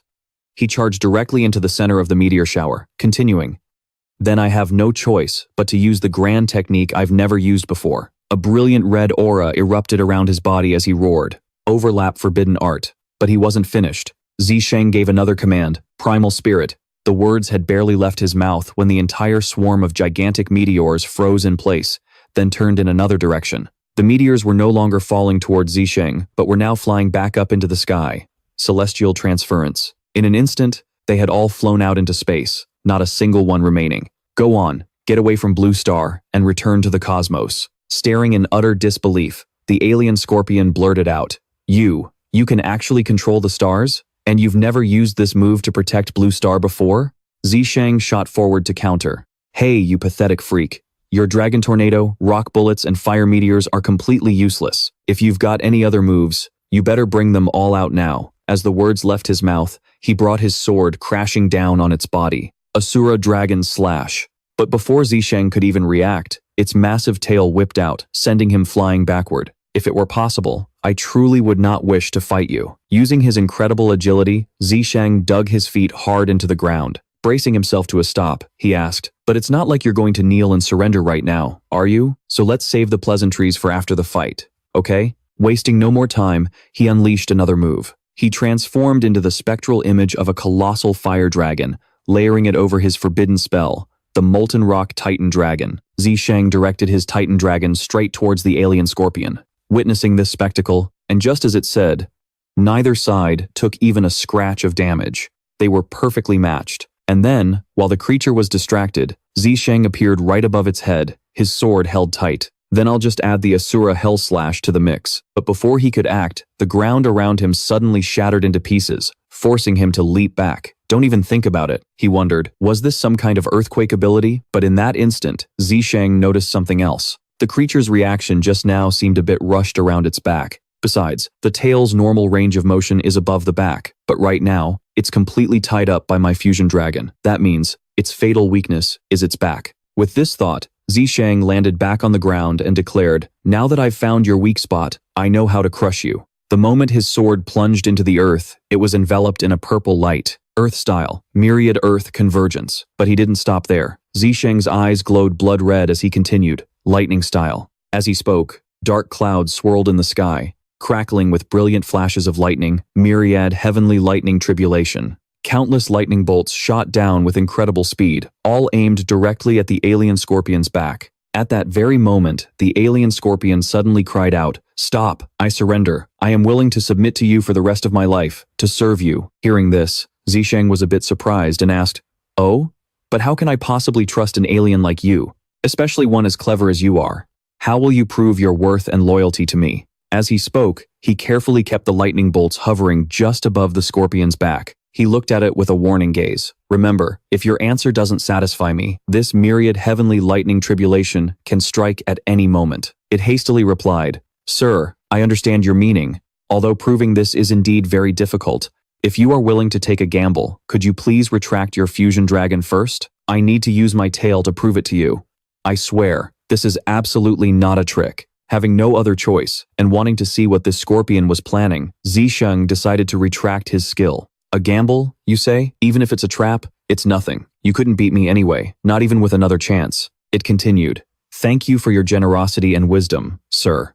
With that, the scorpion reached its tail to its own back and pulled out a small pouch. "Sir, this is my greatest weakness." Seeing the squirming, round things inside, he asked in confusion, "What is this?" It answered, "They are my children, and the seeds for the continuation of our Scorpio civilization, the very last seeds. To show my loyalty, I entrust them to you for safekeeping." Zisheng smirked. "Entrust them to me for safekeeping?" It replied, "That's right." Before the alien scorpion could understand what was happening, he swung his sword directly at the egg sac. Luckily, it pulled back just in time. "How do I know these are your children, and not some kind of weapon?" he asked, once again aiming for the eggs. "How do I know you're not just asking me to help you raise a much larger invasion force?" Seeing its eggs in danger, the alien scorpion didn't hesitate for a second, raising its own pincer to block the blow. Its pincer was sliced in two, blood spraying everywhere, yet it stood there silently, looking at Zisheng, and said, "I did not raise my defensive armor, allowing you to strike me as you please. Can you trust me now?" Zisheng replied, "Now I can trust you halfway, but you have to tell me why." The alien scorpion began to explain, "Because my race is fundamentally like humans. We were all invaded and destroyed. In my heart, I am a resistor, just like you. Seeing you is like seeing myself in the past." Hearing this, he burst out laughing. "Haha, that's a new one. Invaders calling themselves resistors? You'll do anything to survive, won't you?" It continued. "This reason may be hard for you to believe, perhaps because you don't understand the truth of the so-called Myriad race invasion." "The truth of the Myriad race invasion? What truth?" the scorpion explained. "All of this is just a game created by a high-level civilization in the universe known as the gods. The so-called Myriad races are actually just slaves, invaded by the gods and driven from their home planets to participate. And your blue star is the main battlefield chosen by the gods for this game. The battle humanity is facing is merely a clearing of the field before the true showdown of the Myriad races. So now, do you understand why there are so many non-sentient alien races that humans simply call bugs?" Faced with these words, Zisheng was still a bit puzzled and asked, "So, in their eyes, humans aren't even qualified to participate? We're just ants that need to be cleaned up before the final battle?" The alien scorpion held nothing back, revealing everything it knew. "That's right. Exactly," Zisheng said. "Tell me the story of how your race and your planet were invaded by the god." It recalled, "A long time ago, back when there was peace, my scorpion race lived on planet N68. We were the rulers of that world. After thousands, even tens of thousands of years of evolution, civil wars, and external conflicts, we finally achieved a peaceful and tolerant civilization. But a civilization like that didn't last long before a god descended upon our planet. It ordered us to participate in the 10,000 race showdown. We refused. Our warriors launched a massive attack against it. However, we paid a heavy price for our arrogance and ignorance. The gods' power was on a completely different level from ours. The scene that followed was a massacre. The bodies of my people were strewn everywhere. Comrades, family members, they all fell, one by one, as everything was consumed by a sea of flames. It seemed the god had the power to command the very elements of the universe. The entire war lasted less than half an hour in Blue Star's time. We were utterly defeated. The tragic part is, the few survivors refused to compromise, even if it meant extinction. They would rather die than become slaves. I was the only one who might be considered a traitor to the Scorpion race. It's not that I didn't want to fight back, but I couldn't watch our entire civilization be annihilated because of blind resistance. As the sole survivor of my race, I was transported to Blue Star to join this hunting game. After hearing the story, Zisheng couldn't help but be shocked by what it told him. An entire race wiped out. 2. In less than half an hour. I'd really like to know why you chose to put all your faith in me, especially since, from the very beginning, your attitude seemed to hint at this. Without a shred of hesitation, the Scorpion replied, "It's because I sensed an aura on you similar to that of the god." That statement made Zisheng's head snap up in shock as he blurted out, "What? How is that possible?" It continued with certainty. "Although it's as weak as a tiny flame, its essence is from the same source, especially when I fought you. Your control over the elements." Before it could finish, he looked down at his own body. It must be. Before I died in my past life, my 5 great talent tree must have succeeded in some strange way, combined with my rebirth. Could it be that all of this is connected to the god? If so, what is its purpose? The Scorpion looked at him and added, "Besides that, I also sense something on you similar to my own race's civilization. So instead of being killed by you in this game, it's better to submit to you." Zisheng finished its thought. What you say makes perfect sense. Let's not waste any more time," he said, then asked, "So, tell me now, what value can you bring to me?" It replied, "First, in terms of strength, I can crush any alien below S rank. At the very least, I can go toe-to-toe with other S rank aliens. Second, the Void Gate. I know its teleportation mechanics, and how to destroy it." There was nothing left to think about. Zisheng decided to trust it this one time. Impressive. "But I have one condition. From now on, you will obey my orders until this war is won. If your bet on me pays off, after we achieve victory, I will let you return to your home planet to continue your civilization." Hearing this promise, the Scorpion joyfully bowed its head and said, "Thank you, my lord."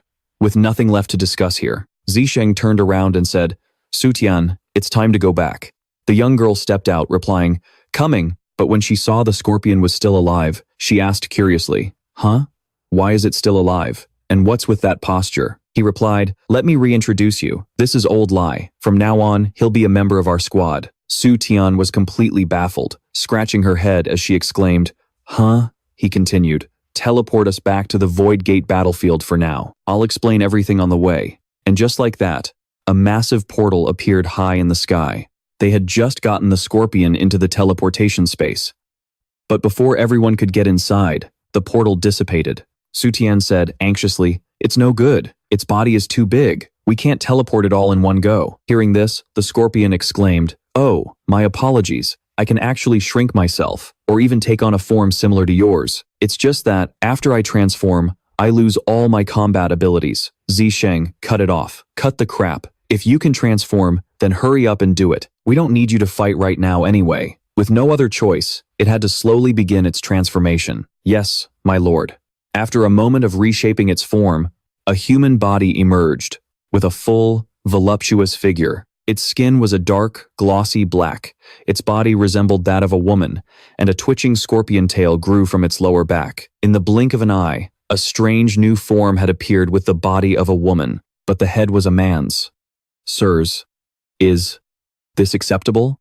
Seeing this, Chu Tian's blood boiled, his hands clenching into fists, ready to charge. "I don't know why, but I suddenly have the urge to punch someone." Zisheng felt helpless, his face darkening as he clutched his head. "For some reason, my fists are getting hard too." He stepped forward to warn him, "Liet, change to a male form, something that suits Earth's aesthetic tastes. Otherwise, we might actually let our fists fly." Out of options, the creature had no choice but to comply. Taking another deep breath, a strong male body finally appeared, But now the tail wasn't on his back, it was sprouting from his front. The scorpion asked, "Sirs, how about this?" Witnessing this sight, Chu Tian and Zisheng were frozen to the spot. Their eyes went blank. Unable to hold back any longer, they both rushed forward and gave him a furious beatdown. Do you have some kind of misunderstanding about human aesthetics?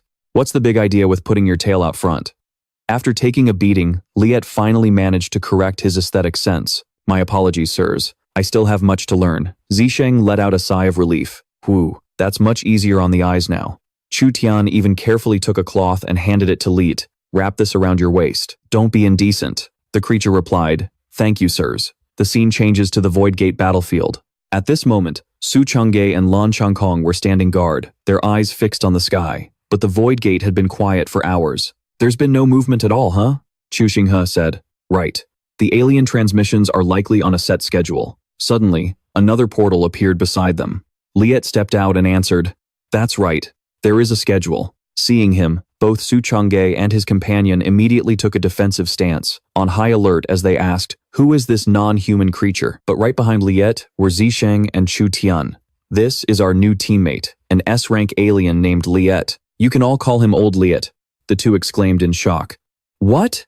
Liet pointed up at the sky and continued. The Void Gate only activates and opens at sunrise. Right now, the aliens are being transported on a massive scale. It's still A-rank aliens and below. Only a few S-rank aliens are transported at noon, so you don't need to stand guard here at night. Zisheng crossed his arms and asked, How do we close the Void Gate? He replied, Inside the Void Gate, each race has its own spatial transit path and a corresponding transfer hub. We have to go through the path to the transit space and kill the aliens there. Destroying the transfer hub will prevent the next wave of alien transmissions. Hearing this, he asked in surprise, After it's destroyed, can't they just rebuild it? Liet answered, Of course they can rebuild it, but the rules of the game don't allow it. He carefully explained, A destroyed transfer hub means game over for that race. The gods will then proceed to settle the matter with that race. After hearing everything Liet had to say, Lan Changkong asked, This god, Emperor, what kind of existence is it, exactly? Can we really win?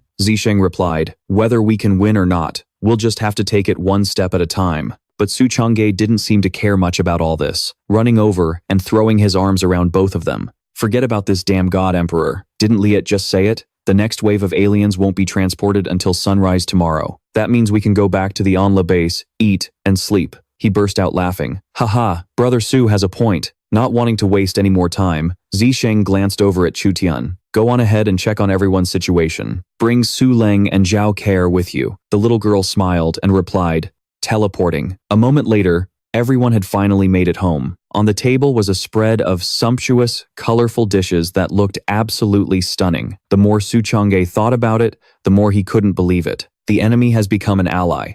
I really didn't see this development coming. Zhang Yuan smiled and said, Having a new friend is a good thing. Let's eat first, everyone. Old Liet, please, don't be a stranger. Make yourself at home. Hearing these words, Liet's eyes widened as he muttered, Don't be a stranger. Make myself at home. Just like that, he lost all his inhibitions. He opened his mouth wide, took a deep breath, and vacuumed all the food from the table right into his mouth. Okay, witnessing this scene, Zisheng couldn't believe his eyes, his face frozen in a wordless, dumbfounded expression. Food was still flying everywhere, and everyone else was just as horrified by what had happened. Their jaws clenched tight. In the blink of an eye, Liet had polished off the entire magnificent feast, leaving nothing behind. Everyone.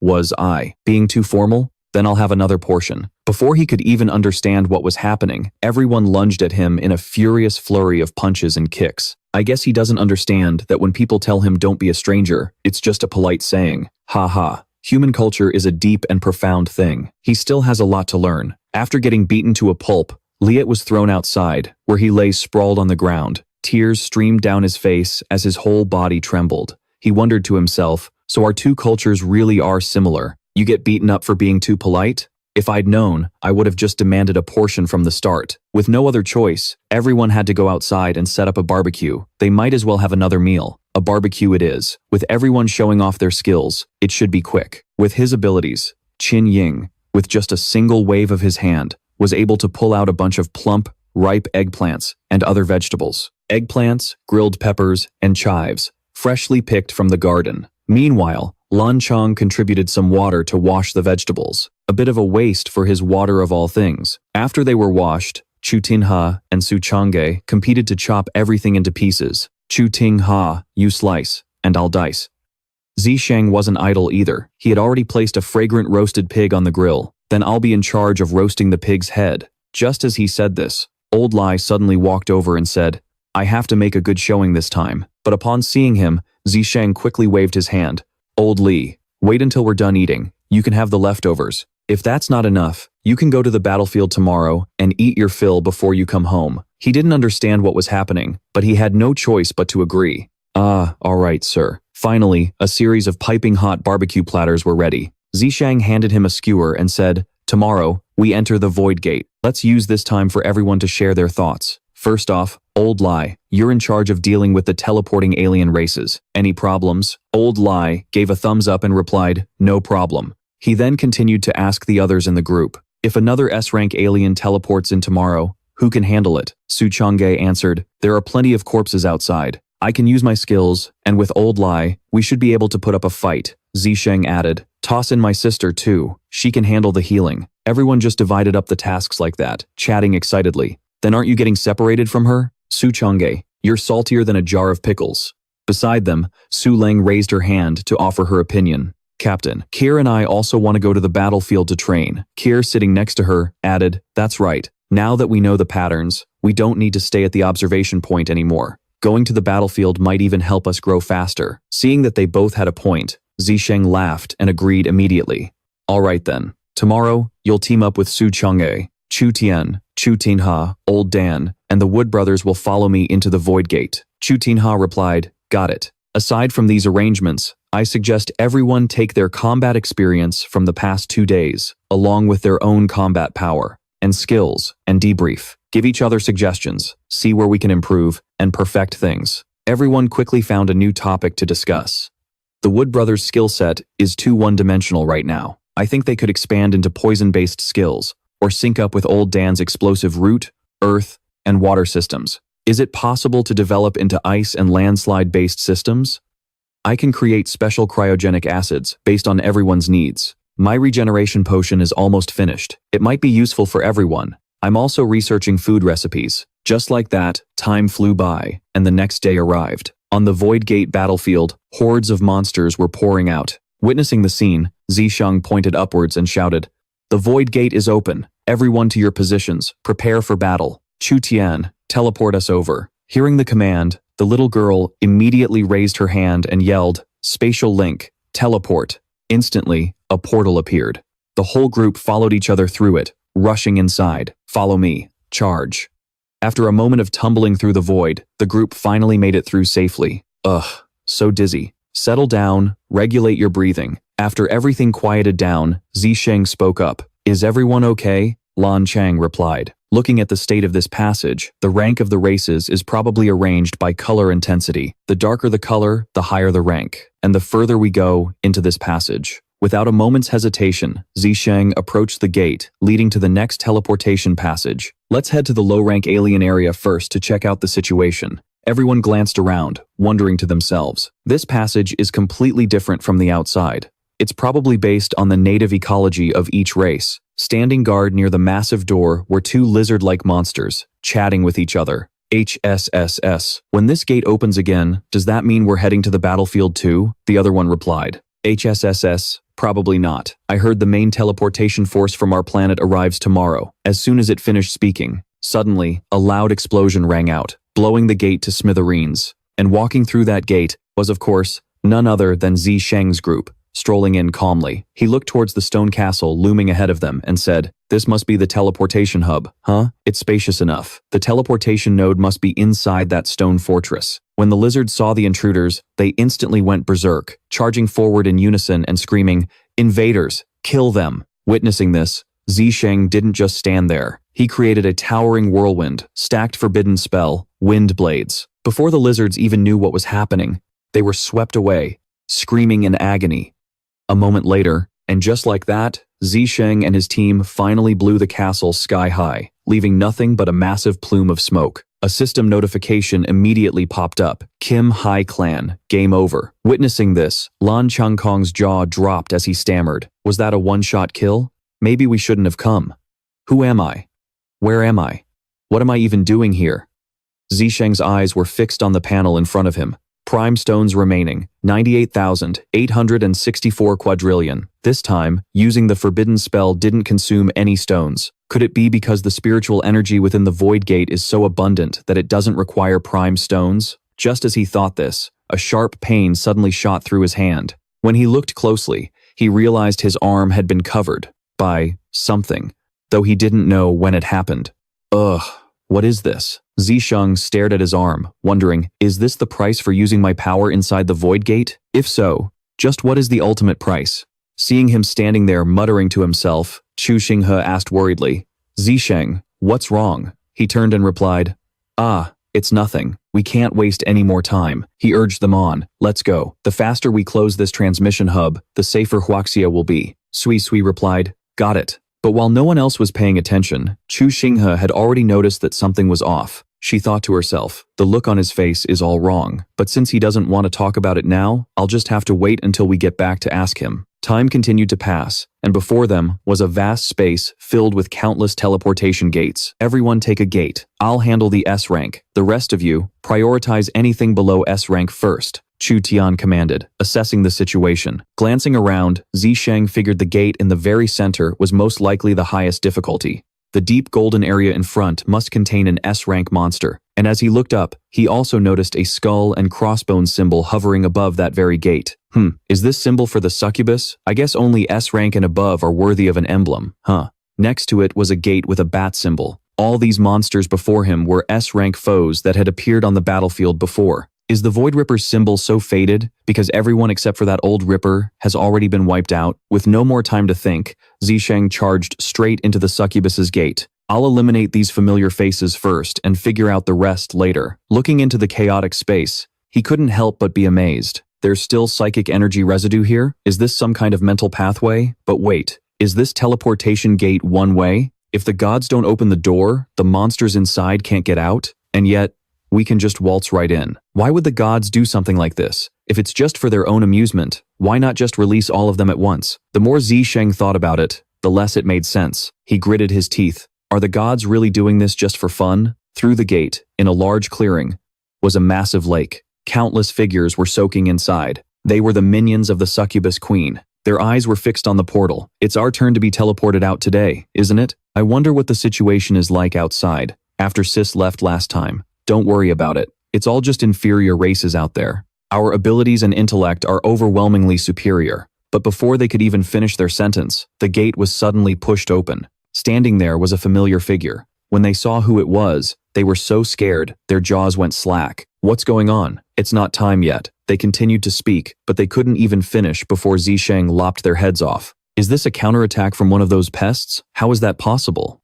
Seeing their comrades attacked, the other succubi rushed forward in unison, shouting, all units, engage. Mental assault. The moment the words left their mouths, a gigantic waterspout suddenly crashed down on Zisheng. It caught him by surprise.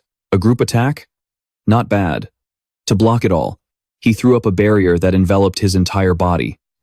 Full power psychic defense. Two succubi, their bodies twisting together like a swirling wave, issued a command. A131, A132, begin the seduction attack. Everyone else, provide support. As they spoke, two stunningly beautiful women appeared. They ran towards Zisheng, caressing him nonstop. Hey handsome, you must be tired, right? Let us help you relax those tense muscles. He wondered in surprise.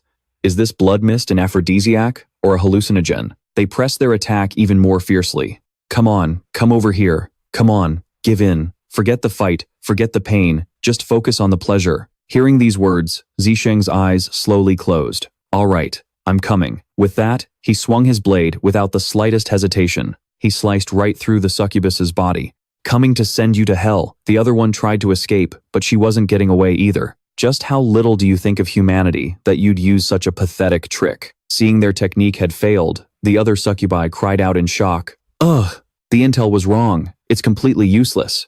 After a moment's thought, they came up with another plan. tentacles emerged from their heads, shooting straight for Zisheng's skull. Thoughtlink. But, before they could even execute their plan, I'll cut you all down with my sword, don't even think about it. Then, once again, he charged forward with his sword in hand. Now, all of you die. Having just managed to extract information from inside Tu Thang's mind, a demon let out a laugh and said, I've found the important one. And with that, the other demons all transformed into the people from his group. So Thien, Tu Trong Ka, and even So Tin Ha. Everyone, transform. Witnessing this scene, Tu Thang couldn't help but laugh out loud. Pfft, ha. What do you think makes an important person important anyway? Are you guys this shameless looking down on humanity? As soon as he finished speaking, he wildly unleashed a flurry of slashes at their bodies, cutting them into countless pieces. Netherworld slash. Before the demons could even understand what was happening, their bodies were set ablaze, and they screamed in agony.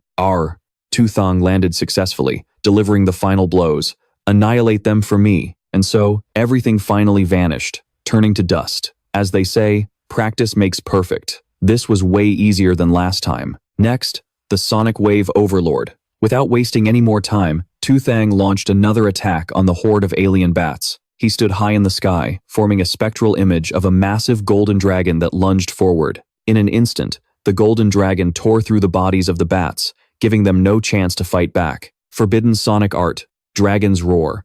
Their entire nest was engulfed in raging flames. Tu Thang let out a sigh of relief, muttering, done. But just as the word left his lips, a sharp pain shot through his arm, making him grimace.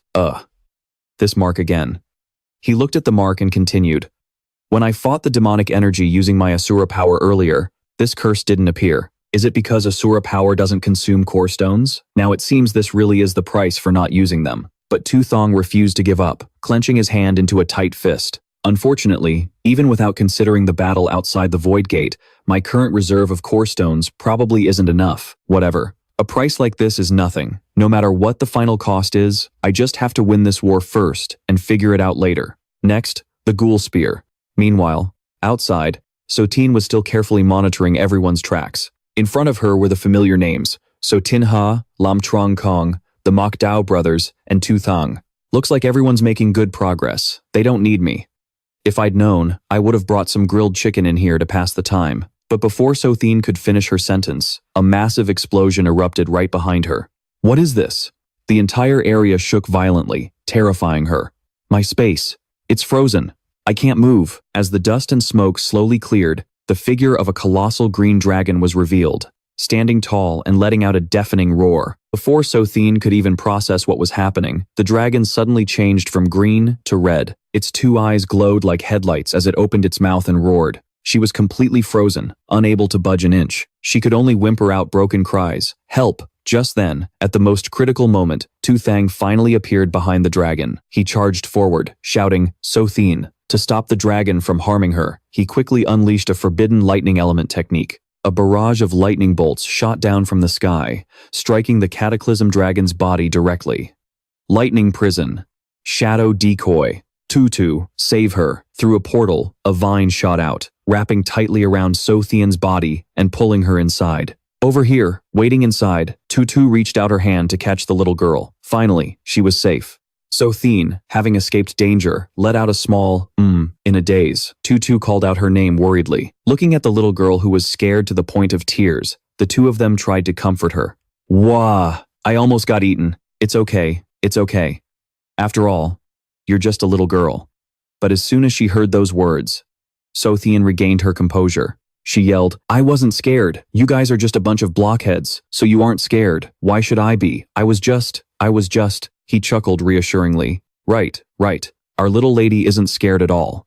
At the same time, outside, Tu Thang was still fighting the giant dragon. Things had suddenly taken a turn for the worse. The spatial flow is becoming chaotic. The lightning attack has stopped, and Sothian's space bubble just shattered. Looking at the rampaging dragon, he wondered to himself, could it be that this dragon's breath has the ability to freeze time and space? He's already on the move. I need to warn, to Truongsa, and fast. At the same moment, outside the Void Gate, Lao Liet had returned to his scorpion form. He fired off a volley of fireballs, meteor firestorm. With just a few attacks, he completely devastated the horde of alien monsters. They were blown to bits. In contrast to him, Tu Thang's group was sitting under a tree, enjoying a drink. This S-rank, Lao Liet, is the real deal. He's completely crushing these lower-level monsters. Yeah, today I really saw what they mean by one man holding the pass against 10,000. Ha ha, ha. Don't look at how much food he's eating. This meal was well worth it. We haven't even had to lift a finger, and this wave is about to be completely wiped out. Just as he finished speaking, old Liet suddenly transformed back into his half-dragon form. You all praise me too much. It was nothing. Seeing this, Su Changge roared. Who told you to transform? Keep fighting. Don't get arrogant, just because you got a few compliments. He scratched his head and stammered, "Oh, my bad." Right at that moment, a message came through from Zisheng. Su Changge, an S-rank Azure Wing Dragon is about to emerge. Its breath can temporarily freeze time and space. Everyone, be careful. Hearing this, his expression immediately turned serious as he replied, "Understood." The words had barely left his lips when the dragon appeared, forming a dazzling golden orb in its mouth. The big one's here. The fireballs that old Liet had launched were still in mid-air when they suddenly stopped, suspended in space. His entire body froze as well. Someone quickly warned, "Liet, watch out for the dragon's breath." His voice trembled. "Traitor, die. It's too late. I can't move." Seeing the situation become increasingly dangerous, Su Changge took action, launching a series of threads toward the dragon, heavenly puppet silk. The threads quickly wove together, forming a sturdy net that ensnared the dragon, heavenly net. Before the dragon could even react, its body was bound tight. Wings in, shrink, and cut, just when they thought it was over. It wasn't. Its power was too immense. With a single flap of its wings, it shattered the threads. Dragon's breath. Freeze. Asterisk. Voom asterisk. It's over. Even the heavenly puppet silk is frozen solid. I can't move it. But taking advantage of the dragon's distraction, Su Changge wrapped his threads around old Liet's body and pulled him back. Fine.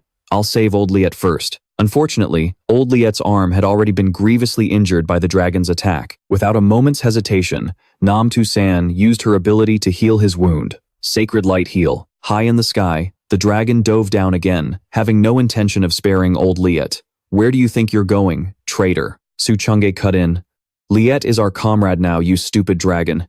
If you want to kill him, you'll have to get through me first. Hearing those words, old Liet was overcome with emotion, tears streaming down his face. Oh, you guys, my comrades. Oh, come on. Standing nearby, Nam Tu San chuckled. For a body that big, you're crying like that over a little scratch. Su Leng put her hands together and said, From what I can sense, its time-freezing ability is similar to a paralysis spell. Each use lasts for 10 seconds, and it can't use other abilities while exhaling, Kier added. Su Changge, be careful, the dragon's breath is coming. Just as she said, this time, a blinding beam of fire shot out from the dragon's mouth. Seeing this, Su Changge quickly jumped back to dodge it. Don't think we're really afraid of you. You think your paralysis spell is so great? When your ancestors were pulling these tricks, you weren't even born yet. Those words drove the dragon into a frenzy. It opened its maw wide and charged forward at full speed. Shut up! While the dragon was enraged, he began to use his own technique, controlling his demon puppets. All of you, rise. But it didn't stop there. The demon puppets began to gather and transform into a massive shield. Puppet shield transformation. Suddenly, Su Leng warned, watch out, its claws. No sooner had she spoken than the dragon swung its claws, slashing straight at the shield and creating a huge explosion. Ugh. Su Leng warned again. The tail. Watch out for the tail. Hearing that, Su Changge jumped back. Just running away like this isn't going to work. Zhao Care spoke up. This isn't working. The messages are too slow. If my predictions can't keep up with its speed, they're useless. Standing beside her, Su Leng closed her eyes and added, there's one more way. Let me give it a try. As she finished speaking, she began to wave her hands to her sides, creating streams of green light. Sensory link. Share senses. From Zhao Care's eyes, 2 streams of bloody tears flowed out. My eye of prediction is fully open. Hurry up, we can only hold this for 10 seconds. After gaining this new ability, Su Changji's eyes filled with determination as he shouted, Liet, cover me, he responded. Got it. As the dragon charged toward them at incredible speed, a barrage of fireballs launched from behind old Liet.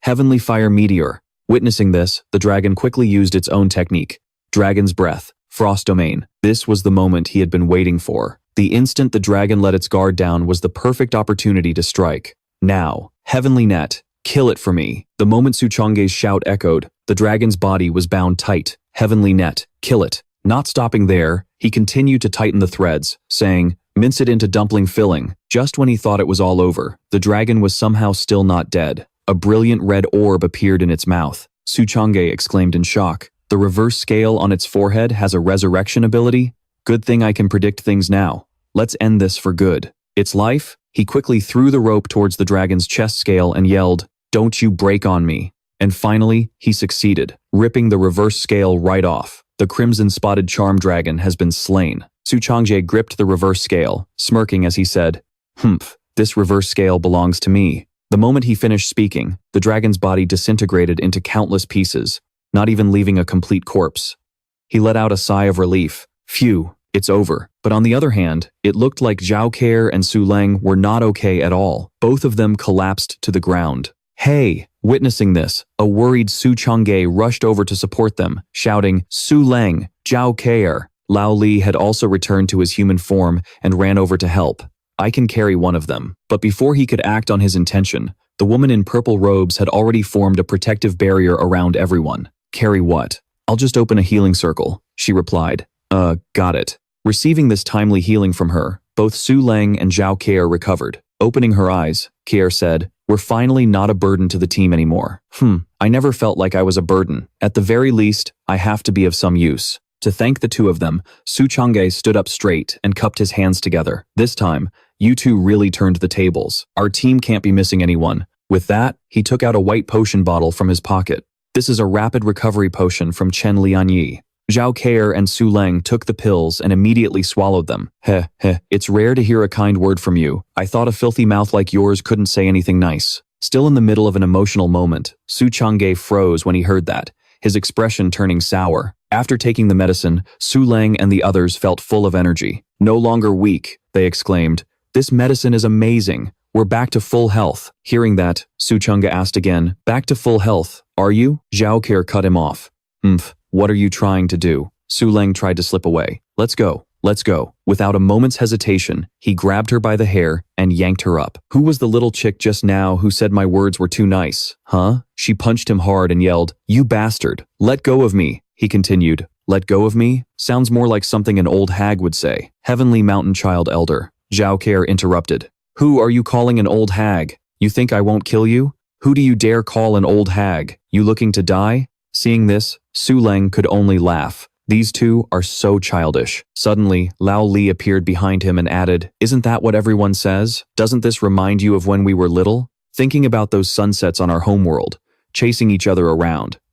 That was all a part of my youth, that's long gone. The scene changes to inside a space portal, where the two Sui siblings are standing and observing their surroundings. This is the last B-rank alien races transfer station. How about we try out our new move? All right, I'll go first. As soon as she finished speaking, she touched her hand to the ground, creating long, sprawling tree roots. Abyssal wood summon. From those roots, a towering, giant tree emerged. Heaven-shaking pillar. Standing behind her, Qin Yingxi also began his attack. My turn. Earth root annihilation. A series of massive roots burst up from the ground, tearing through the earth and rock. Those saplings wrapped tightly around the space portal and destroyed it. The next second, a massive explosion erupted. Everything was engulfed in dust. Sui praised him. Big brother, that new move is really powerful. We have to thank Su Changge for his suggestion last time. The two siblings were incredibly proud. Do you feel like our power has been growing much faster since we came in here? It's probably because the spirit energy here is much denser than outside. Qin Yingxi handed his sister a pill. Next up is the A-rank alien races territory. Let's recover our stamina first, she replied. Okay, let's take this chance to develop a few more new techniques. Meanwhile, Lan Changkong was also frantically annihilating monsters, creating a defensive barrier made of water. He shouted, "Absolute freeze." The moment he spoke, those water droplets turned into sharp icicles that shot straight into the sky. He continued to roar, "Dual assault, ice spikes." The flock of bird-like monsters was torn to shreds, letting out terrifying screeches. Wasting no more time, Lan Changkong shattered their portal with his ice-based technique. Looking at the potion in his hand, he couldn't help but rejoice. I have to say, Su Xiaonan's freezing potion is really useful. With this, I now possess both water and ice elements. The scene shifts to Chu Xinghe's side. He was facing off against stone monsters. They wielded their weapons and furiously slammed them into the ground. Sword Aura Domain. Taking advantage of their opening, Chu Xinghe unleashed a series of slashes. With a body like this, fighting them is just a waste of time. Finding a way to get straight to the main objective will probably be faster. Seeing that his target was no longer them, the stone monsters panicked. The creatures turned back in confusion. Wait, no, protect the tower. Seeing he'd been spotted, Chu Xinghe just grinned and said, so you've found me? But of course, he wasn't about to give up. Mirage Sword Chi Domain. Instantly, countless phantom figures appeared. This left the stone monsters utterly bewildered, unable to tell which one was real. Kill him! But while they were frantically slashing at the illusions, the real Chu Xinghe had already appeared behind them at the tower, sword in hand. Whoever said the master of a domain has to stay inside it? Without a moment's hesitation, he unleashed a powerful slash, shattering the tower in an instant. You lost because your thinking is too narrow-minded. Things were getting simpler by the minute. Meanwhile, in another dimension, Chu Tian spoke up. Brother Nam. Su Chang'e has already cleared the battlefield outside. My brother also wiped out the A-rank foreign tribes. Hearing this, Zisheng replied, things are moving along quickly. Once Su Chang'e and the others have rested, we'll teleport in and destroy the Azure Sky Dragon Wings teleportation station. He continued, I've never seen this type of S-rank foreign tribe before. Let me go in and scout ahead first. Don't come in unless I call for you. Chu Tian replied, okay. With that said, Zisheng finally entered, tearing open the portal with a swing of his sword. His eyes scanned the surroundings. Witnessing the scene before him, he exclaimed in shock, what is this? In front of Zisheng were giant, bizarre-looking jellyfish. They were floating weightlessly in the air. Are these jellyfish? How can there be such a large swarm without a single one's presence being detected outside? Could they all be a single, unified entity? The moment he finished his thought, one of the jellyfish suddenly attacked, shooting a tentacle straight down toward the ground. Luckily, he managed to leap aside just in time to dodge. Fast reflexes. After trying to talk to it for a moment with no response, he wondered in surprise. It can't communicate? Is it a non-sentient type? Taking advantage of the opening, Zisheng doubled back and severed one of its tentacles with his sword. Asura Dragon Kill. Suddenly, from the point of injury, the two severed ends of the tentacle reconnected as if nothing had ever happened. Having been accidentally splattered by the jellyfish's blood, Zisheng's weapon and one of his arms were affected, giving off thick plumes of smoke. His face contorted in pain. The sword was no longer usable. He tossed it to the ground. Then, he turned his gaze back to the jellyfish monster. So, besides lightning, it also has a corrosive toxin? This is going to be tough. To deal with this monster, Zisheng needed Chu Tian's help. He looked back and shouted, Chu Tian, space bubble. She obeyed, creating a giant bubble and sending it straight towards him. In the blink of an eye, the bubble completely enveloped Zisheng,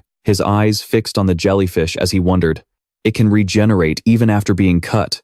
Looks like swords won't work. I'll have to use arrays and forbidden spells. Can't waste any more time. Beneath his feet, a magic array appeared. He shouted, Frost Formation. On his hand, the red mark from the toxin was still visible, but he paid it no mind, focusing only on the now frozen jellyfish. Did it freeze? Just when he thought the technique might hold it for a while, it suddenly shattered the ice and broke free. Zisheng exclaimed, ice is no good. He switched to a fire-type attack. Forbidden spell, Flame Drop Dragon. But this move was also a mistake. As soon as the fire dragon reached the jellyfish monsters, the poisonous smoke they emitted grew even thicker. Damn it, fire attacks just amplify the toxicity of the smoke. What was even more surprising was that the barrier around Zisheng was also being corroded. Even the space bubble can be corroded? In this most dangerous moment, he had to shout to Chu Tian, reinforce it. She responded immediately. Once again, he used another technique, Forbidden Spell, Directional Sound Wave. As the attack was launched, the jellyfish monsters absorbed the sound itself. They can even absorb sound waves? Once again, they attacked Zisheng, but thankfully, the bubble shield around him was still holding. Even with the shield's protection, he knew it was only a temporary solution and wouldn't last long. If this keeps up, Chu Tian won't be able to hold out for much longer. I have to figure out a solution, fast. After a moment of thought, he finally made a decision, summoning a storm of brilliant blue and gold lightning. Chu Tian, 3,000 thunder tribulations. Let's give it a taste of its own medicine. Just like before, the jellyfish monsters were able to absorb the lightning. He wondered, so it absorbed the lightning too? As he finished the thought, a ball of light materialized in his palm. Fine, Let's see if I can blow them apart with pure concussive force. But every move he made ended in complete failure. He couldn't inflict even the slightest bit of damage on the jellyfish monsters. It didn't explode, and it's actually getting stronger. Chu Tian's body had reached its limit. Shaking uncontrollably, she cried out, "Brother Nam, the corrosive toxin is too strong. I can't hold on anymore. I can't take it anymore." As for Tu Thang, the pain in his arm was getting worse and worse. His teeth clenched tight. Ugh. The backlash in my arm is getting more severe. But in that moment, an idea suddenly struck him. If a direct impact can't make them explode, what if I try pulling the energy back instead? Forcing the pain down, Tu Thang raised his hand and whispered, "Forbidden spell, absorb lightning element."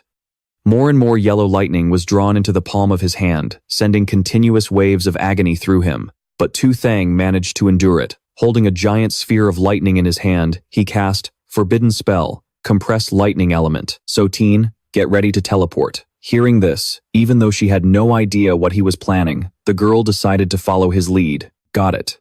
As soon as she spoke, Tu Thang hurled the lightning sphere straight ahead. When the moment was right, he shouted, "This much energy can't go to waste. Teleport it to the enemy's location." Without a moment's hesitation, the two of them rushed through the teleportation gate to another place. Standing inside this space were the dragons. One of them was laughing loudly. "Haha, my race has finally made its appearance. In this universe that devours all things, I will undoubtedly reign as king." But its celebration was cut short. Just as its mouth was still hanging open, a powerful beam of light shot straight inside it. Huh? The terrified dragon froze for a second, its eyes filled with confusion as it wondered, was that an ant just now? No sooner had the words left its mouth than a terrifying explosion erupted, tearing its body into tiny pieces. That blast also destroyed this dimension's connection tower. After the explosion subsided, Sothene finally collapsed, falling straight to the ground below. "Brother Nam, I can't hold on any longer." Seeing this, a worried Tu Thang shouted, "Sothene." Back in the present, another problem needed to be dealt with. Those jellyfish had started spewing poison again. Without lightning, how could they get rid of it? As soon as he finished speaking, he shouted, "Forbidden spell, vortex." Reversing the lightning spell worked, so reversing a water spell should have a similar effect. "Forbidden spell, absorb water element." Tu Thang quickly sucked all the water from the jellyfish monsters into the palm of his hand. "Forbidden spell, absorb water element." A murderous glint flashed in his eyes as he added, "Compress." The collected water gathered, forming a sphere just like the lightning ball from before. After having their water sucked out, the jellyfish monsters could no longer float in the air, and all fell to the ground, creating massive explosions. Dust and smoke filled the air. Witnessing this, Tu Thang laughed in delight. Then he directed the water sphere to move. "Go forward." Once again, the sphere was teleported to where the dragons were, battering them into a miserable pulp. But he wasn't done yet. He then created a small fireball, forbidden spell, earth element. As he spoke, a giant stone dragon rose from beneath the ground, burying them deep within the earth. Suddenly, Tu Thang felt another sharp pain surge through him. This time, it had spread all the way up his neck. Ugh. The more I use these forbidden spells, the more these cursed markings spread. The burning sensation was also growing more intense. He dragged his exhausted body over to where Sothene lay motionless. "I feel like I'm about to collapse. The others are probably in the same shape, and it looks like it's getting dark soon." Sothene was still unconscious. He took out a pill and brought it to her lips. "Here, Sothene, take this recovery pill. After you take this, we'll go home." The girl's eyes fluttered open hazily, and she looked up at Tu Thang to ask, "Brother Nam, did we win?" He smiled and replied, "Yeah, we won." Wasting no more time, he used his sound transmission to notify everyone. Sound transmission. Everyone gather in the corridor. We're returning to the shelter. Upon receiving the message, everyone finally emerged from inside the gate. Whew, we finally destroyed the Azure Sky Dragon Wing's nest. We actually make a pretty good team, don't we? Tu Truongka, carrying Triu Kani, added, Did you hear Tu Thang? We can finally clock out for the day. Nam Tu San chimed in from behind. When we get back, I'm definitely demanding overtime pay. Hearing their conversation, Liet looked bewildered. He wondered, so, does that mean I don't qualify to ask for any? Tu Truongxia heard this and burst out laughing. Haha, not bad, Liet. You've already picked up on the Huaxia style of humor, have you? Time passed quickly. Night had fallen, and stars glittered in the sky. Back at the shelter, things were chaotic. There was a huge number of injured people to treat. Xiao Nam, hurry up and prepare the healing medicine and bandages. Got it. How did everyone get so badly injured in just one day? After a while of treatment, things finally settled down. Everyone sat around the dinner table, chatting. Luckily, the injuries aren't too serious. With some medicine and a good night's sleep, they should be fine by morning. Everyone must be hungry. Eating more will help you recover faster. This time, Trong carefully reminded him, that doesn't include you, Liet. He chuckled. I get it. You already warned me before the meal. Being at the dinner table was just to add to the lively atmosphere. Turns out, Zhang Yuan had already prepared a whole, fragrant, roasted pig outside. That's right, your main course is outside. There's not enough room in here for it. Once things settle down, you can go out and eat your fill. He was moved. All right, I'm so touched. Lam Trong stayed silent. To Trongsa, you're really slacking. Today, I alone took down 27 A rank and below monsters. He interrupted. Oh, you've got some nerve. You led a whole squad in and got this battered after clearing just one gate. Suddenly, Old Lai asked Mewtwo.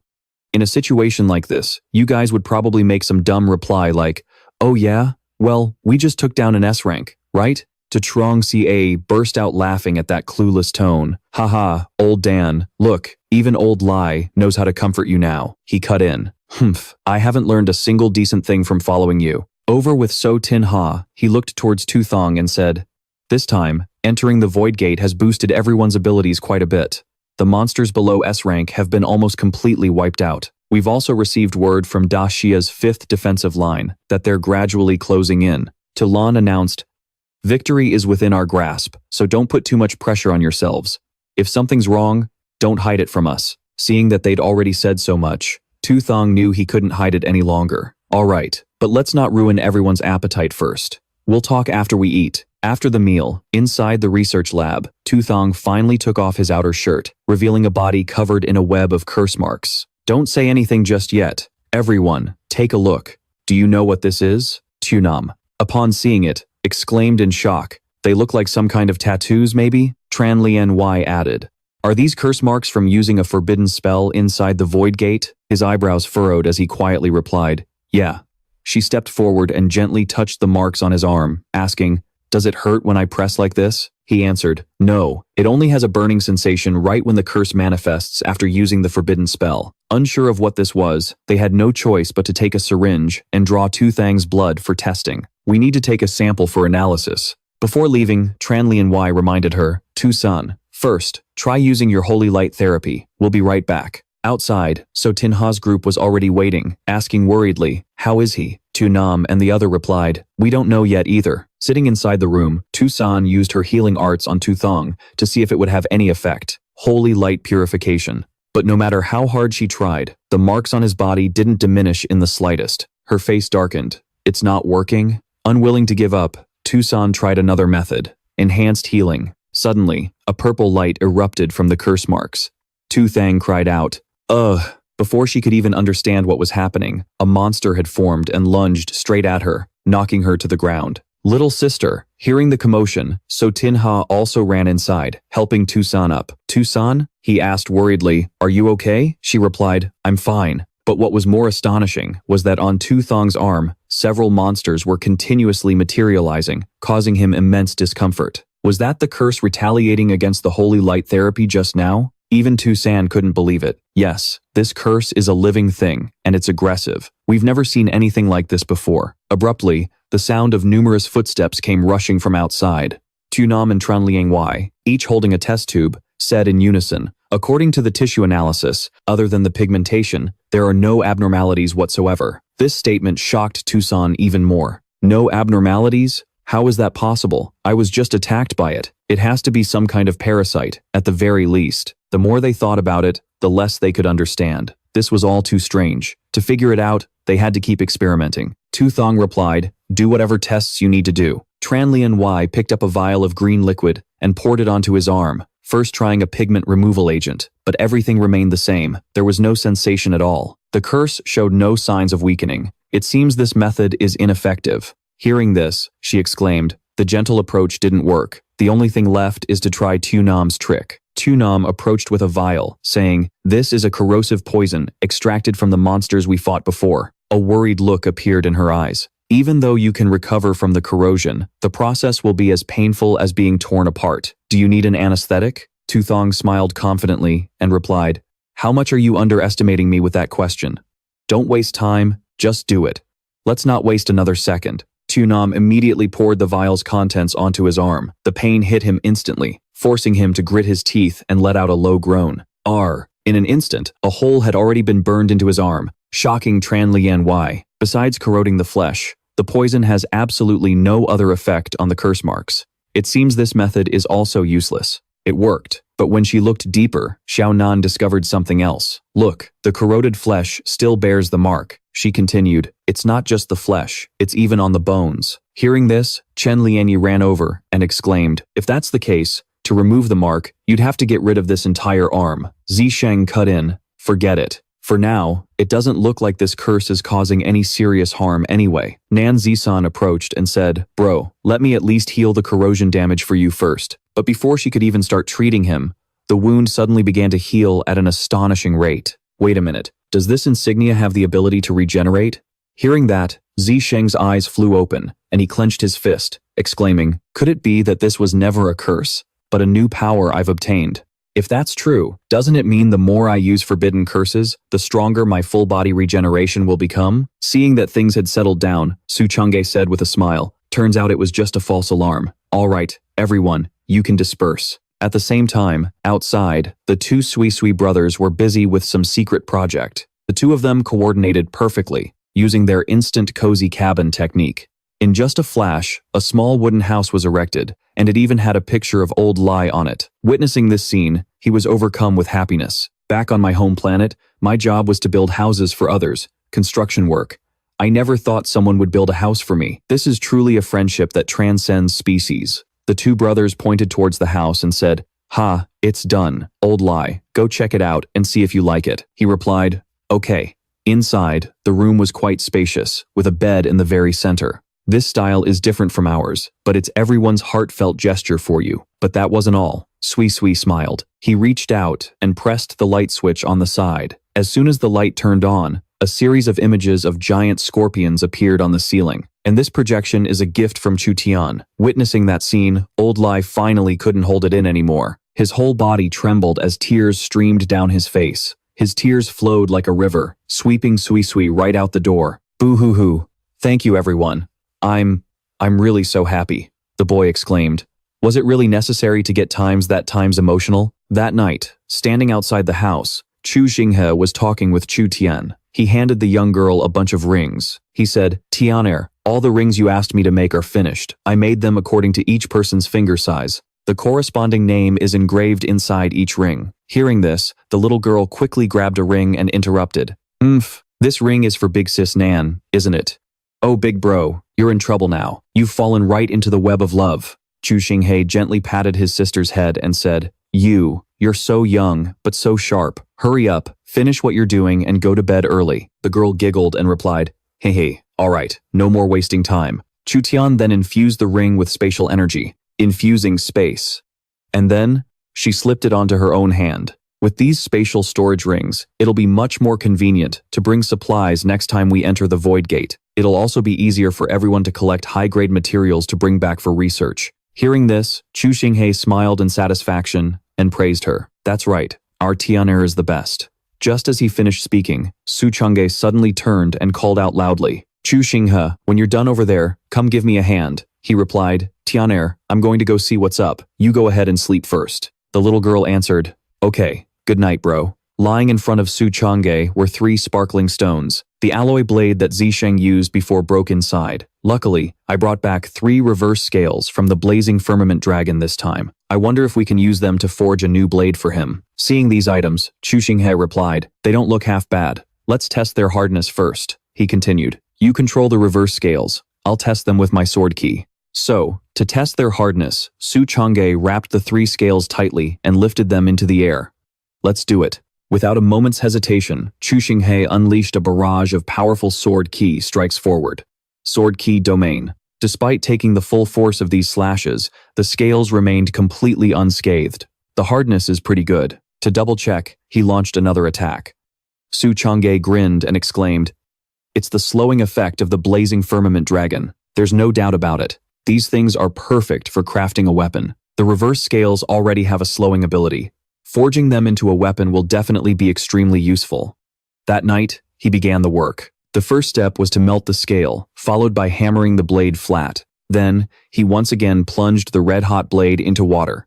And just like that, the product was complete. A perfect sword. It looks absolutely amazing. Let's call it the reverse scale pulse blade. We'll give Zisheng a surprise tomorrow morning. At that very moment, inside Zisheng's room, his face was pale as he was seen, gasping for breath, a bit weary. In his mind, he saw an image of himself standing before a great tree. A god? What in the world are you? What is your purpose? A voice rang out in response. My past is your present. My present is your future. It urged him, come, become me, so that I may be set free. The moment it finished speaking, countless branches shot out, wrapping tightly around Tu Thang's body, holding him in place. Huh? What do you mean by that?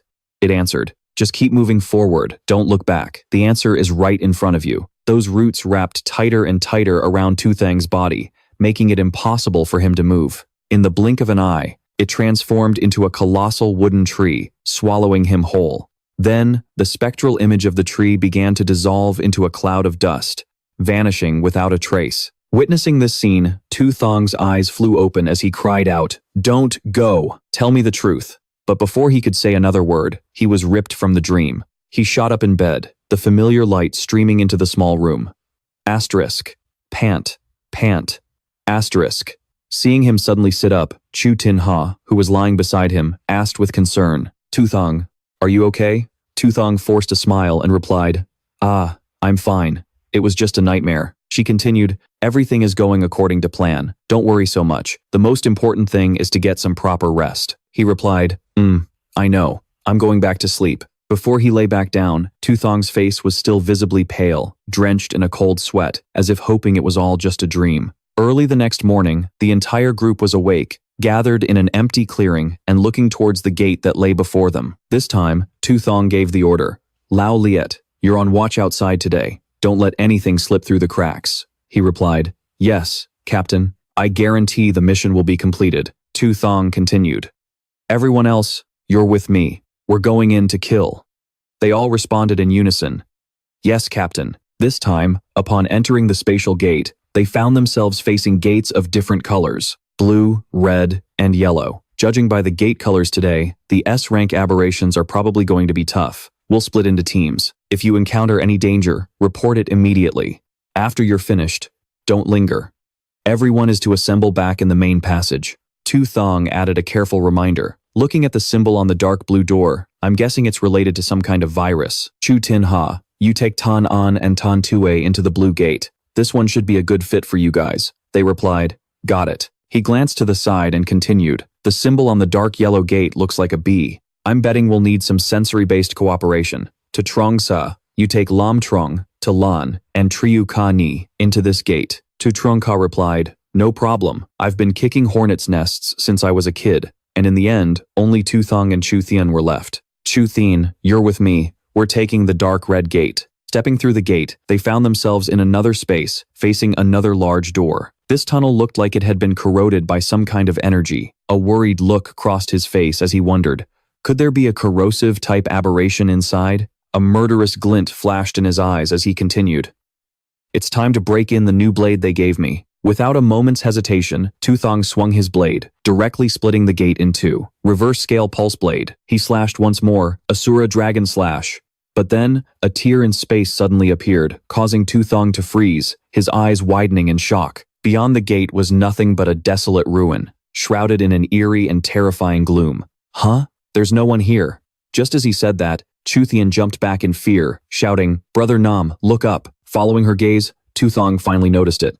Damn it, that head is huge. How was it able to get here through a transfer portal? This monster was completely different from the others. Its body was massive, like a great stone mountain, standing guard over a tower. It was the Azure Monk demon statue. A booming voice echoed, I haven't even made my entrance, and the ants have already scurried in? The moment it finished speaking, Tu Thang slashed towards the tower, saying, Nonsense. Direct assault. High in the sky, the spectral image of a giant skull appeared, roaring, Asura's reverse-scale demonic grind. But that monster was no pushover. A spark of light flashed from its eyes, shooting downward. The Azure Monk demon statue uttered a single word, Annihilation.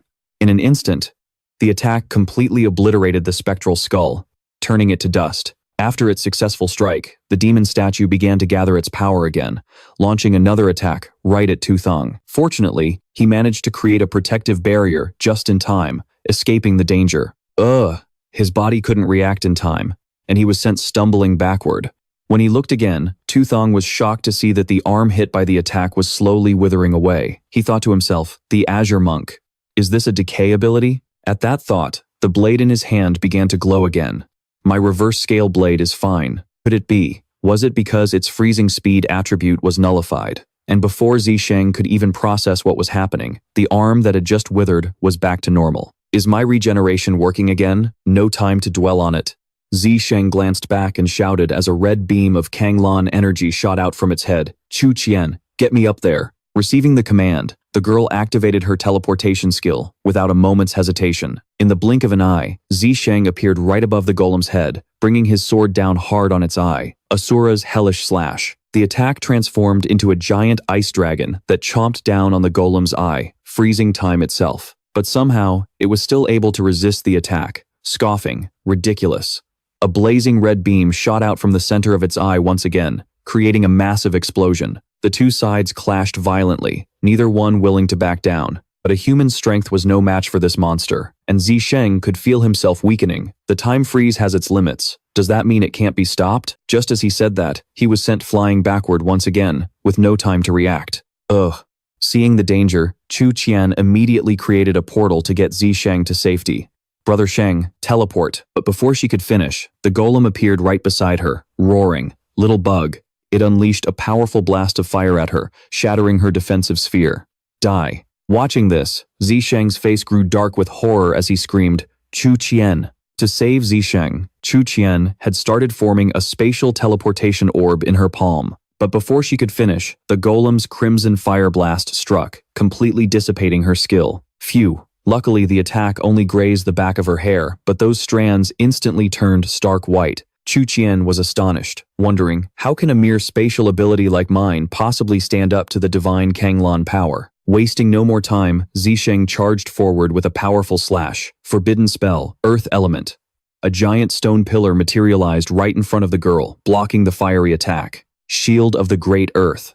The golem refused to give up, continuing to fire powerful beams from its eye. Beneath the Kanglan, all things shall return to nothingness. The barrage of beams slammed into the rock and ricocheted in all directions. Seeing that his defense wouldn't hold, Zisheng grew anxious and shouted again, Dual Forbidden Spell. As he spoke, a series of other stone slabs appeared, forming a long wall, but they were still pierced by the beams. Just as he was about to do something else, he suddenly realized something was wrong, his eyes widening in shock. To keep Chu Qian safe, he urged her, Chu Qian, get out of here now. Hearing this, the girl hesitated, unwilling to leave, and stammered, but, Brother Sheng. He cut her off. Don't worry about me. I won't die.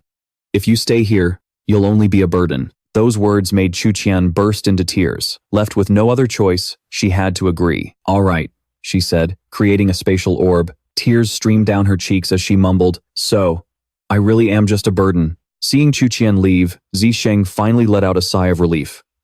Asterisk. Whoosh. Asterisk. Finally, the kid is gone. The golem's attention turned back to him as it spoke. You pathetic ant. Zisheng's eyes showed no trace of fear as he pointed his sword straight at its face, cutting it off. Humph. Plenty of other races have called me an ant before. He continued with determination, but I'm still standing here, and they've all turned to dust. Without a hint of hesitation, Zisheng flew into the air, the phantom of a colossal ice dragon forming behind him. Dual Forbidden Spell. In an instant, the dragon coiled tightly around the golem's body, completely immobilizing it. Heaven's chill, Earth's freeze. Not only that, but the ice dragon also unleashed a blast of frigid air from its mouth, freezing the golem's entire body solid. Reverse scale dragon's breath. Time freeze. At last, its body was encased in a thick layer of ice. Just when he thought he had it trapped, its eye flashed with a brilliant red light. A booming voice echoed, Kanglan's universal radiance. As it spoke, the ice began to melt at an incredible speed. Melting. The center of the golem's eye was still glowing like a red-hot ember. Finally, it broke free. Pathetic tricks. What can you possibly do to me? Zisheng said, Forbidden spell. Log raft. As he spoke, a log appeared beneath him.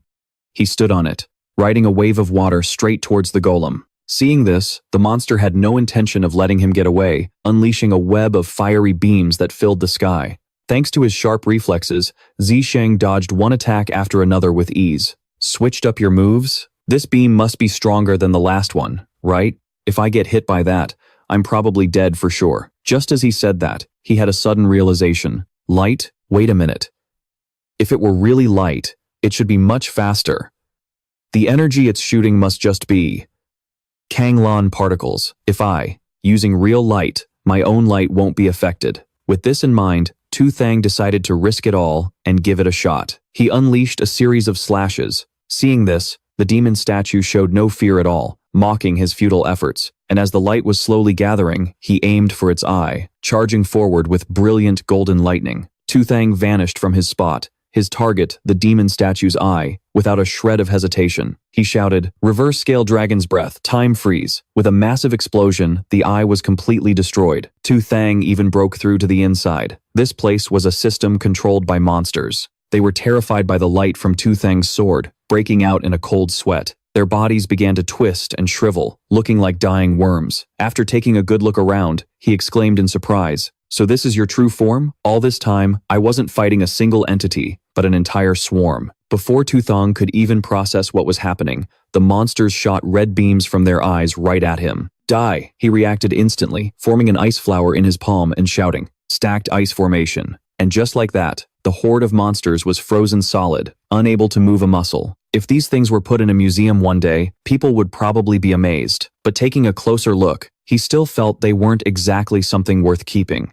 Whatever. They don't look easy to preserve anyway. So Tu Thang shattered the ice, breaking their bodies into countless pieces. After dealing with them, he carefully put them away. He stored them all inside his storage ring, collecting everything to study later. With that said, Tu Thang started to head back outside. Suddenly, the giant demon statue collapsed, destroying the tower beneath its feet.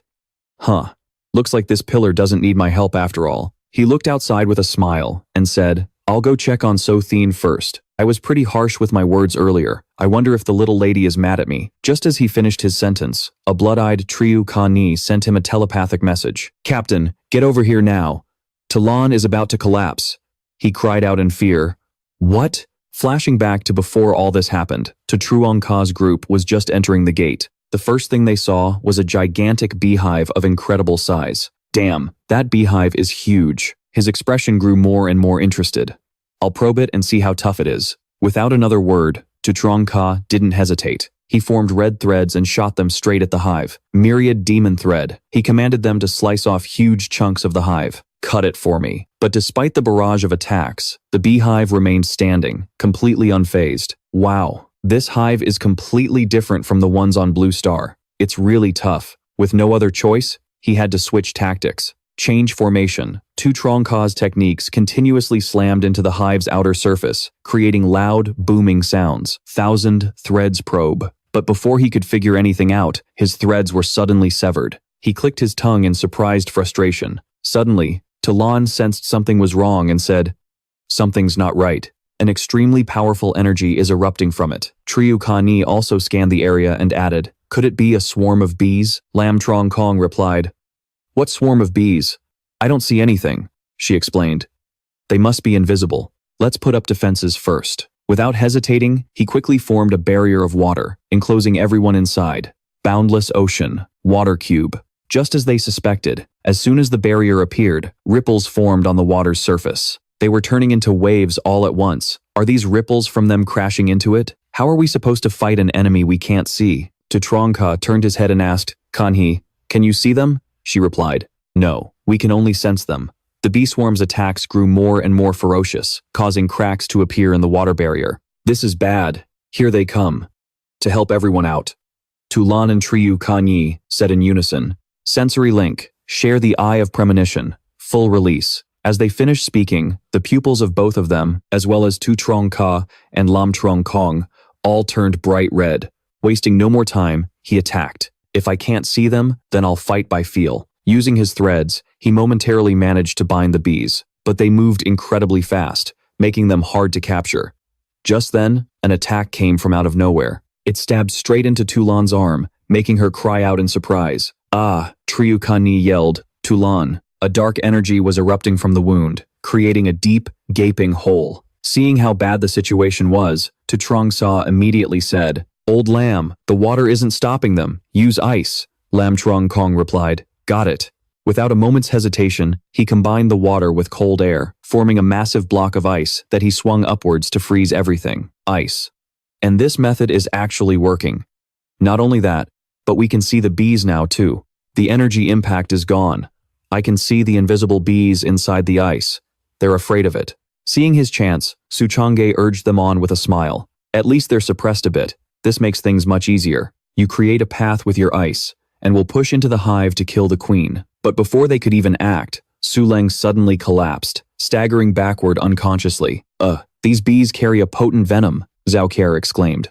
First, we need to figure out how to save Su Leng. She took out a vial of medicine and poured it into her mouth. But seeing how fast the poison was spreading, medicine alone probably won't be enough. Lan Changkong thought for a moment before offering an idea. I can freeze her, but she'll get frostbite. With no other choice, Su Chang'e had to call for help. Send a distress message to Nan Zisheng. Have Chu Tian bring her to him. Zhao Ker replied, Okay, I'll send it right now. Just as she finished, Su Leng struggled to her feet and said, Lan Changkong, just freeze my wound. I can handle the frostbite. It's too dangerous for you all to enter the hive. You still need my sensory ability. Hearing this, he hesitated. Su Chang'e urged him not to waste time, and just do as she said. He looked down at her reassuringly. Su Leng, don't push yourself too hard. Winning is important, but so is surviving. She smiled back. Don't worry, I know. And just like that, Lan Changkong used his power, freezing Su Leng's poisoned arm solid. Glacial freeze. Just as he finished treating her wound, Su Chang'e noticed the bees were starting to react. Another swarm is about to come up. He looked towards the bees and roared, Boundless sea! This time, he created a colossal block of ice that encased the entire hive, freezing them solid so they couldn't escape. 1,000-mile freeze. As he unleashed the technique, Lan Changkong yelled again, Glacial path! Seizing the opportunity, Su Chang'e and him pushed forward into the hive, going for a quick and decisive victory. At the same time, back with Su Leng, her vision was growing hazy as she held a pill in her hand. Zhao Ker tried to stop her. Sister Leng, if you use that power-enhancing drug now, you'll completely overload. But she refused to listen. Ker, we can't afford to hold back, or we'll really become a burden, she interrupted. Then I'll go with you. At least it'll boost the power we share. Su Leng nodded in agreement. Okay. With that said, the pill finally activated. The power inside Su Leng's body erupted violently as she screamed in agony. Lan Changkong and Su Chang'e could also feel that something wasn't right. Are her senses and precognition getting stronger? What did those two do? What are you asking for? Let's go. Don't let them down. Meanwhile, where Zisheng was sitting outside, Chu Tian was mumbling, I'm just a burden. What can I even do? He called out loudly. Chu Tian, hurry. Su Leng and the others are in danger. Seeing her so upset, he was surprised and thought to himself, she really is angry. She's just a kid, after all. With no other choice, Zisheng had to pat her head to comfort her. Chu Tian, I only wanted to protect you. I hope you understand. But Chu Tian just sobbed even harder. Of course I know you want to protect me, but that just proves what you said is right. Only useless burdens need someone else's protection. He slowly sat down and cut her off. I'm sorry, Chu Tian. I was wrong. You're very strong. Definitely not a burden. We protect each other. Even if we're burdens, we're each other's burdens. See? Right now, someone needs your time's protection, right? Hearing those comforting words, the young girl's spirits were finally lifted. She created a spatial gate. Well, fine. Since you apologized, I'll forgive you this time. Don't do it again. Teleport. With no time to hesitate, the two of them stepped inside and arrived at Su Leng's location. Su Leng, Zhao Ker, we're here. Seeing Su Leng's current state, Zisheng said, Sister Su Leng, let me teleport you to the opposite gate to get treatment first. But she still wouldn't listen. I can still hold on a little longer. Let's talk after our team wins this battle. That statement made Chu Tian extremely worried, but there was nothing she could do but listen. Let's respect their wishes for now. We'll wait 10 more seconds. The girl asked. Okay. So should we charge in and help? Zisheng replied, I believe they can handle it themselves. At that very moment, Su Chang'e and Lan Changkong were still trying their best to penetrate the bee's nest. Here comes the big one. The two of them combined their attacks with perfect, practiced harmony. Ice web. Once the bees were trapped, he shouted, "Clean sweep." In an instant, the entire area was wiped clean, without a single bee in sight. Inside the main chamber, the tower was also located there. Tu Thang let out a laugh, exclaiming happily, "To the heart of the hive. The key to the teleportation is the queen bee herself. Asterisk, she times can't turn invisible." And just as he'd said, sitting inside the central chamber was the queen bee. To think a bunch of insects could actually barge their way in here? Before she could even finish her sentence, the two of them attacked. "Look at yourself, and you have the nerve to call humans insects? Enough talk. Let's just destroy her entire hive." Once again, Lam Trung Kung used his trusty move, launching a volley of razor-sharp ice daggers, but the queen bee dodged them with ease. "Is this all you've got? A little bit of ice?" Standing to the side, Tu Thang also made his move, unleashing a barrage of red threads in an inescapable web. "Your movements are pathetically slow." The situation was becoming more and more difficult. "Old Lan, you distract her. I'm going to attack the teleportation core directly." His eyes widened, locking onto the queen bee. He launched his next attack, faster and stronger this time, but the queen bee still managed to dodge it. Bone-chilling ice pierce. Seizing the opportunity, while the queen was distracted, Tu Thang got close to the tower, ready to end this at the source. Hearing the loud noise, the queen bee was startled. She whipped her head around in horror and exclaimed, "Huh?" Just as she was about to turn back, a wall of ice shot up, blocking her path. Trying to go back and defend it? Don't even think about it. From the center of the queen bee's chest, a stone appeared, glowing with a fiery red light, heart-devouring flame. The moment she finished speaking, a massive explosion erupted, blasting right through the ice shield. She wasn't finished. The queen then snapped off her own poisonous stinger and hurled it straight at Tu Thang. He was completely oblivious, still focused on destroying the tower. Heavenly silk slash. His eyes flashed with fury as he roared, "Break for me!" And just like that, the tower was finally destroyed. It shattered into a million pieces. It was all over. The queen bee shrieked in horror. "What?" While she was distracted, an ice arrow pierced straight through her body, sending blood splattering everywhere. The one who fired it was none other than Lam Trung Kung. "Time to finish you off while you're reeling." At the same time, Tu Thang saw the poison stinger hurtling towards him and smoothly sidestepped to dodge it. Cheap trick. But he never could have imagined that the real poison stinger was approaching from behind. It plunged deep into his body. Tu Thang's vision began to blur as he thought to himself, "Was the poison stinger I just saw an illusion?" Overwhelmed by the potent toxin, his body screamed in agony. Witnessing the scene, Lam Trung Kung yelled in alarm, "Tu Thang." The hive was finally destroyed, collapsing into pieces. So Tian cheered, we won."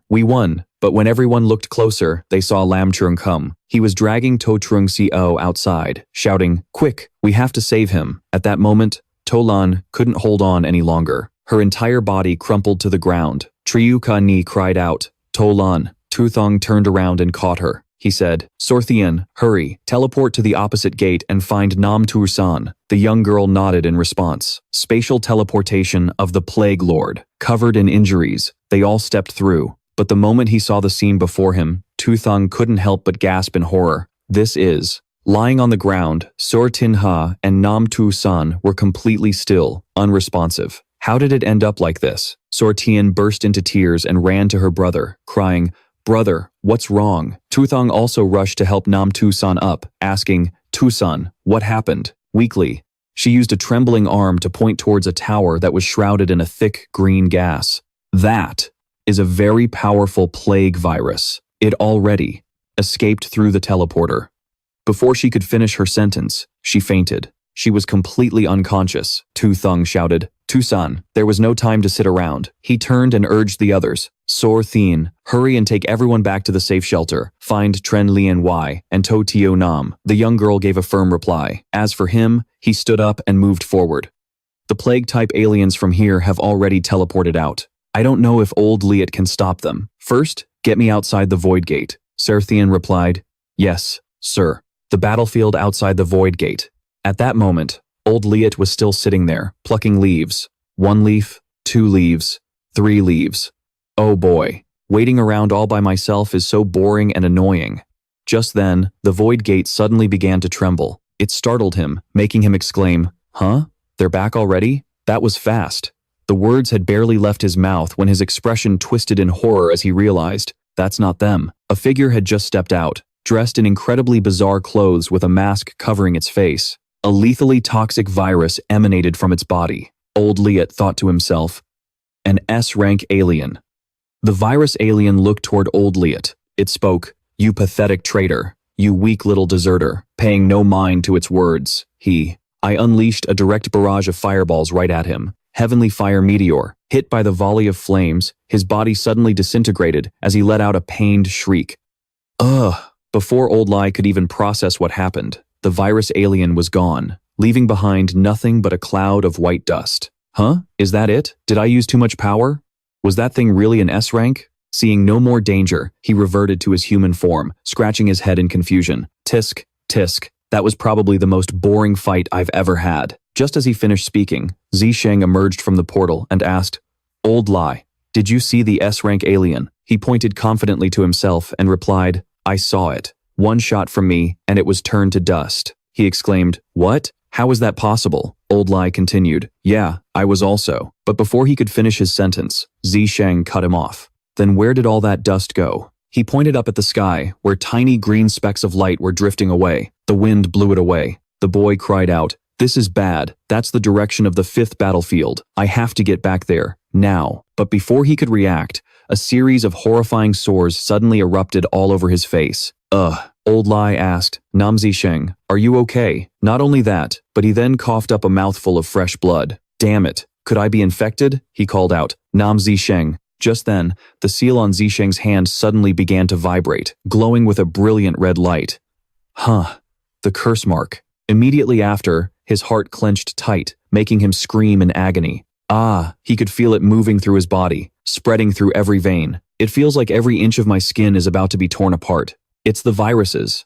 They're moving everywhere. But before the horde of viruses could wreak havoc, they were completely annihilated by the seal. Zisheng could feel his body become much lighter as the pain vanished. Did this curse just eliminate the virus for me? He glanced at Old Lai and warned him, This virus is contagious. Chu Tian and the others have probably caught it too. He asked worriedly, Does that mean I'm also? The boy cut him off. Judging by your reaction right now, you're probably fine. We don't have time to stand around here. Zisheng raised his sword to the sky and shouted, Forbidden spell, raging wind. First, let's get back to the safe zone. There's a direct portal to the 5th defense line there. Meanwhile, in the safe zone, everyone was lying in hospital beds. Chu Tian asked, Old Lan, does your body feel strange? Lan Chang didn't answer, just said, a little. But when they looked at each other, they realized sores were beginning to appear on their skin. My damn face got hit too. A wave of pain washed over them, causing them to vomit blood as their vision went dark. At the same time, inside the research lab, Xiaonan and Chen Lianyi were working frantically to find a way to save everyone. It's a gene virus. It specifically targets carbon-based life forms, causing hemolysis, organ failure, and blocking neural pathways.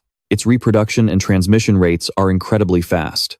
I'll try heating it first to see how it reacts to high temperatures. After running the test, she said, high temperatures can't kill it. In fact, they turn it into an aerosol. Let's try another way. Try freezing it with liquid nitrogen again. And yet these damned viruses are still alive. Even in liquid nitrogen, the virus is still active. Extreme cold can't even slow down their reproduction. Their biological structure is completely illogical. Chen Lianyi, her face fraught with worry, added, The only option left is to test every related drug and run antagonistic experiments one by one. But before they could finish speaking, they suddenly developed the same symptoms as everyone else, coughing up blood. They both removed their masks, their expressions full of despair. Asterisk. Cough. Asterisk. This virus is too infectious.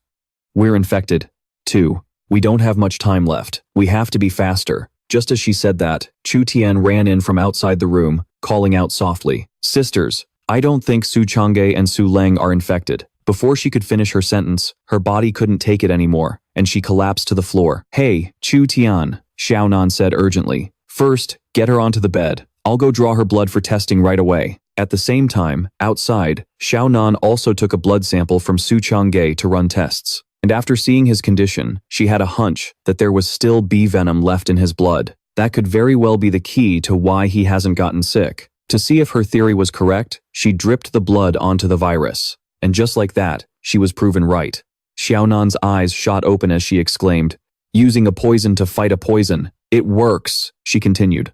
Unfortunately, it can only suppress the virus's activity. It can't kill it. Chen Lianyi ran over and replied, "If it can suppress the outbreak, that's good enough.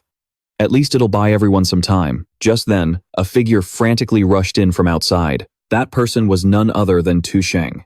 He yelled, "Test my blood." With no other choice, Chen Lianyi had to comply and drew his blood. All right. And so, she dropped the blood onto the virus samples. The result was astonishing. Xiaonan discovered that the viruses had been completely annihilated. The virus is gone. Even so, Chen Lianyi was still worried. "But we still don't fully understand the substances in your blood." He cut her off. "There's no time to worry about that. Saving people is what matters most." Hearing this, Tu Thang slashed a deep gash across his own wrist. He was using his own blood to save everyone. "I'll leave my blood for you. Hurry up with the research. I'm heading to defense line number 5 immediately. Meet me there when you're done." The scene shifts to the battlefield at defense line number 5, where everything had already fallen. Everyone was infected with the plague, lying scattered everywhere, coughing up blood. Humans and beasts alike were no exception, continuously collapsing from the wicked virus inside them. Seizing this opportunity, the alien race surged forward, screaming, "Kill!" Fortunately, the wraiths were still holding on. "This is bad. Hold the line. Damn it, kill." After leaving his blood, Tu Thang and Old Li went through a portal, heading straight for the battlefield at Sector 5. "Old Li, let's wipe them all out," he replied. "All right, this virus is useless against us anyway. Let's just focus on clearing this battlefield for today." Old Leah transformed back into his scorpion form, launching a barrage of fireballs at the alien race. "I'll handle the long-range attacks." Witnessing this, a wraith turned around and exclaimed, "That's an S-rank alien. Did Nam Tu Thang manage to capture it? Quick, let's go stop it first." Old Li, completely oblivious, was busy fighting the low-rank aliens. Meteor fire rain. Just as they were about to rush in and fight, the wraith stopped. "Huh? It's not attacking us? Is that one of ours? He actually made an S-rank alien work for us? How in the world did Nam Tu Thang do that?" Standing high in the sky, Tu Thang looked down and shouted, "Venerable wraiths, please take the wounded from the battlefield and retreat back to the city at once." Hearing this, a female wraith hesitated before finally muttering, "We have no choice." Another urged, "Let's just do as young Master Nam says." After they had all left, Tu Thang could finally deal with this alien horde without holding back. He raised his sword high. Origin stones, minus 100 million. Origin stones, minus 100 million.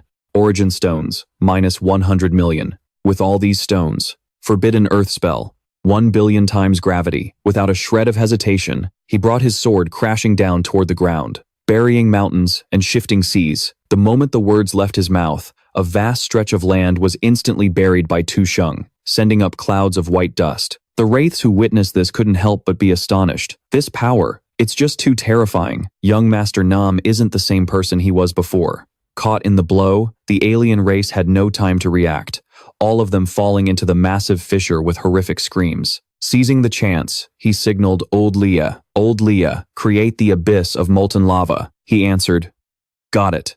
Instantly, a pit of lava materialized, incinerating all the aliens that fell into it. Terrified, they climbed over each other, desperately trying to escape, but there was no way out. "Get up there." Seeing them scrambling over one another to climb out of the chasm, Tu Thang looked down and sneered. What a worthless mob. A murderous glint flashed in his eyes. He raised his palm and shouted, "Cover the heavens, overturn the earth." The words had barely left his lips when the stone cliffs shattered into fragments, dragging the aliens down with them, sealing their fate. They were submerged in the scorching lava, burned to nothing but ash. But he wasn't done yet. Tu Thang wanted to show them true punishment as a barrage of massive rocks rained down. "Crush them for me." After a moment, everything fell silent. Standing high above, a wraith looked down and said, "How magnificent, and how terrifying." Another wraith beside him added, "The battlefield is so clean now, it looks like a war never even happened here." Ha ha ha. Having dealt with everything, Tu Thang landed on the ground and let out a sigh of relief. Asterisk, swoosh, asterisk. After training in the Void Gate, my forbidden spells have gotten a lot stronger. Old Leah chimed in. "I don't feel any different. Maybe that's because I was just that strong to begin with." Hearing this, Tu Thang was left utterly speechless. But suddenly, Tu Thang felt that something was wrong. His whole body froze for a second, his eyes turning vacant. Seeing this, Old Lie rushed over, grabbed him, and asked, "Nam Tu Thang, why did you suddenly zone out?" At the same time, deep within his subconscious, he had been transported to another place. Has my consciousness been pulled out? Where is this? Just as he finished speaking, a streak of light suddenly appeared in front of him. Through it, he could see a very peculiar piece of information. People were shouting, their faces twisted with incredible fury. Lone, I heard there's an outbreak on the northwestern border. We need to quarantine them immediately. To stop them from infecting us, I suggest we burn every last one of the infected alive. Not just the infected, everyone in that entire region needs to be incinerated. Who knows how long the incubation period is? A few others chimed in. Yeah, burn them. Let's get rid of this problem for good. But a lot of the soldiers on the front lines are infected, too. If we burn them all, who's gonna deal with the beasts? I heard the number of beasts is dropping anyway. It'll be fine even without any soldiers protecting us. Exactly. The beasts can't kill us. But dying to these infected people? What a waste. Hearing these shameless words, Zisheng roared in anger. Enough. Who the hell is showing me this? And for what goddamn reason? That same voice echoed again. Burn them. For good. In the blink of an eye, a towering, leafless tree appeared right in front of him. A god? Is that you again? The tree asked. Everything you just heard was a real, ongoing conversation. So, what do you think? Zisheng replied, What do I think? His face darkened as he clenched his fists. The wicked hearts of humanity are truly rotten to the core. They're beyond saving, completely unworthy of me sacrificing my life to protect them. After saying that, he looked up and smirked. He asked, Humph, is that what you wanted to hear? Whatever happens to humanity is none of some beast's business. Like you to tell me about. I've walked a long road, cursed by thousands, so a cheap trick like this isn't gonna scare me. The tree let out a booming laugh. Ha ha ha, no. What you say next is exactly times what I want to hear. I hope you'll continue, and don't disappoint me. He asked, shocked. What do you mean? Zisheng roared. Answer me, what the hell is your goal? But as he threw a punch, the tree vanished. Only a faint voice lingered. Come to the end. Come to me, and then you'll understand. Just like last time, before he could even react, he snapped back to reality. Zisheng clutched his pounding head, letting out a long, tired sigh. So damn weird. Lao Li asked, having a nightmare? Suddenly, from above, a spirit's voice called down, Ji Sheng, the warriors are at their limit. As soon as the words left its mouth, a teleportation gate materialized. From within the gate, everyone finally emerged, fully cured and looking refreshed. Whoa, the battlefield has been completely cleared out?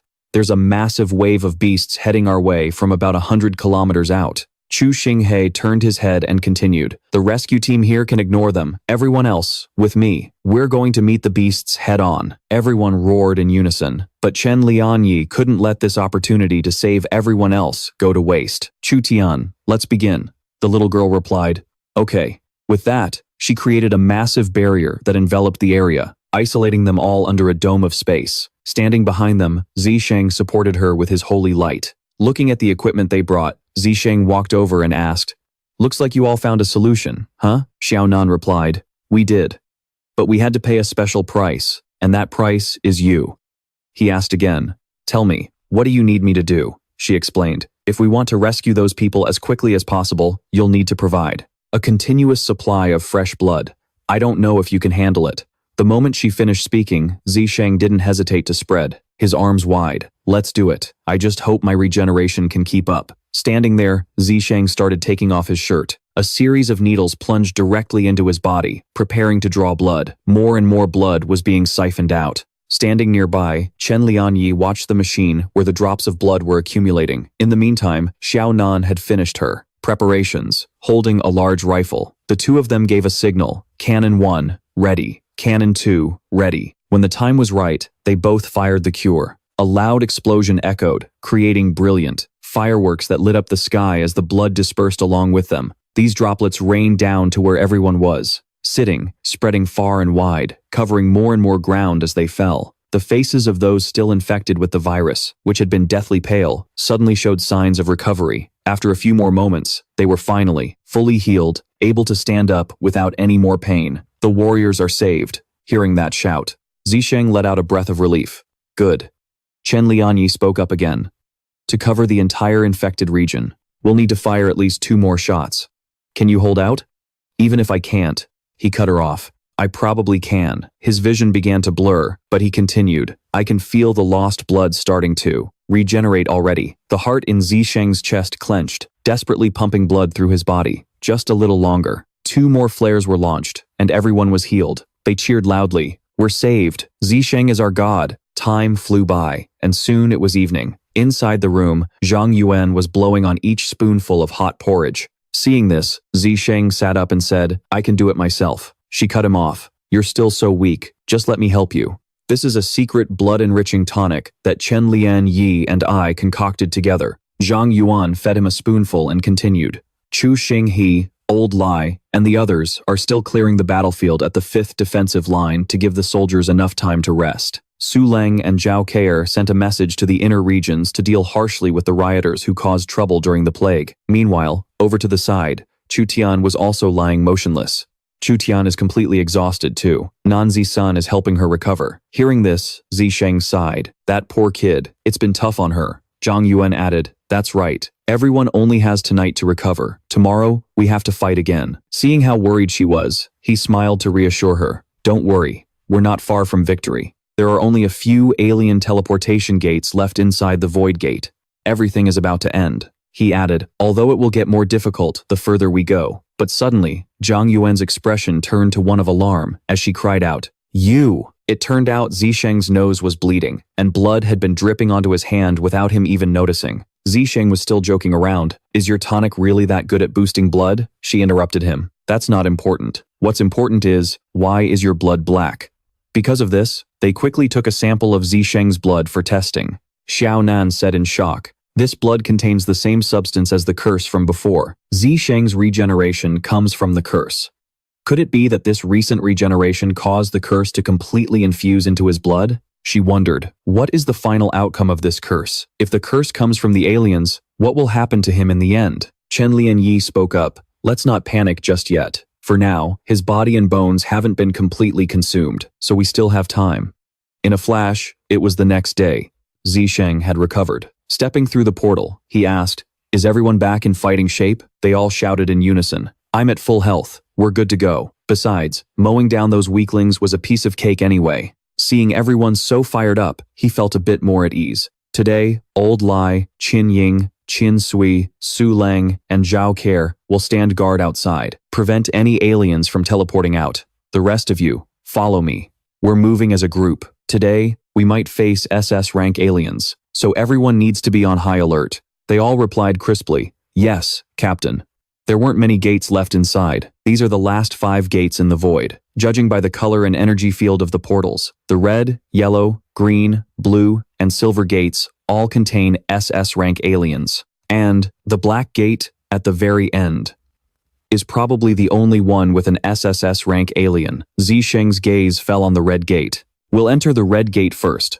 Chu Tian, prepare for teleportation. The little girl stood outside, raised her hand, and replied, okay. And just like that, everyone entered safely. But the moment they saw what appeared before them, Su Chang'e couldn't help but exclaim in shock, holy crap, what the hell is that thing? It's an abyssal gazer, he continued. So this time, even the teleportation core isn't on the ground? And what about those clouds above it? Chu Xing, he added, there's an eye drawn on the door. Does that mean it hasn't even opened yet? Zisheng calmed them. Everyone, don't let your guard down. Let's test it with a probe attack first. Su Chang'e shot his red threads straight at the monster to test the waters. Let me go first. Phantom threads. However, the moment the threads touched it, they instantly dissolved into nothing. Its body is covered in some kind of corrosive slime? We haven't encountered many aliens of this type.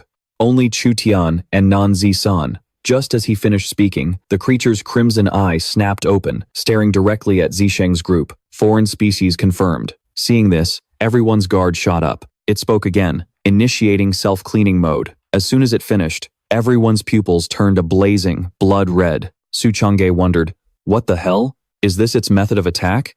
It doesn't itch or hurt. Is this really what an SS rank can do? Chu Jing, he cut in. I have an unexplainable sense of dread. To find out what this was, Zisheng charged forward with his sword. Let me test it again. Dragon's Wrath. With that, he unleashed a flurry of phantom skulls that shot towards the monster. Hellscape Slash. But before his attacks could even land, Chu Xinghe suddenly rushed forward and personally slashed the skulls to pieces. Witnessing this, he couldn't help but cry out in shock. Chu Xinghe, It looks like you've lost control. Completely losing control, no longer listening to reason. What are you doing? But he didn't even give Zisheng a chance to understand what was happening. A slash was already flying toward him. Today is the day you die.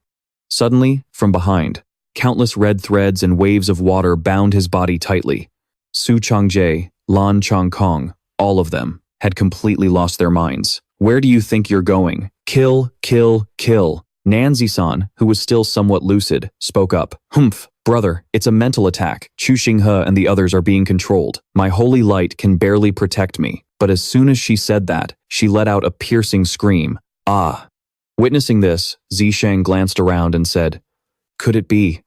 I'm the only one who hasn't been affected for now? This damn mental attack. It clearly wants us to kill each other while it sits back and enjoys the show. Just as he finished speaking, Su Changge unleashed a barrage of red threads that wounded his body. Heavenly puppet threads. Cut him to pieces for me. Zisheng gritted his teeth, suppressing the pain. If I fight back, I have to control the level of the forbidden spell. I have to protect myself without hurting them. With that, he began to struggle, shouting, Forbidden sound wave, directional sonic blast. All the attacks surrounding him were shattered. Get back, break. But suddenly, Chu Tian used her spatial movement skill. She instantly teleported everyone else away. They vanished from their original positions, safe and sound.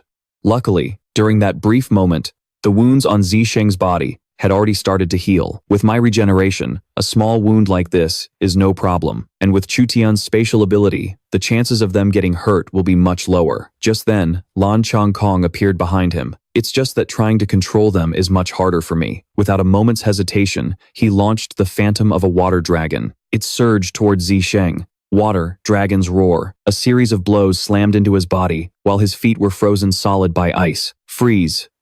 Seeing this, Zisheng violently burst out with crimson flames. Forbidden melting flame. But one crisis had barely passed, when another arrived. Once again, Su Changge had closed in from behind. Heavenly soul threads. Fortunately, his reflexes were quick enough, and he whipped his head around to dodge the attack. While he was still figuring out what to do, Chu Xinghe shot down from above. Sword Chi Domain. Myriad sword piercing. Left with no other choice, Zisheng had to summon a barrier to protect himself. Forbidden alloy shield. Just when he thought he was safe, Chu Tian appeared and shattered his shield. Trying to hide in your turtle shell? Not a chance, she yelled. Get out here and take your punishment. Struck by countless swords piercing his body, Zisheng cried out in pain and collapsed to the ground.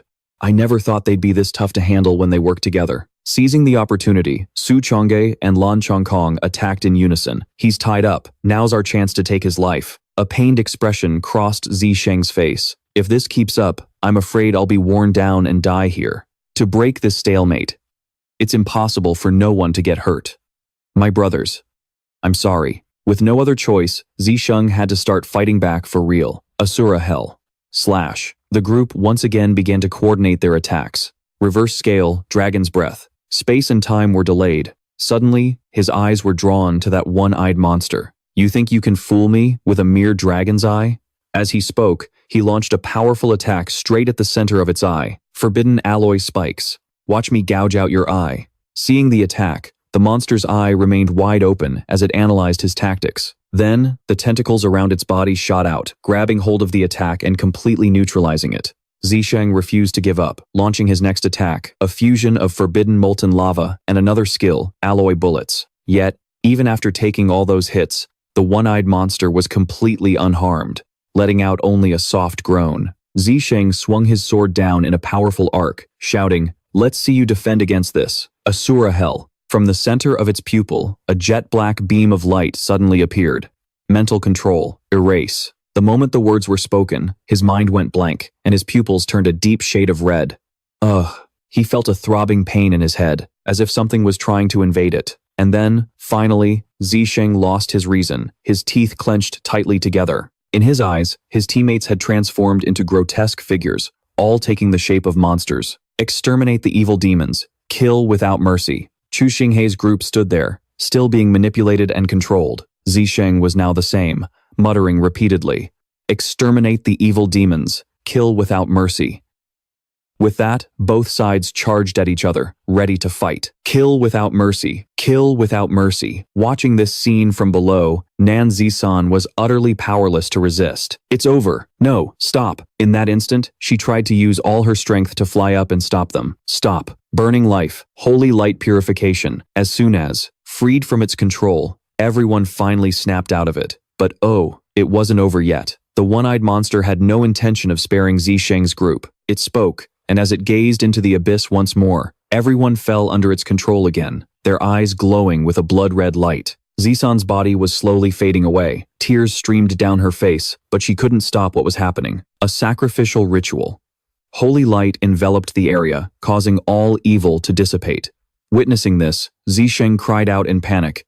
"Zisan, stop." She cut him off. "Brother, forget about me. Use this chance to kill it," he yelled back. "My sister, there's no other way." He had no choice but to fight on, using his battered body to stack forbidden spells, summoning celestial fire, and calling on Shi Yang to control the divine wind. From Zisheng's sword, a massive golden orb materialized the celestial inferno. The orb grew larger and larger by the second. When the moment was right, Zhao Shiyang watched as Zisheng swung his sword with all his might, roaring. Divine wind control. The colossal sphere slowly closed in on the one-eyed monster. Its pupils constricted as a voice announced, "Explosive power surge detected. Unidentifiable. Power level overload. Analysis failed." And in that instant, another one of its automated systems chimed in, activating annihilation mode. Hearing this, Zisheng refused to let it turn the tables, and swung his sword with force. Behind him, the stacked forbidden spells manifested as the phantom of a colossal fire dragon, which lunged forward. The flame dragon pushed the sphere closer and closer to the one-eyed monster, incinerating everything in its path. He thought this attack would be enough to destroy it, but somehow, the monster was still holding on. A glint of fury appeared in the monster's eye as it announced, activating maximum defense mode. But just like the beast, Zisheng refused to back down. He relentlessly unleashed divine punishment, stacking a barrage of other skills on top. As he spoke, a deafening explosion erupted, sending a column of smoke soaring into the sky. Seizing the opportunity, he also directed the fire dragon to destroy the main tower. The flame dragon incinerated its core, and just like that, it was finally over. The tower was destroyed, and the monster had vanished. Witnessing the scene, Zisan couldn't help but cry out with joy, "Brother, we won. I'm so proud of you." More than half of her body had already vanished. Zisheng rushed to her side, pleading, "Zisan, don't talk. I'm taking you back to base right now. Chen Lianyi and Su Xiaonan. They'll definitely know how to save you," but it was already too late. She turned her head, smiling weakly. "Brother, I'm out of time. If you really want to save me, then summon my spirit." The moment the words left her lips, Zisan faded away completely. Watching his sister die right before his eyes, he couldn't take it. He screamed in anguish, "Zisan! Zisan!" Standing behind him, the others couldn't help but feel their hearts break for him. This loss of a loved one plunged Zisheng into complete despair. His expression darkened, and then he started to laugh. "Ha ha ha. Save the world? Save humanity? In the end, I couldn't even save my own family. Ha ha ha." He tilted his head back and roared, "Ha! The 5 great talents? The strongest on Blue Star? Ha! How ridiculous. How utterly ridiculous." Seeing this, Lan Changkong burst into tears, bowing his head. "I'm sorry, Captain. It's all our fault. We held you back." Zisheng glanced back, his eyes filled with hatred, and replied, "That's right.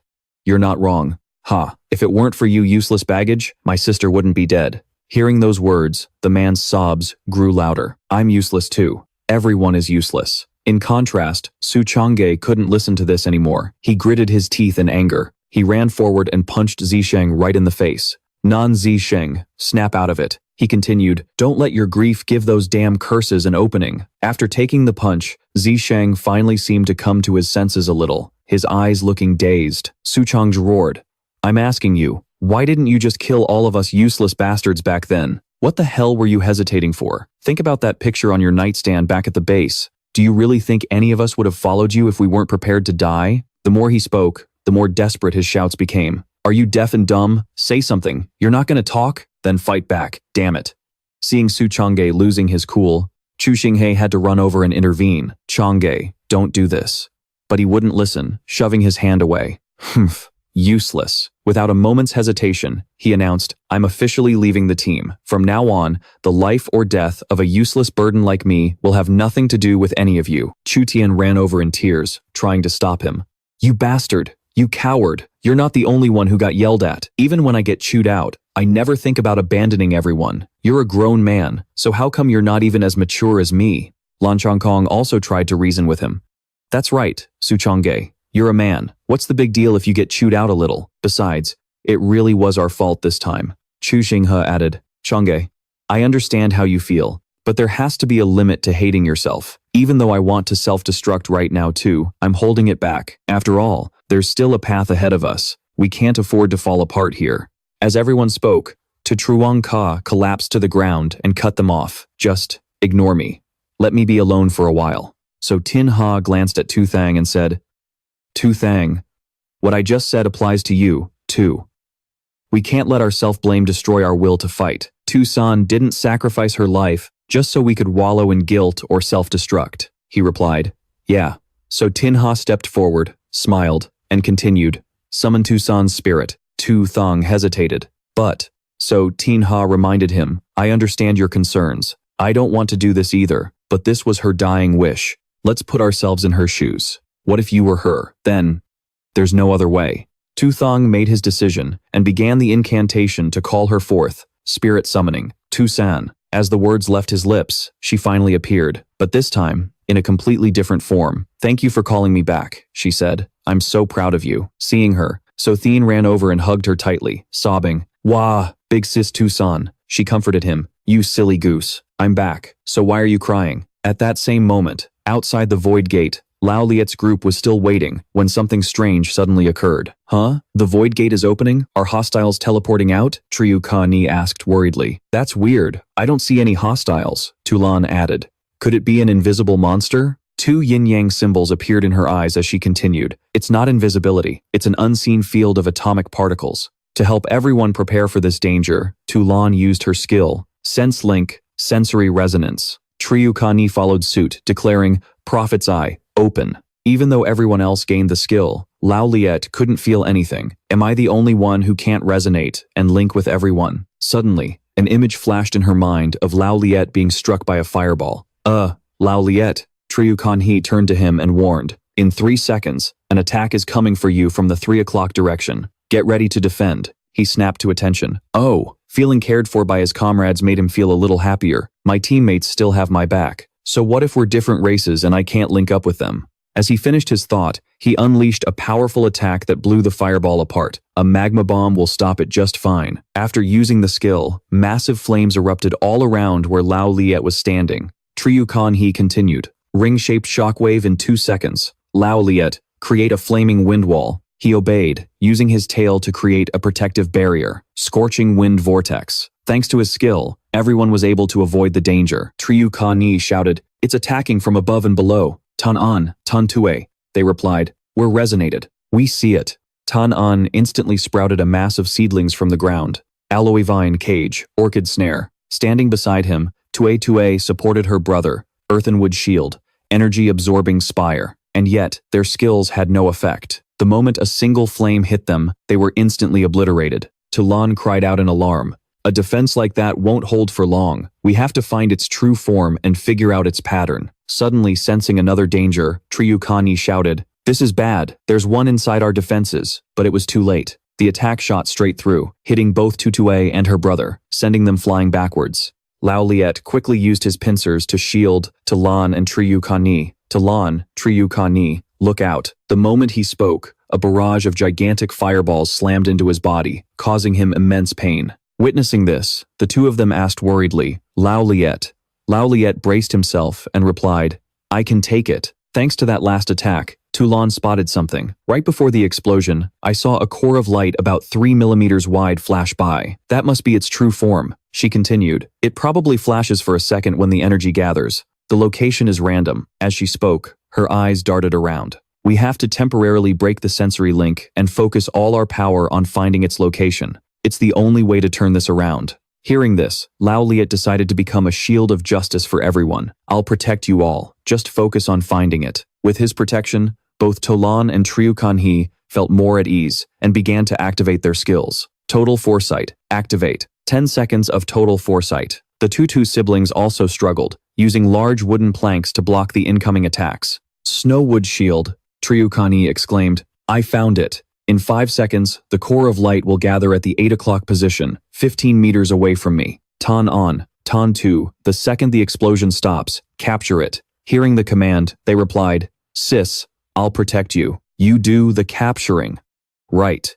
Seizing the opportunity, she created gigantic vines that shot straight forward. Myriad layer, alloy vine, net. Just as Tolan had said, the moment a ray of light flashed, that was the monster's location, and it was instantly entangled. The group had finally caught the hidden monster. Constrict! Tu shouted, Fusion for a prison, it's trapped. Seeing that they'd caught it, she smiled and exclaimed, You did it. But Tolan still sensed danger. She warned him, Don't let your guard down. I feel like the seal has triggered some kind of buried energy, Zhao Keir said. 10 seconds later, a massive engulfment wave erupted, rushing towards the 5th defense line from 10,000 miles away. Hearing this, Lao Li spoke up, Qin Ying, Qin Sui, get the light core into the underground magma chamber, now. I'll hold off this engulfment wave. With no other choice, the two of them had to obey. Hawk Kim Teng, extend your roots. Then, she used another skill, root transport. Down below, Lao Li had already prepared, a massive lava pit, ready to swallow the monster whole. He dove down, roaring, molten power. A huge explosion instantly erupted. Volcanic shockwave, release seal. Before anyone could process what was happening, the blast, along with tons of rock and debris, buried everything below. Lao Li, now glowing an eerie green, chanted, In the name of the heavenly scorpion, I sacrifice my star core for an eternal freeze. A brilliant seal of absolute zero appeared, instantly freezing the engulfment wave solid. Witnessing this scene, Zhao Keir cried out in joy. He did it. Qin Ying immediately used her skill to pull Lao Li back up. Lao Li, I'm pulling you up. They rushed over, praising him. That was incredible. Lao Li, I didn't know you were hiding an ultimate move like that. He chuckled weakly. Heh. Too bad. A stream of fresh blood trickled from his mouth as he continued. You can only use that move once in a lifetime. Zhao Keir cried out. Lao Li. Just then, a spatial gate opened in the sky above. Zisheng's team had finally returned. We're here. The moment Tolan saw Nam Tusan, he was taken aback. Tusan, what happened to you? Zisheng answered. It's a long story. We need to save Lao Li first. But by now, Lao Li was incredibly weak, his voice fading. Wait, hold on. I'm dying. If you guys really manage to win in the end, can you help send my children back home? He cut him off. Shut up. You're going back to your homeland on your own 2 feet, you hear me? There's no giving up on my team. Everyone, find a way to save him. Nam Tusan stepped forward and used her skill, Holy Light Heal. Witnessing this, Qin Ying exclaimed with joy. Look, Lao Li's body isn't cracking anymore. Sui added, Big Sis Tusan can save him. But it wasn't that simple. She spoke up. It's no good. His body's structure and composition are completely different from a human's. I can only stall for a little while. I can't actually heal him. Once my energy runs out, he'll start breaking down again. Tolan came closer to take a look. I think the root cause of his body's collapse is the star core in his brain. Tusan, try focusing. Your power on the star core in his brain. Hearing this, Nam Tusan did as he said, directing her power toward the core. Got it. Holy light infusion. She continued, It's definitely more effective than before, but it's still just barely holding him together. Tu Truong Sia wanted to try as well. Tolan, Zhao Keir, coordinate with me. Let me try using my puppet strings to stitch him back together. The two of them responded, Right. Sensory resonance, clairvoyant vision. With that, he began using his clairvoyance to mend Lao Li's body from the inside. The broken bones inside him were slowly being reconnected and stitched together. The Sui siblings also lent a hand. Sis, let's stop watching and use our alloy vines to help Lao Li regenerate his destroyed outer shell. Okay, brother. Lam Trong Kong used his water-type ability. Then I'll freeze the cracks to slow down the energy loss. Zisheng gave an order. So Tien, teleport Tran Lian Y and Tu Nam here immediately. Bring all their equipment too. The young girl replied, On it. So Tien Ha ran after her, saying, Thien Ni, let me go with you in case anything unexpected happens. She answered, Yes. Seeing all this, Lao Li couldn't help but start crying. You guys, stop doing this. My star core's energy is already depleted. Everything you're doing is just a waste of effort. Zisheng angrily cut him off. Shut up. We won't know if it's a waste until we've tried, he continued. Even though none of you are my kin, you're more than kin to me. If I really manage to survive. Namtu-san stopped him. Lao Li, don't speak. We understand. But talking now will only make you waste energy faster. I'm about to collapse, she continued. To slow down his energy dissipation, the only way is for me to temporarily supply him with my own soul energy. Zisheng stammered. But, she reassured him, don't worry. In my spirit form, my energy is much stronger than before. I know what I'm doing. Seeing there was no other way, he agreed. Then I'll set up an enhancement formation for you. A formation was quickly activated. Zisheng roared, Necro Enhancement Formation, 50% boost. But it was no use. Su Lang said anxiously, we can't just keep burning through our energy like this. This isn't working. Suddenly, an idea struck her. Wait a minute. I have a crazy thought, but I don't know if it's even possible. Zisheng asked, what is it? She answered, that annihilation light core from the alien race before. The one old lie sealed underground. The fundamental nature of energy is the same. The annihilation light core is also a synthesized mass of energy. Since it's so dense, I wonder if we can use the annihilation light core to fuse with old lie's core and sustain his power source. The moment she finished speaking, Zisheng dashed straight for the cliff. Whether it works or not, we have to try. He quickly descended to search for it. I'll get the core first, and we'll figure out the rest later. Right in front of Zisheng was a gigantic block of ice. He had to get it out without damaging the surrounding ice. Otherwise, they could be facing another brutal battle, and everything old Lai had done would be for nothing. With that, he plunged his sword firmly into the ice. First, I'll probe it. Try to cut through the surrounding frozen layer. At that same moment, up above, a teleportation gate opened. Chen Lianyi and Xiaonan had arrived. We're here, Su Leng called out. Lianyi, Xiaonan. First, I need you two to analyze the properties of old Lie's core. When Zisheng gets back, we have to see if it can even accept the fusion. Xiaonan replied, got it. We're on it. She carefully observed him for a moment. 80% necrotic heat energy matter, 10% wind energy matter, and 10% seismic energy matter. This is the source of old Lie's power, created from demonic energy, whirlwinds, and earthquakes. After a short while, Zisheng finally returned, holding the core in his hand. I got the annihilation light core. Quick, study it and see if we can fuse this thing with old Lie's core. Hearing this, Xiaonan urged, let me see. She continued, degenerate energy, 100% annihilation. The annihilation light core can be fused with a synergetic core, but there will definitely be some conflict between the two. Forcing a replacement is extremely dangerous. Old Lie's own core energy could be completely consumed. Xiaonan stated with certainty, even if we manage to save old Lie, there's a high chance he'll either mutate or be permanently crippled. Hearing this, Zisheng looked over at Old Li and said, Old Li, I hope you can pull off a miracle here, but this choice is ultimately yours to make. He replied, then I'll follow your lead. If I mutate, just kill me. Don't you dare hesitate. Getting to walk alongside all of you, even for a short time, made this life worthwhile. Being crippled and losing my powers. That's fine with me. Just being able to live and see all of you is enough. He smiled, cutting him off. Don't worry, Zisheng said. I absolutely won't hesitate. Zisan, get out of him. Lian Yi, Xiaonan, prepare for the procedure. Hearing this, Zisan crawled out of old Lie's body and replied, all right. The scene changes as Zisheng unleashes a forbidden earth element protection spell. Everyone was thrown clear of the tower as it exploded. Su Leng spoke up, I can feel old Lie's life force. It's slowly recovering. And this explosive energy. It seems to be coming from old Lie's body. Lian Yi realized. Does that mean our fusion procedure was a success? Let's not celebrate just yet. Even if old Lie really possesses the power of annihilation, we still have to see if he can control it. Wait a minute, Zisheng replied. The explosions are dying down. Does that mean old Lie has already managed to get it under control? Hold on. I can't see old Lie's body anywhere. A figure began to emerge from the gray smoke. It was old Lie, his body slowly reconstructing itself. Finally, he announced to everyone, I'm alive. My form is human. This feeling is incredible. This is the energy of annihilation. My demonic heart is gone. But this annihilation power is even stronger. And more dangerous. Hiding behind the others, Su Leng was completely stunned. Is that really old Lai? Ki Air added, this is just way too cool. Chu Tian gasped. Oh my god.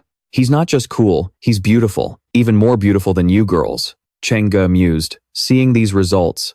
Kinda makes me want to try that procedure myself. Old Lai called out smugly, Captain, everyone, I'm alive. Su Ling's face turned beet red as she quickly turned away. Ugh, why would you come over here without wearing anything? This is just too indecent. In contrast to Su Ling, the others just kept staring intently. Are you all just going to keep gawking? Have you no shame? Kier and Xiao Nan blushed, while Lian Yi actually got a nosebleed. Humph. So what? She retorted. I have clairvoyant eyes. There's no one I haven't seen through. We're simply studying a specimen. I'm just an innocent little sister. What do I know? Wow, the core on his chest looks incredible. Su Chang'e got so angry he ripped his own shirt. You shameless bastard, old Lai. You'd better put some clothes on before you come any closer. Conveniently, Chang'e then flung the ripped fabric right at old Lai. It landed perfectly, forming a makeshift loincloth. Oomph, a gift from Chang'e. You're a good brother. Nice one. Xing He observed, so it turns out guys get jealous too. Zisheng cut in, alright, that's enough messing around. Old Li can. Being reborn. It's a good thing. Lao Liet suddenly dropped to his knees. Captain, everyone, please, accept this bow from me. Lao Liet. Tu Thang rushed to help him up. What are you doing? Get up, quick. Lao Liet was so moved he started to cry. Captain, please let me bow. If you all hadn't risked your lives to save me, I'd be dead. Kani, who had been furious earlier, was now enraged. Humph. The manager's expression fell in an instant as the young man continued. A leopard can't change its spots, after all. Lao Liet is still the same big idiot. But Tu Lan thought differently. Isn't this fine? It's kind of cute.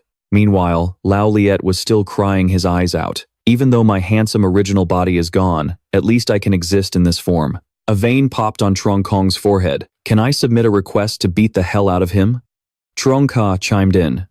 The organization approves. Let's get him. Immediately, the two of them rushed over and gave Lao Liet a good thrashing. Why are you hitting me? Trong Kong and Trong Ka took turns yelling at him. It's your own damn fault for being so extra. You got off easy and you're still showing off. Suddenly, a hand reached out and shot a beam of light forward. An explosion erupted right in the middle of Lao Liet, Truong Kong, and Truong Sa. Tu Thang cried out in worry. Lao Liet, he replied in a panic.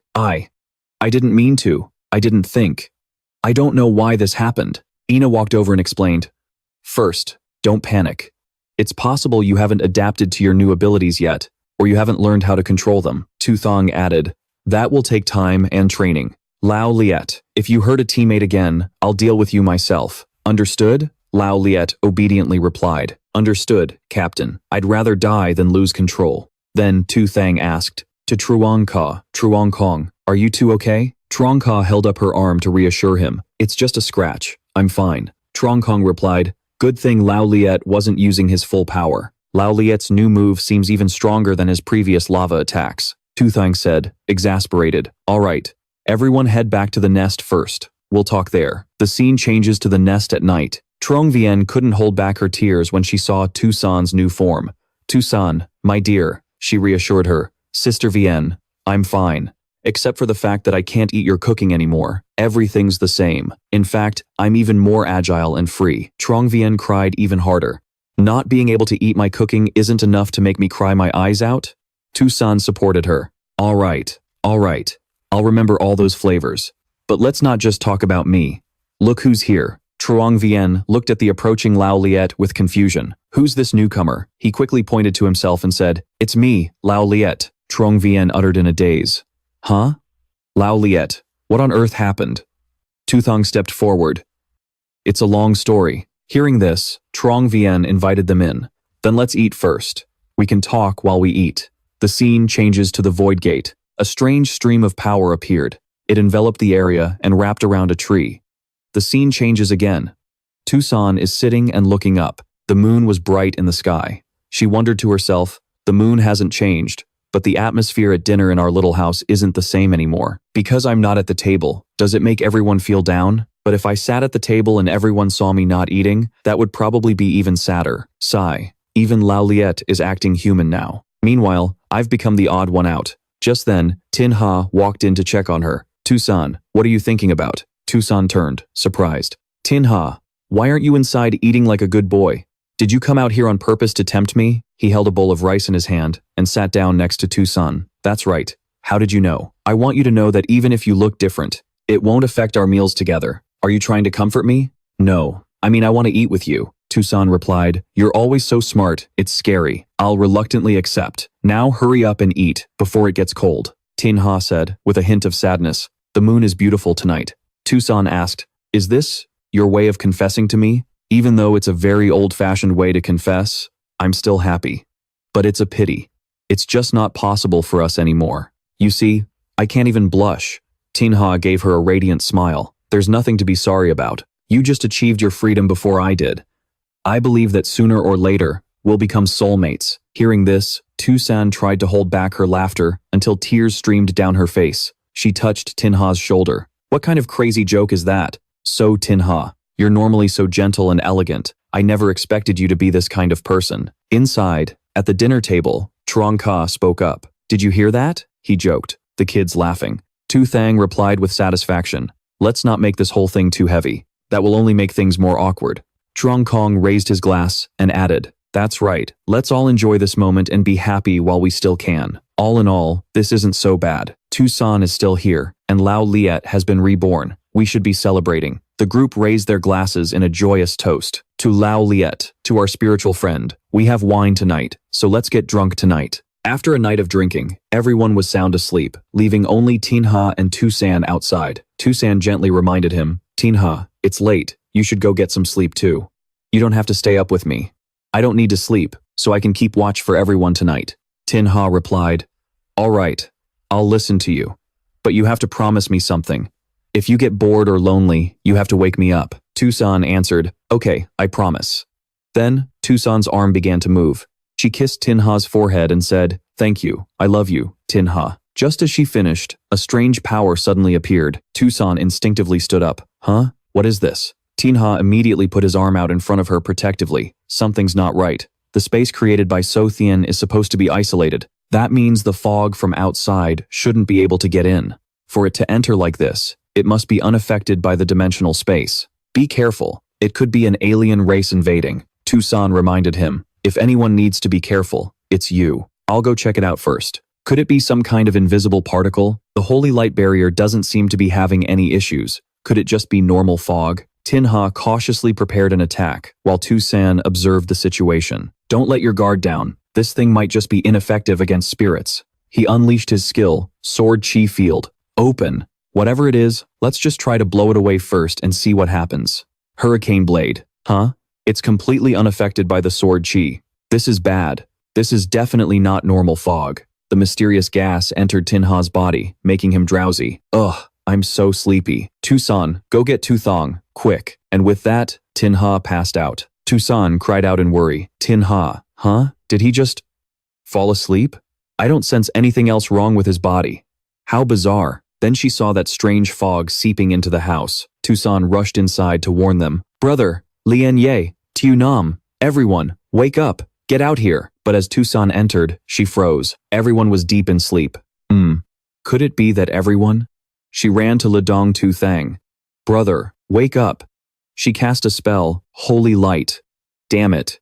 He won't wake up at all. Then she went to wake the others. Lao Liet. Lao Liet is from another race. So logically, he shouldn't be affected. Lao Liet. Lao Liet, wake up. Damn it. After he transformed into his human form, did he become susceptible too? Miss Lan has perception abilities. Maybe she can. But she's just like the others.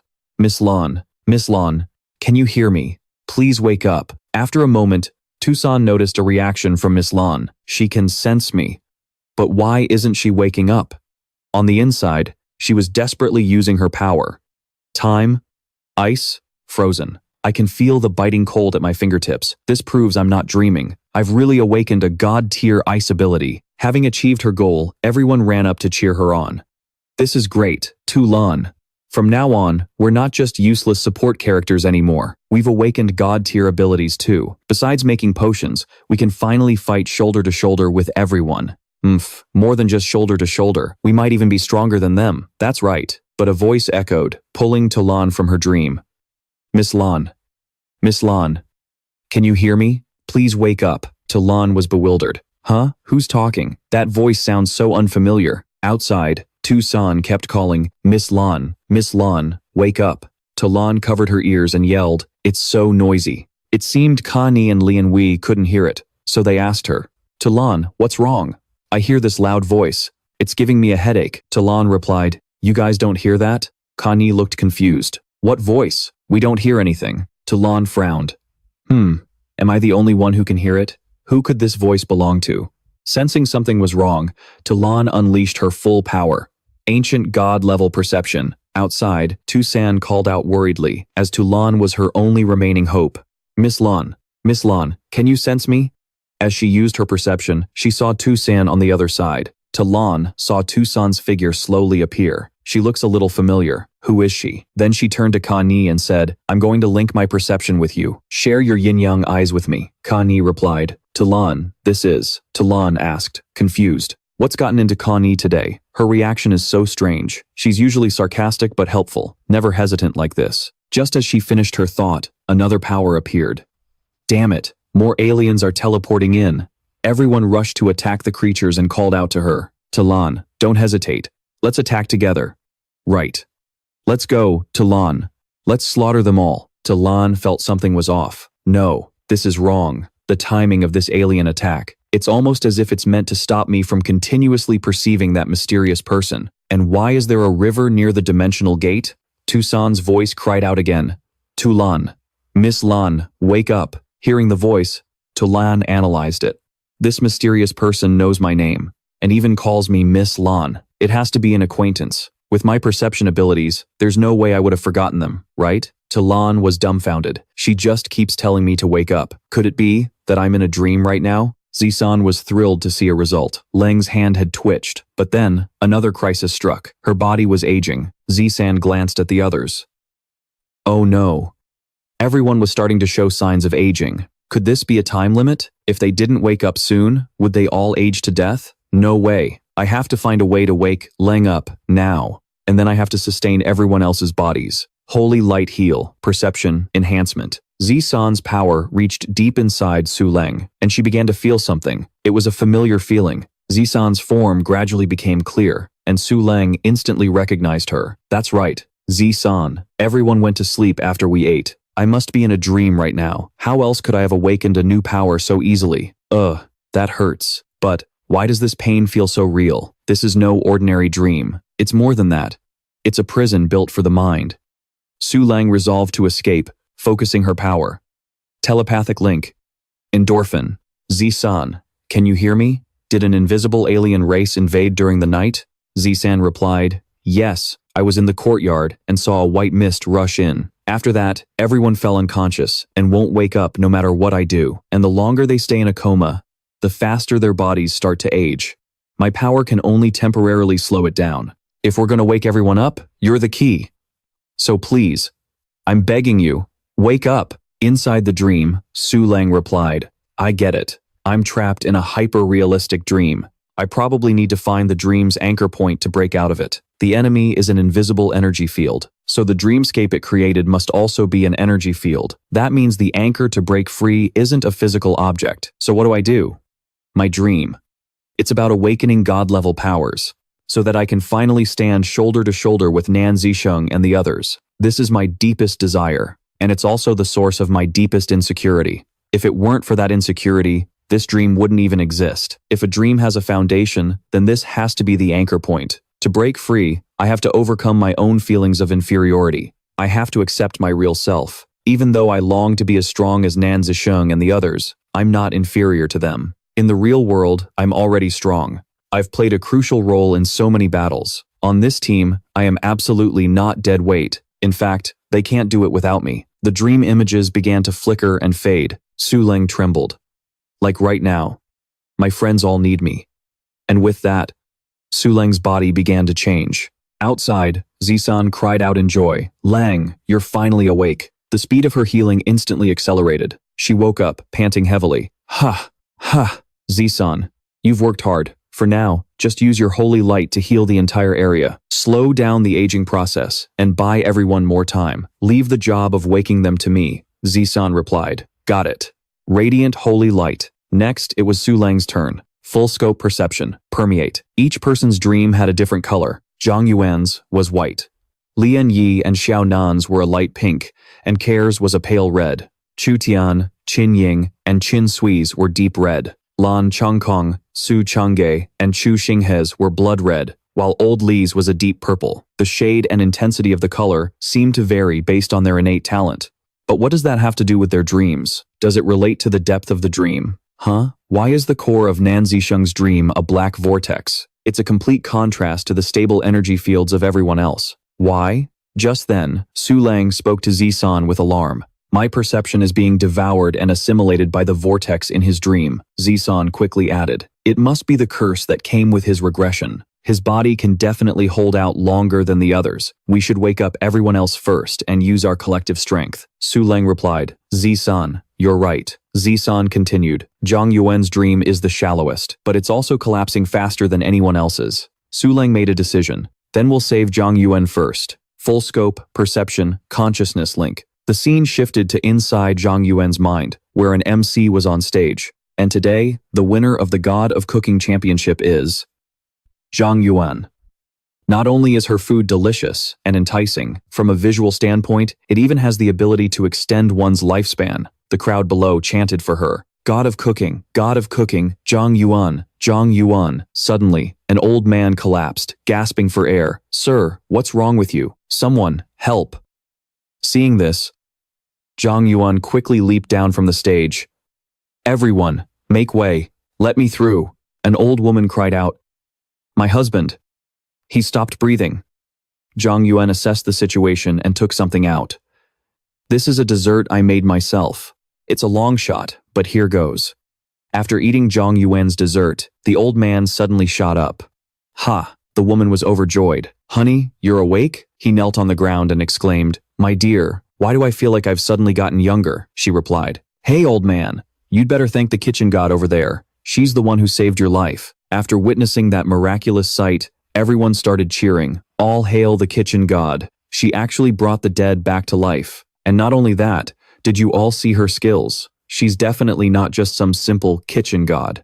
I heard monsters are invading the border. If even the kitchen god is joining the fight, we're guaranteed to win. That's right. Those monsters are probably going to get cooked by the kitchen god. Haha. After finishing her work, Zhang Yuan turned to leave. Zisan, today, I can finally face you on the battlefield. Su Lang, observing from behind, heard Zhang Yuan's words and had a dawning realization. Is this Zhang Yuan's dream and her deepest desire? Su Lang quickly ran out, calling her name. Zhang Yuan. Wait. Seeing Zhang Yuan's back fading away as her body was about to vanish, Su Lang cried out in alarm. Damn it. I think this dream just initiated a spatial jump. A barrier materialized, blocking Su Lang's path. Is this a time-space wall within the dream? I can't get through. This is bad. I have to get out and withdraw my perception first. In the real world, Su Lang was breaking out in a cold sweat, blocked from reaching Zhang Yuan on the inside. Seeing her wake up, Zisan asked, How is it, Sister Lang? Su Lang replied, This dream can generate spatial jumps and time-space barriers. Its power is far greater than I ever imagined. Without a perceptive force on par with mine, waking her up will be extremely difficult. You need to use a two-pronged approach, and I have to enter through a stable time-space window. Zisan immediately followed Su Lang's instructions. Share perception, link consciousness. Inside the dream, Zhang Yuan was blaming herself. Zisan, I was too late. I left you to suffer all alone. I deserve to die. But don't you worry. Even if only your head is left today, I still have a way to save you. And when you're better, I'll let you watch with your own two eyes as I slaughter those monsters. Kitchen god power, heavenly medicine, creation, bone fragmentation and recomposition, body regeneration, divine lotus root soup. A voice rang out, Stop. Zhang Yuan cried out, startled. Who's there? It was Su Lang. She knocked the bowl of medicine out of Zhang Yuan's hand and warned, You can't take this medicine. Zhang Yuan asked, confused, What are you doing? Then, enraged, she yelled, Damn you. Are you looking to die? Su Lang tried to explain. Zhang Yuan, calm down and listen to me. You're dreaming right now. If you actually manage to revive Nanzi-san in this dream, your wish will be fulfilled. But only here. Doing this won't bring the real Nanzi-san back to life, and you yourself will die in the process. Furious, Zhang Yuan refused to listen.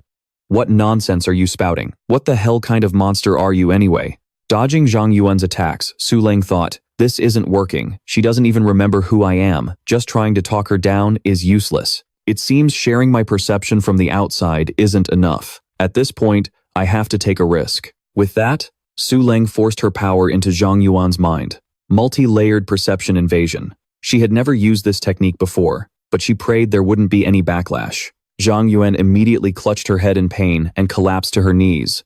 Arg, a lavish feast appeared, filled with close friends sitting together, talking and laughing happily. Zhang Yuan began to cry, whispering, Is this what's real? The reality of her own powerlessness. Crying, she turned her head and said, I'm sorry, Zisan. Even through despair and agony, I'm still so useless. I, Zhang Yuan, will not drown myself in this false dream, nor will I hide my head in the sand like an ostrich. Break. As she shattered the medicine pot, Zhang Yuan jolted awake. Zisan exclaimed with joy, You're awake, Sister Yuan, you're finally awake. Su Leng quickly withdrew her perception. Seeing Su Leng stagger and nearly fall, Zisan rushed to her side. Su Leng, are you okay? Su Leng struggled to reassure them. I'm fine. Let's hurry, she thought to herself. Just as I feared, using perception invasion inside a dream causes some backlash. But this is no time to get sentimental. Saving her is the priority. Obeying Su Leng, Zisan quickly began healing Zhang Yuan. Zhang Yuan made up her mind. Su Leng's perception is finite, and Zisan's holy light will eventually run out. I have to help Zisan. Stop using your holy light to heal me. Save your energy. Zisan replied, but you're still not okay. Zhang Yuan calmly addressed the problem. Let's put aside the physical aging for now. Even if that wasn't an issue, I want to recover on my own. I still remember all the food-based healing recipes from the dream. I want to try them in the real world. If they work, it could help ease the pressure on everyone. Hearing this, Zisan had no choice but to agree. Okay, I trust you, sister. Meanwhile, Zisheng was locked in a tense battle within his own consciousness, fighting on tenaciously. Forbidden spell, sun-chasing flame dragon. The attack twisted the massive tree into knots. Haha. I granted you the power to regenerate, and yet you disappoint me this much. It's completely insufficient. Do it again. Kill me and become me. Zisheng asked, confused about his intentions. What the hell is your purpose? You manipulate everything, but you won't even dare to answer me? Is your goal really for me to kill you? And what's this about becoming you? The figure replied coldly. The secrets of heaven cannot be revealed. This is your trial alone, and also your destiny. Only by killing me will you understand why I chose you. The scene changes. Xiao Nan and Lian Yi are together in the subconscious. The two of them are inside, trying to heal Zisan. Lian Yi cried out, Xiao Nan, we did it. Overjoyed, Lian Yi threw her arms around Xiao Nan. I told you. Using materials from the other race could restore Zisan's body. Xiao Nan squeezed Lian Yi's arm, equally thrilled. Yeah, you were right. The fusion is perfect. Zisan is even more beautiful than before. Su Leng appeared within their consciousness, observing them secretly. Just as I thought. Lian Yi and Xiao Nan's dreams are identical. Their obsessions are their abilities. And Zisan. Next, Su Leng decided to rescue them and used her multi-sense intrusion. Wake up! Overexerting herself, Su Leng coughed up blood, severely injured, a sharp pain piercing her head. Zisan appeared and began to heal her. Sister Leng, holy light heal. Seeing Su Leng wounded, Lian Yi grew worried. At this rate, Su Leng won't last much longer. Xiao Nan, don't just stand there. Extract and analyze the gray fog immediately. We need to create the awakening potion. Fast. Xiao Nan replied, right. Then she added, wait, do you remember the Abyss Watcher? It's a member of the other race that specializes in mental attacks. After this dream, I have a feeling that if we want to make the awakening potion, we need to use it as a catalyst. Lian Yi replied, right. The dreamscape itself is a form of mental manipulation, but no one brought back any related materials. Then who's going to go back through the void gate to get them? Zisan spoke up, I can go. Hearing this, Lian Yi considered it, but right now, whether it's Su Leng's aging or everyone else's, we need you here. As Zisan hesitated, Zhang Yuan suddenly appeared. You can leave this place to me. I've already tested it on myself. Although the effects of the medicated cuisine aren't as exaggerated as in the dream, it's definitely effective at controlling the aging. Lian Yi exclaimed with relief. That's fantastic. It's a blessing in disguise. It seems this dream wasn't for nothing after all. Reassured, Zisan ran off. I'm leaving this to you all. I'll go get the materials first. Lian Yi and Xiao Nan waved goodbye. Zisan, you have to come back safely, she reassured them. Don't worry. After Zisan left, Lian Yi immediately started enhancing the potion. This awakening potion can enhance the effects of the medicated food. Zhang Yuan encouraged her. Good. Then, Su Leng picked up the bowl of medicine and drank it. After drinking, she felt the effects immediately. My recovery abilities. They feel so much stronger. Seeing that the potion worked, they decided to give it to everyone else. Everyone's aging was brought under control.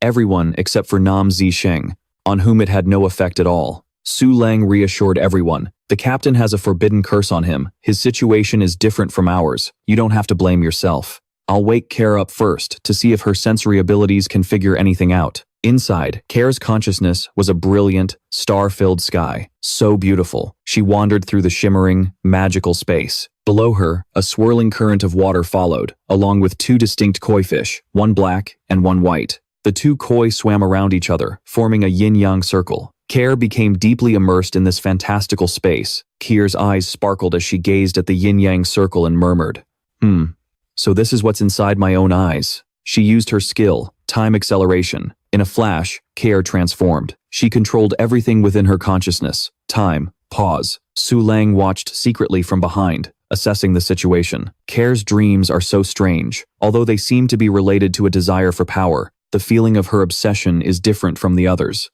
But how exactly is it different? Seeing Su Leng behind her, Care spoke up. Su Leng, you came too? A surprised Su Leng walked over and asked curiously, Care, you recognize me? You knew I was coming? She replied. Of course. I didn't just know you would come, I also knew you would wake me up in this dream. Su Leng broke into a cold sweat. You know this is a dream? How? Care turned away. Because this isn't just a dream. It's also a memory from my childhood. It's where my powers were sealed. This river of time is my origin. Su Leng was completely stunned. What did you just say? Kier took her hand.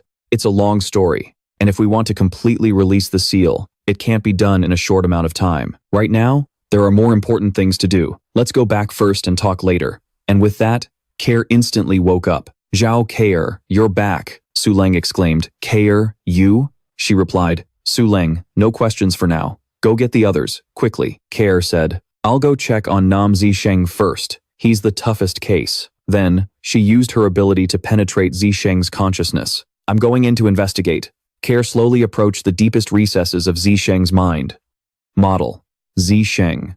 Time and space itself seemed to warp around this pocket dimension. Inside, Zisheng was fighting for his life, gasping for breath. Asterisk. Ha. Ha. Ha. Asterisk. The Azure God spoke. A mortal's struggle. Is this all there is? How boring. If you wish to challenge me again, then go complete the godhood trial and obtain your own divinity. Zisheng broke into a cold sweat, wondering to himself, asterisk, the godhood trial? Asterisk, asterisk, what does that even mean? Asterisk, but there was no answer. The Azure God attacked Zisheng again, sending him flying. Asterisk, Ga, asterisk. Then, the Azure God's voice echoed. There are 7 trials. Once you reach the peak, you can become a god and receive power equal to my own. Meanwhile, in the outside world, Kier was trying her best to break into Zisheng's mindscape. Zhang Yuan came over and asked, How is it, Kier? Despite being severely injured from the effort, she answered, His dream state is completely different from anyone else's. His dreamscape seems to have 7 layers, extending downward like an abyss. I can't see the bottom. At the same time, the energy interfering with him isn't just from a void dreamweaver. There's something else. It's a powerful energy that's beyond our imagination. The moment I touched it, I was blocked. I suspect that energy, comes from a god. Zhang Yuan gasped in shock. A god? Have they finally made a move on Zisheng? Zhang Yuan was completely flustered. Then what are we supposed to do now? Care replied, I don't know. My seal hasn't been released yet, so I can't see into the future to know if he'll be able to wake up. He might have to rely on himself to escape this dreamscape. Or we could wait until everyone else wakes up and try to help him together. Zisheng's face was now tense, his brows furrowed as he clenched his teeth, sweat pouring down his face. The scene changes. A ferocious beast was attacking people, and they screamed in terror. Ah, the beasts are here. Run. Hurry back and tell the village chief. Just then, Zisheng suddenly appeared. and witnessed the chaos. He was stunned. Is this Tao Yuan village in Ye City? But didn't I already tame all the beasts here? Why are they suddenly attacking? The system chimed in. First level of the Godhood trial, peace and kindness. Mission requirement. Rescue the majority of the villagers from the beast tide 3 days from now. Reward, 1/7 of a god's judgment shard. Zisheng leaped down from above, casually assessing the situation. So this is the Godhood trial the god was talking about? This is too simple. It's almost insulting. He immediately extended his hand toward the beast. Beast taming. After Zisheng placed his hand on the beast's forehead, it just kept growling, baring its sharp teeth at him. Zisheng was shocked. Asterisk. Huh? My taming ability is useless? Asterisk. Caught off guard, the beast took the opportunity to attack, sending Zisheng flying. He quickly got into a defensive stance. Zisheng tried another skill, Dragon's Breath Pulse Blade, but that didn't work either. He stared at his hand, completely stunned. My 2-character ring. It's gone too? The system displayed a notification.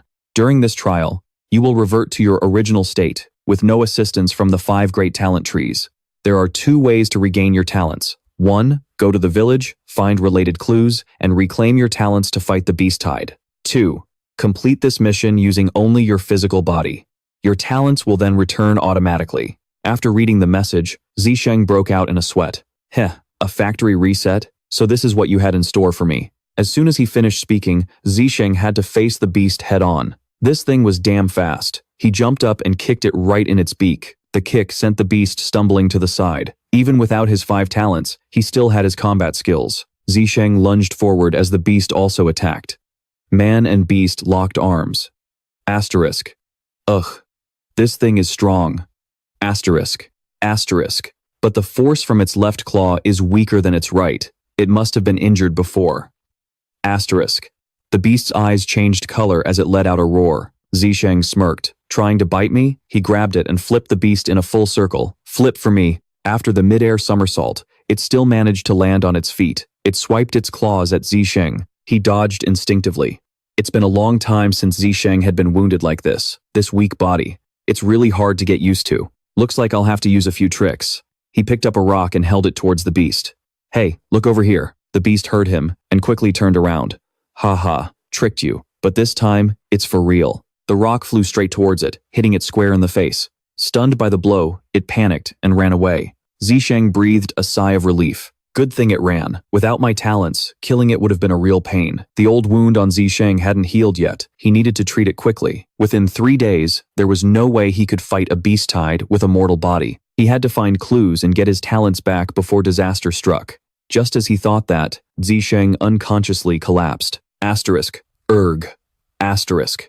The scene changes again. Zisheng had been brought to a warm room. When he opened his eyes, he muttered in a daze, "Where am I?" Xuan approached his bedside and said, "You're awake?" He looked at the girl next to him and asked, "Zisan?" Hearing this, Xuan replied, Zisan? What? Did you mistake me for someone else? My name is Huyen, and you can call me Huyen. I'm the only doctor here in Peach Blossom Village. Realizing his mistake, he replied, "Oh, yes, I'm sorry, Miss Huyen. Thank you for saving me." Huyen reminded him, "Don't move. You've lost too much blood. I've just stopped the bleeding. If anyone should be saying thank you, it should be us. If you hadn't fought off that tiger, I don't know how many people in our village would have died. You're the great hero of our entire village now." Just then, a young boy rushed in with news.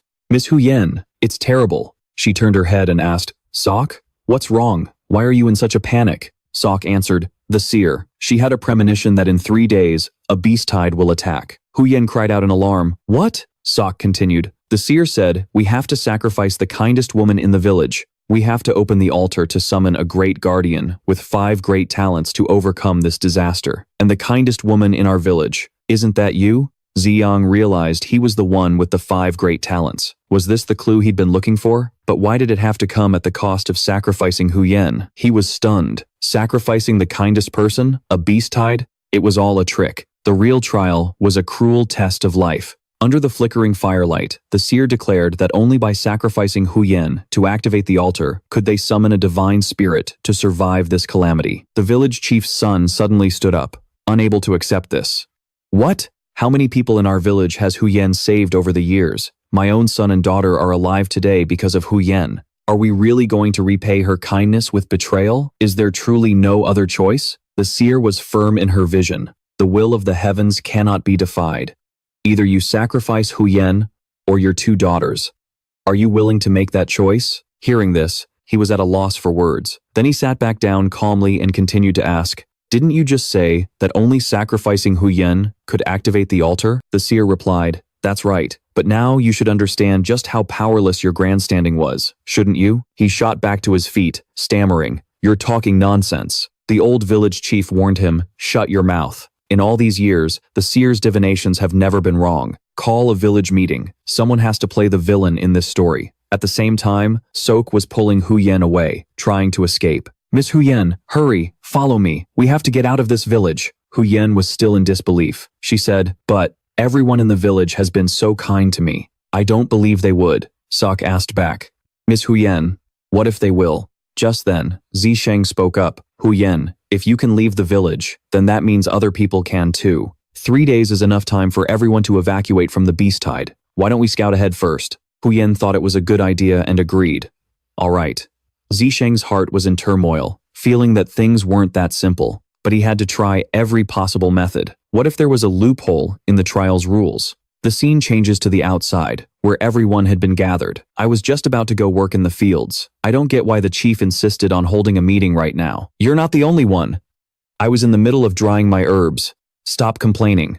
Didn't you guys hear about the beast attack today? I bet this has something to do with it." Meanwhile, Hu Yen, Sok, and Zisheng were running for their lives, confusing the villagers. "Hu Yen, where are you rushing off to?" The chief called a meeting about the altar. Where else could she be going? Someone must have a medical emergency. "Hu Yen, if you're busy, go ahead. I'll tell you the main points of the meeting later." Sok was leading the way when he suddenly slammed into a transparent wall. Zisheng stepped forward to check. As he suspected, it was a barrier. The entire village was sealed off. Sok exclaimed in surprise, "What is this thing? Why can't we get out?" Hu Yen asked worriedly. "If we can't get out, does that mean the beast tide can't get in either?" Zisheng explained, "No, this barrier is one way.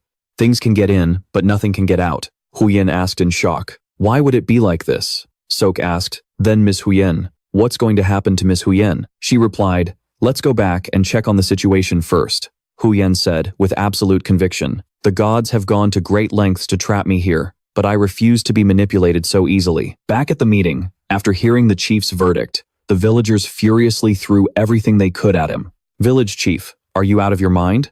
You want to burn Hu Yen at the stake because of some baseless accusation? This is just sensationalist nonsense. You've gone mad." Seeing the villagers' reaction, Hu Yen said, "See, Sok, I told you they wouldn't do it." Sok considered this. If that's true, then why would the village chief say something like that? Is he the only bad person here? Zisheng watched the scene unfold and thought, perhaps it's because this moment of righteousness costs them nothing, right? The seer, having been violently shoved aside, sneered, "Fools, you won't cry until you see the coffins. If you don't follow my words now, you'll have to face the consequences yourselves." "Listen, everyone." They scrambled to escape, but were blocked by an invisible wall. "We can't get out. We're trapped in the village. The beast tide is here. Somebody, help us." Vicious beasts appeared and began slaughtering the villagers. "Little Bao, no, help." A bolt of lightning struck down on the people, leaving the survivors standing in stunned silence, watching the horror unfold. A price must be paid, Tu Thang thought. The entire atmosphere had changed. He was disappointed, but he knew this was just a normal human reaction. Then, the village chief seized the opportunity to speak. "My friends, it pains me to have to ask you to make a decision like this. But as the village chief, I have a responsibility to my people, even if it means I have to play the villain. It's going to rain soon. Everyone should go home today and think this over. Tomorrow, we will all vote to decide Hu Yen's fate." She was devastated, tears already streaming down her cheeks. "Vote to decide my fate?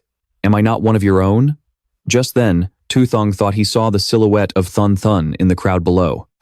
So this altar is really marked with the sigil of my 5 great talents. How ironic. He decided to first try putting a drop of his own blood on it to see if there was any reaction. A single drop fell, but there was absolutely no response. "It's completely useless," Thun Thun's voice echoed. "Tu Thang, stop struggling in vain. If you want to get your powers back, the only way is to sacrifice Hu Yen. After all, without your energy, you can't possibly fight the beast tide, let alone complete your mission." He replied, The thing you really want to sacrifice isn't Hu Yen.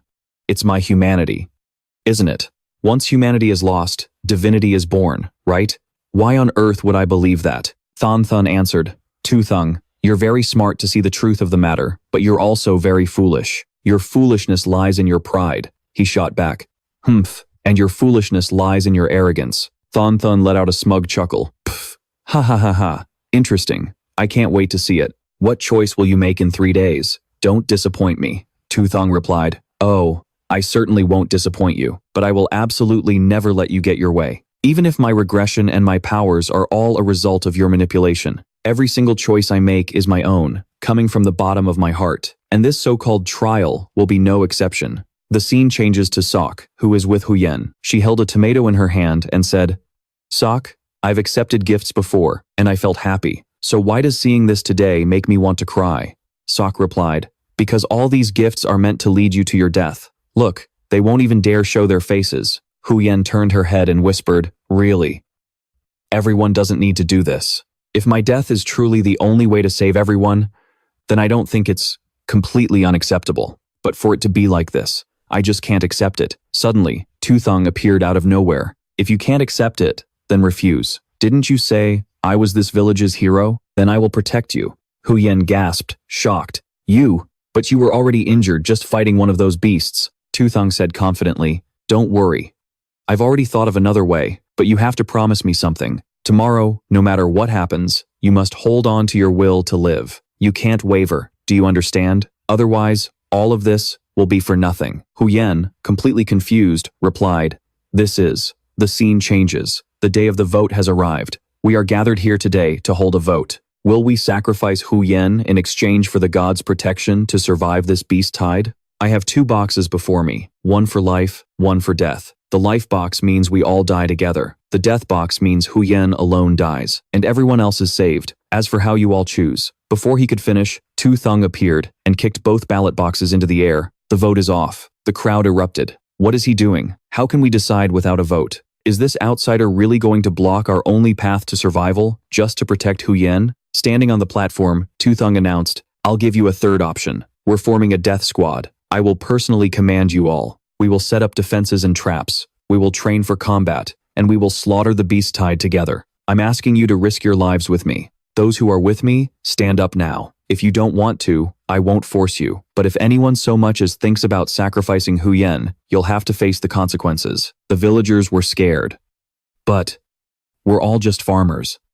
We have trouble even slaughtering a pig. Is 2 days really enough time? Tu Thang confidently pointed to himself. You all know I fought off a tiger with my bare hands, right? Let me tell you, that was nothing. I have experience defeating entire armies of the beast tide. I will pass on all of my experience and combat skills to you, including how to dig traps and how to attack, and how to defend when the enemy arrives. I'll teach you everything. As long as we unite as one, there's still a sliver of hope. Athan stepped forward to side with Zisheng. 2 years ago, I fell gravely ill and nearly kicked the bucket, but Hu Yen helped this old man live a few more years. You want me to repay kindness with cruelty? I can't do it. I'll take you on, kid. I, Athan, would rather fight to the death with Hu Yen than commit a heartless act like a human sacrifice. This old man would rather die than live in shame. Seeing Athan's resolve, the others were also inspired. Count me in, too. Even if I die, I'll die on my feet. Me too. My conscience won't be clear if we don't at least give it a shot.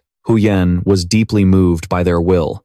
If everyone treats me like this, then even if I really die for you all, I would do so willingly. Sap warned, Miss Hu Yen, you still shouldn't get your hopes up too soon. The village chief spoke up with a warning. In that case, everyone, let's first try the hero's method. If we can truly overcome this disaster, it will be a blessing for the entire village. The shamaness said, Humph. A bunch of overconfident fools, daring to dream of defying fate. Just you wait. Soon enough, you'll be on your knees, begging me to perform the sacrifice. The scene changes. Zisheng is directing everyone. The older folks are tasked with digging traps along the village barrier, at least 3 meters deep. Plant sharpened bamboo stakes at the bottom, then cover them with dry grass and loose soil. Remember, don't leave any traces. When you face the beasts, don't panic. Try to stay nimble. Don't blindly fight them head on. You have to learn to trick your opponent, then seize the opportunity to cripple and kill them. The women of the village shouldn't sit idle either. Gather all the earthenware jars from everyone's homes, fill them with boiling oil, and use them with fire to make fire bombs. While they were working, some people questioned Zisheng. Hey, hero, look, it's getting late, and it's about to rain hard. Should we call it a day and rest? His expression was dead serious as he replied, do you people really want to save yourselves? Or are you just putting on a show, secretly wanting to use the sacrifice to escape? If you truly want to save yourselves, you'll at least wait until the heavy rain hits before you talk about stopping. Seeing his expression, everyone fell silent. But the rain began to fall heavier and heavier. It's raining.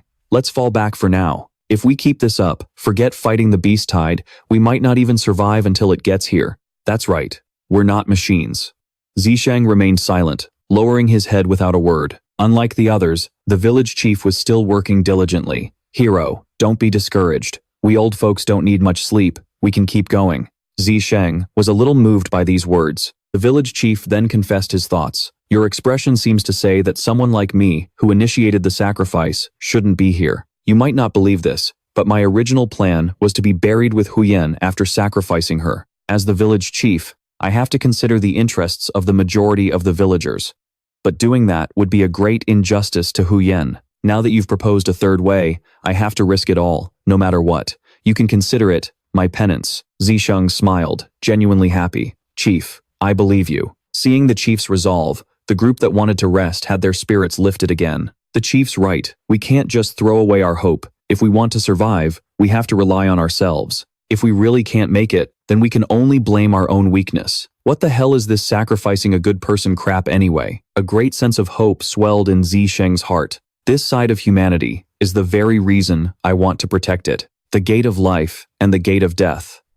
Perhaps they don't correspond to Huyen's destiny, but to the destiny of each individual. Everyone's vote will decide their own life or death. A while later, I'm exhausted. My whole body is aching from the day's work. That Zisheng guy treats us like livestock. I must have been blind today, letting myself get provoked into following him. If you ask me, sacrificing Huyen is the more reliable choice. When the gods descend, we can survive just by lying down. So why should we have to suffer like this? The shamaness appeared before these people who were losing hope. You're right. It's all useless. Even if you do as he says, the village will still be annihilated. There is no chance of turning things around. The village chief's son saw her and asked, then what should we do? Right now, a lot of people are against sacrificing Huyen, so what can we possibly do? I hope Lady Shamaness can show us the way. The shamaness replied, Lamb, you don't need to play dumb with me. The answer is already in your hearts. Tomorrow night is the final deadline. Whether you live or die is your own decision. Lamb's expression began to change as an idea sparked in his mind.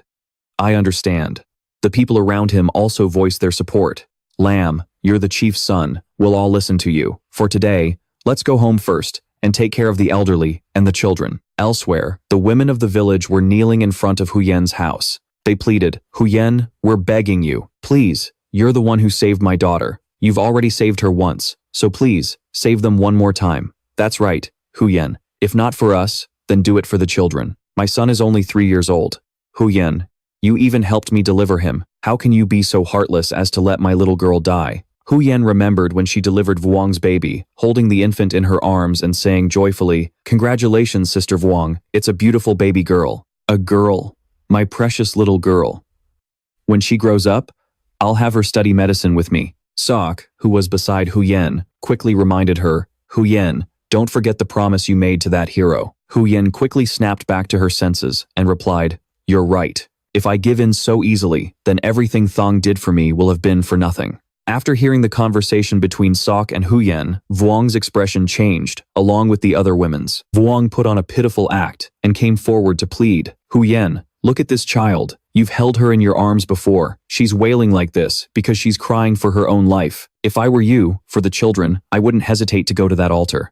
Just then, a little girl whispered to her mother, Mom, isn't the baby crying because Auntie Vuong secretly pinched him? I just saw it. And you too. Haven't you always said that Sister Huyen saved my life and my brother's? If she's the one who saved us, then what's wrong with giving our lives back? Her mother immediately slapped her across the face. You little brat, what the hell do you know? Giving it back means you die. You understand? Huyen quickly backed away and bowed her head politely. Sisters, please return for now. Let me think on it for a night. The squirrel raised his staff and yelled furiously, Get out! All of you, get out of here. After the door closed, Those women immediately started cursing her. Some kind of saint she is. It's all fake. She's just a selfish monster. Heartless. Vuong asked Mrs. Lam. It looks like that didn't work. What do we do now? The woman's face was murderous as she reassured her, don't panic. My husband already said, if we can't persuade her, they'll wait until those idiots are training, then just kidnap Huyen, drag her to the altar, and kill her. It's that simple. Under the pouring rain, Lam led the others toward Huyen's house. That Thang guy might be ruthless, but there are a lot of us. While he's not here, we'll just act first and deal with the fallout later. Once the sacrifice is complete and the god descends, he won't be able to do a damn thing to us. A small group of villagers carried hoes and shovels, chanting in unison, we're all with Lam. With that, he kicked the door in. In front of the house, Sok stood guard. The boy asked them what they wanted. Lam advanced with his sickle. Sok quickly used his own weapon to parry the blow. What do we want? Obviously, we're here to sacrifice a selfish woman to save the entire village. Sok shot back. How dare you? The village chief hasn't even said a word yet. Lam knocked Sok aside. I am the village chief's son. What I say is the chief's word. You damn brat, get out of my way. Tie this kid up first, so he can't run off and report us. They responded, yes, sir. Sok was tied up tight. Wounded, he yelled, you bastards, let me go. Lam then entered Huyen's room and grabbed her. Lam, you guys. Lam coldly ordered, tie her up and drag her straight to the altar for me. Huyen's eyes filled with tears of terror. No, don't. Help. They had already lit the fire. Torches blazed brightly against the dark sky. Look. The moment we lit the torches, the rain stopped. It's a clear sign. Even the heavens are helping us complete the sacrifice. Huyen was tied to the post. The silhouette of the azure god appeared beneath the ground, a dark shadow reflecting the selfish depths of the human heart. The priestess raised her ritual instrument and began her incantation. Netherworld, guide the way. Blood moon, descend. With Huyen's body as kindling, the altar opens. With a mortal bone as sacrifice, the ancient god shall arise. By the 5 great talents, the beast tide will retreat. 1 life to save 100, so all living things may find peace. For those who defy destiny, their corpses will pile into mountains. The ritual of sacrifice officially begins. The first step of the sacrifice, encircle the altar with blood. This step requires the villagers' help. Each person must make a single, non-fatal cut on Huyen's body. Wait for Huyen's living blood to soak the altar. Lam stood at the front, the villagers behind him with their knives and axes ready. They responded, understood. Lam stepped forward and slashed his sickle across Huyen's thigh, making her scream in agony. Lam's eyes looked like those of a wild animal. We've come this far. Don't hesitate. If you want to live, you have to be ruthless. The people behind him began to transform as well, becoming no different than uncaged beasts. Lam's right. If we hesitate any longer, we'll all die. It's just one little cut. What are you afraid of? Then, one by one, they took turns gashing Huyen's body, causing her to shriek in pain, terror, and absolute despair. Sob, sob. I've hated the sight of you for a long time, using that pretty face of yours to seduce men everywhere. The most beautiful and kindest woman in the village? You're nothing but a common slut. Hanging by a thread, Huyen finally saw the true wickedness of the human heart. So, all the kindness they showed me, it was just a fake skin they were wearing. I truly wish I could perform surgery, to cut open their hearts and see what's inside. What a pity. I won't get that chance in this lifetime. Streams of Huyen's blood flowed downward, seeping into the veins of the earth. The crimson azure god began to glow beneath their feet. At this very moment, the man named Thong was tending to his own matters, completely unaware of what was happening. It was only when the brilliant red light flared up that he finally realized. Was that direction the sacrificial altar? Shit, Huyen might be in trouble. Everyone, follow me to the altar, now. The crowd scrambled to follow Tu Thang. God damn it, what kind of monster would do this? Meanwhile, the priestess leading the ceremony declared the altar open. For the final step of the sacrifice, everyone will pile on the wood and burn her body and soul to ash. Hurry up, before Nam Tu Thang gets back and ruins everything. The priestess urged them on, sweat beading on her brow as she lit the torch. Just as the torch was thrown towards Huyen, a hand shot out, grabbing hold of her last hope for survival. Tu Thang snatched the torch from the air and stood protectively in front of Huyen. I'd like to see who dares to touch her. The villagers gasped in shock. Nam Tu Thang, the priestess shrieked. Those who defy destiny must die. Brimming with killing intent, Tu Thang moved in and sent the old hag flying. In my past life and this one, I, Nam Tu Thang, have defied destiny more times than I can count. You may be able to predict the beast tide, but did you ever consider that the deity you're summoning with this sacrifice is me? The priestess couldn't believe it. You? That's impossible. You're just a furious. Tu Thang finished her off, saying, I don't have time to waste on your nonsense. Down below, the villagers' jaws dropped in astonishment. He killed the high priestess. He quickly cut the ropes binding Huyen, pulling her away and trying to calm her down. Huyen, hang in there. Her voice was growing faint. Nam. Just then, Lam rushed forward, trying to stir up trouble. The sacrifice was almost complete. We can't let him ruin it, or we'll all die. Everyone, attack him together. There's no way we can't beat him. As Lam attacked, the village chief charged forward as well. You animal. You disgraceful son. How dare you do this behind my back? Everyone, with me. Hold them back. Atian, take a few people and get Huyen out of here. Find a way to stop the bleeding. Leave this mob to me. She took Huyen in her arms and replied, Got it. But Lam wasn't about to give up. Father, get out of the way. We can't let her go, or the whole village is doomed. Tu Thang let out a grunt. You worthless son. With that, he lunged at him, radiating pure malice. If you people are so determined to die, then don't blame me for turning the tables and taking your lives myself. After all, a pig butchering knife is made for slaughtering livestock. Let me tell you something. All of you who cast a vote into that death box, that what you really cast in there was your own damn fate. People like you aren't worthy of my protection. After cutting down the others, he came upon a woman who held up a knife, pleading, Don't come any closer. Don't kill me. I have a young child. But Tu Thang wasn't sparing anyone. When you were ready to kill Huyen, did you stop to think about your child then? A child raised by you will just grow up to be another rotten piece of trash. My trial mission requires me to save the majority of the villagers from the beast tide. So then, if I kill the majority of the villagers times before times the beast tide arrives, doesn't that count as saving them from it? Uprooting this nest of human depravity? Isn't that a more thorough form of salvation?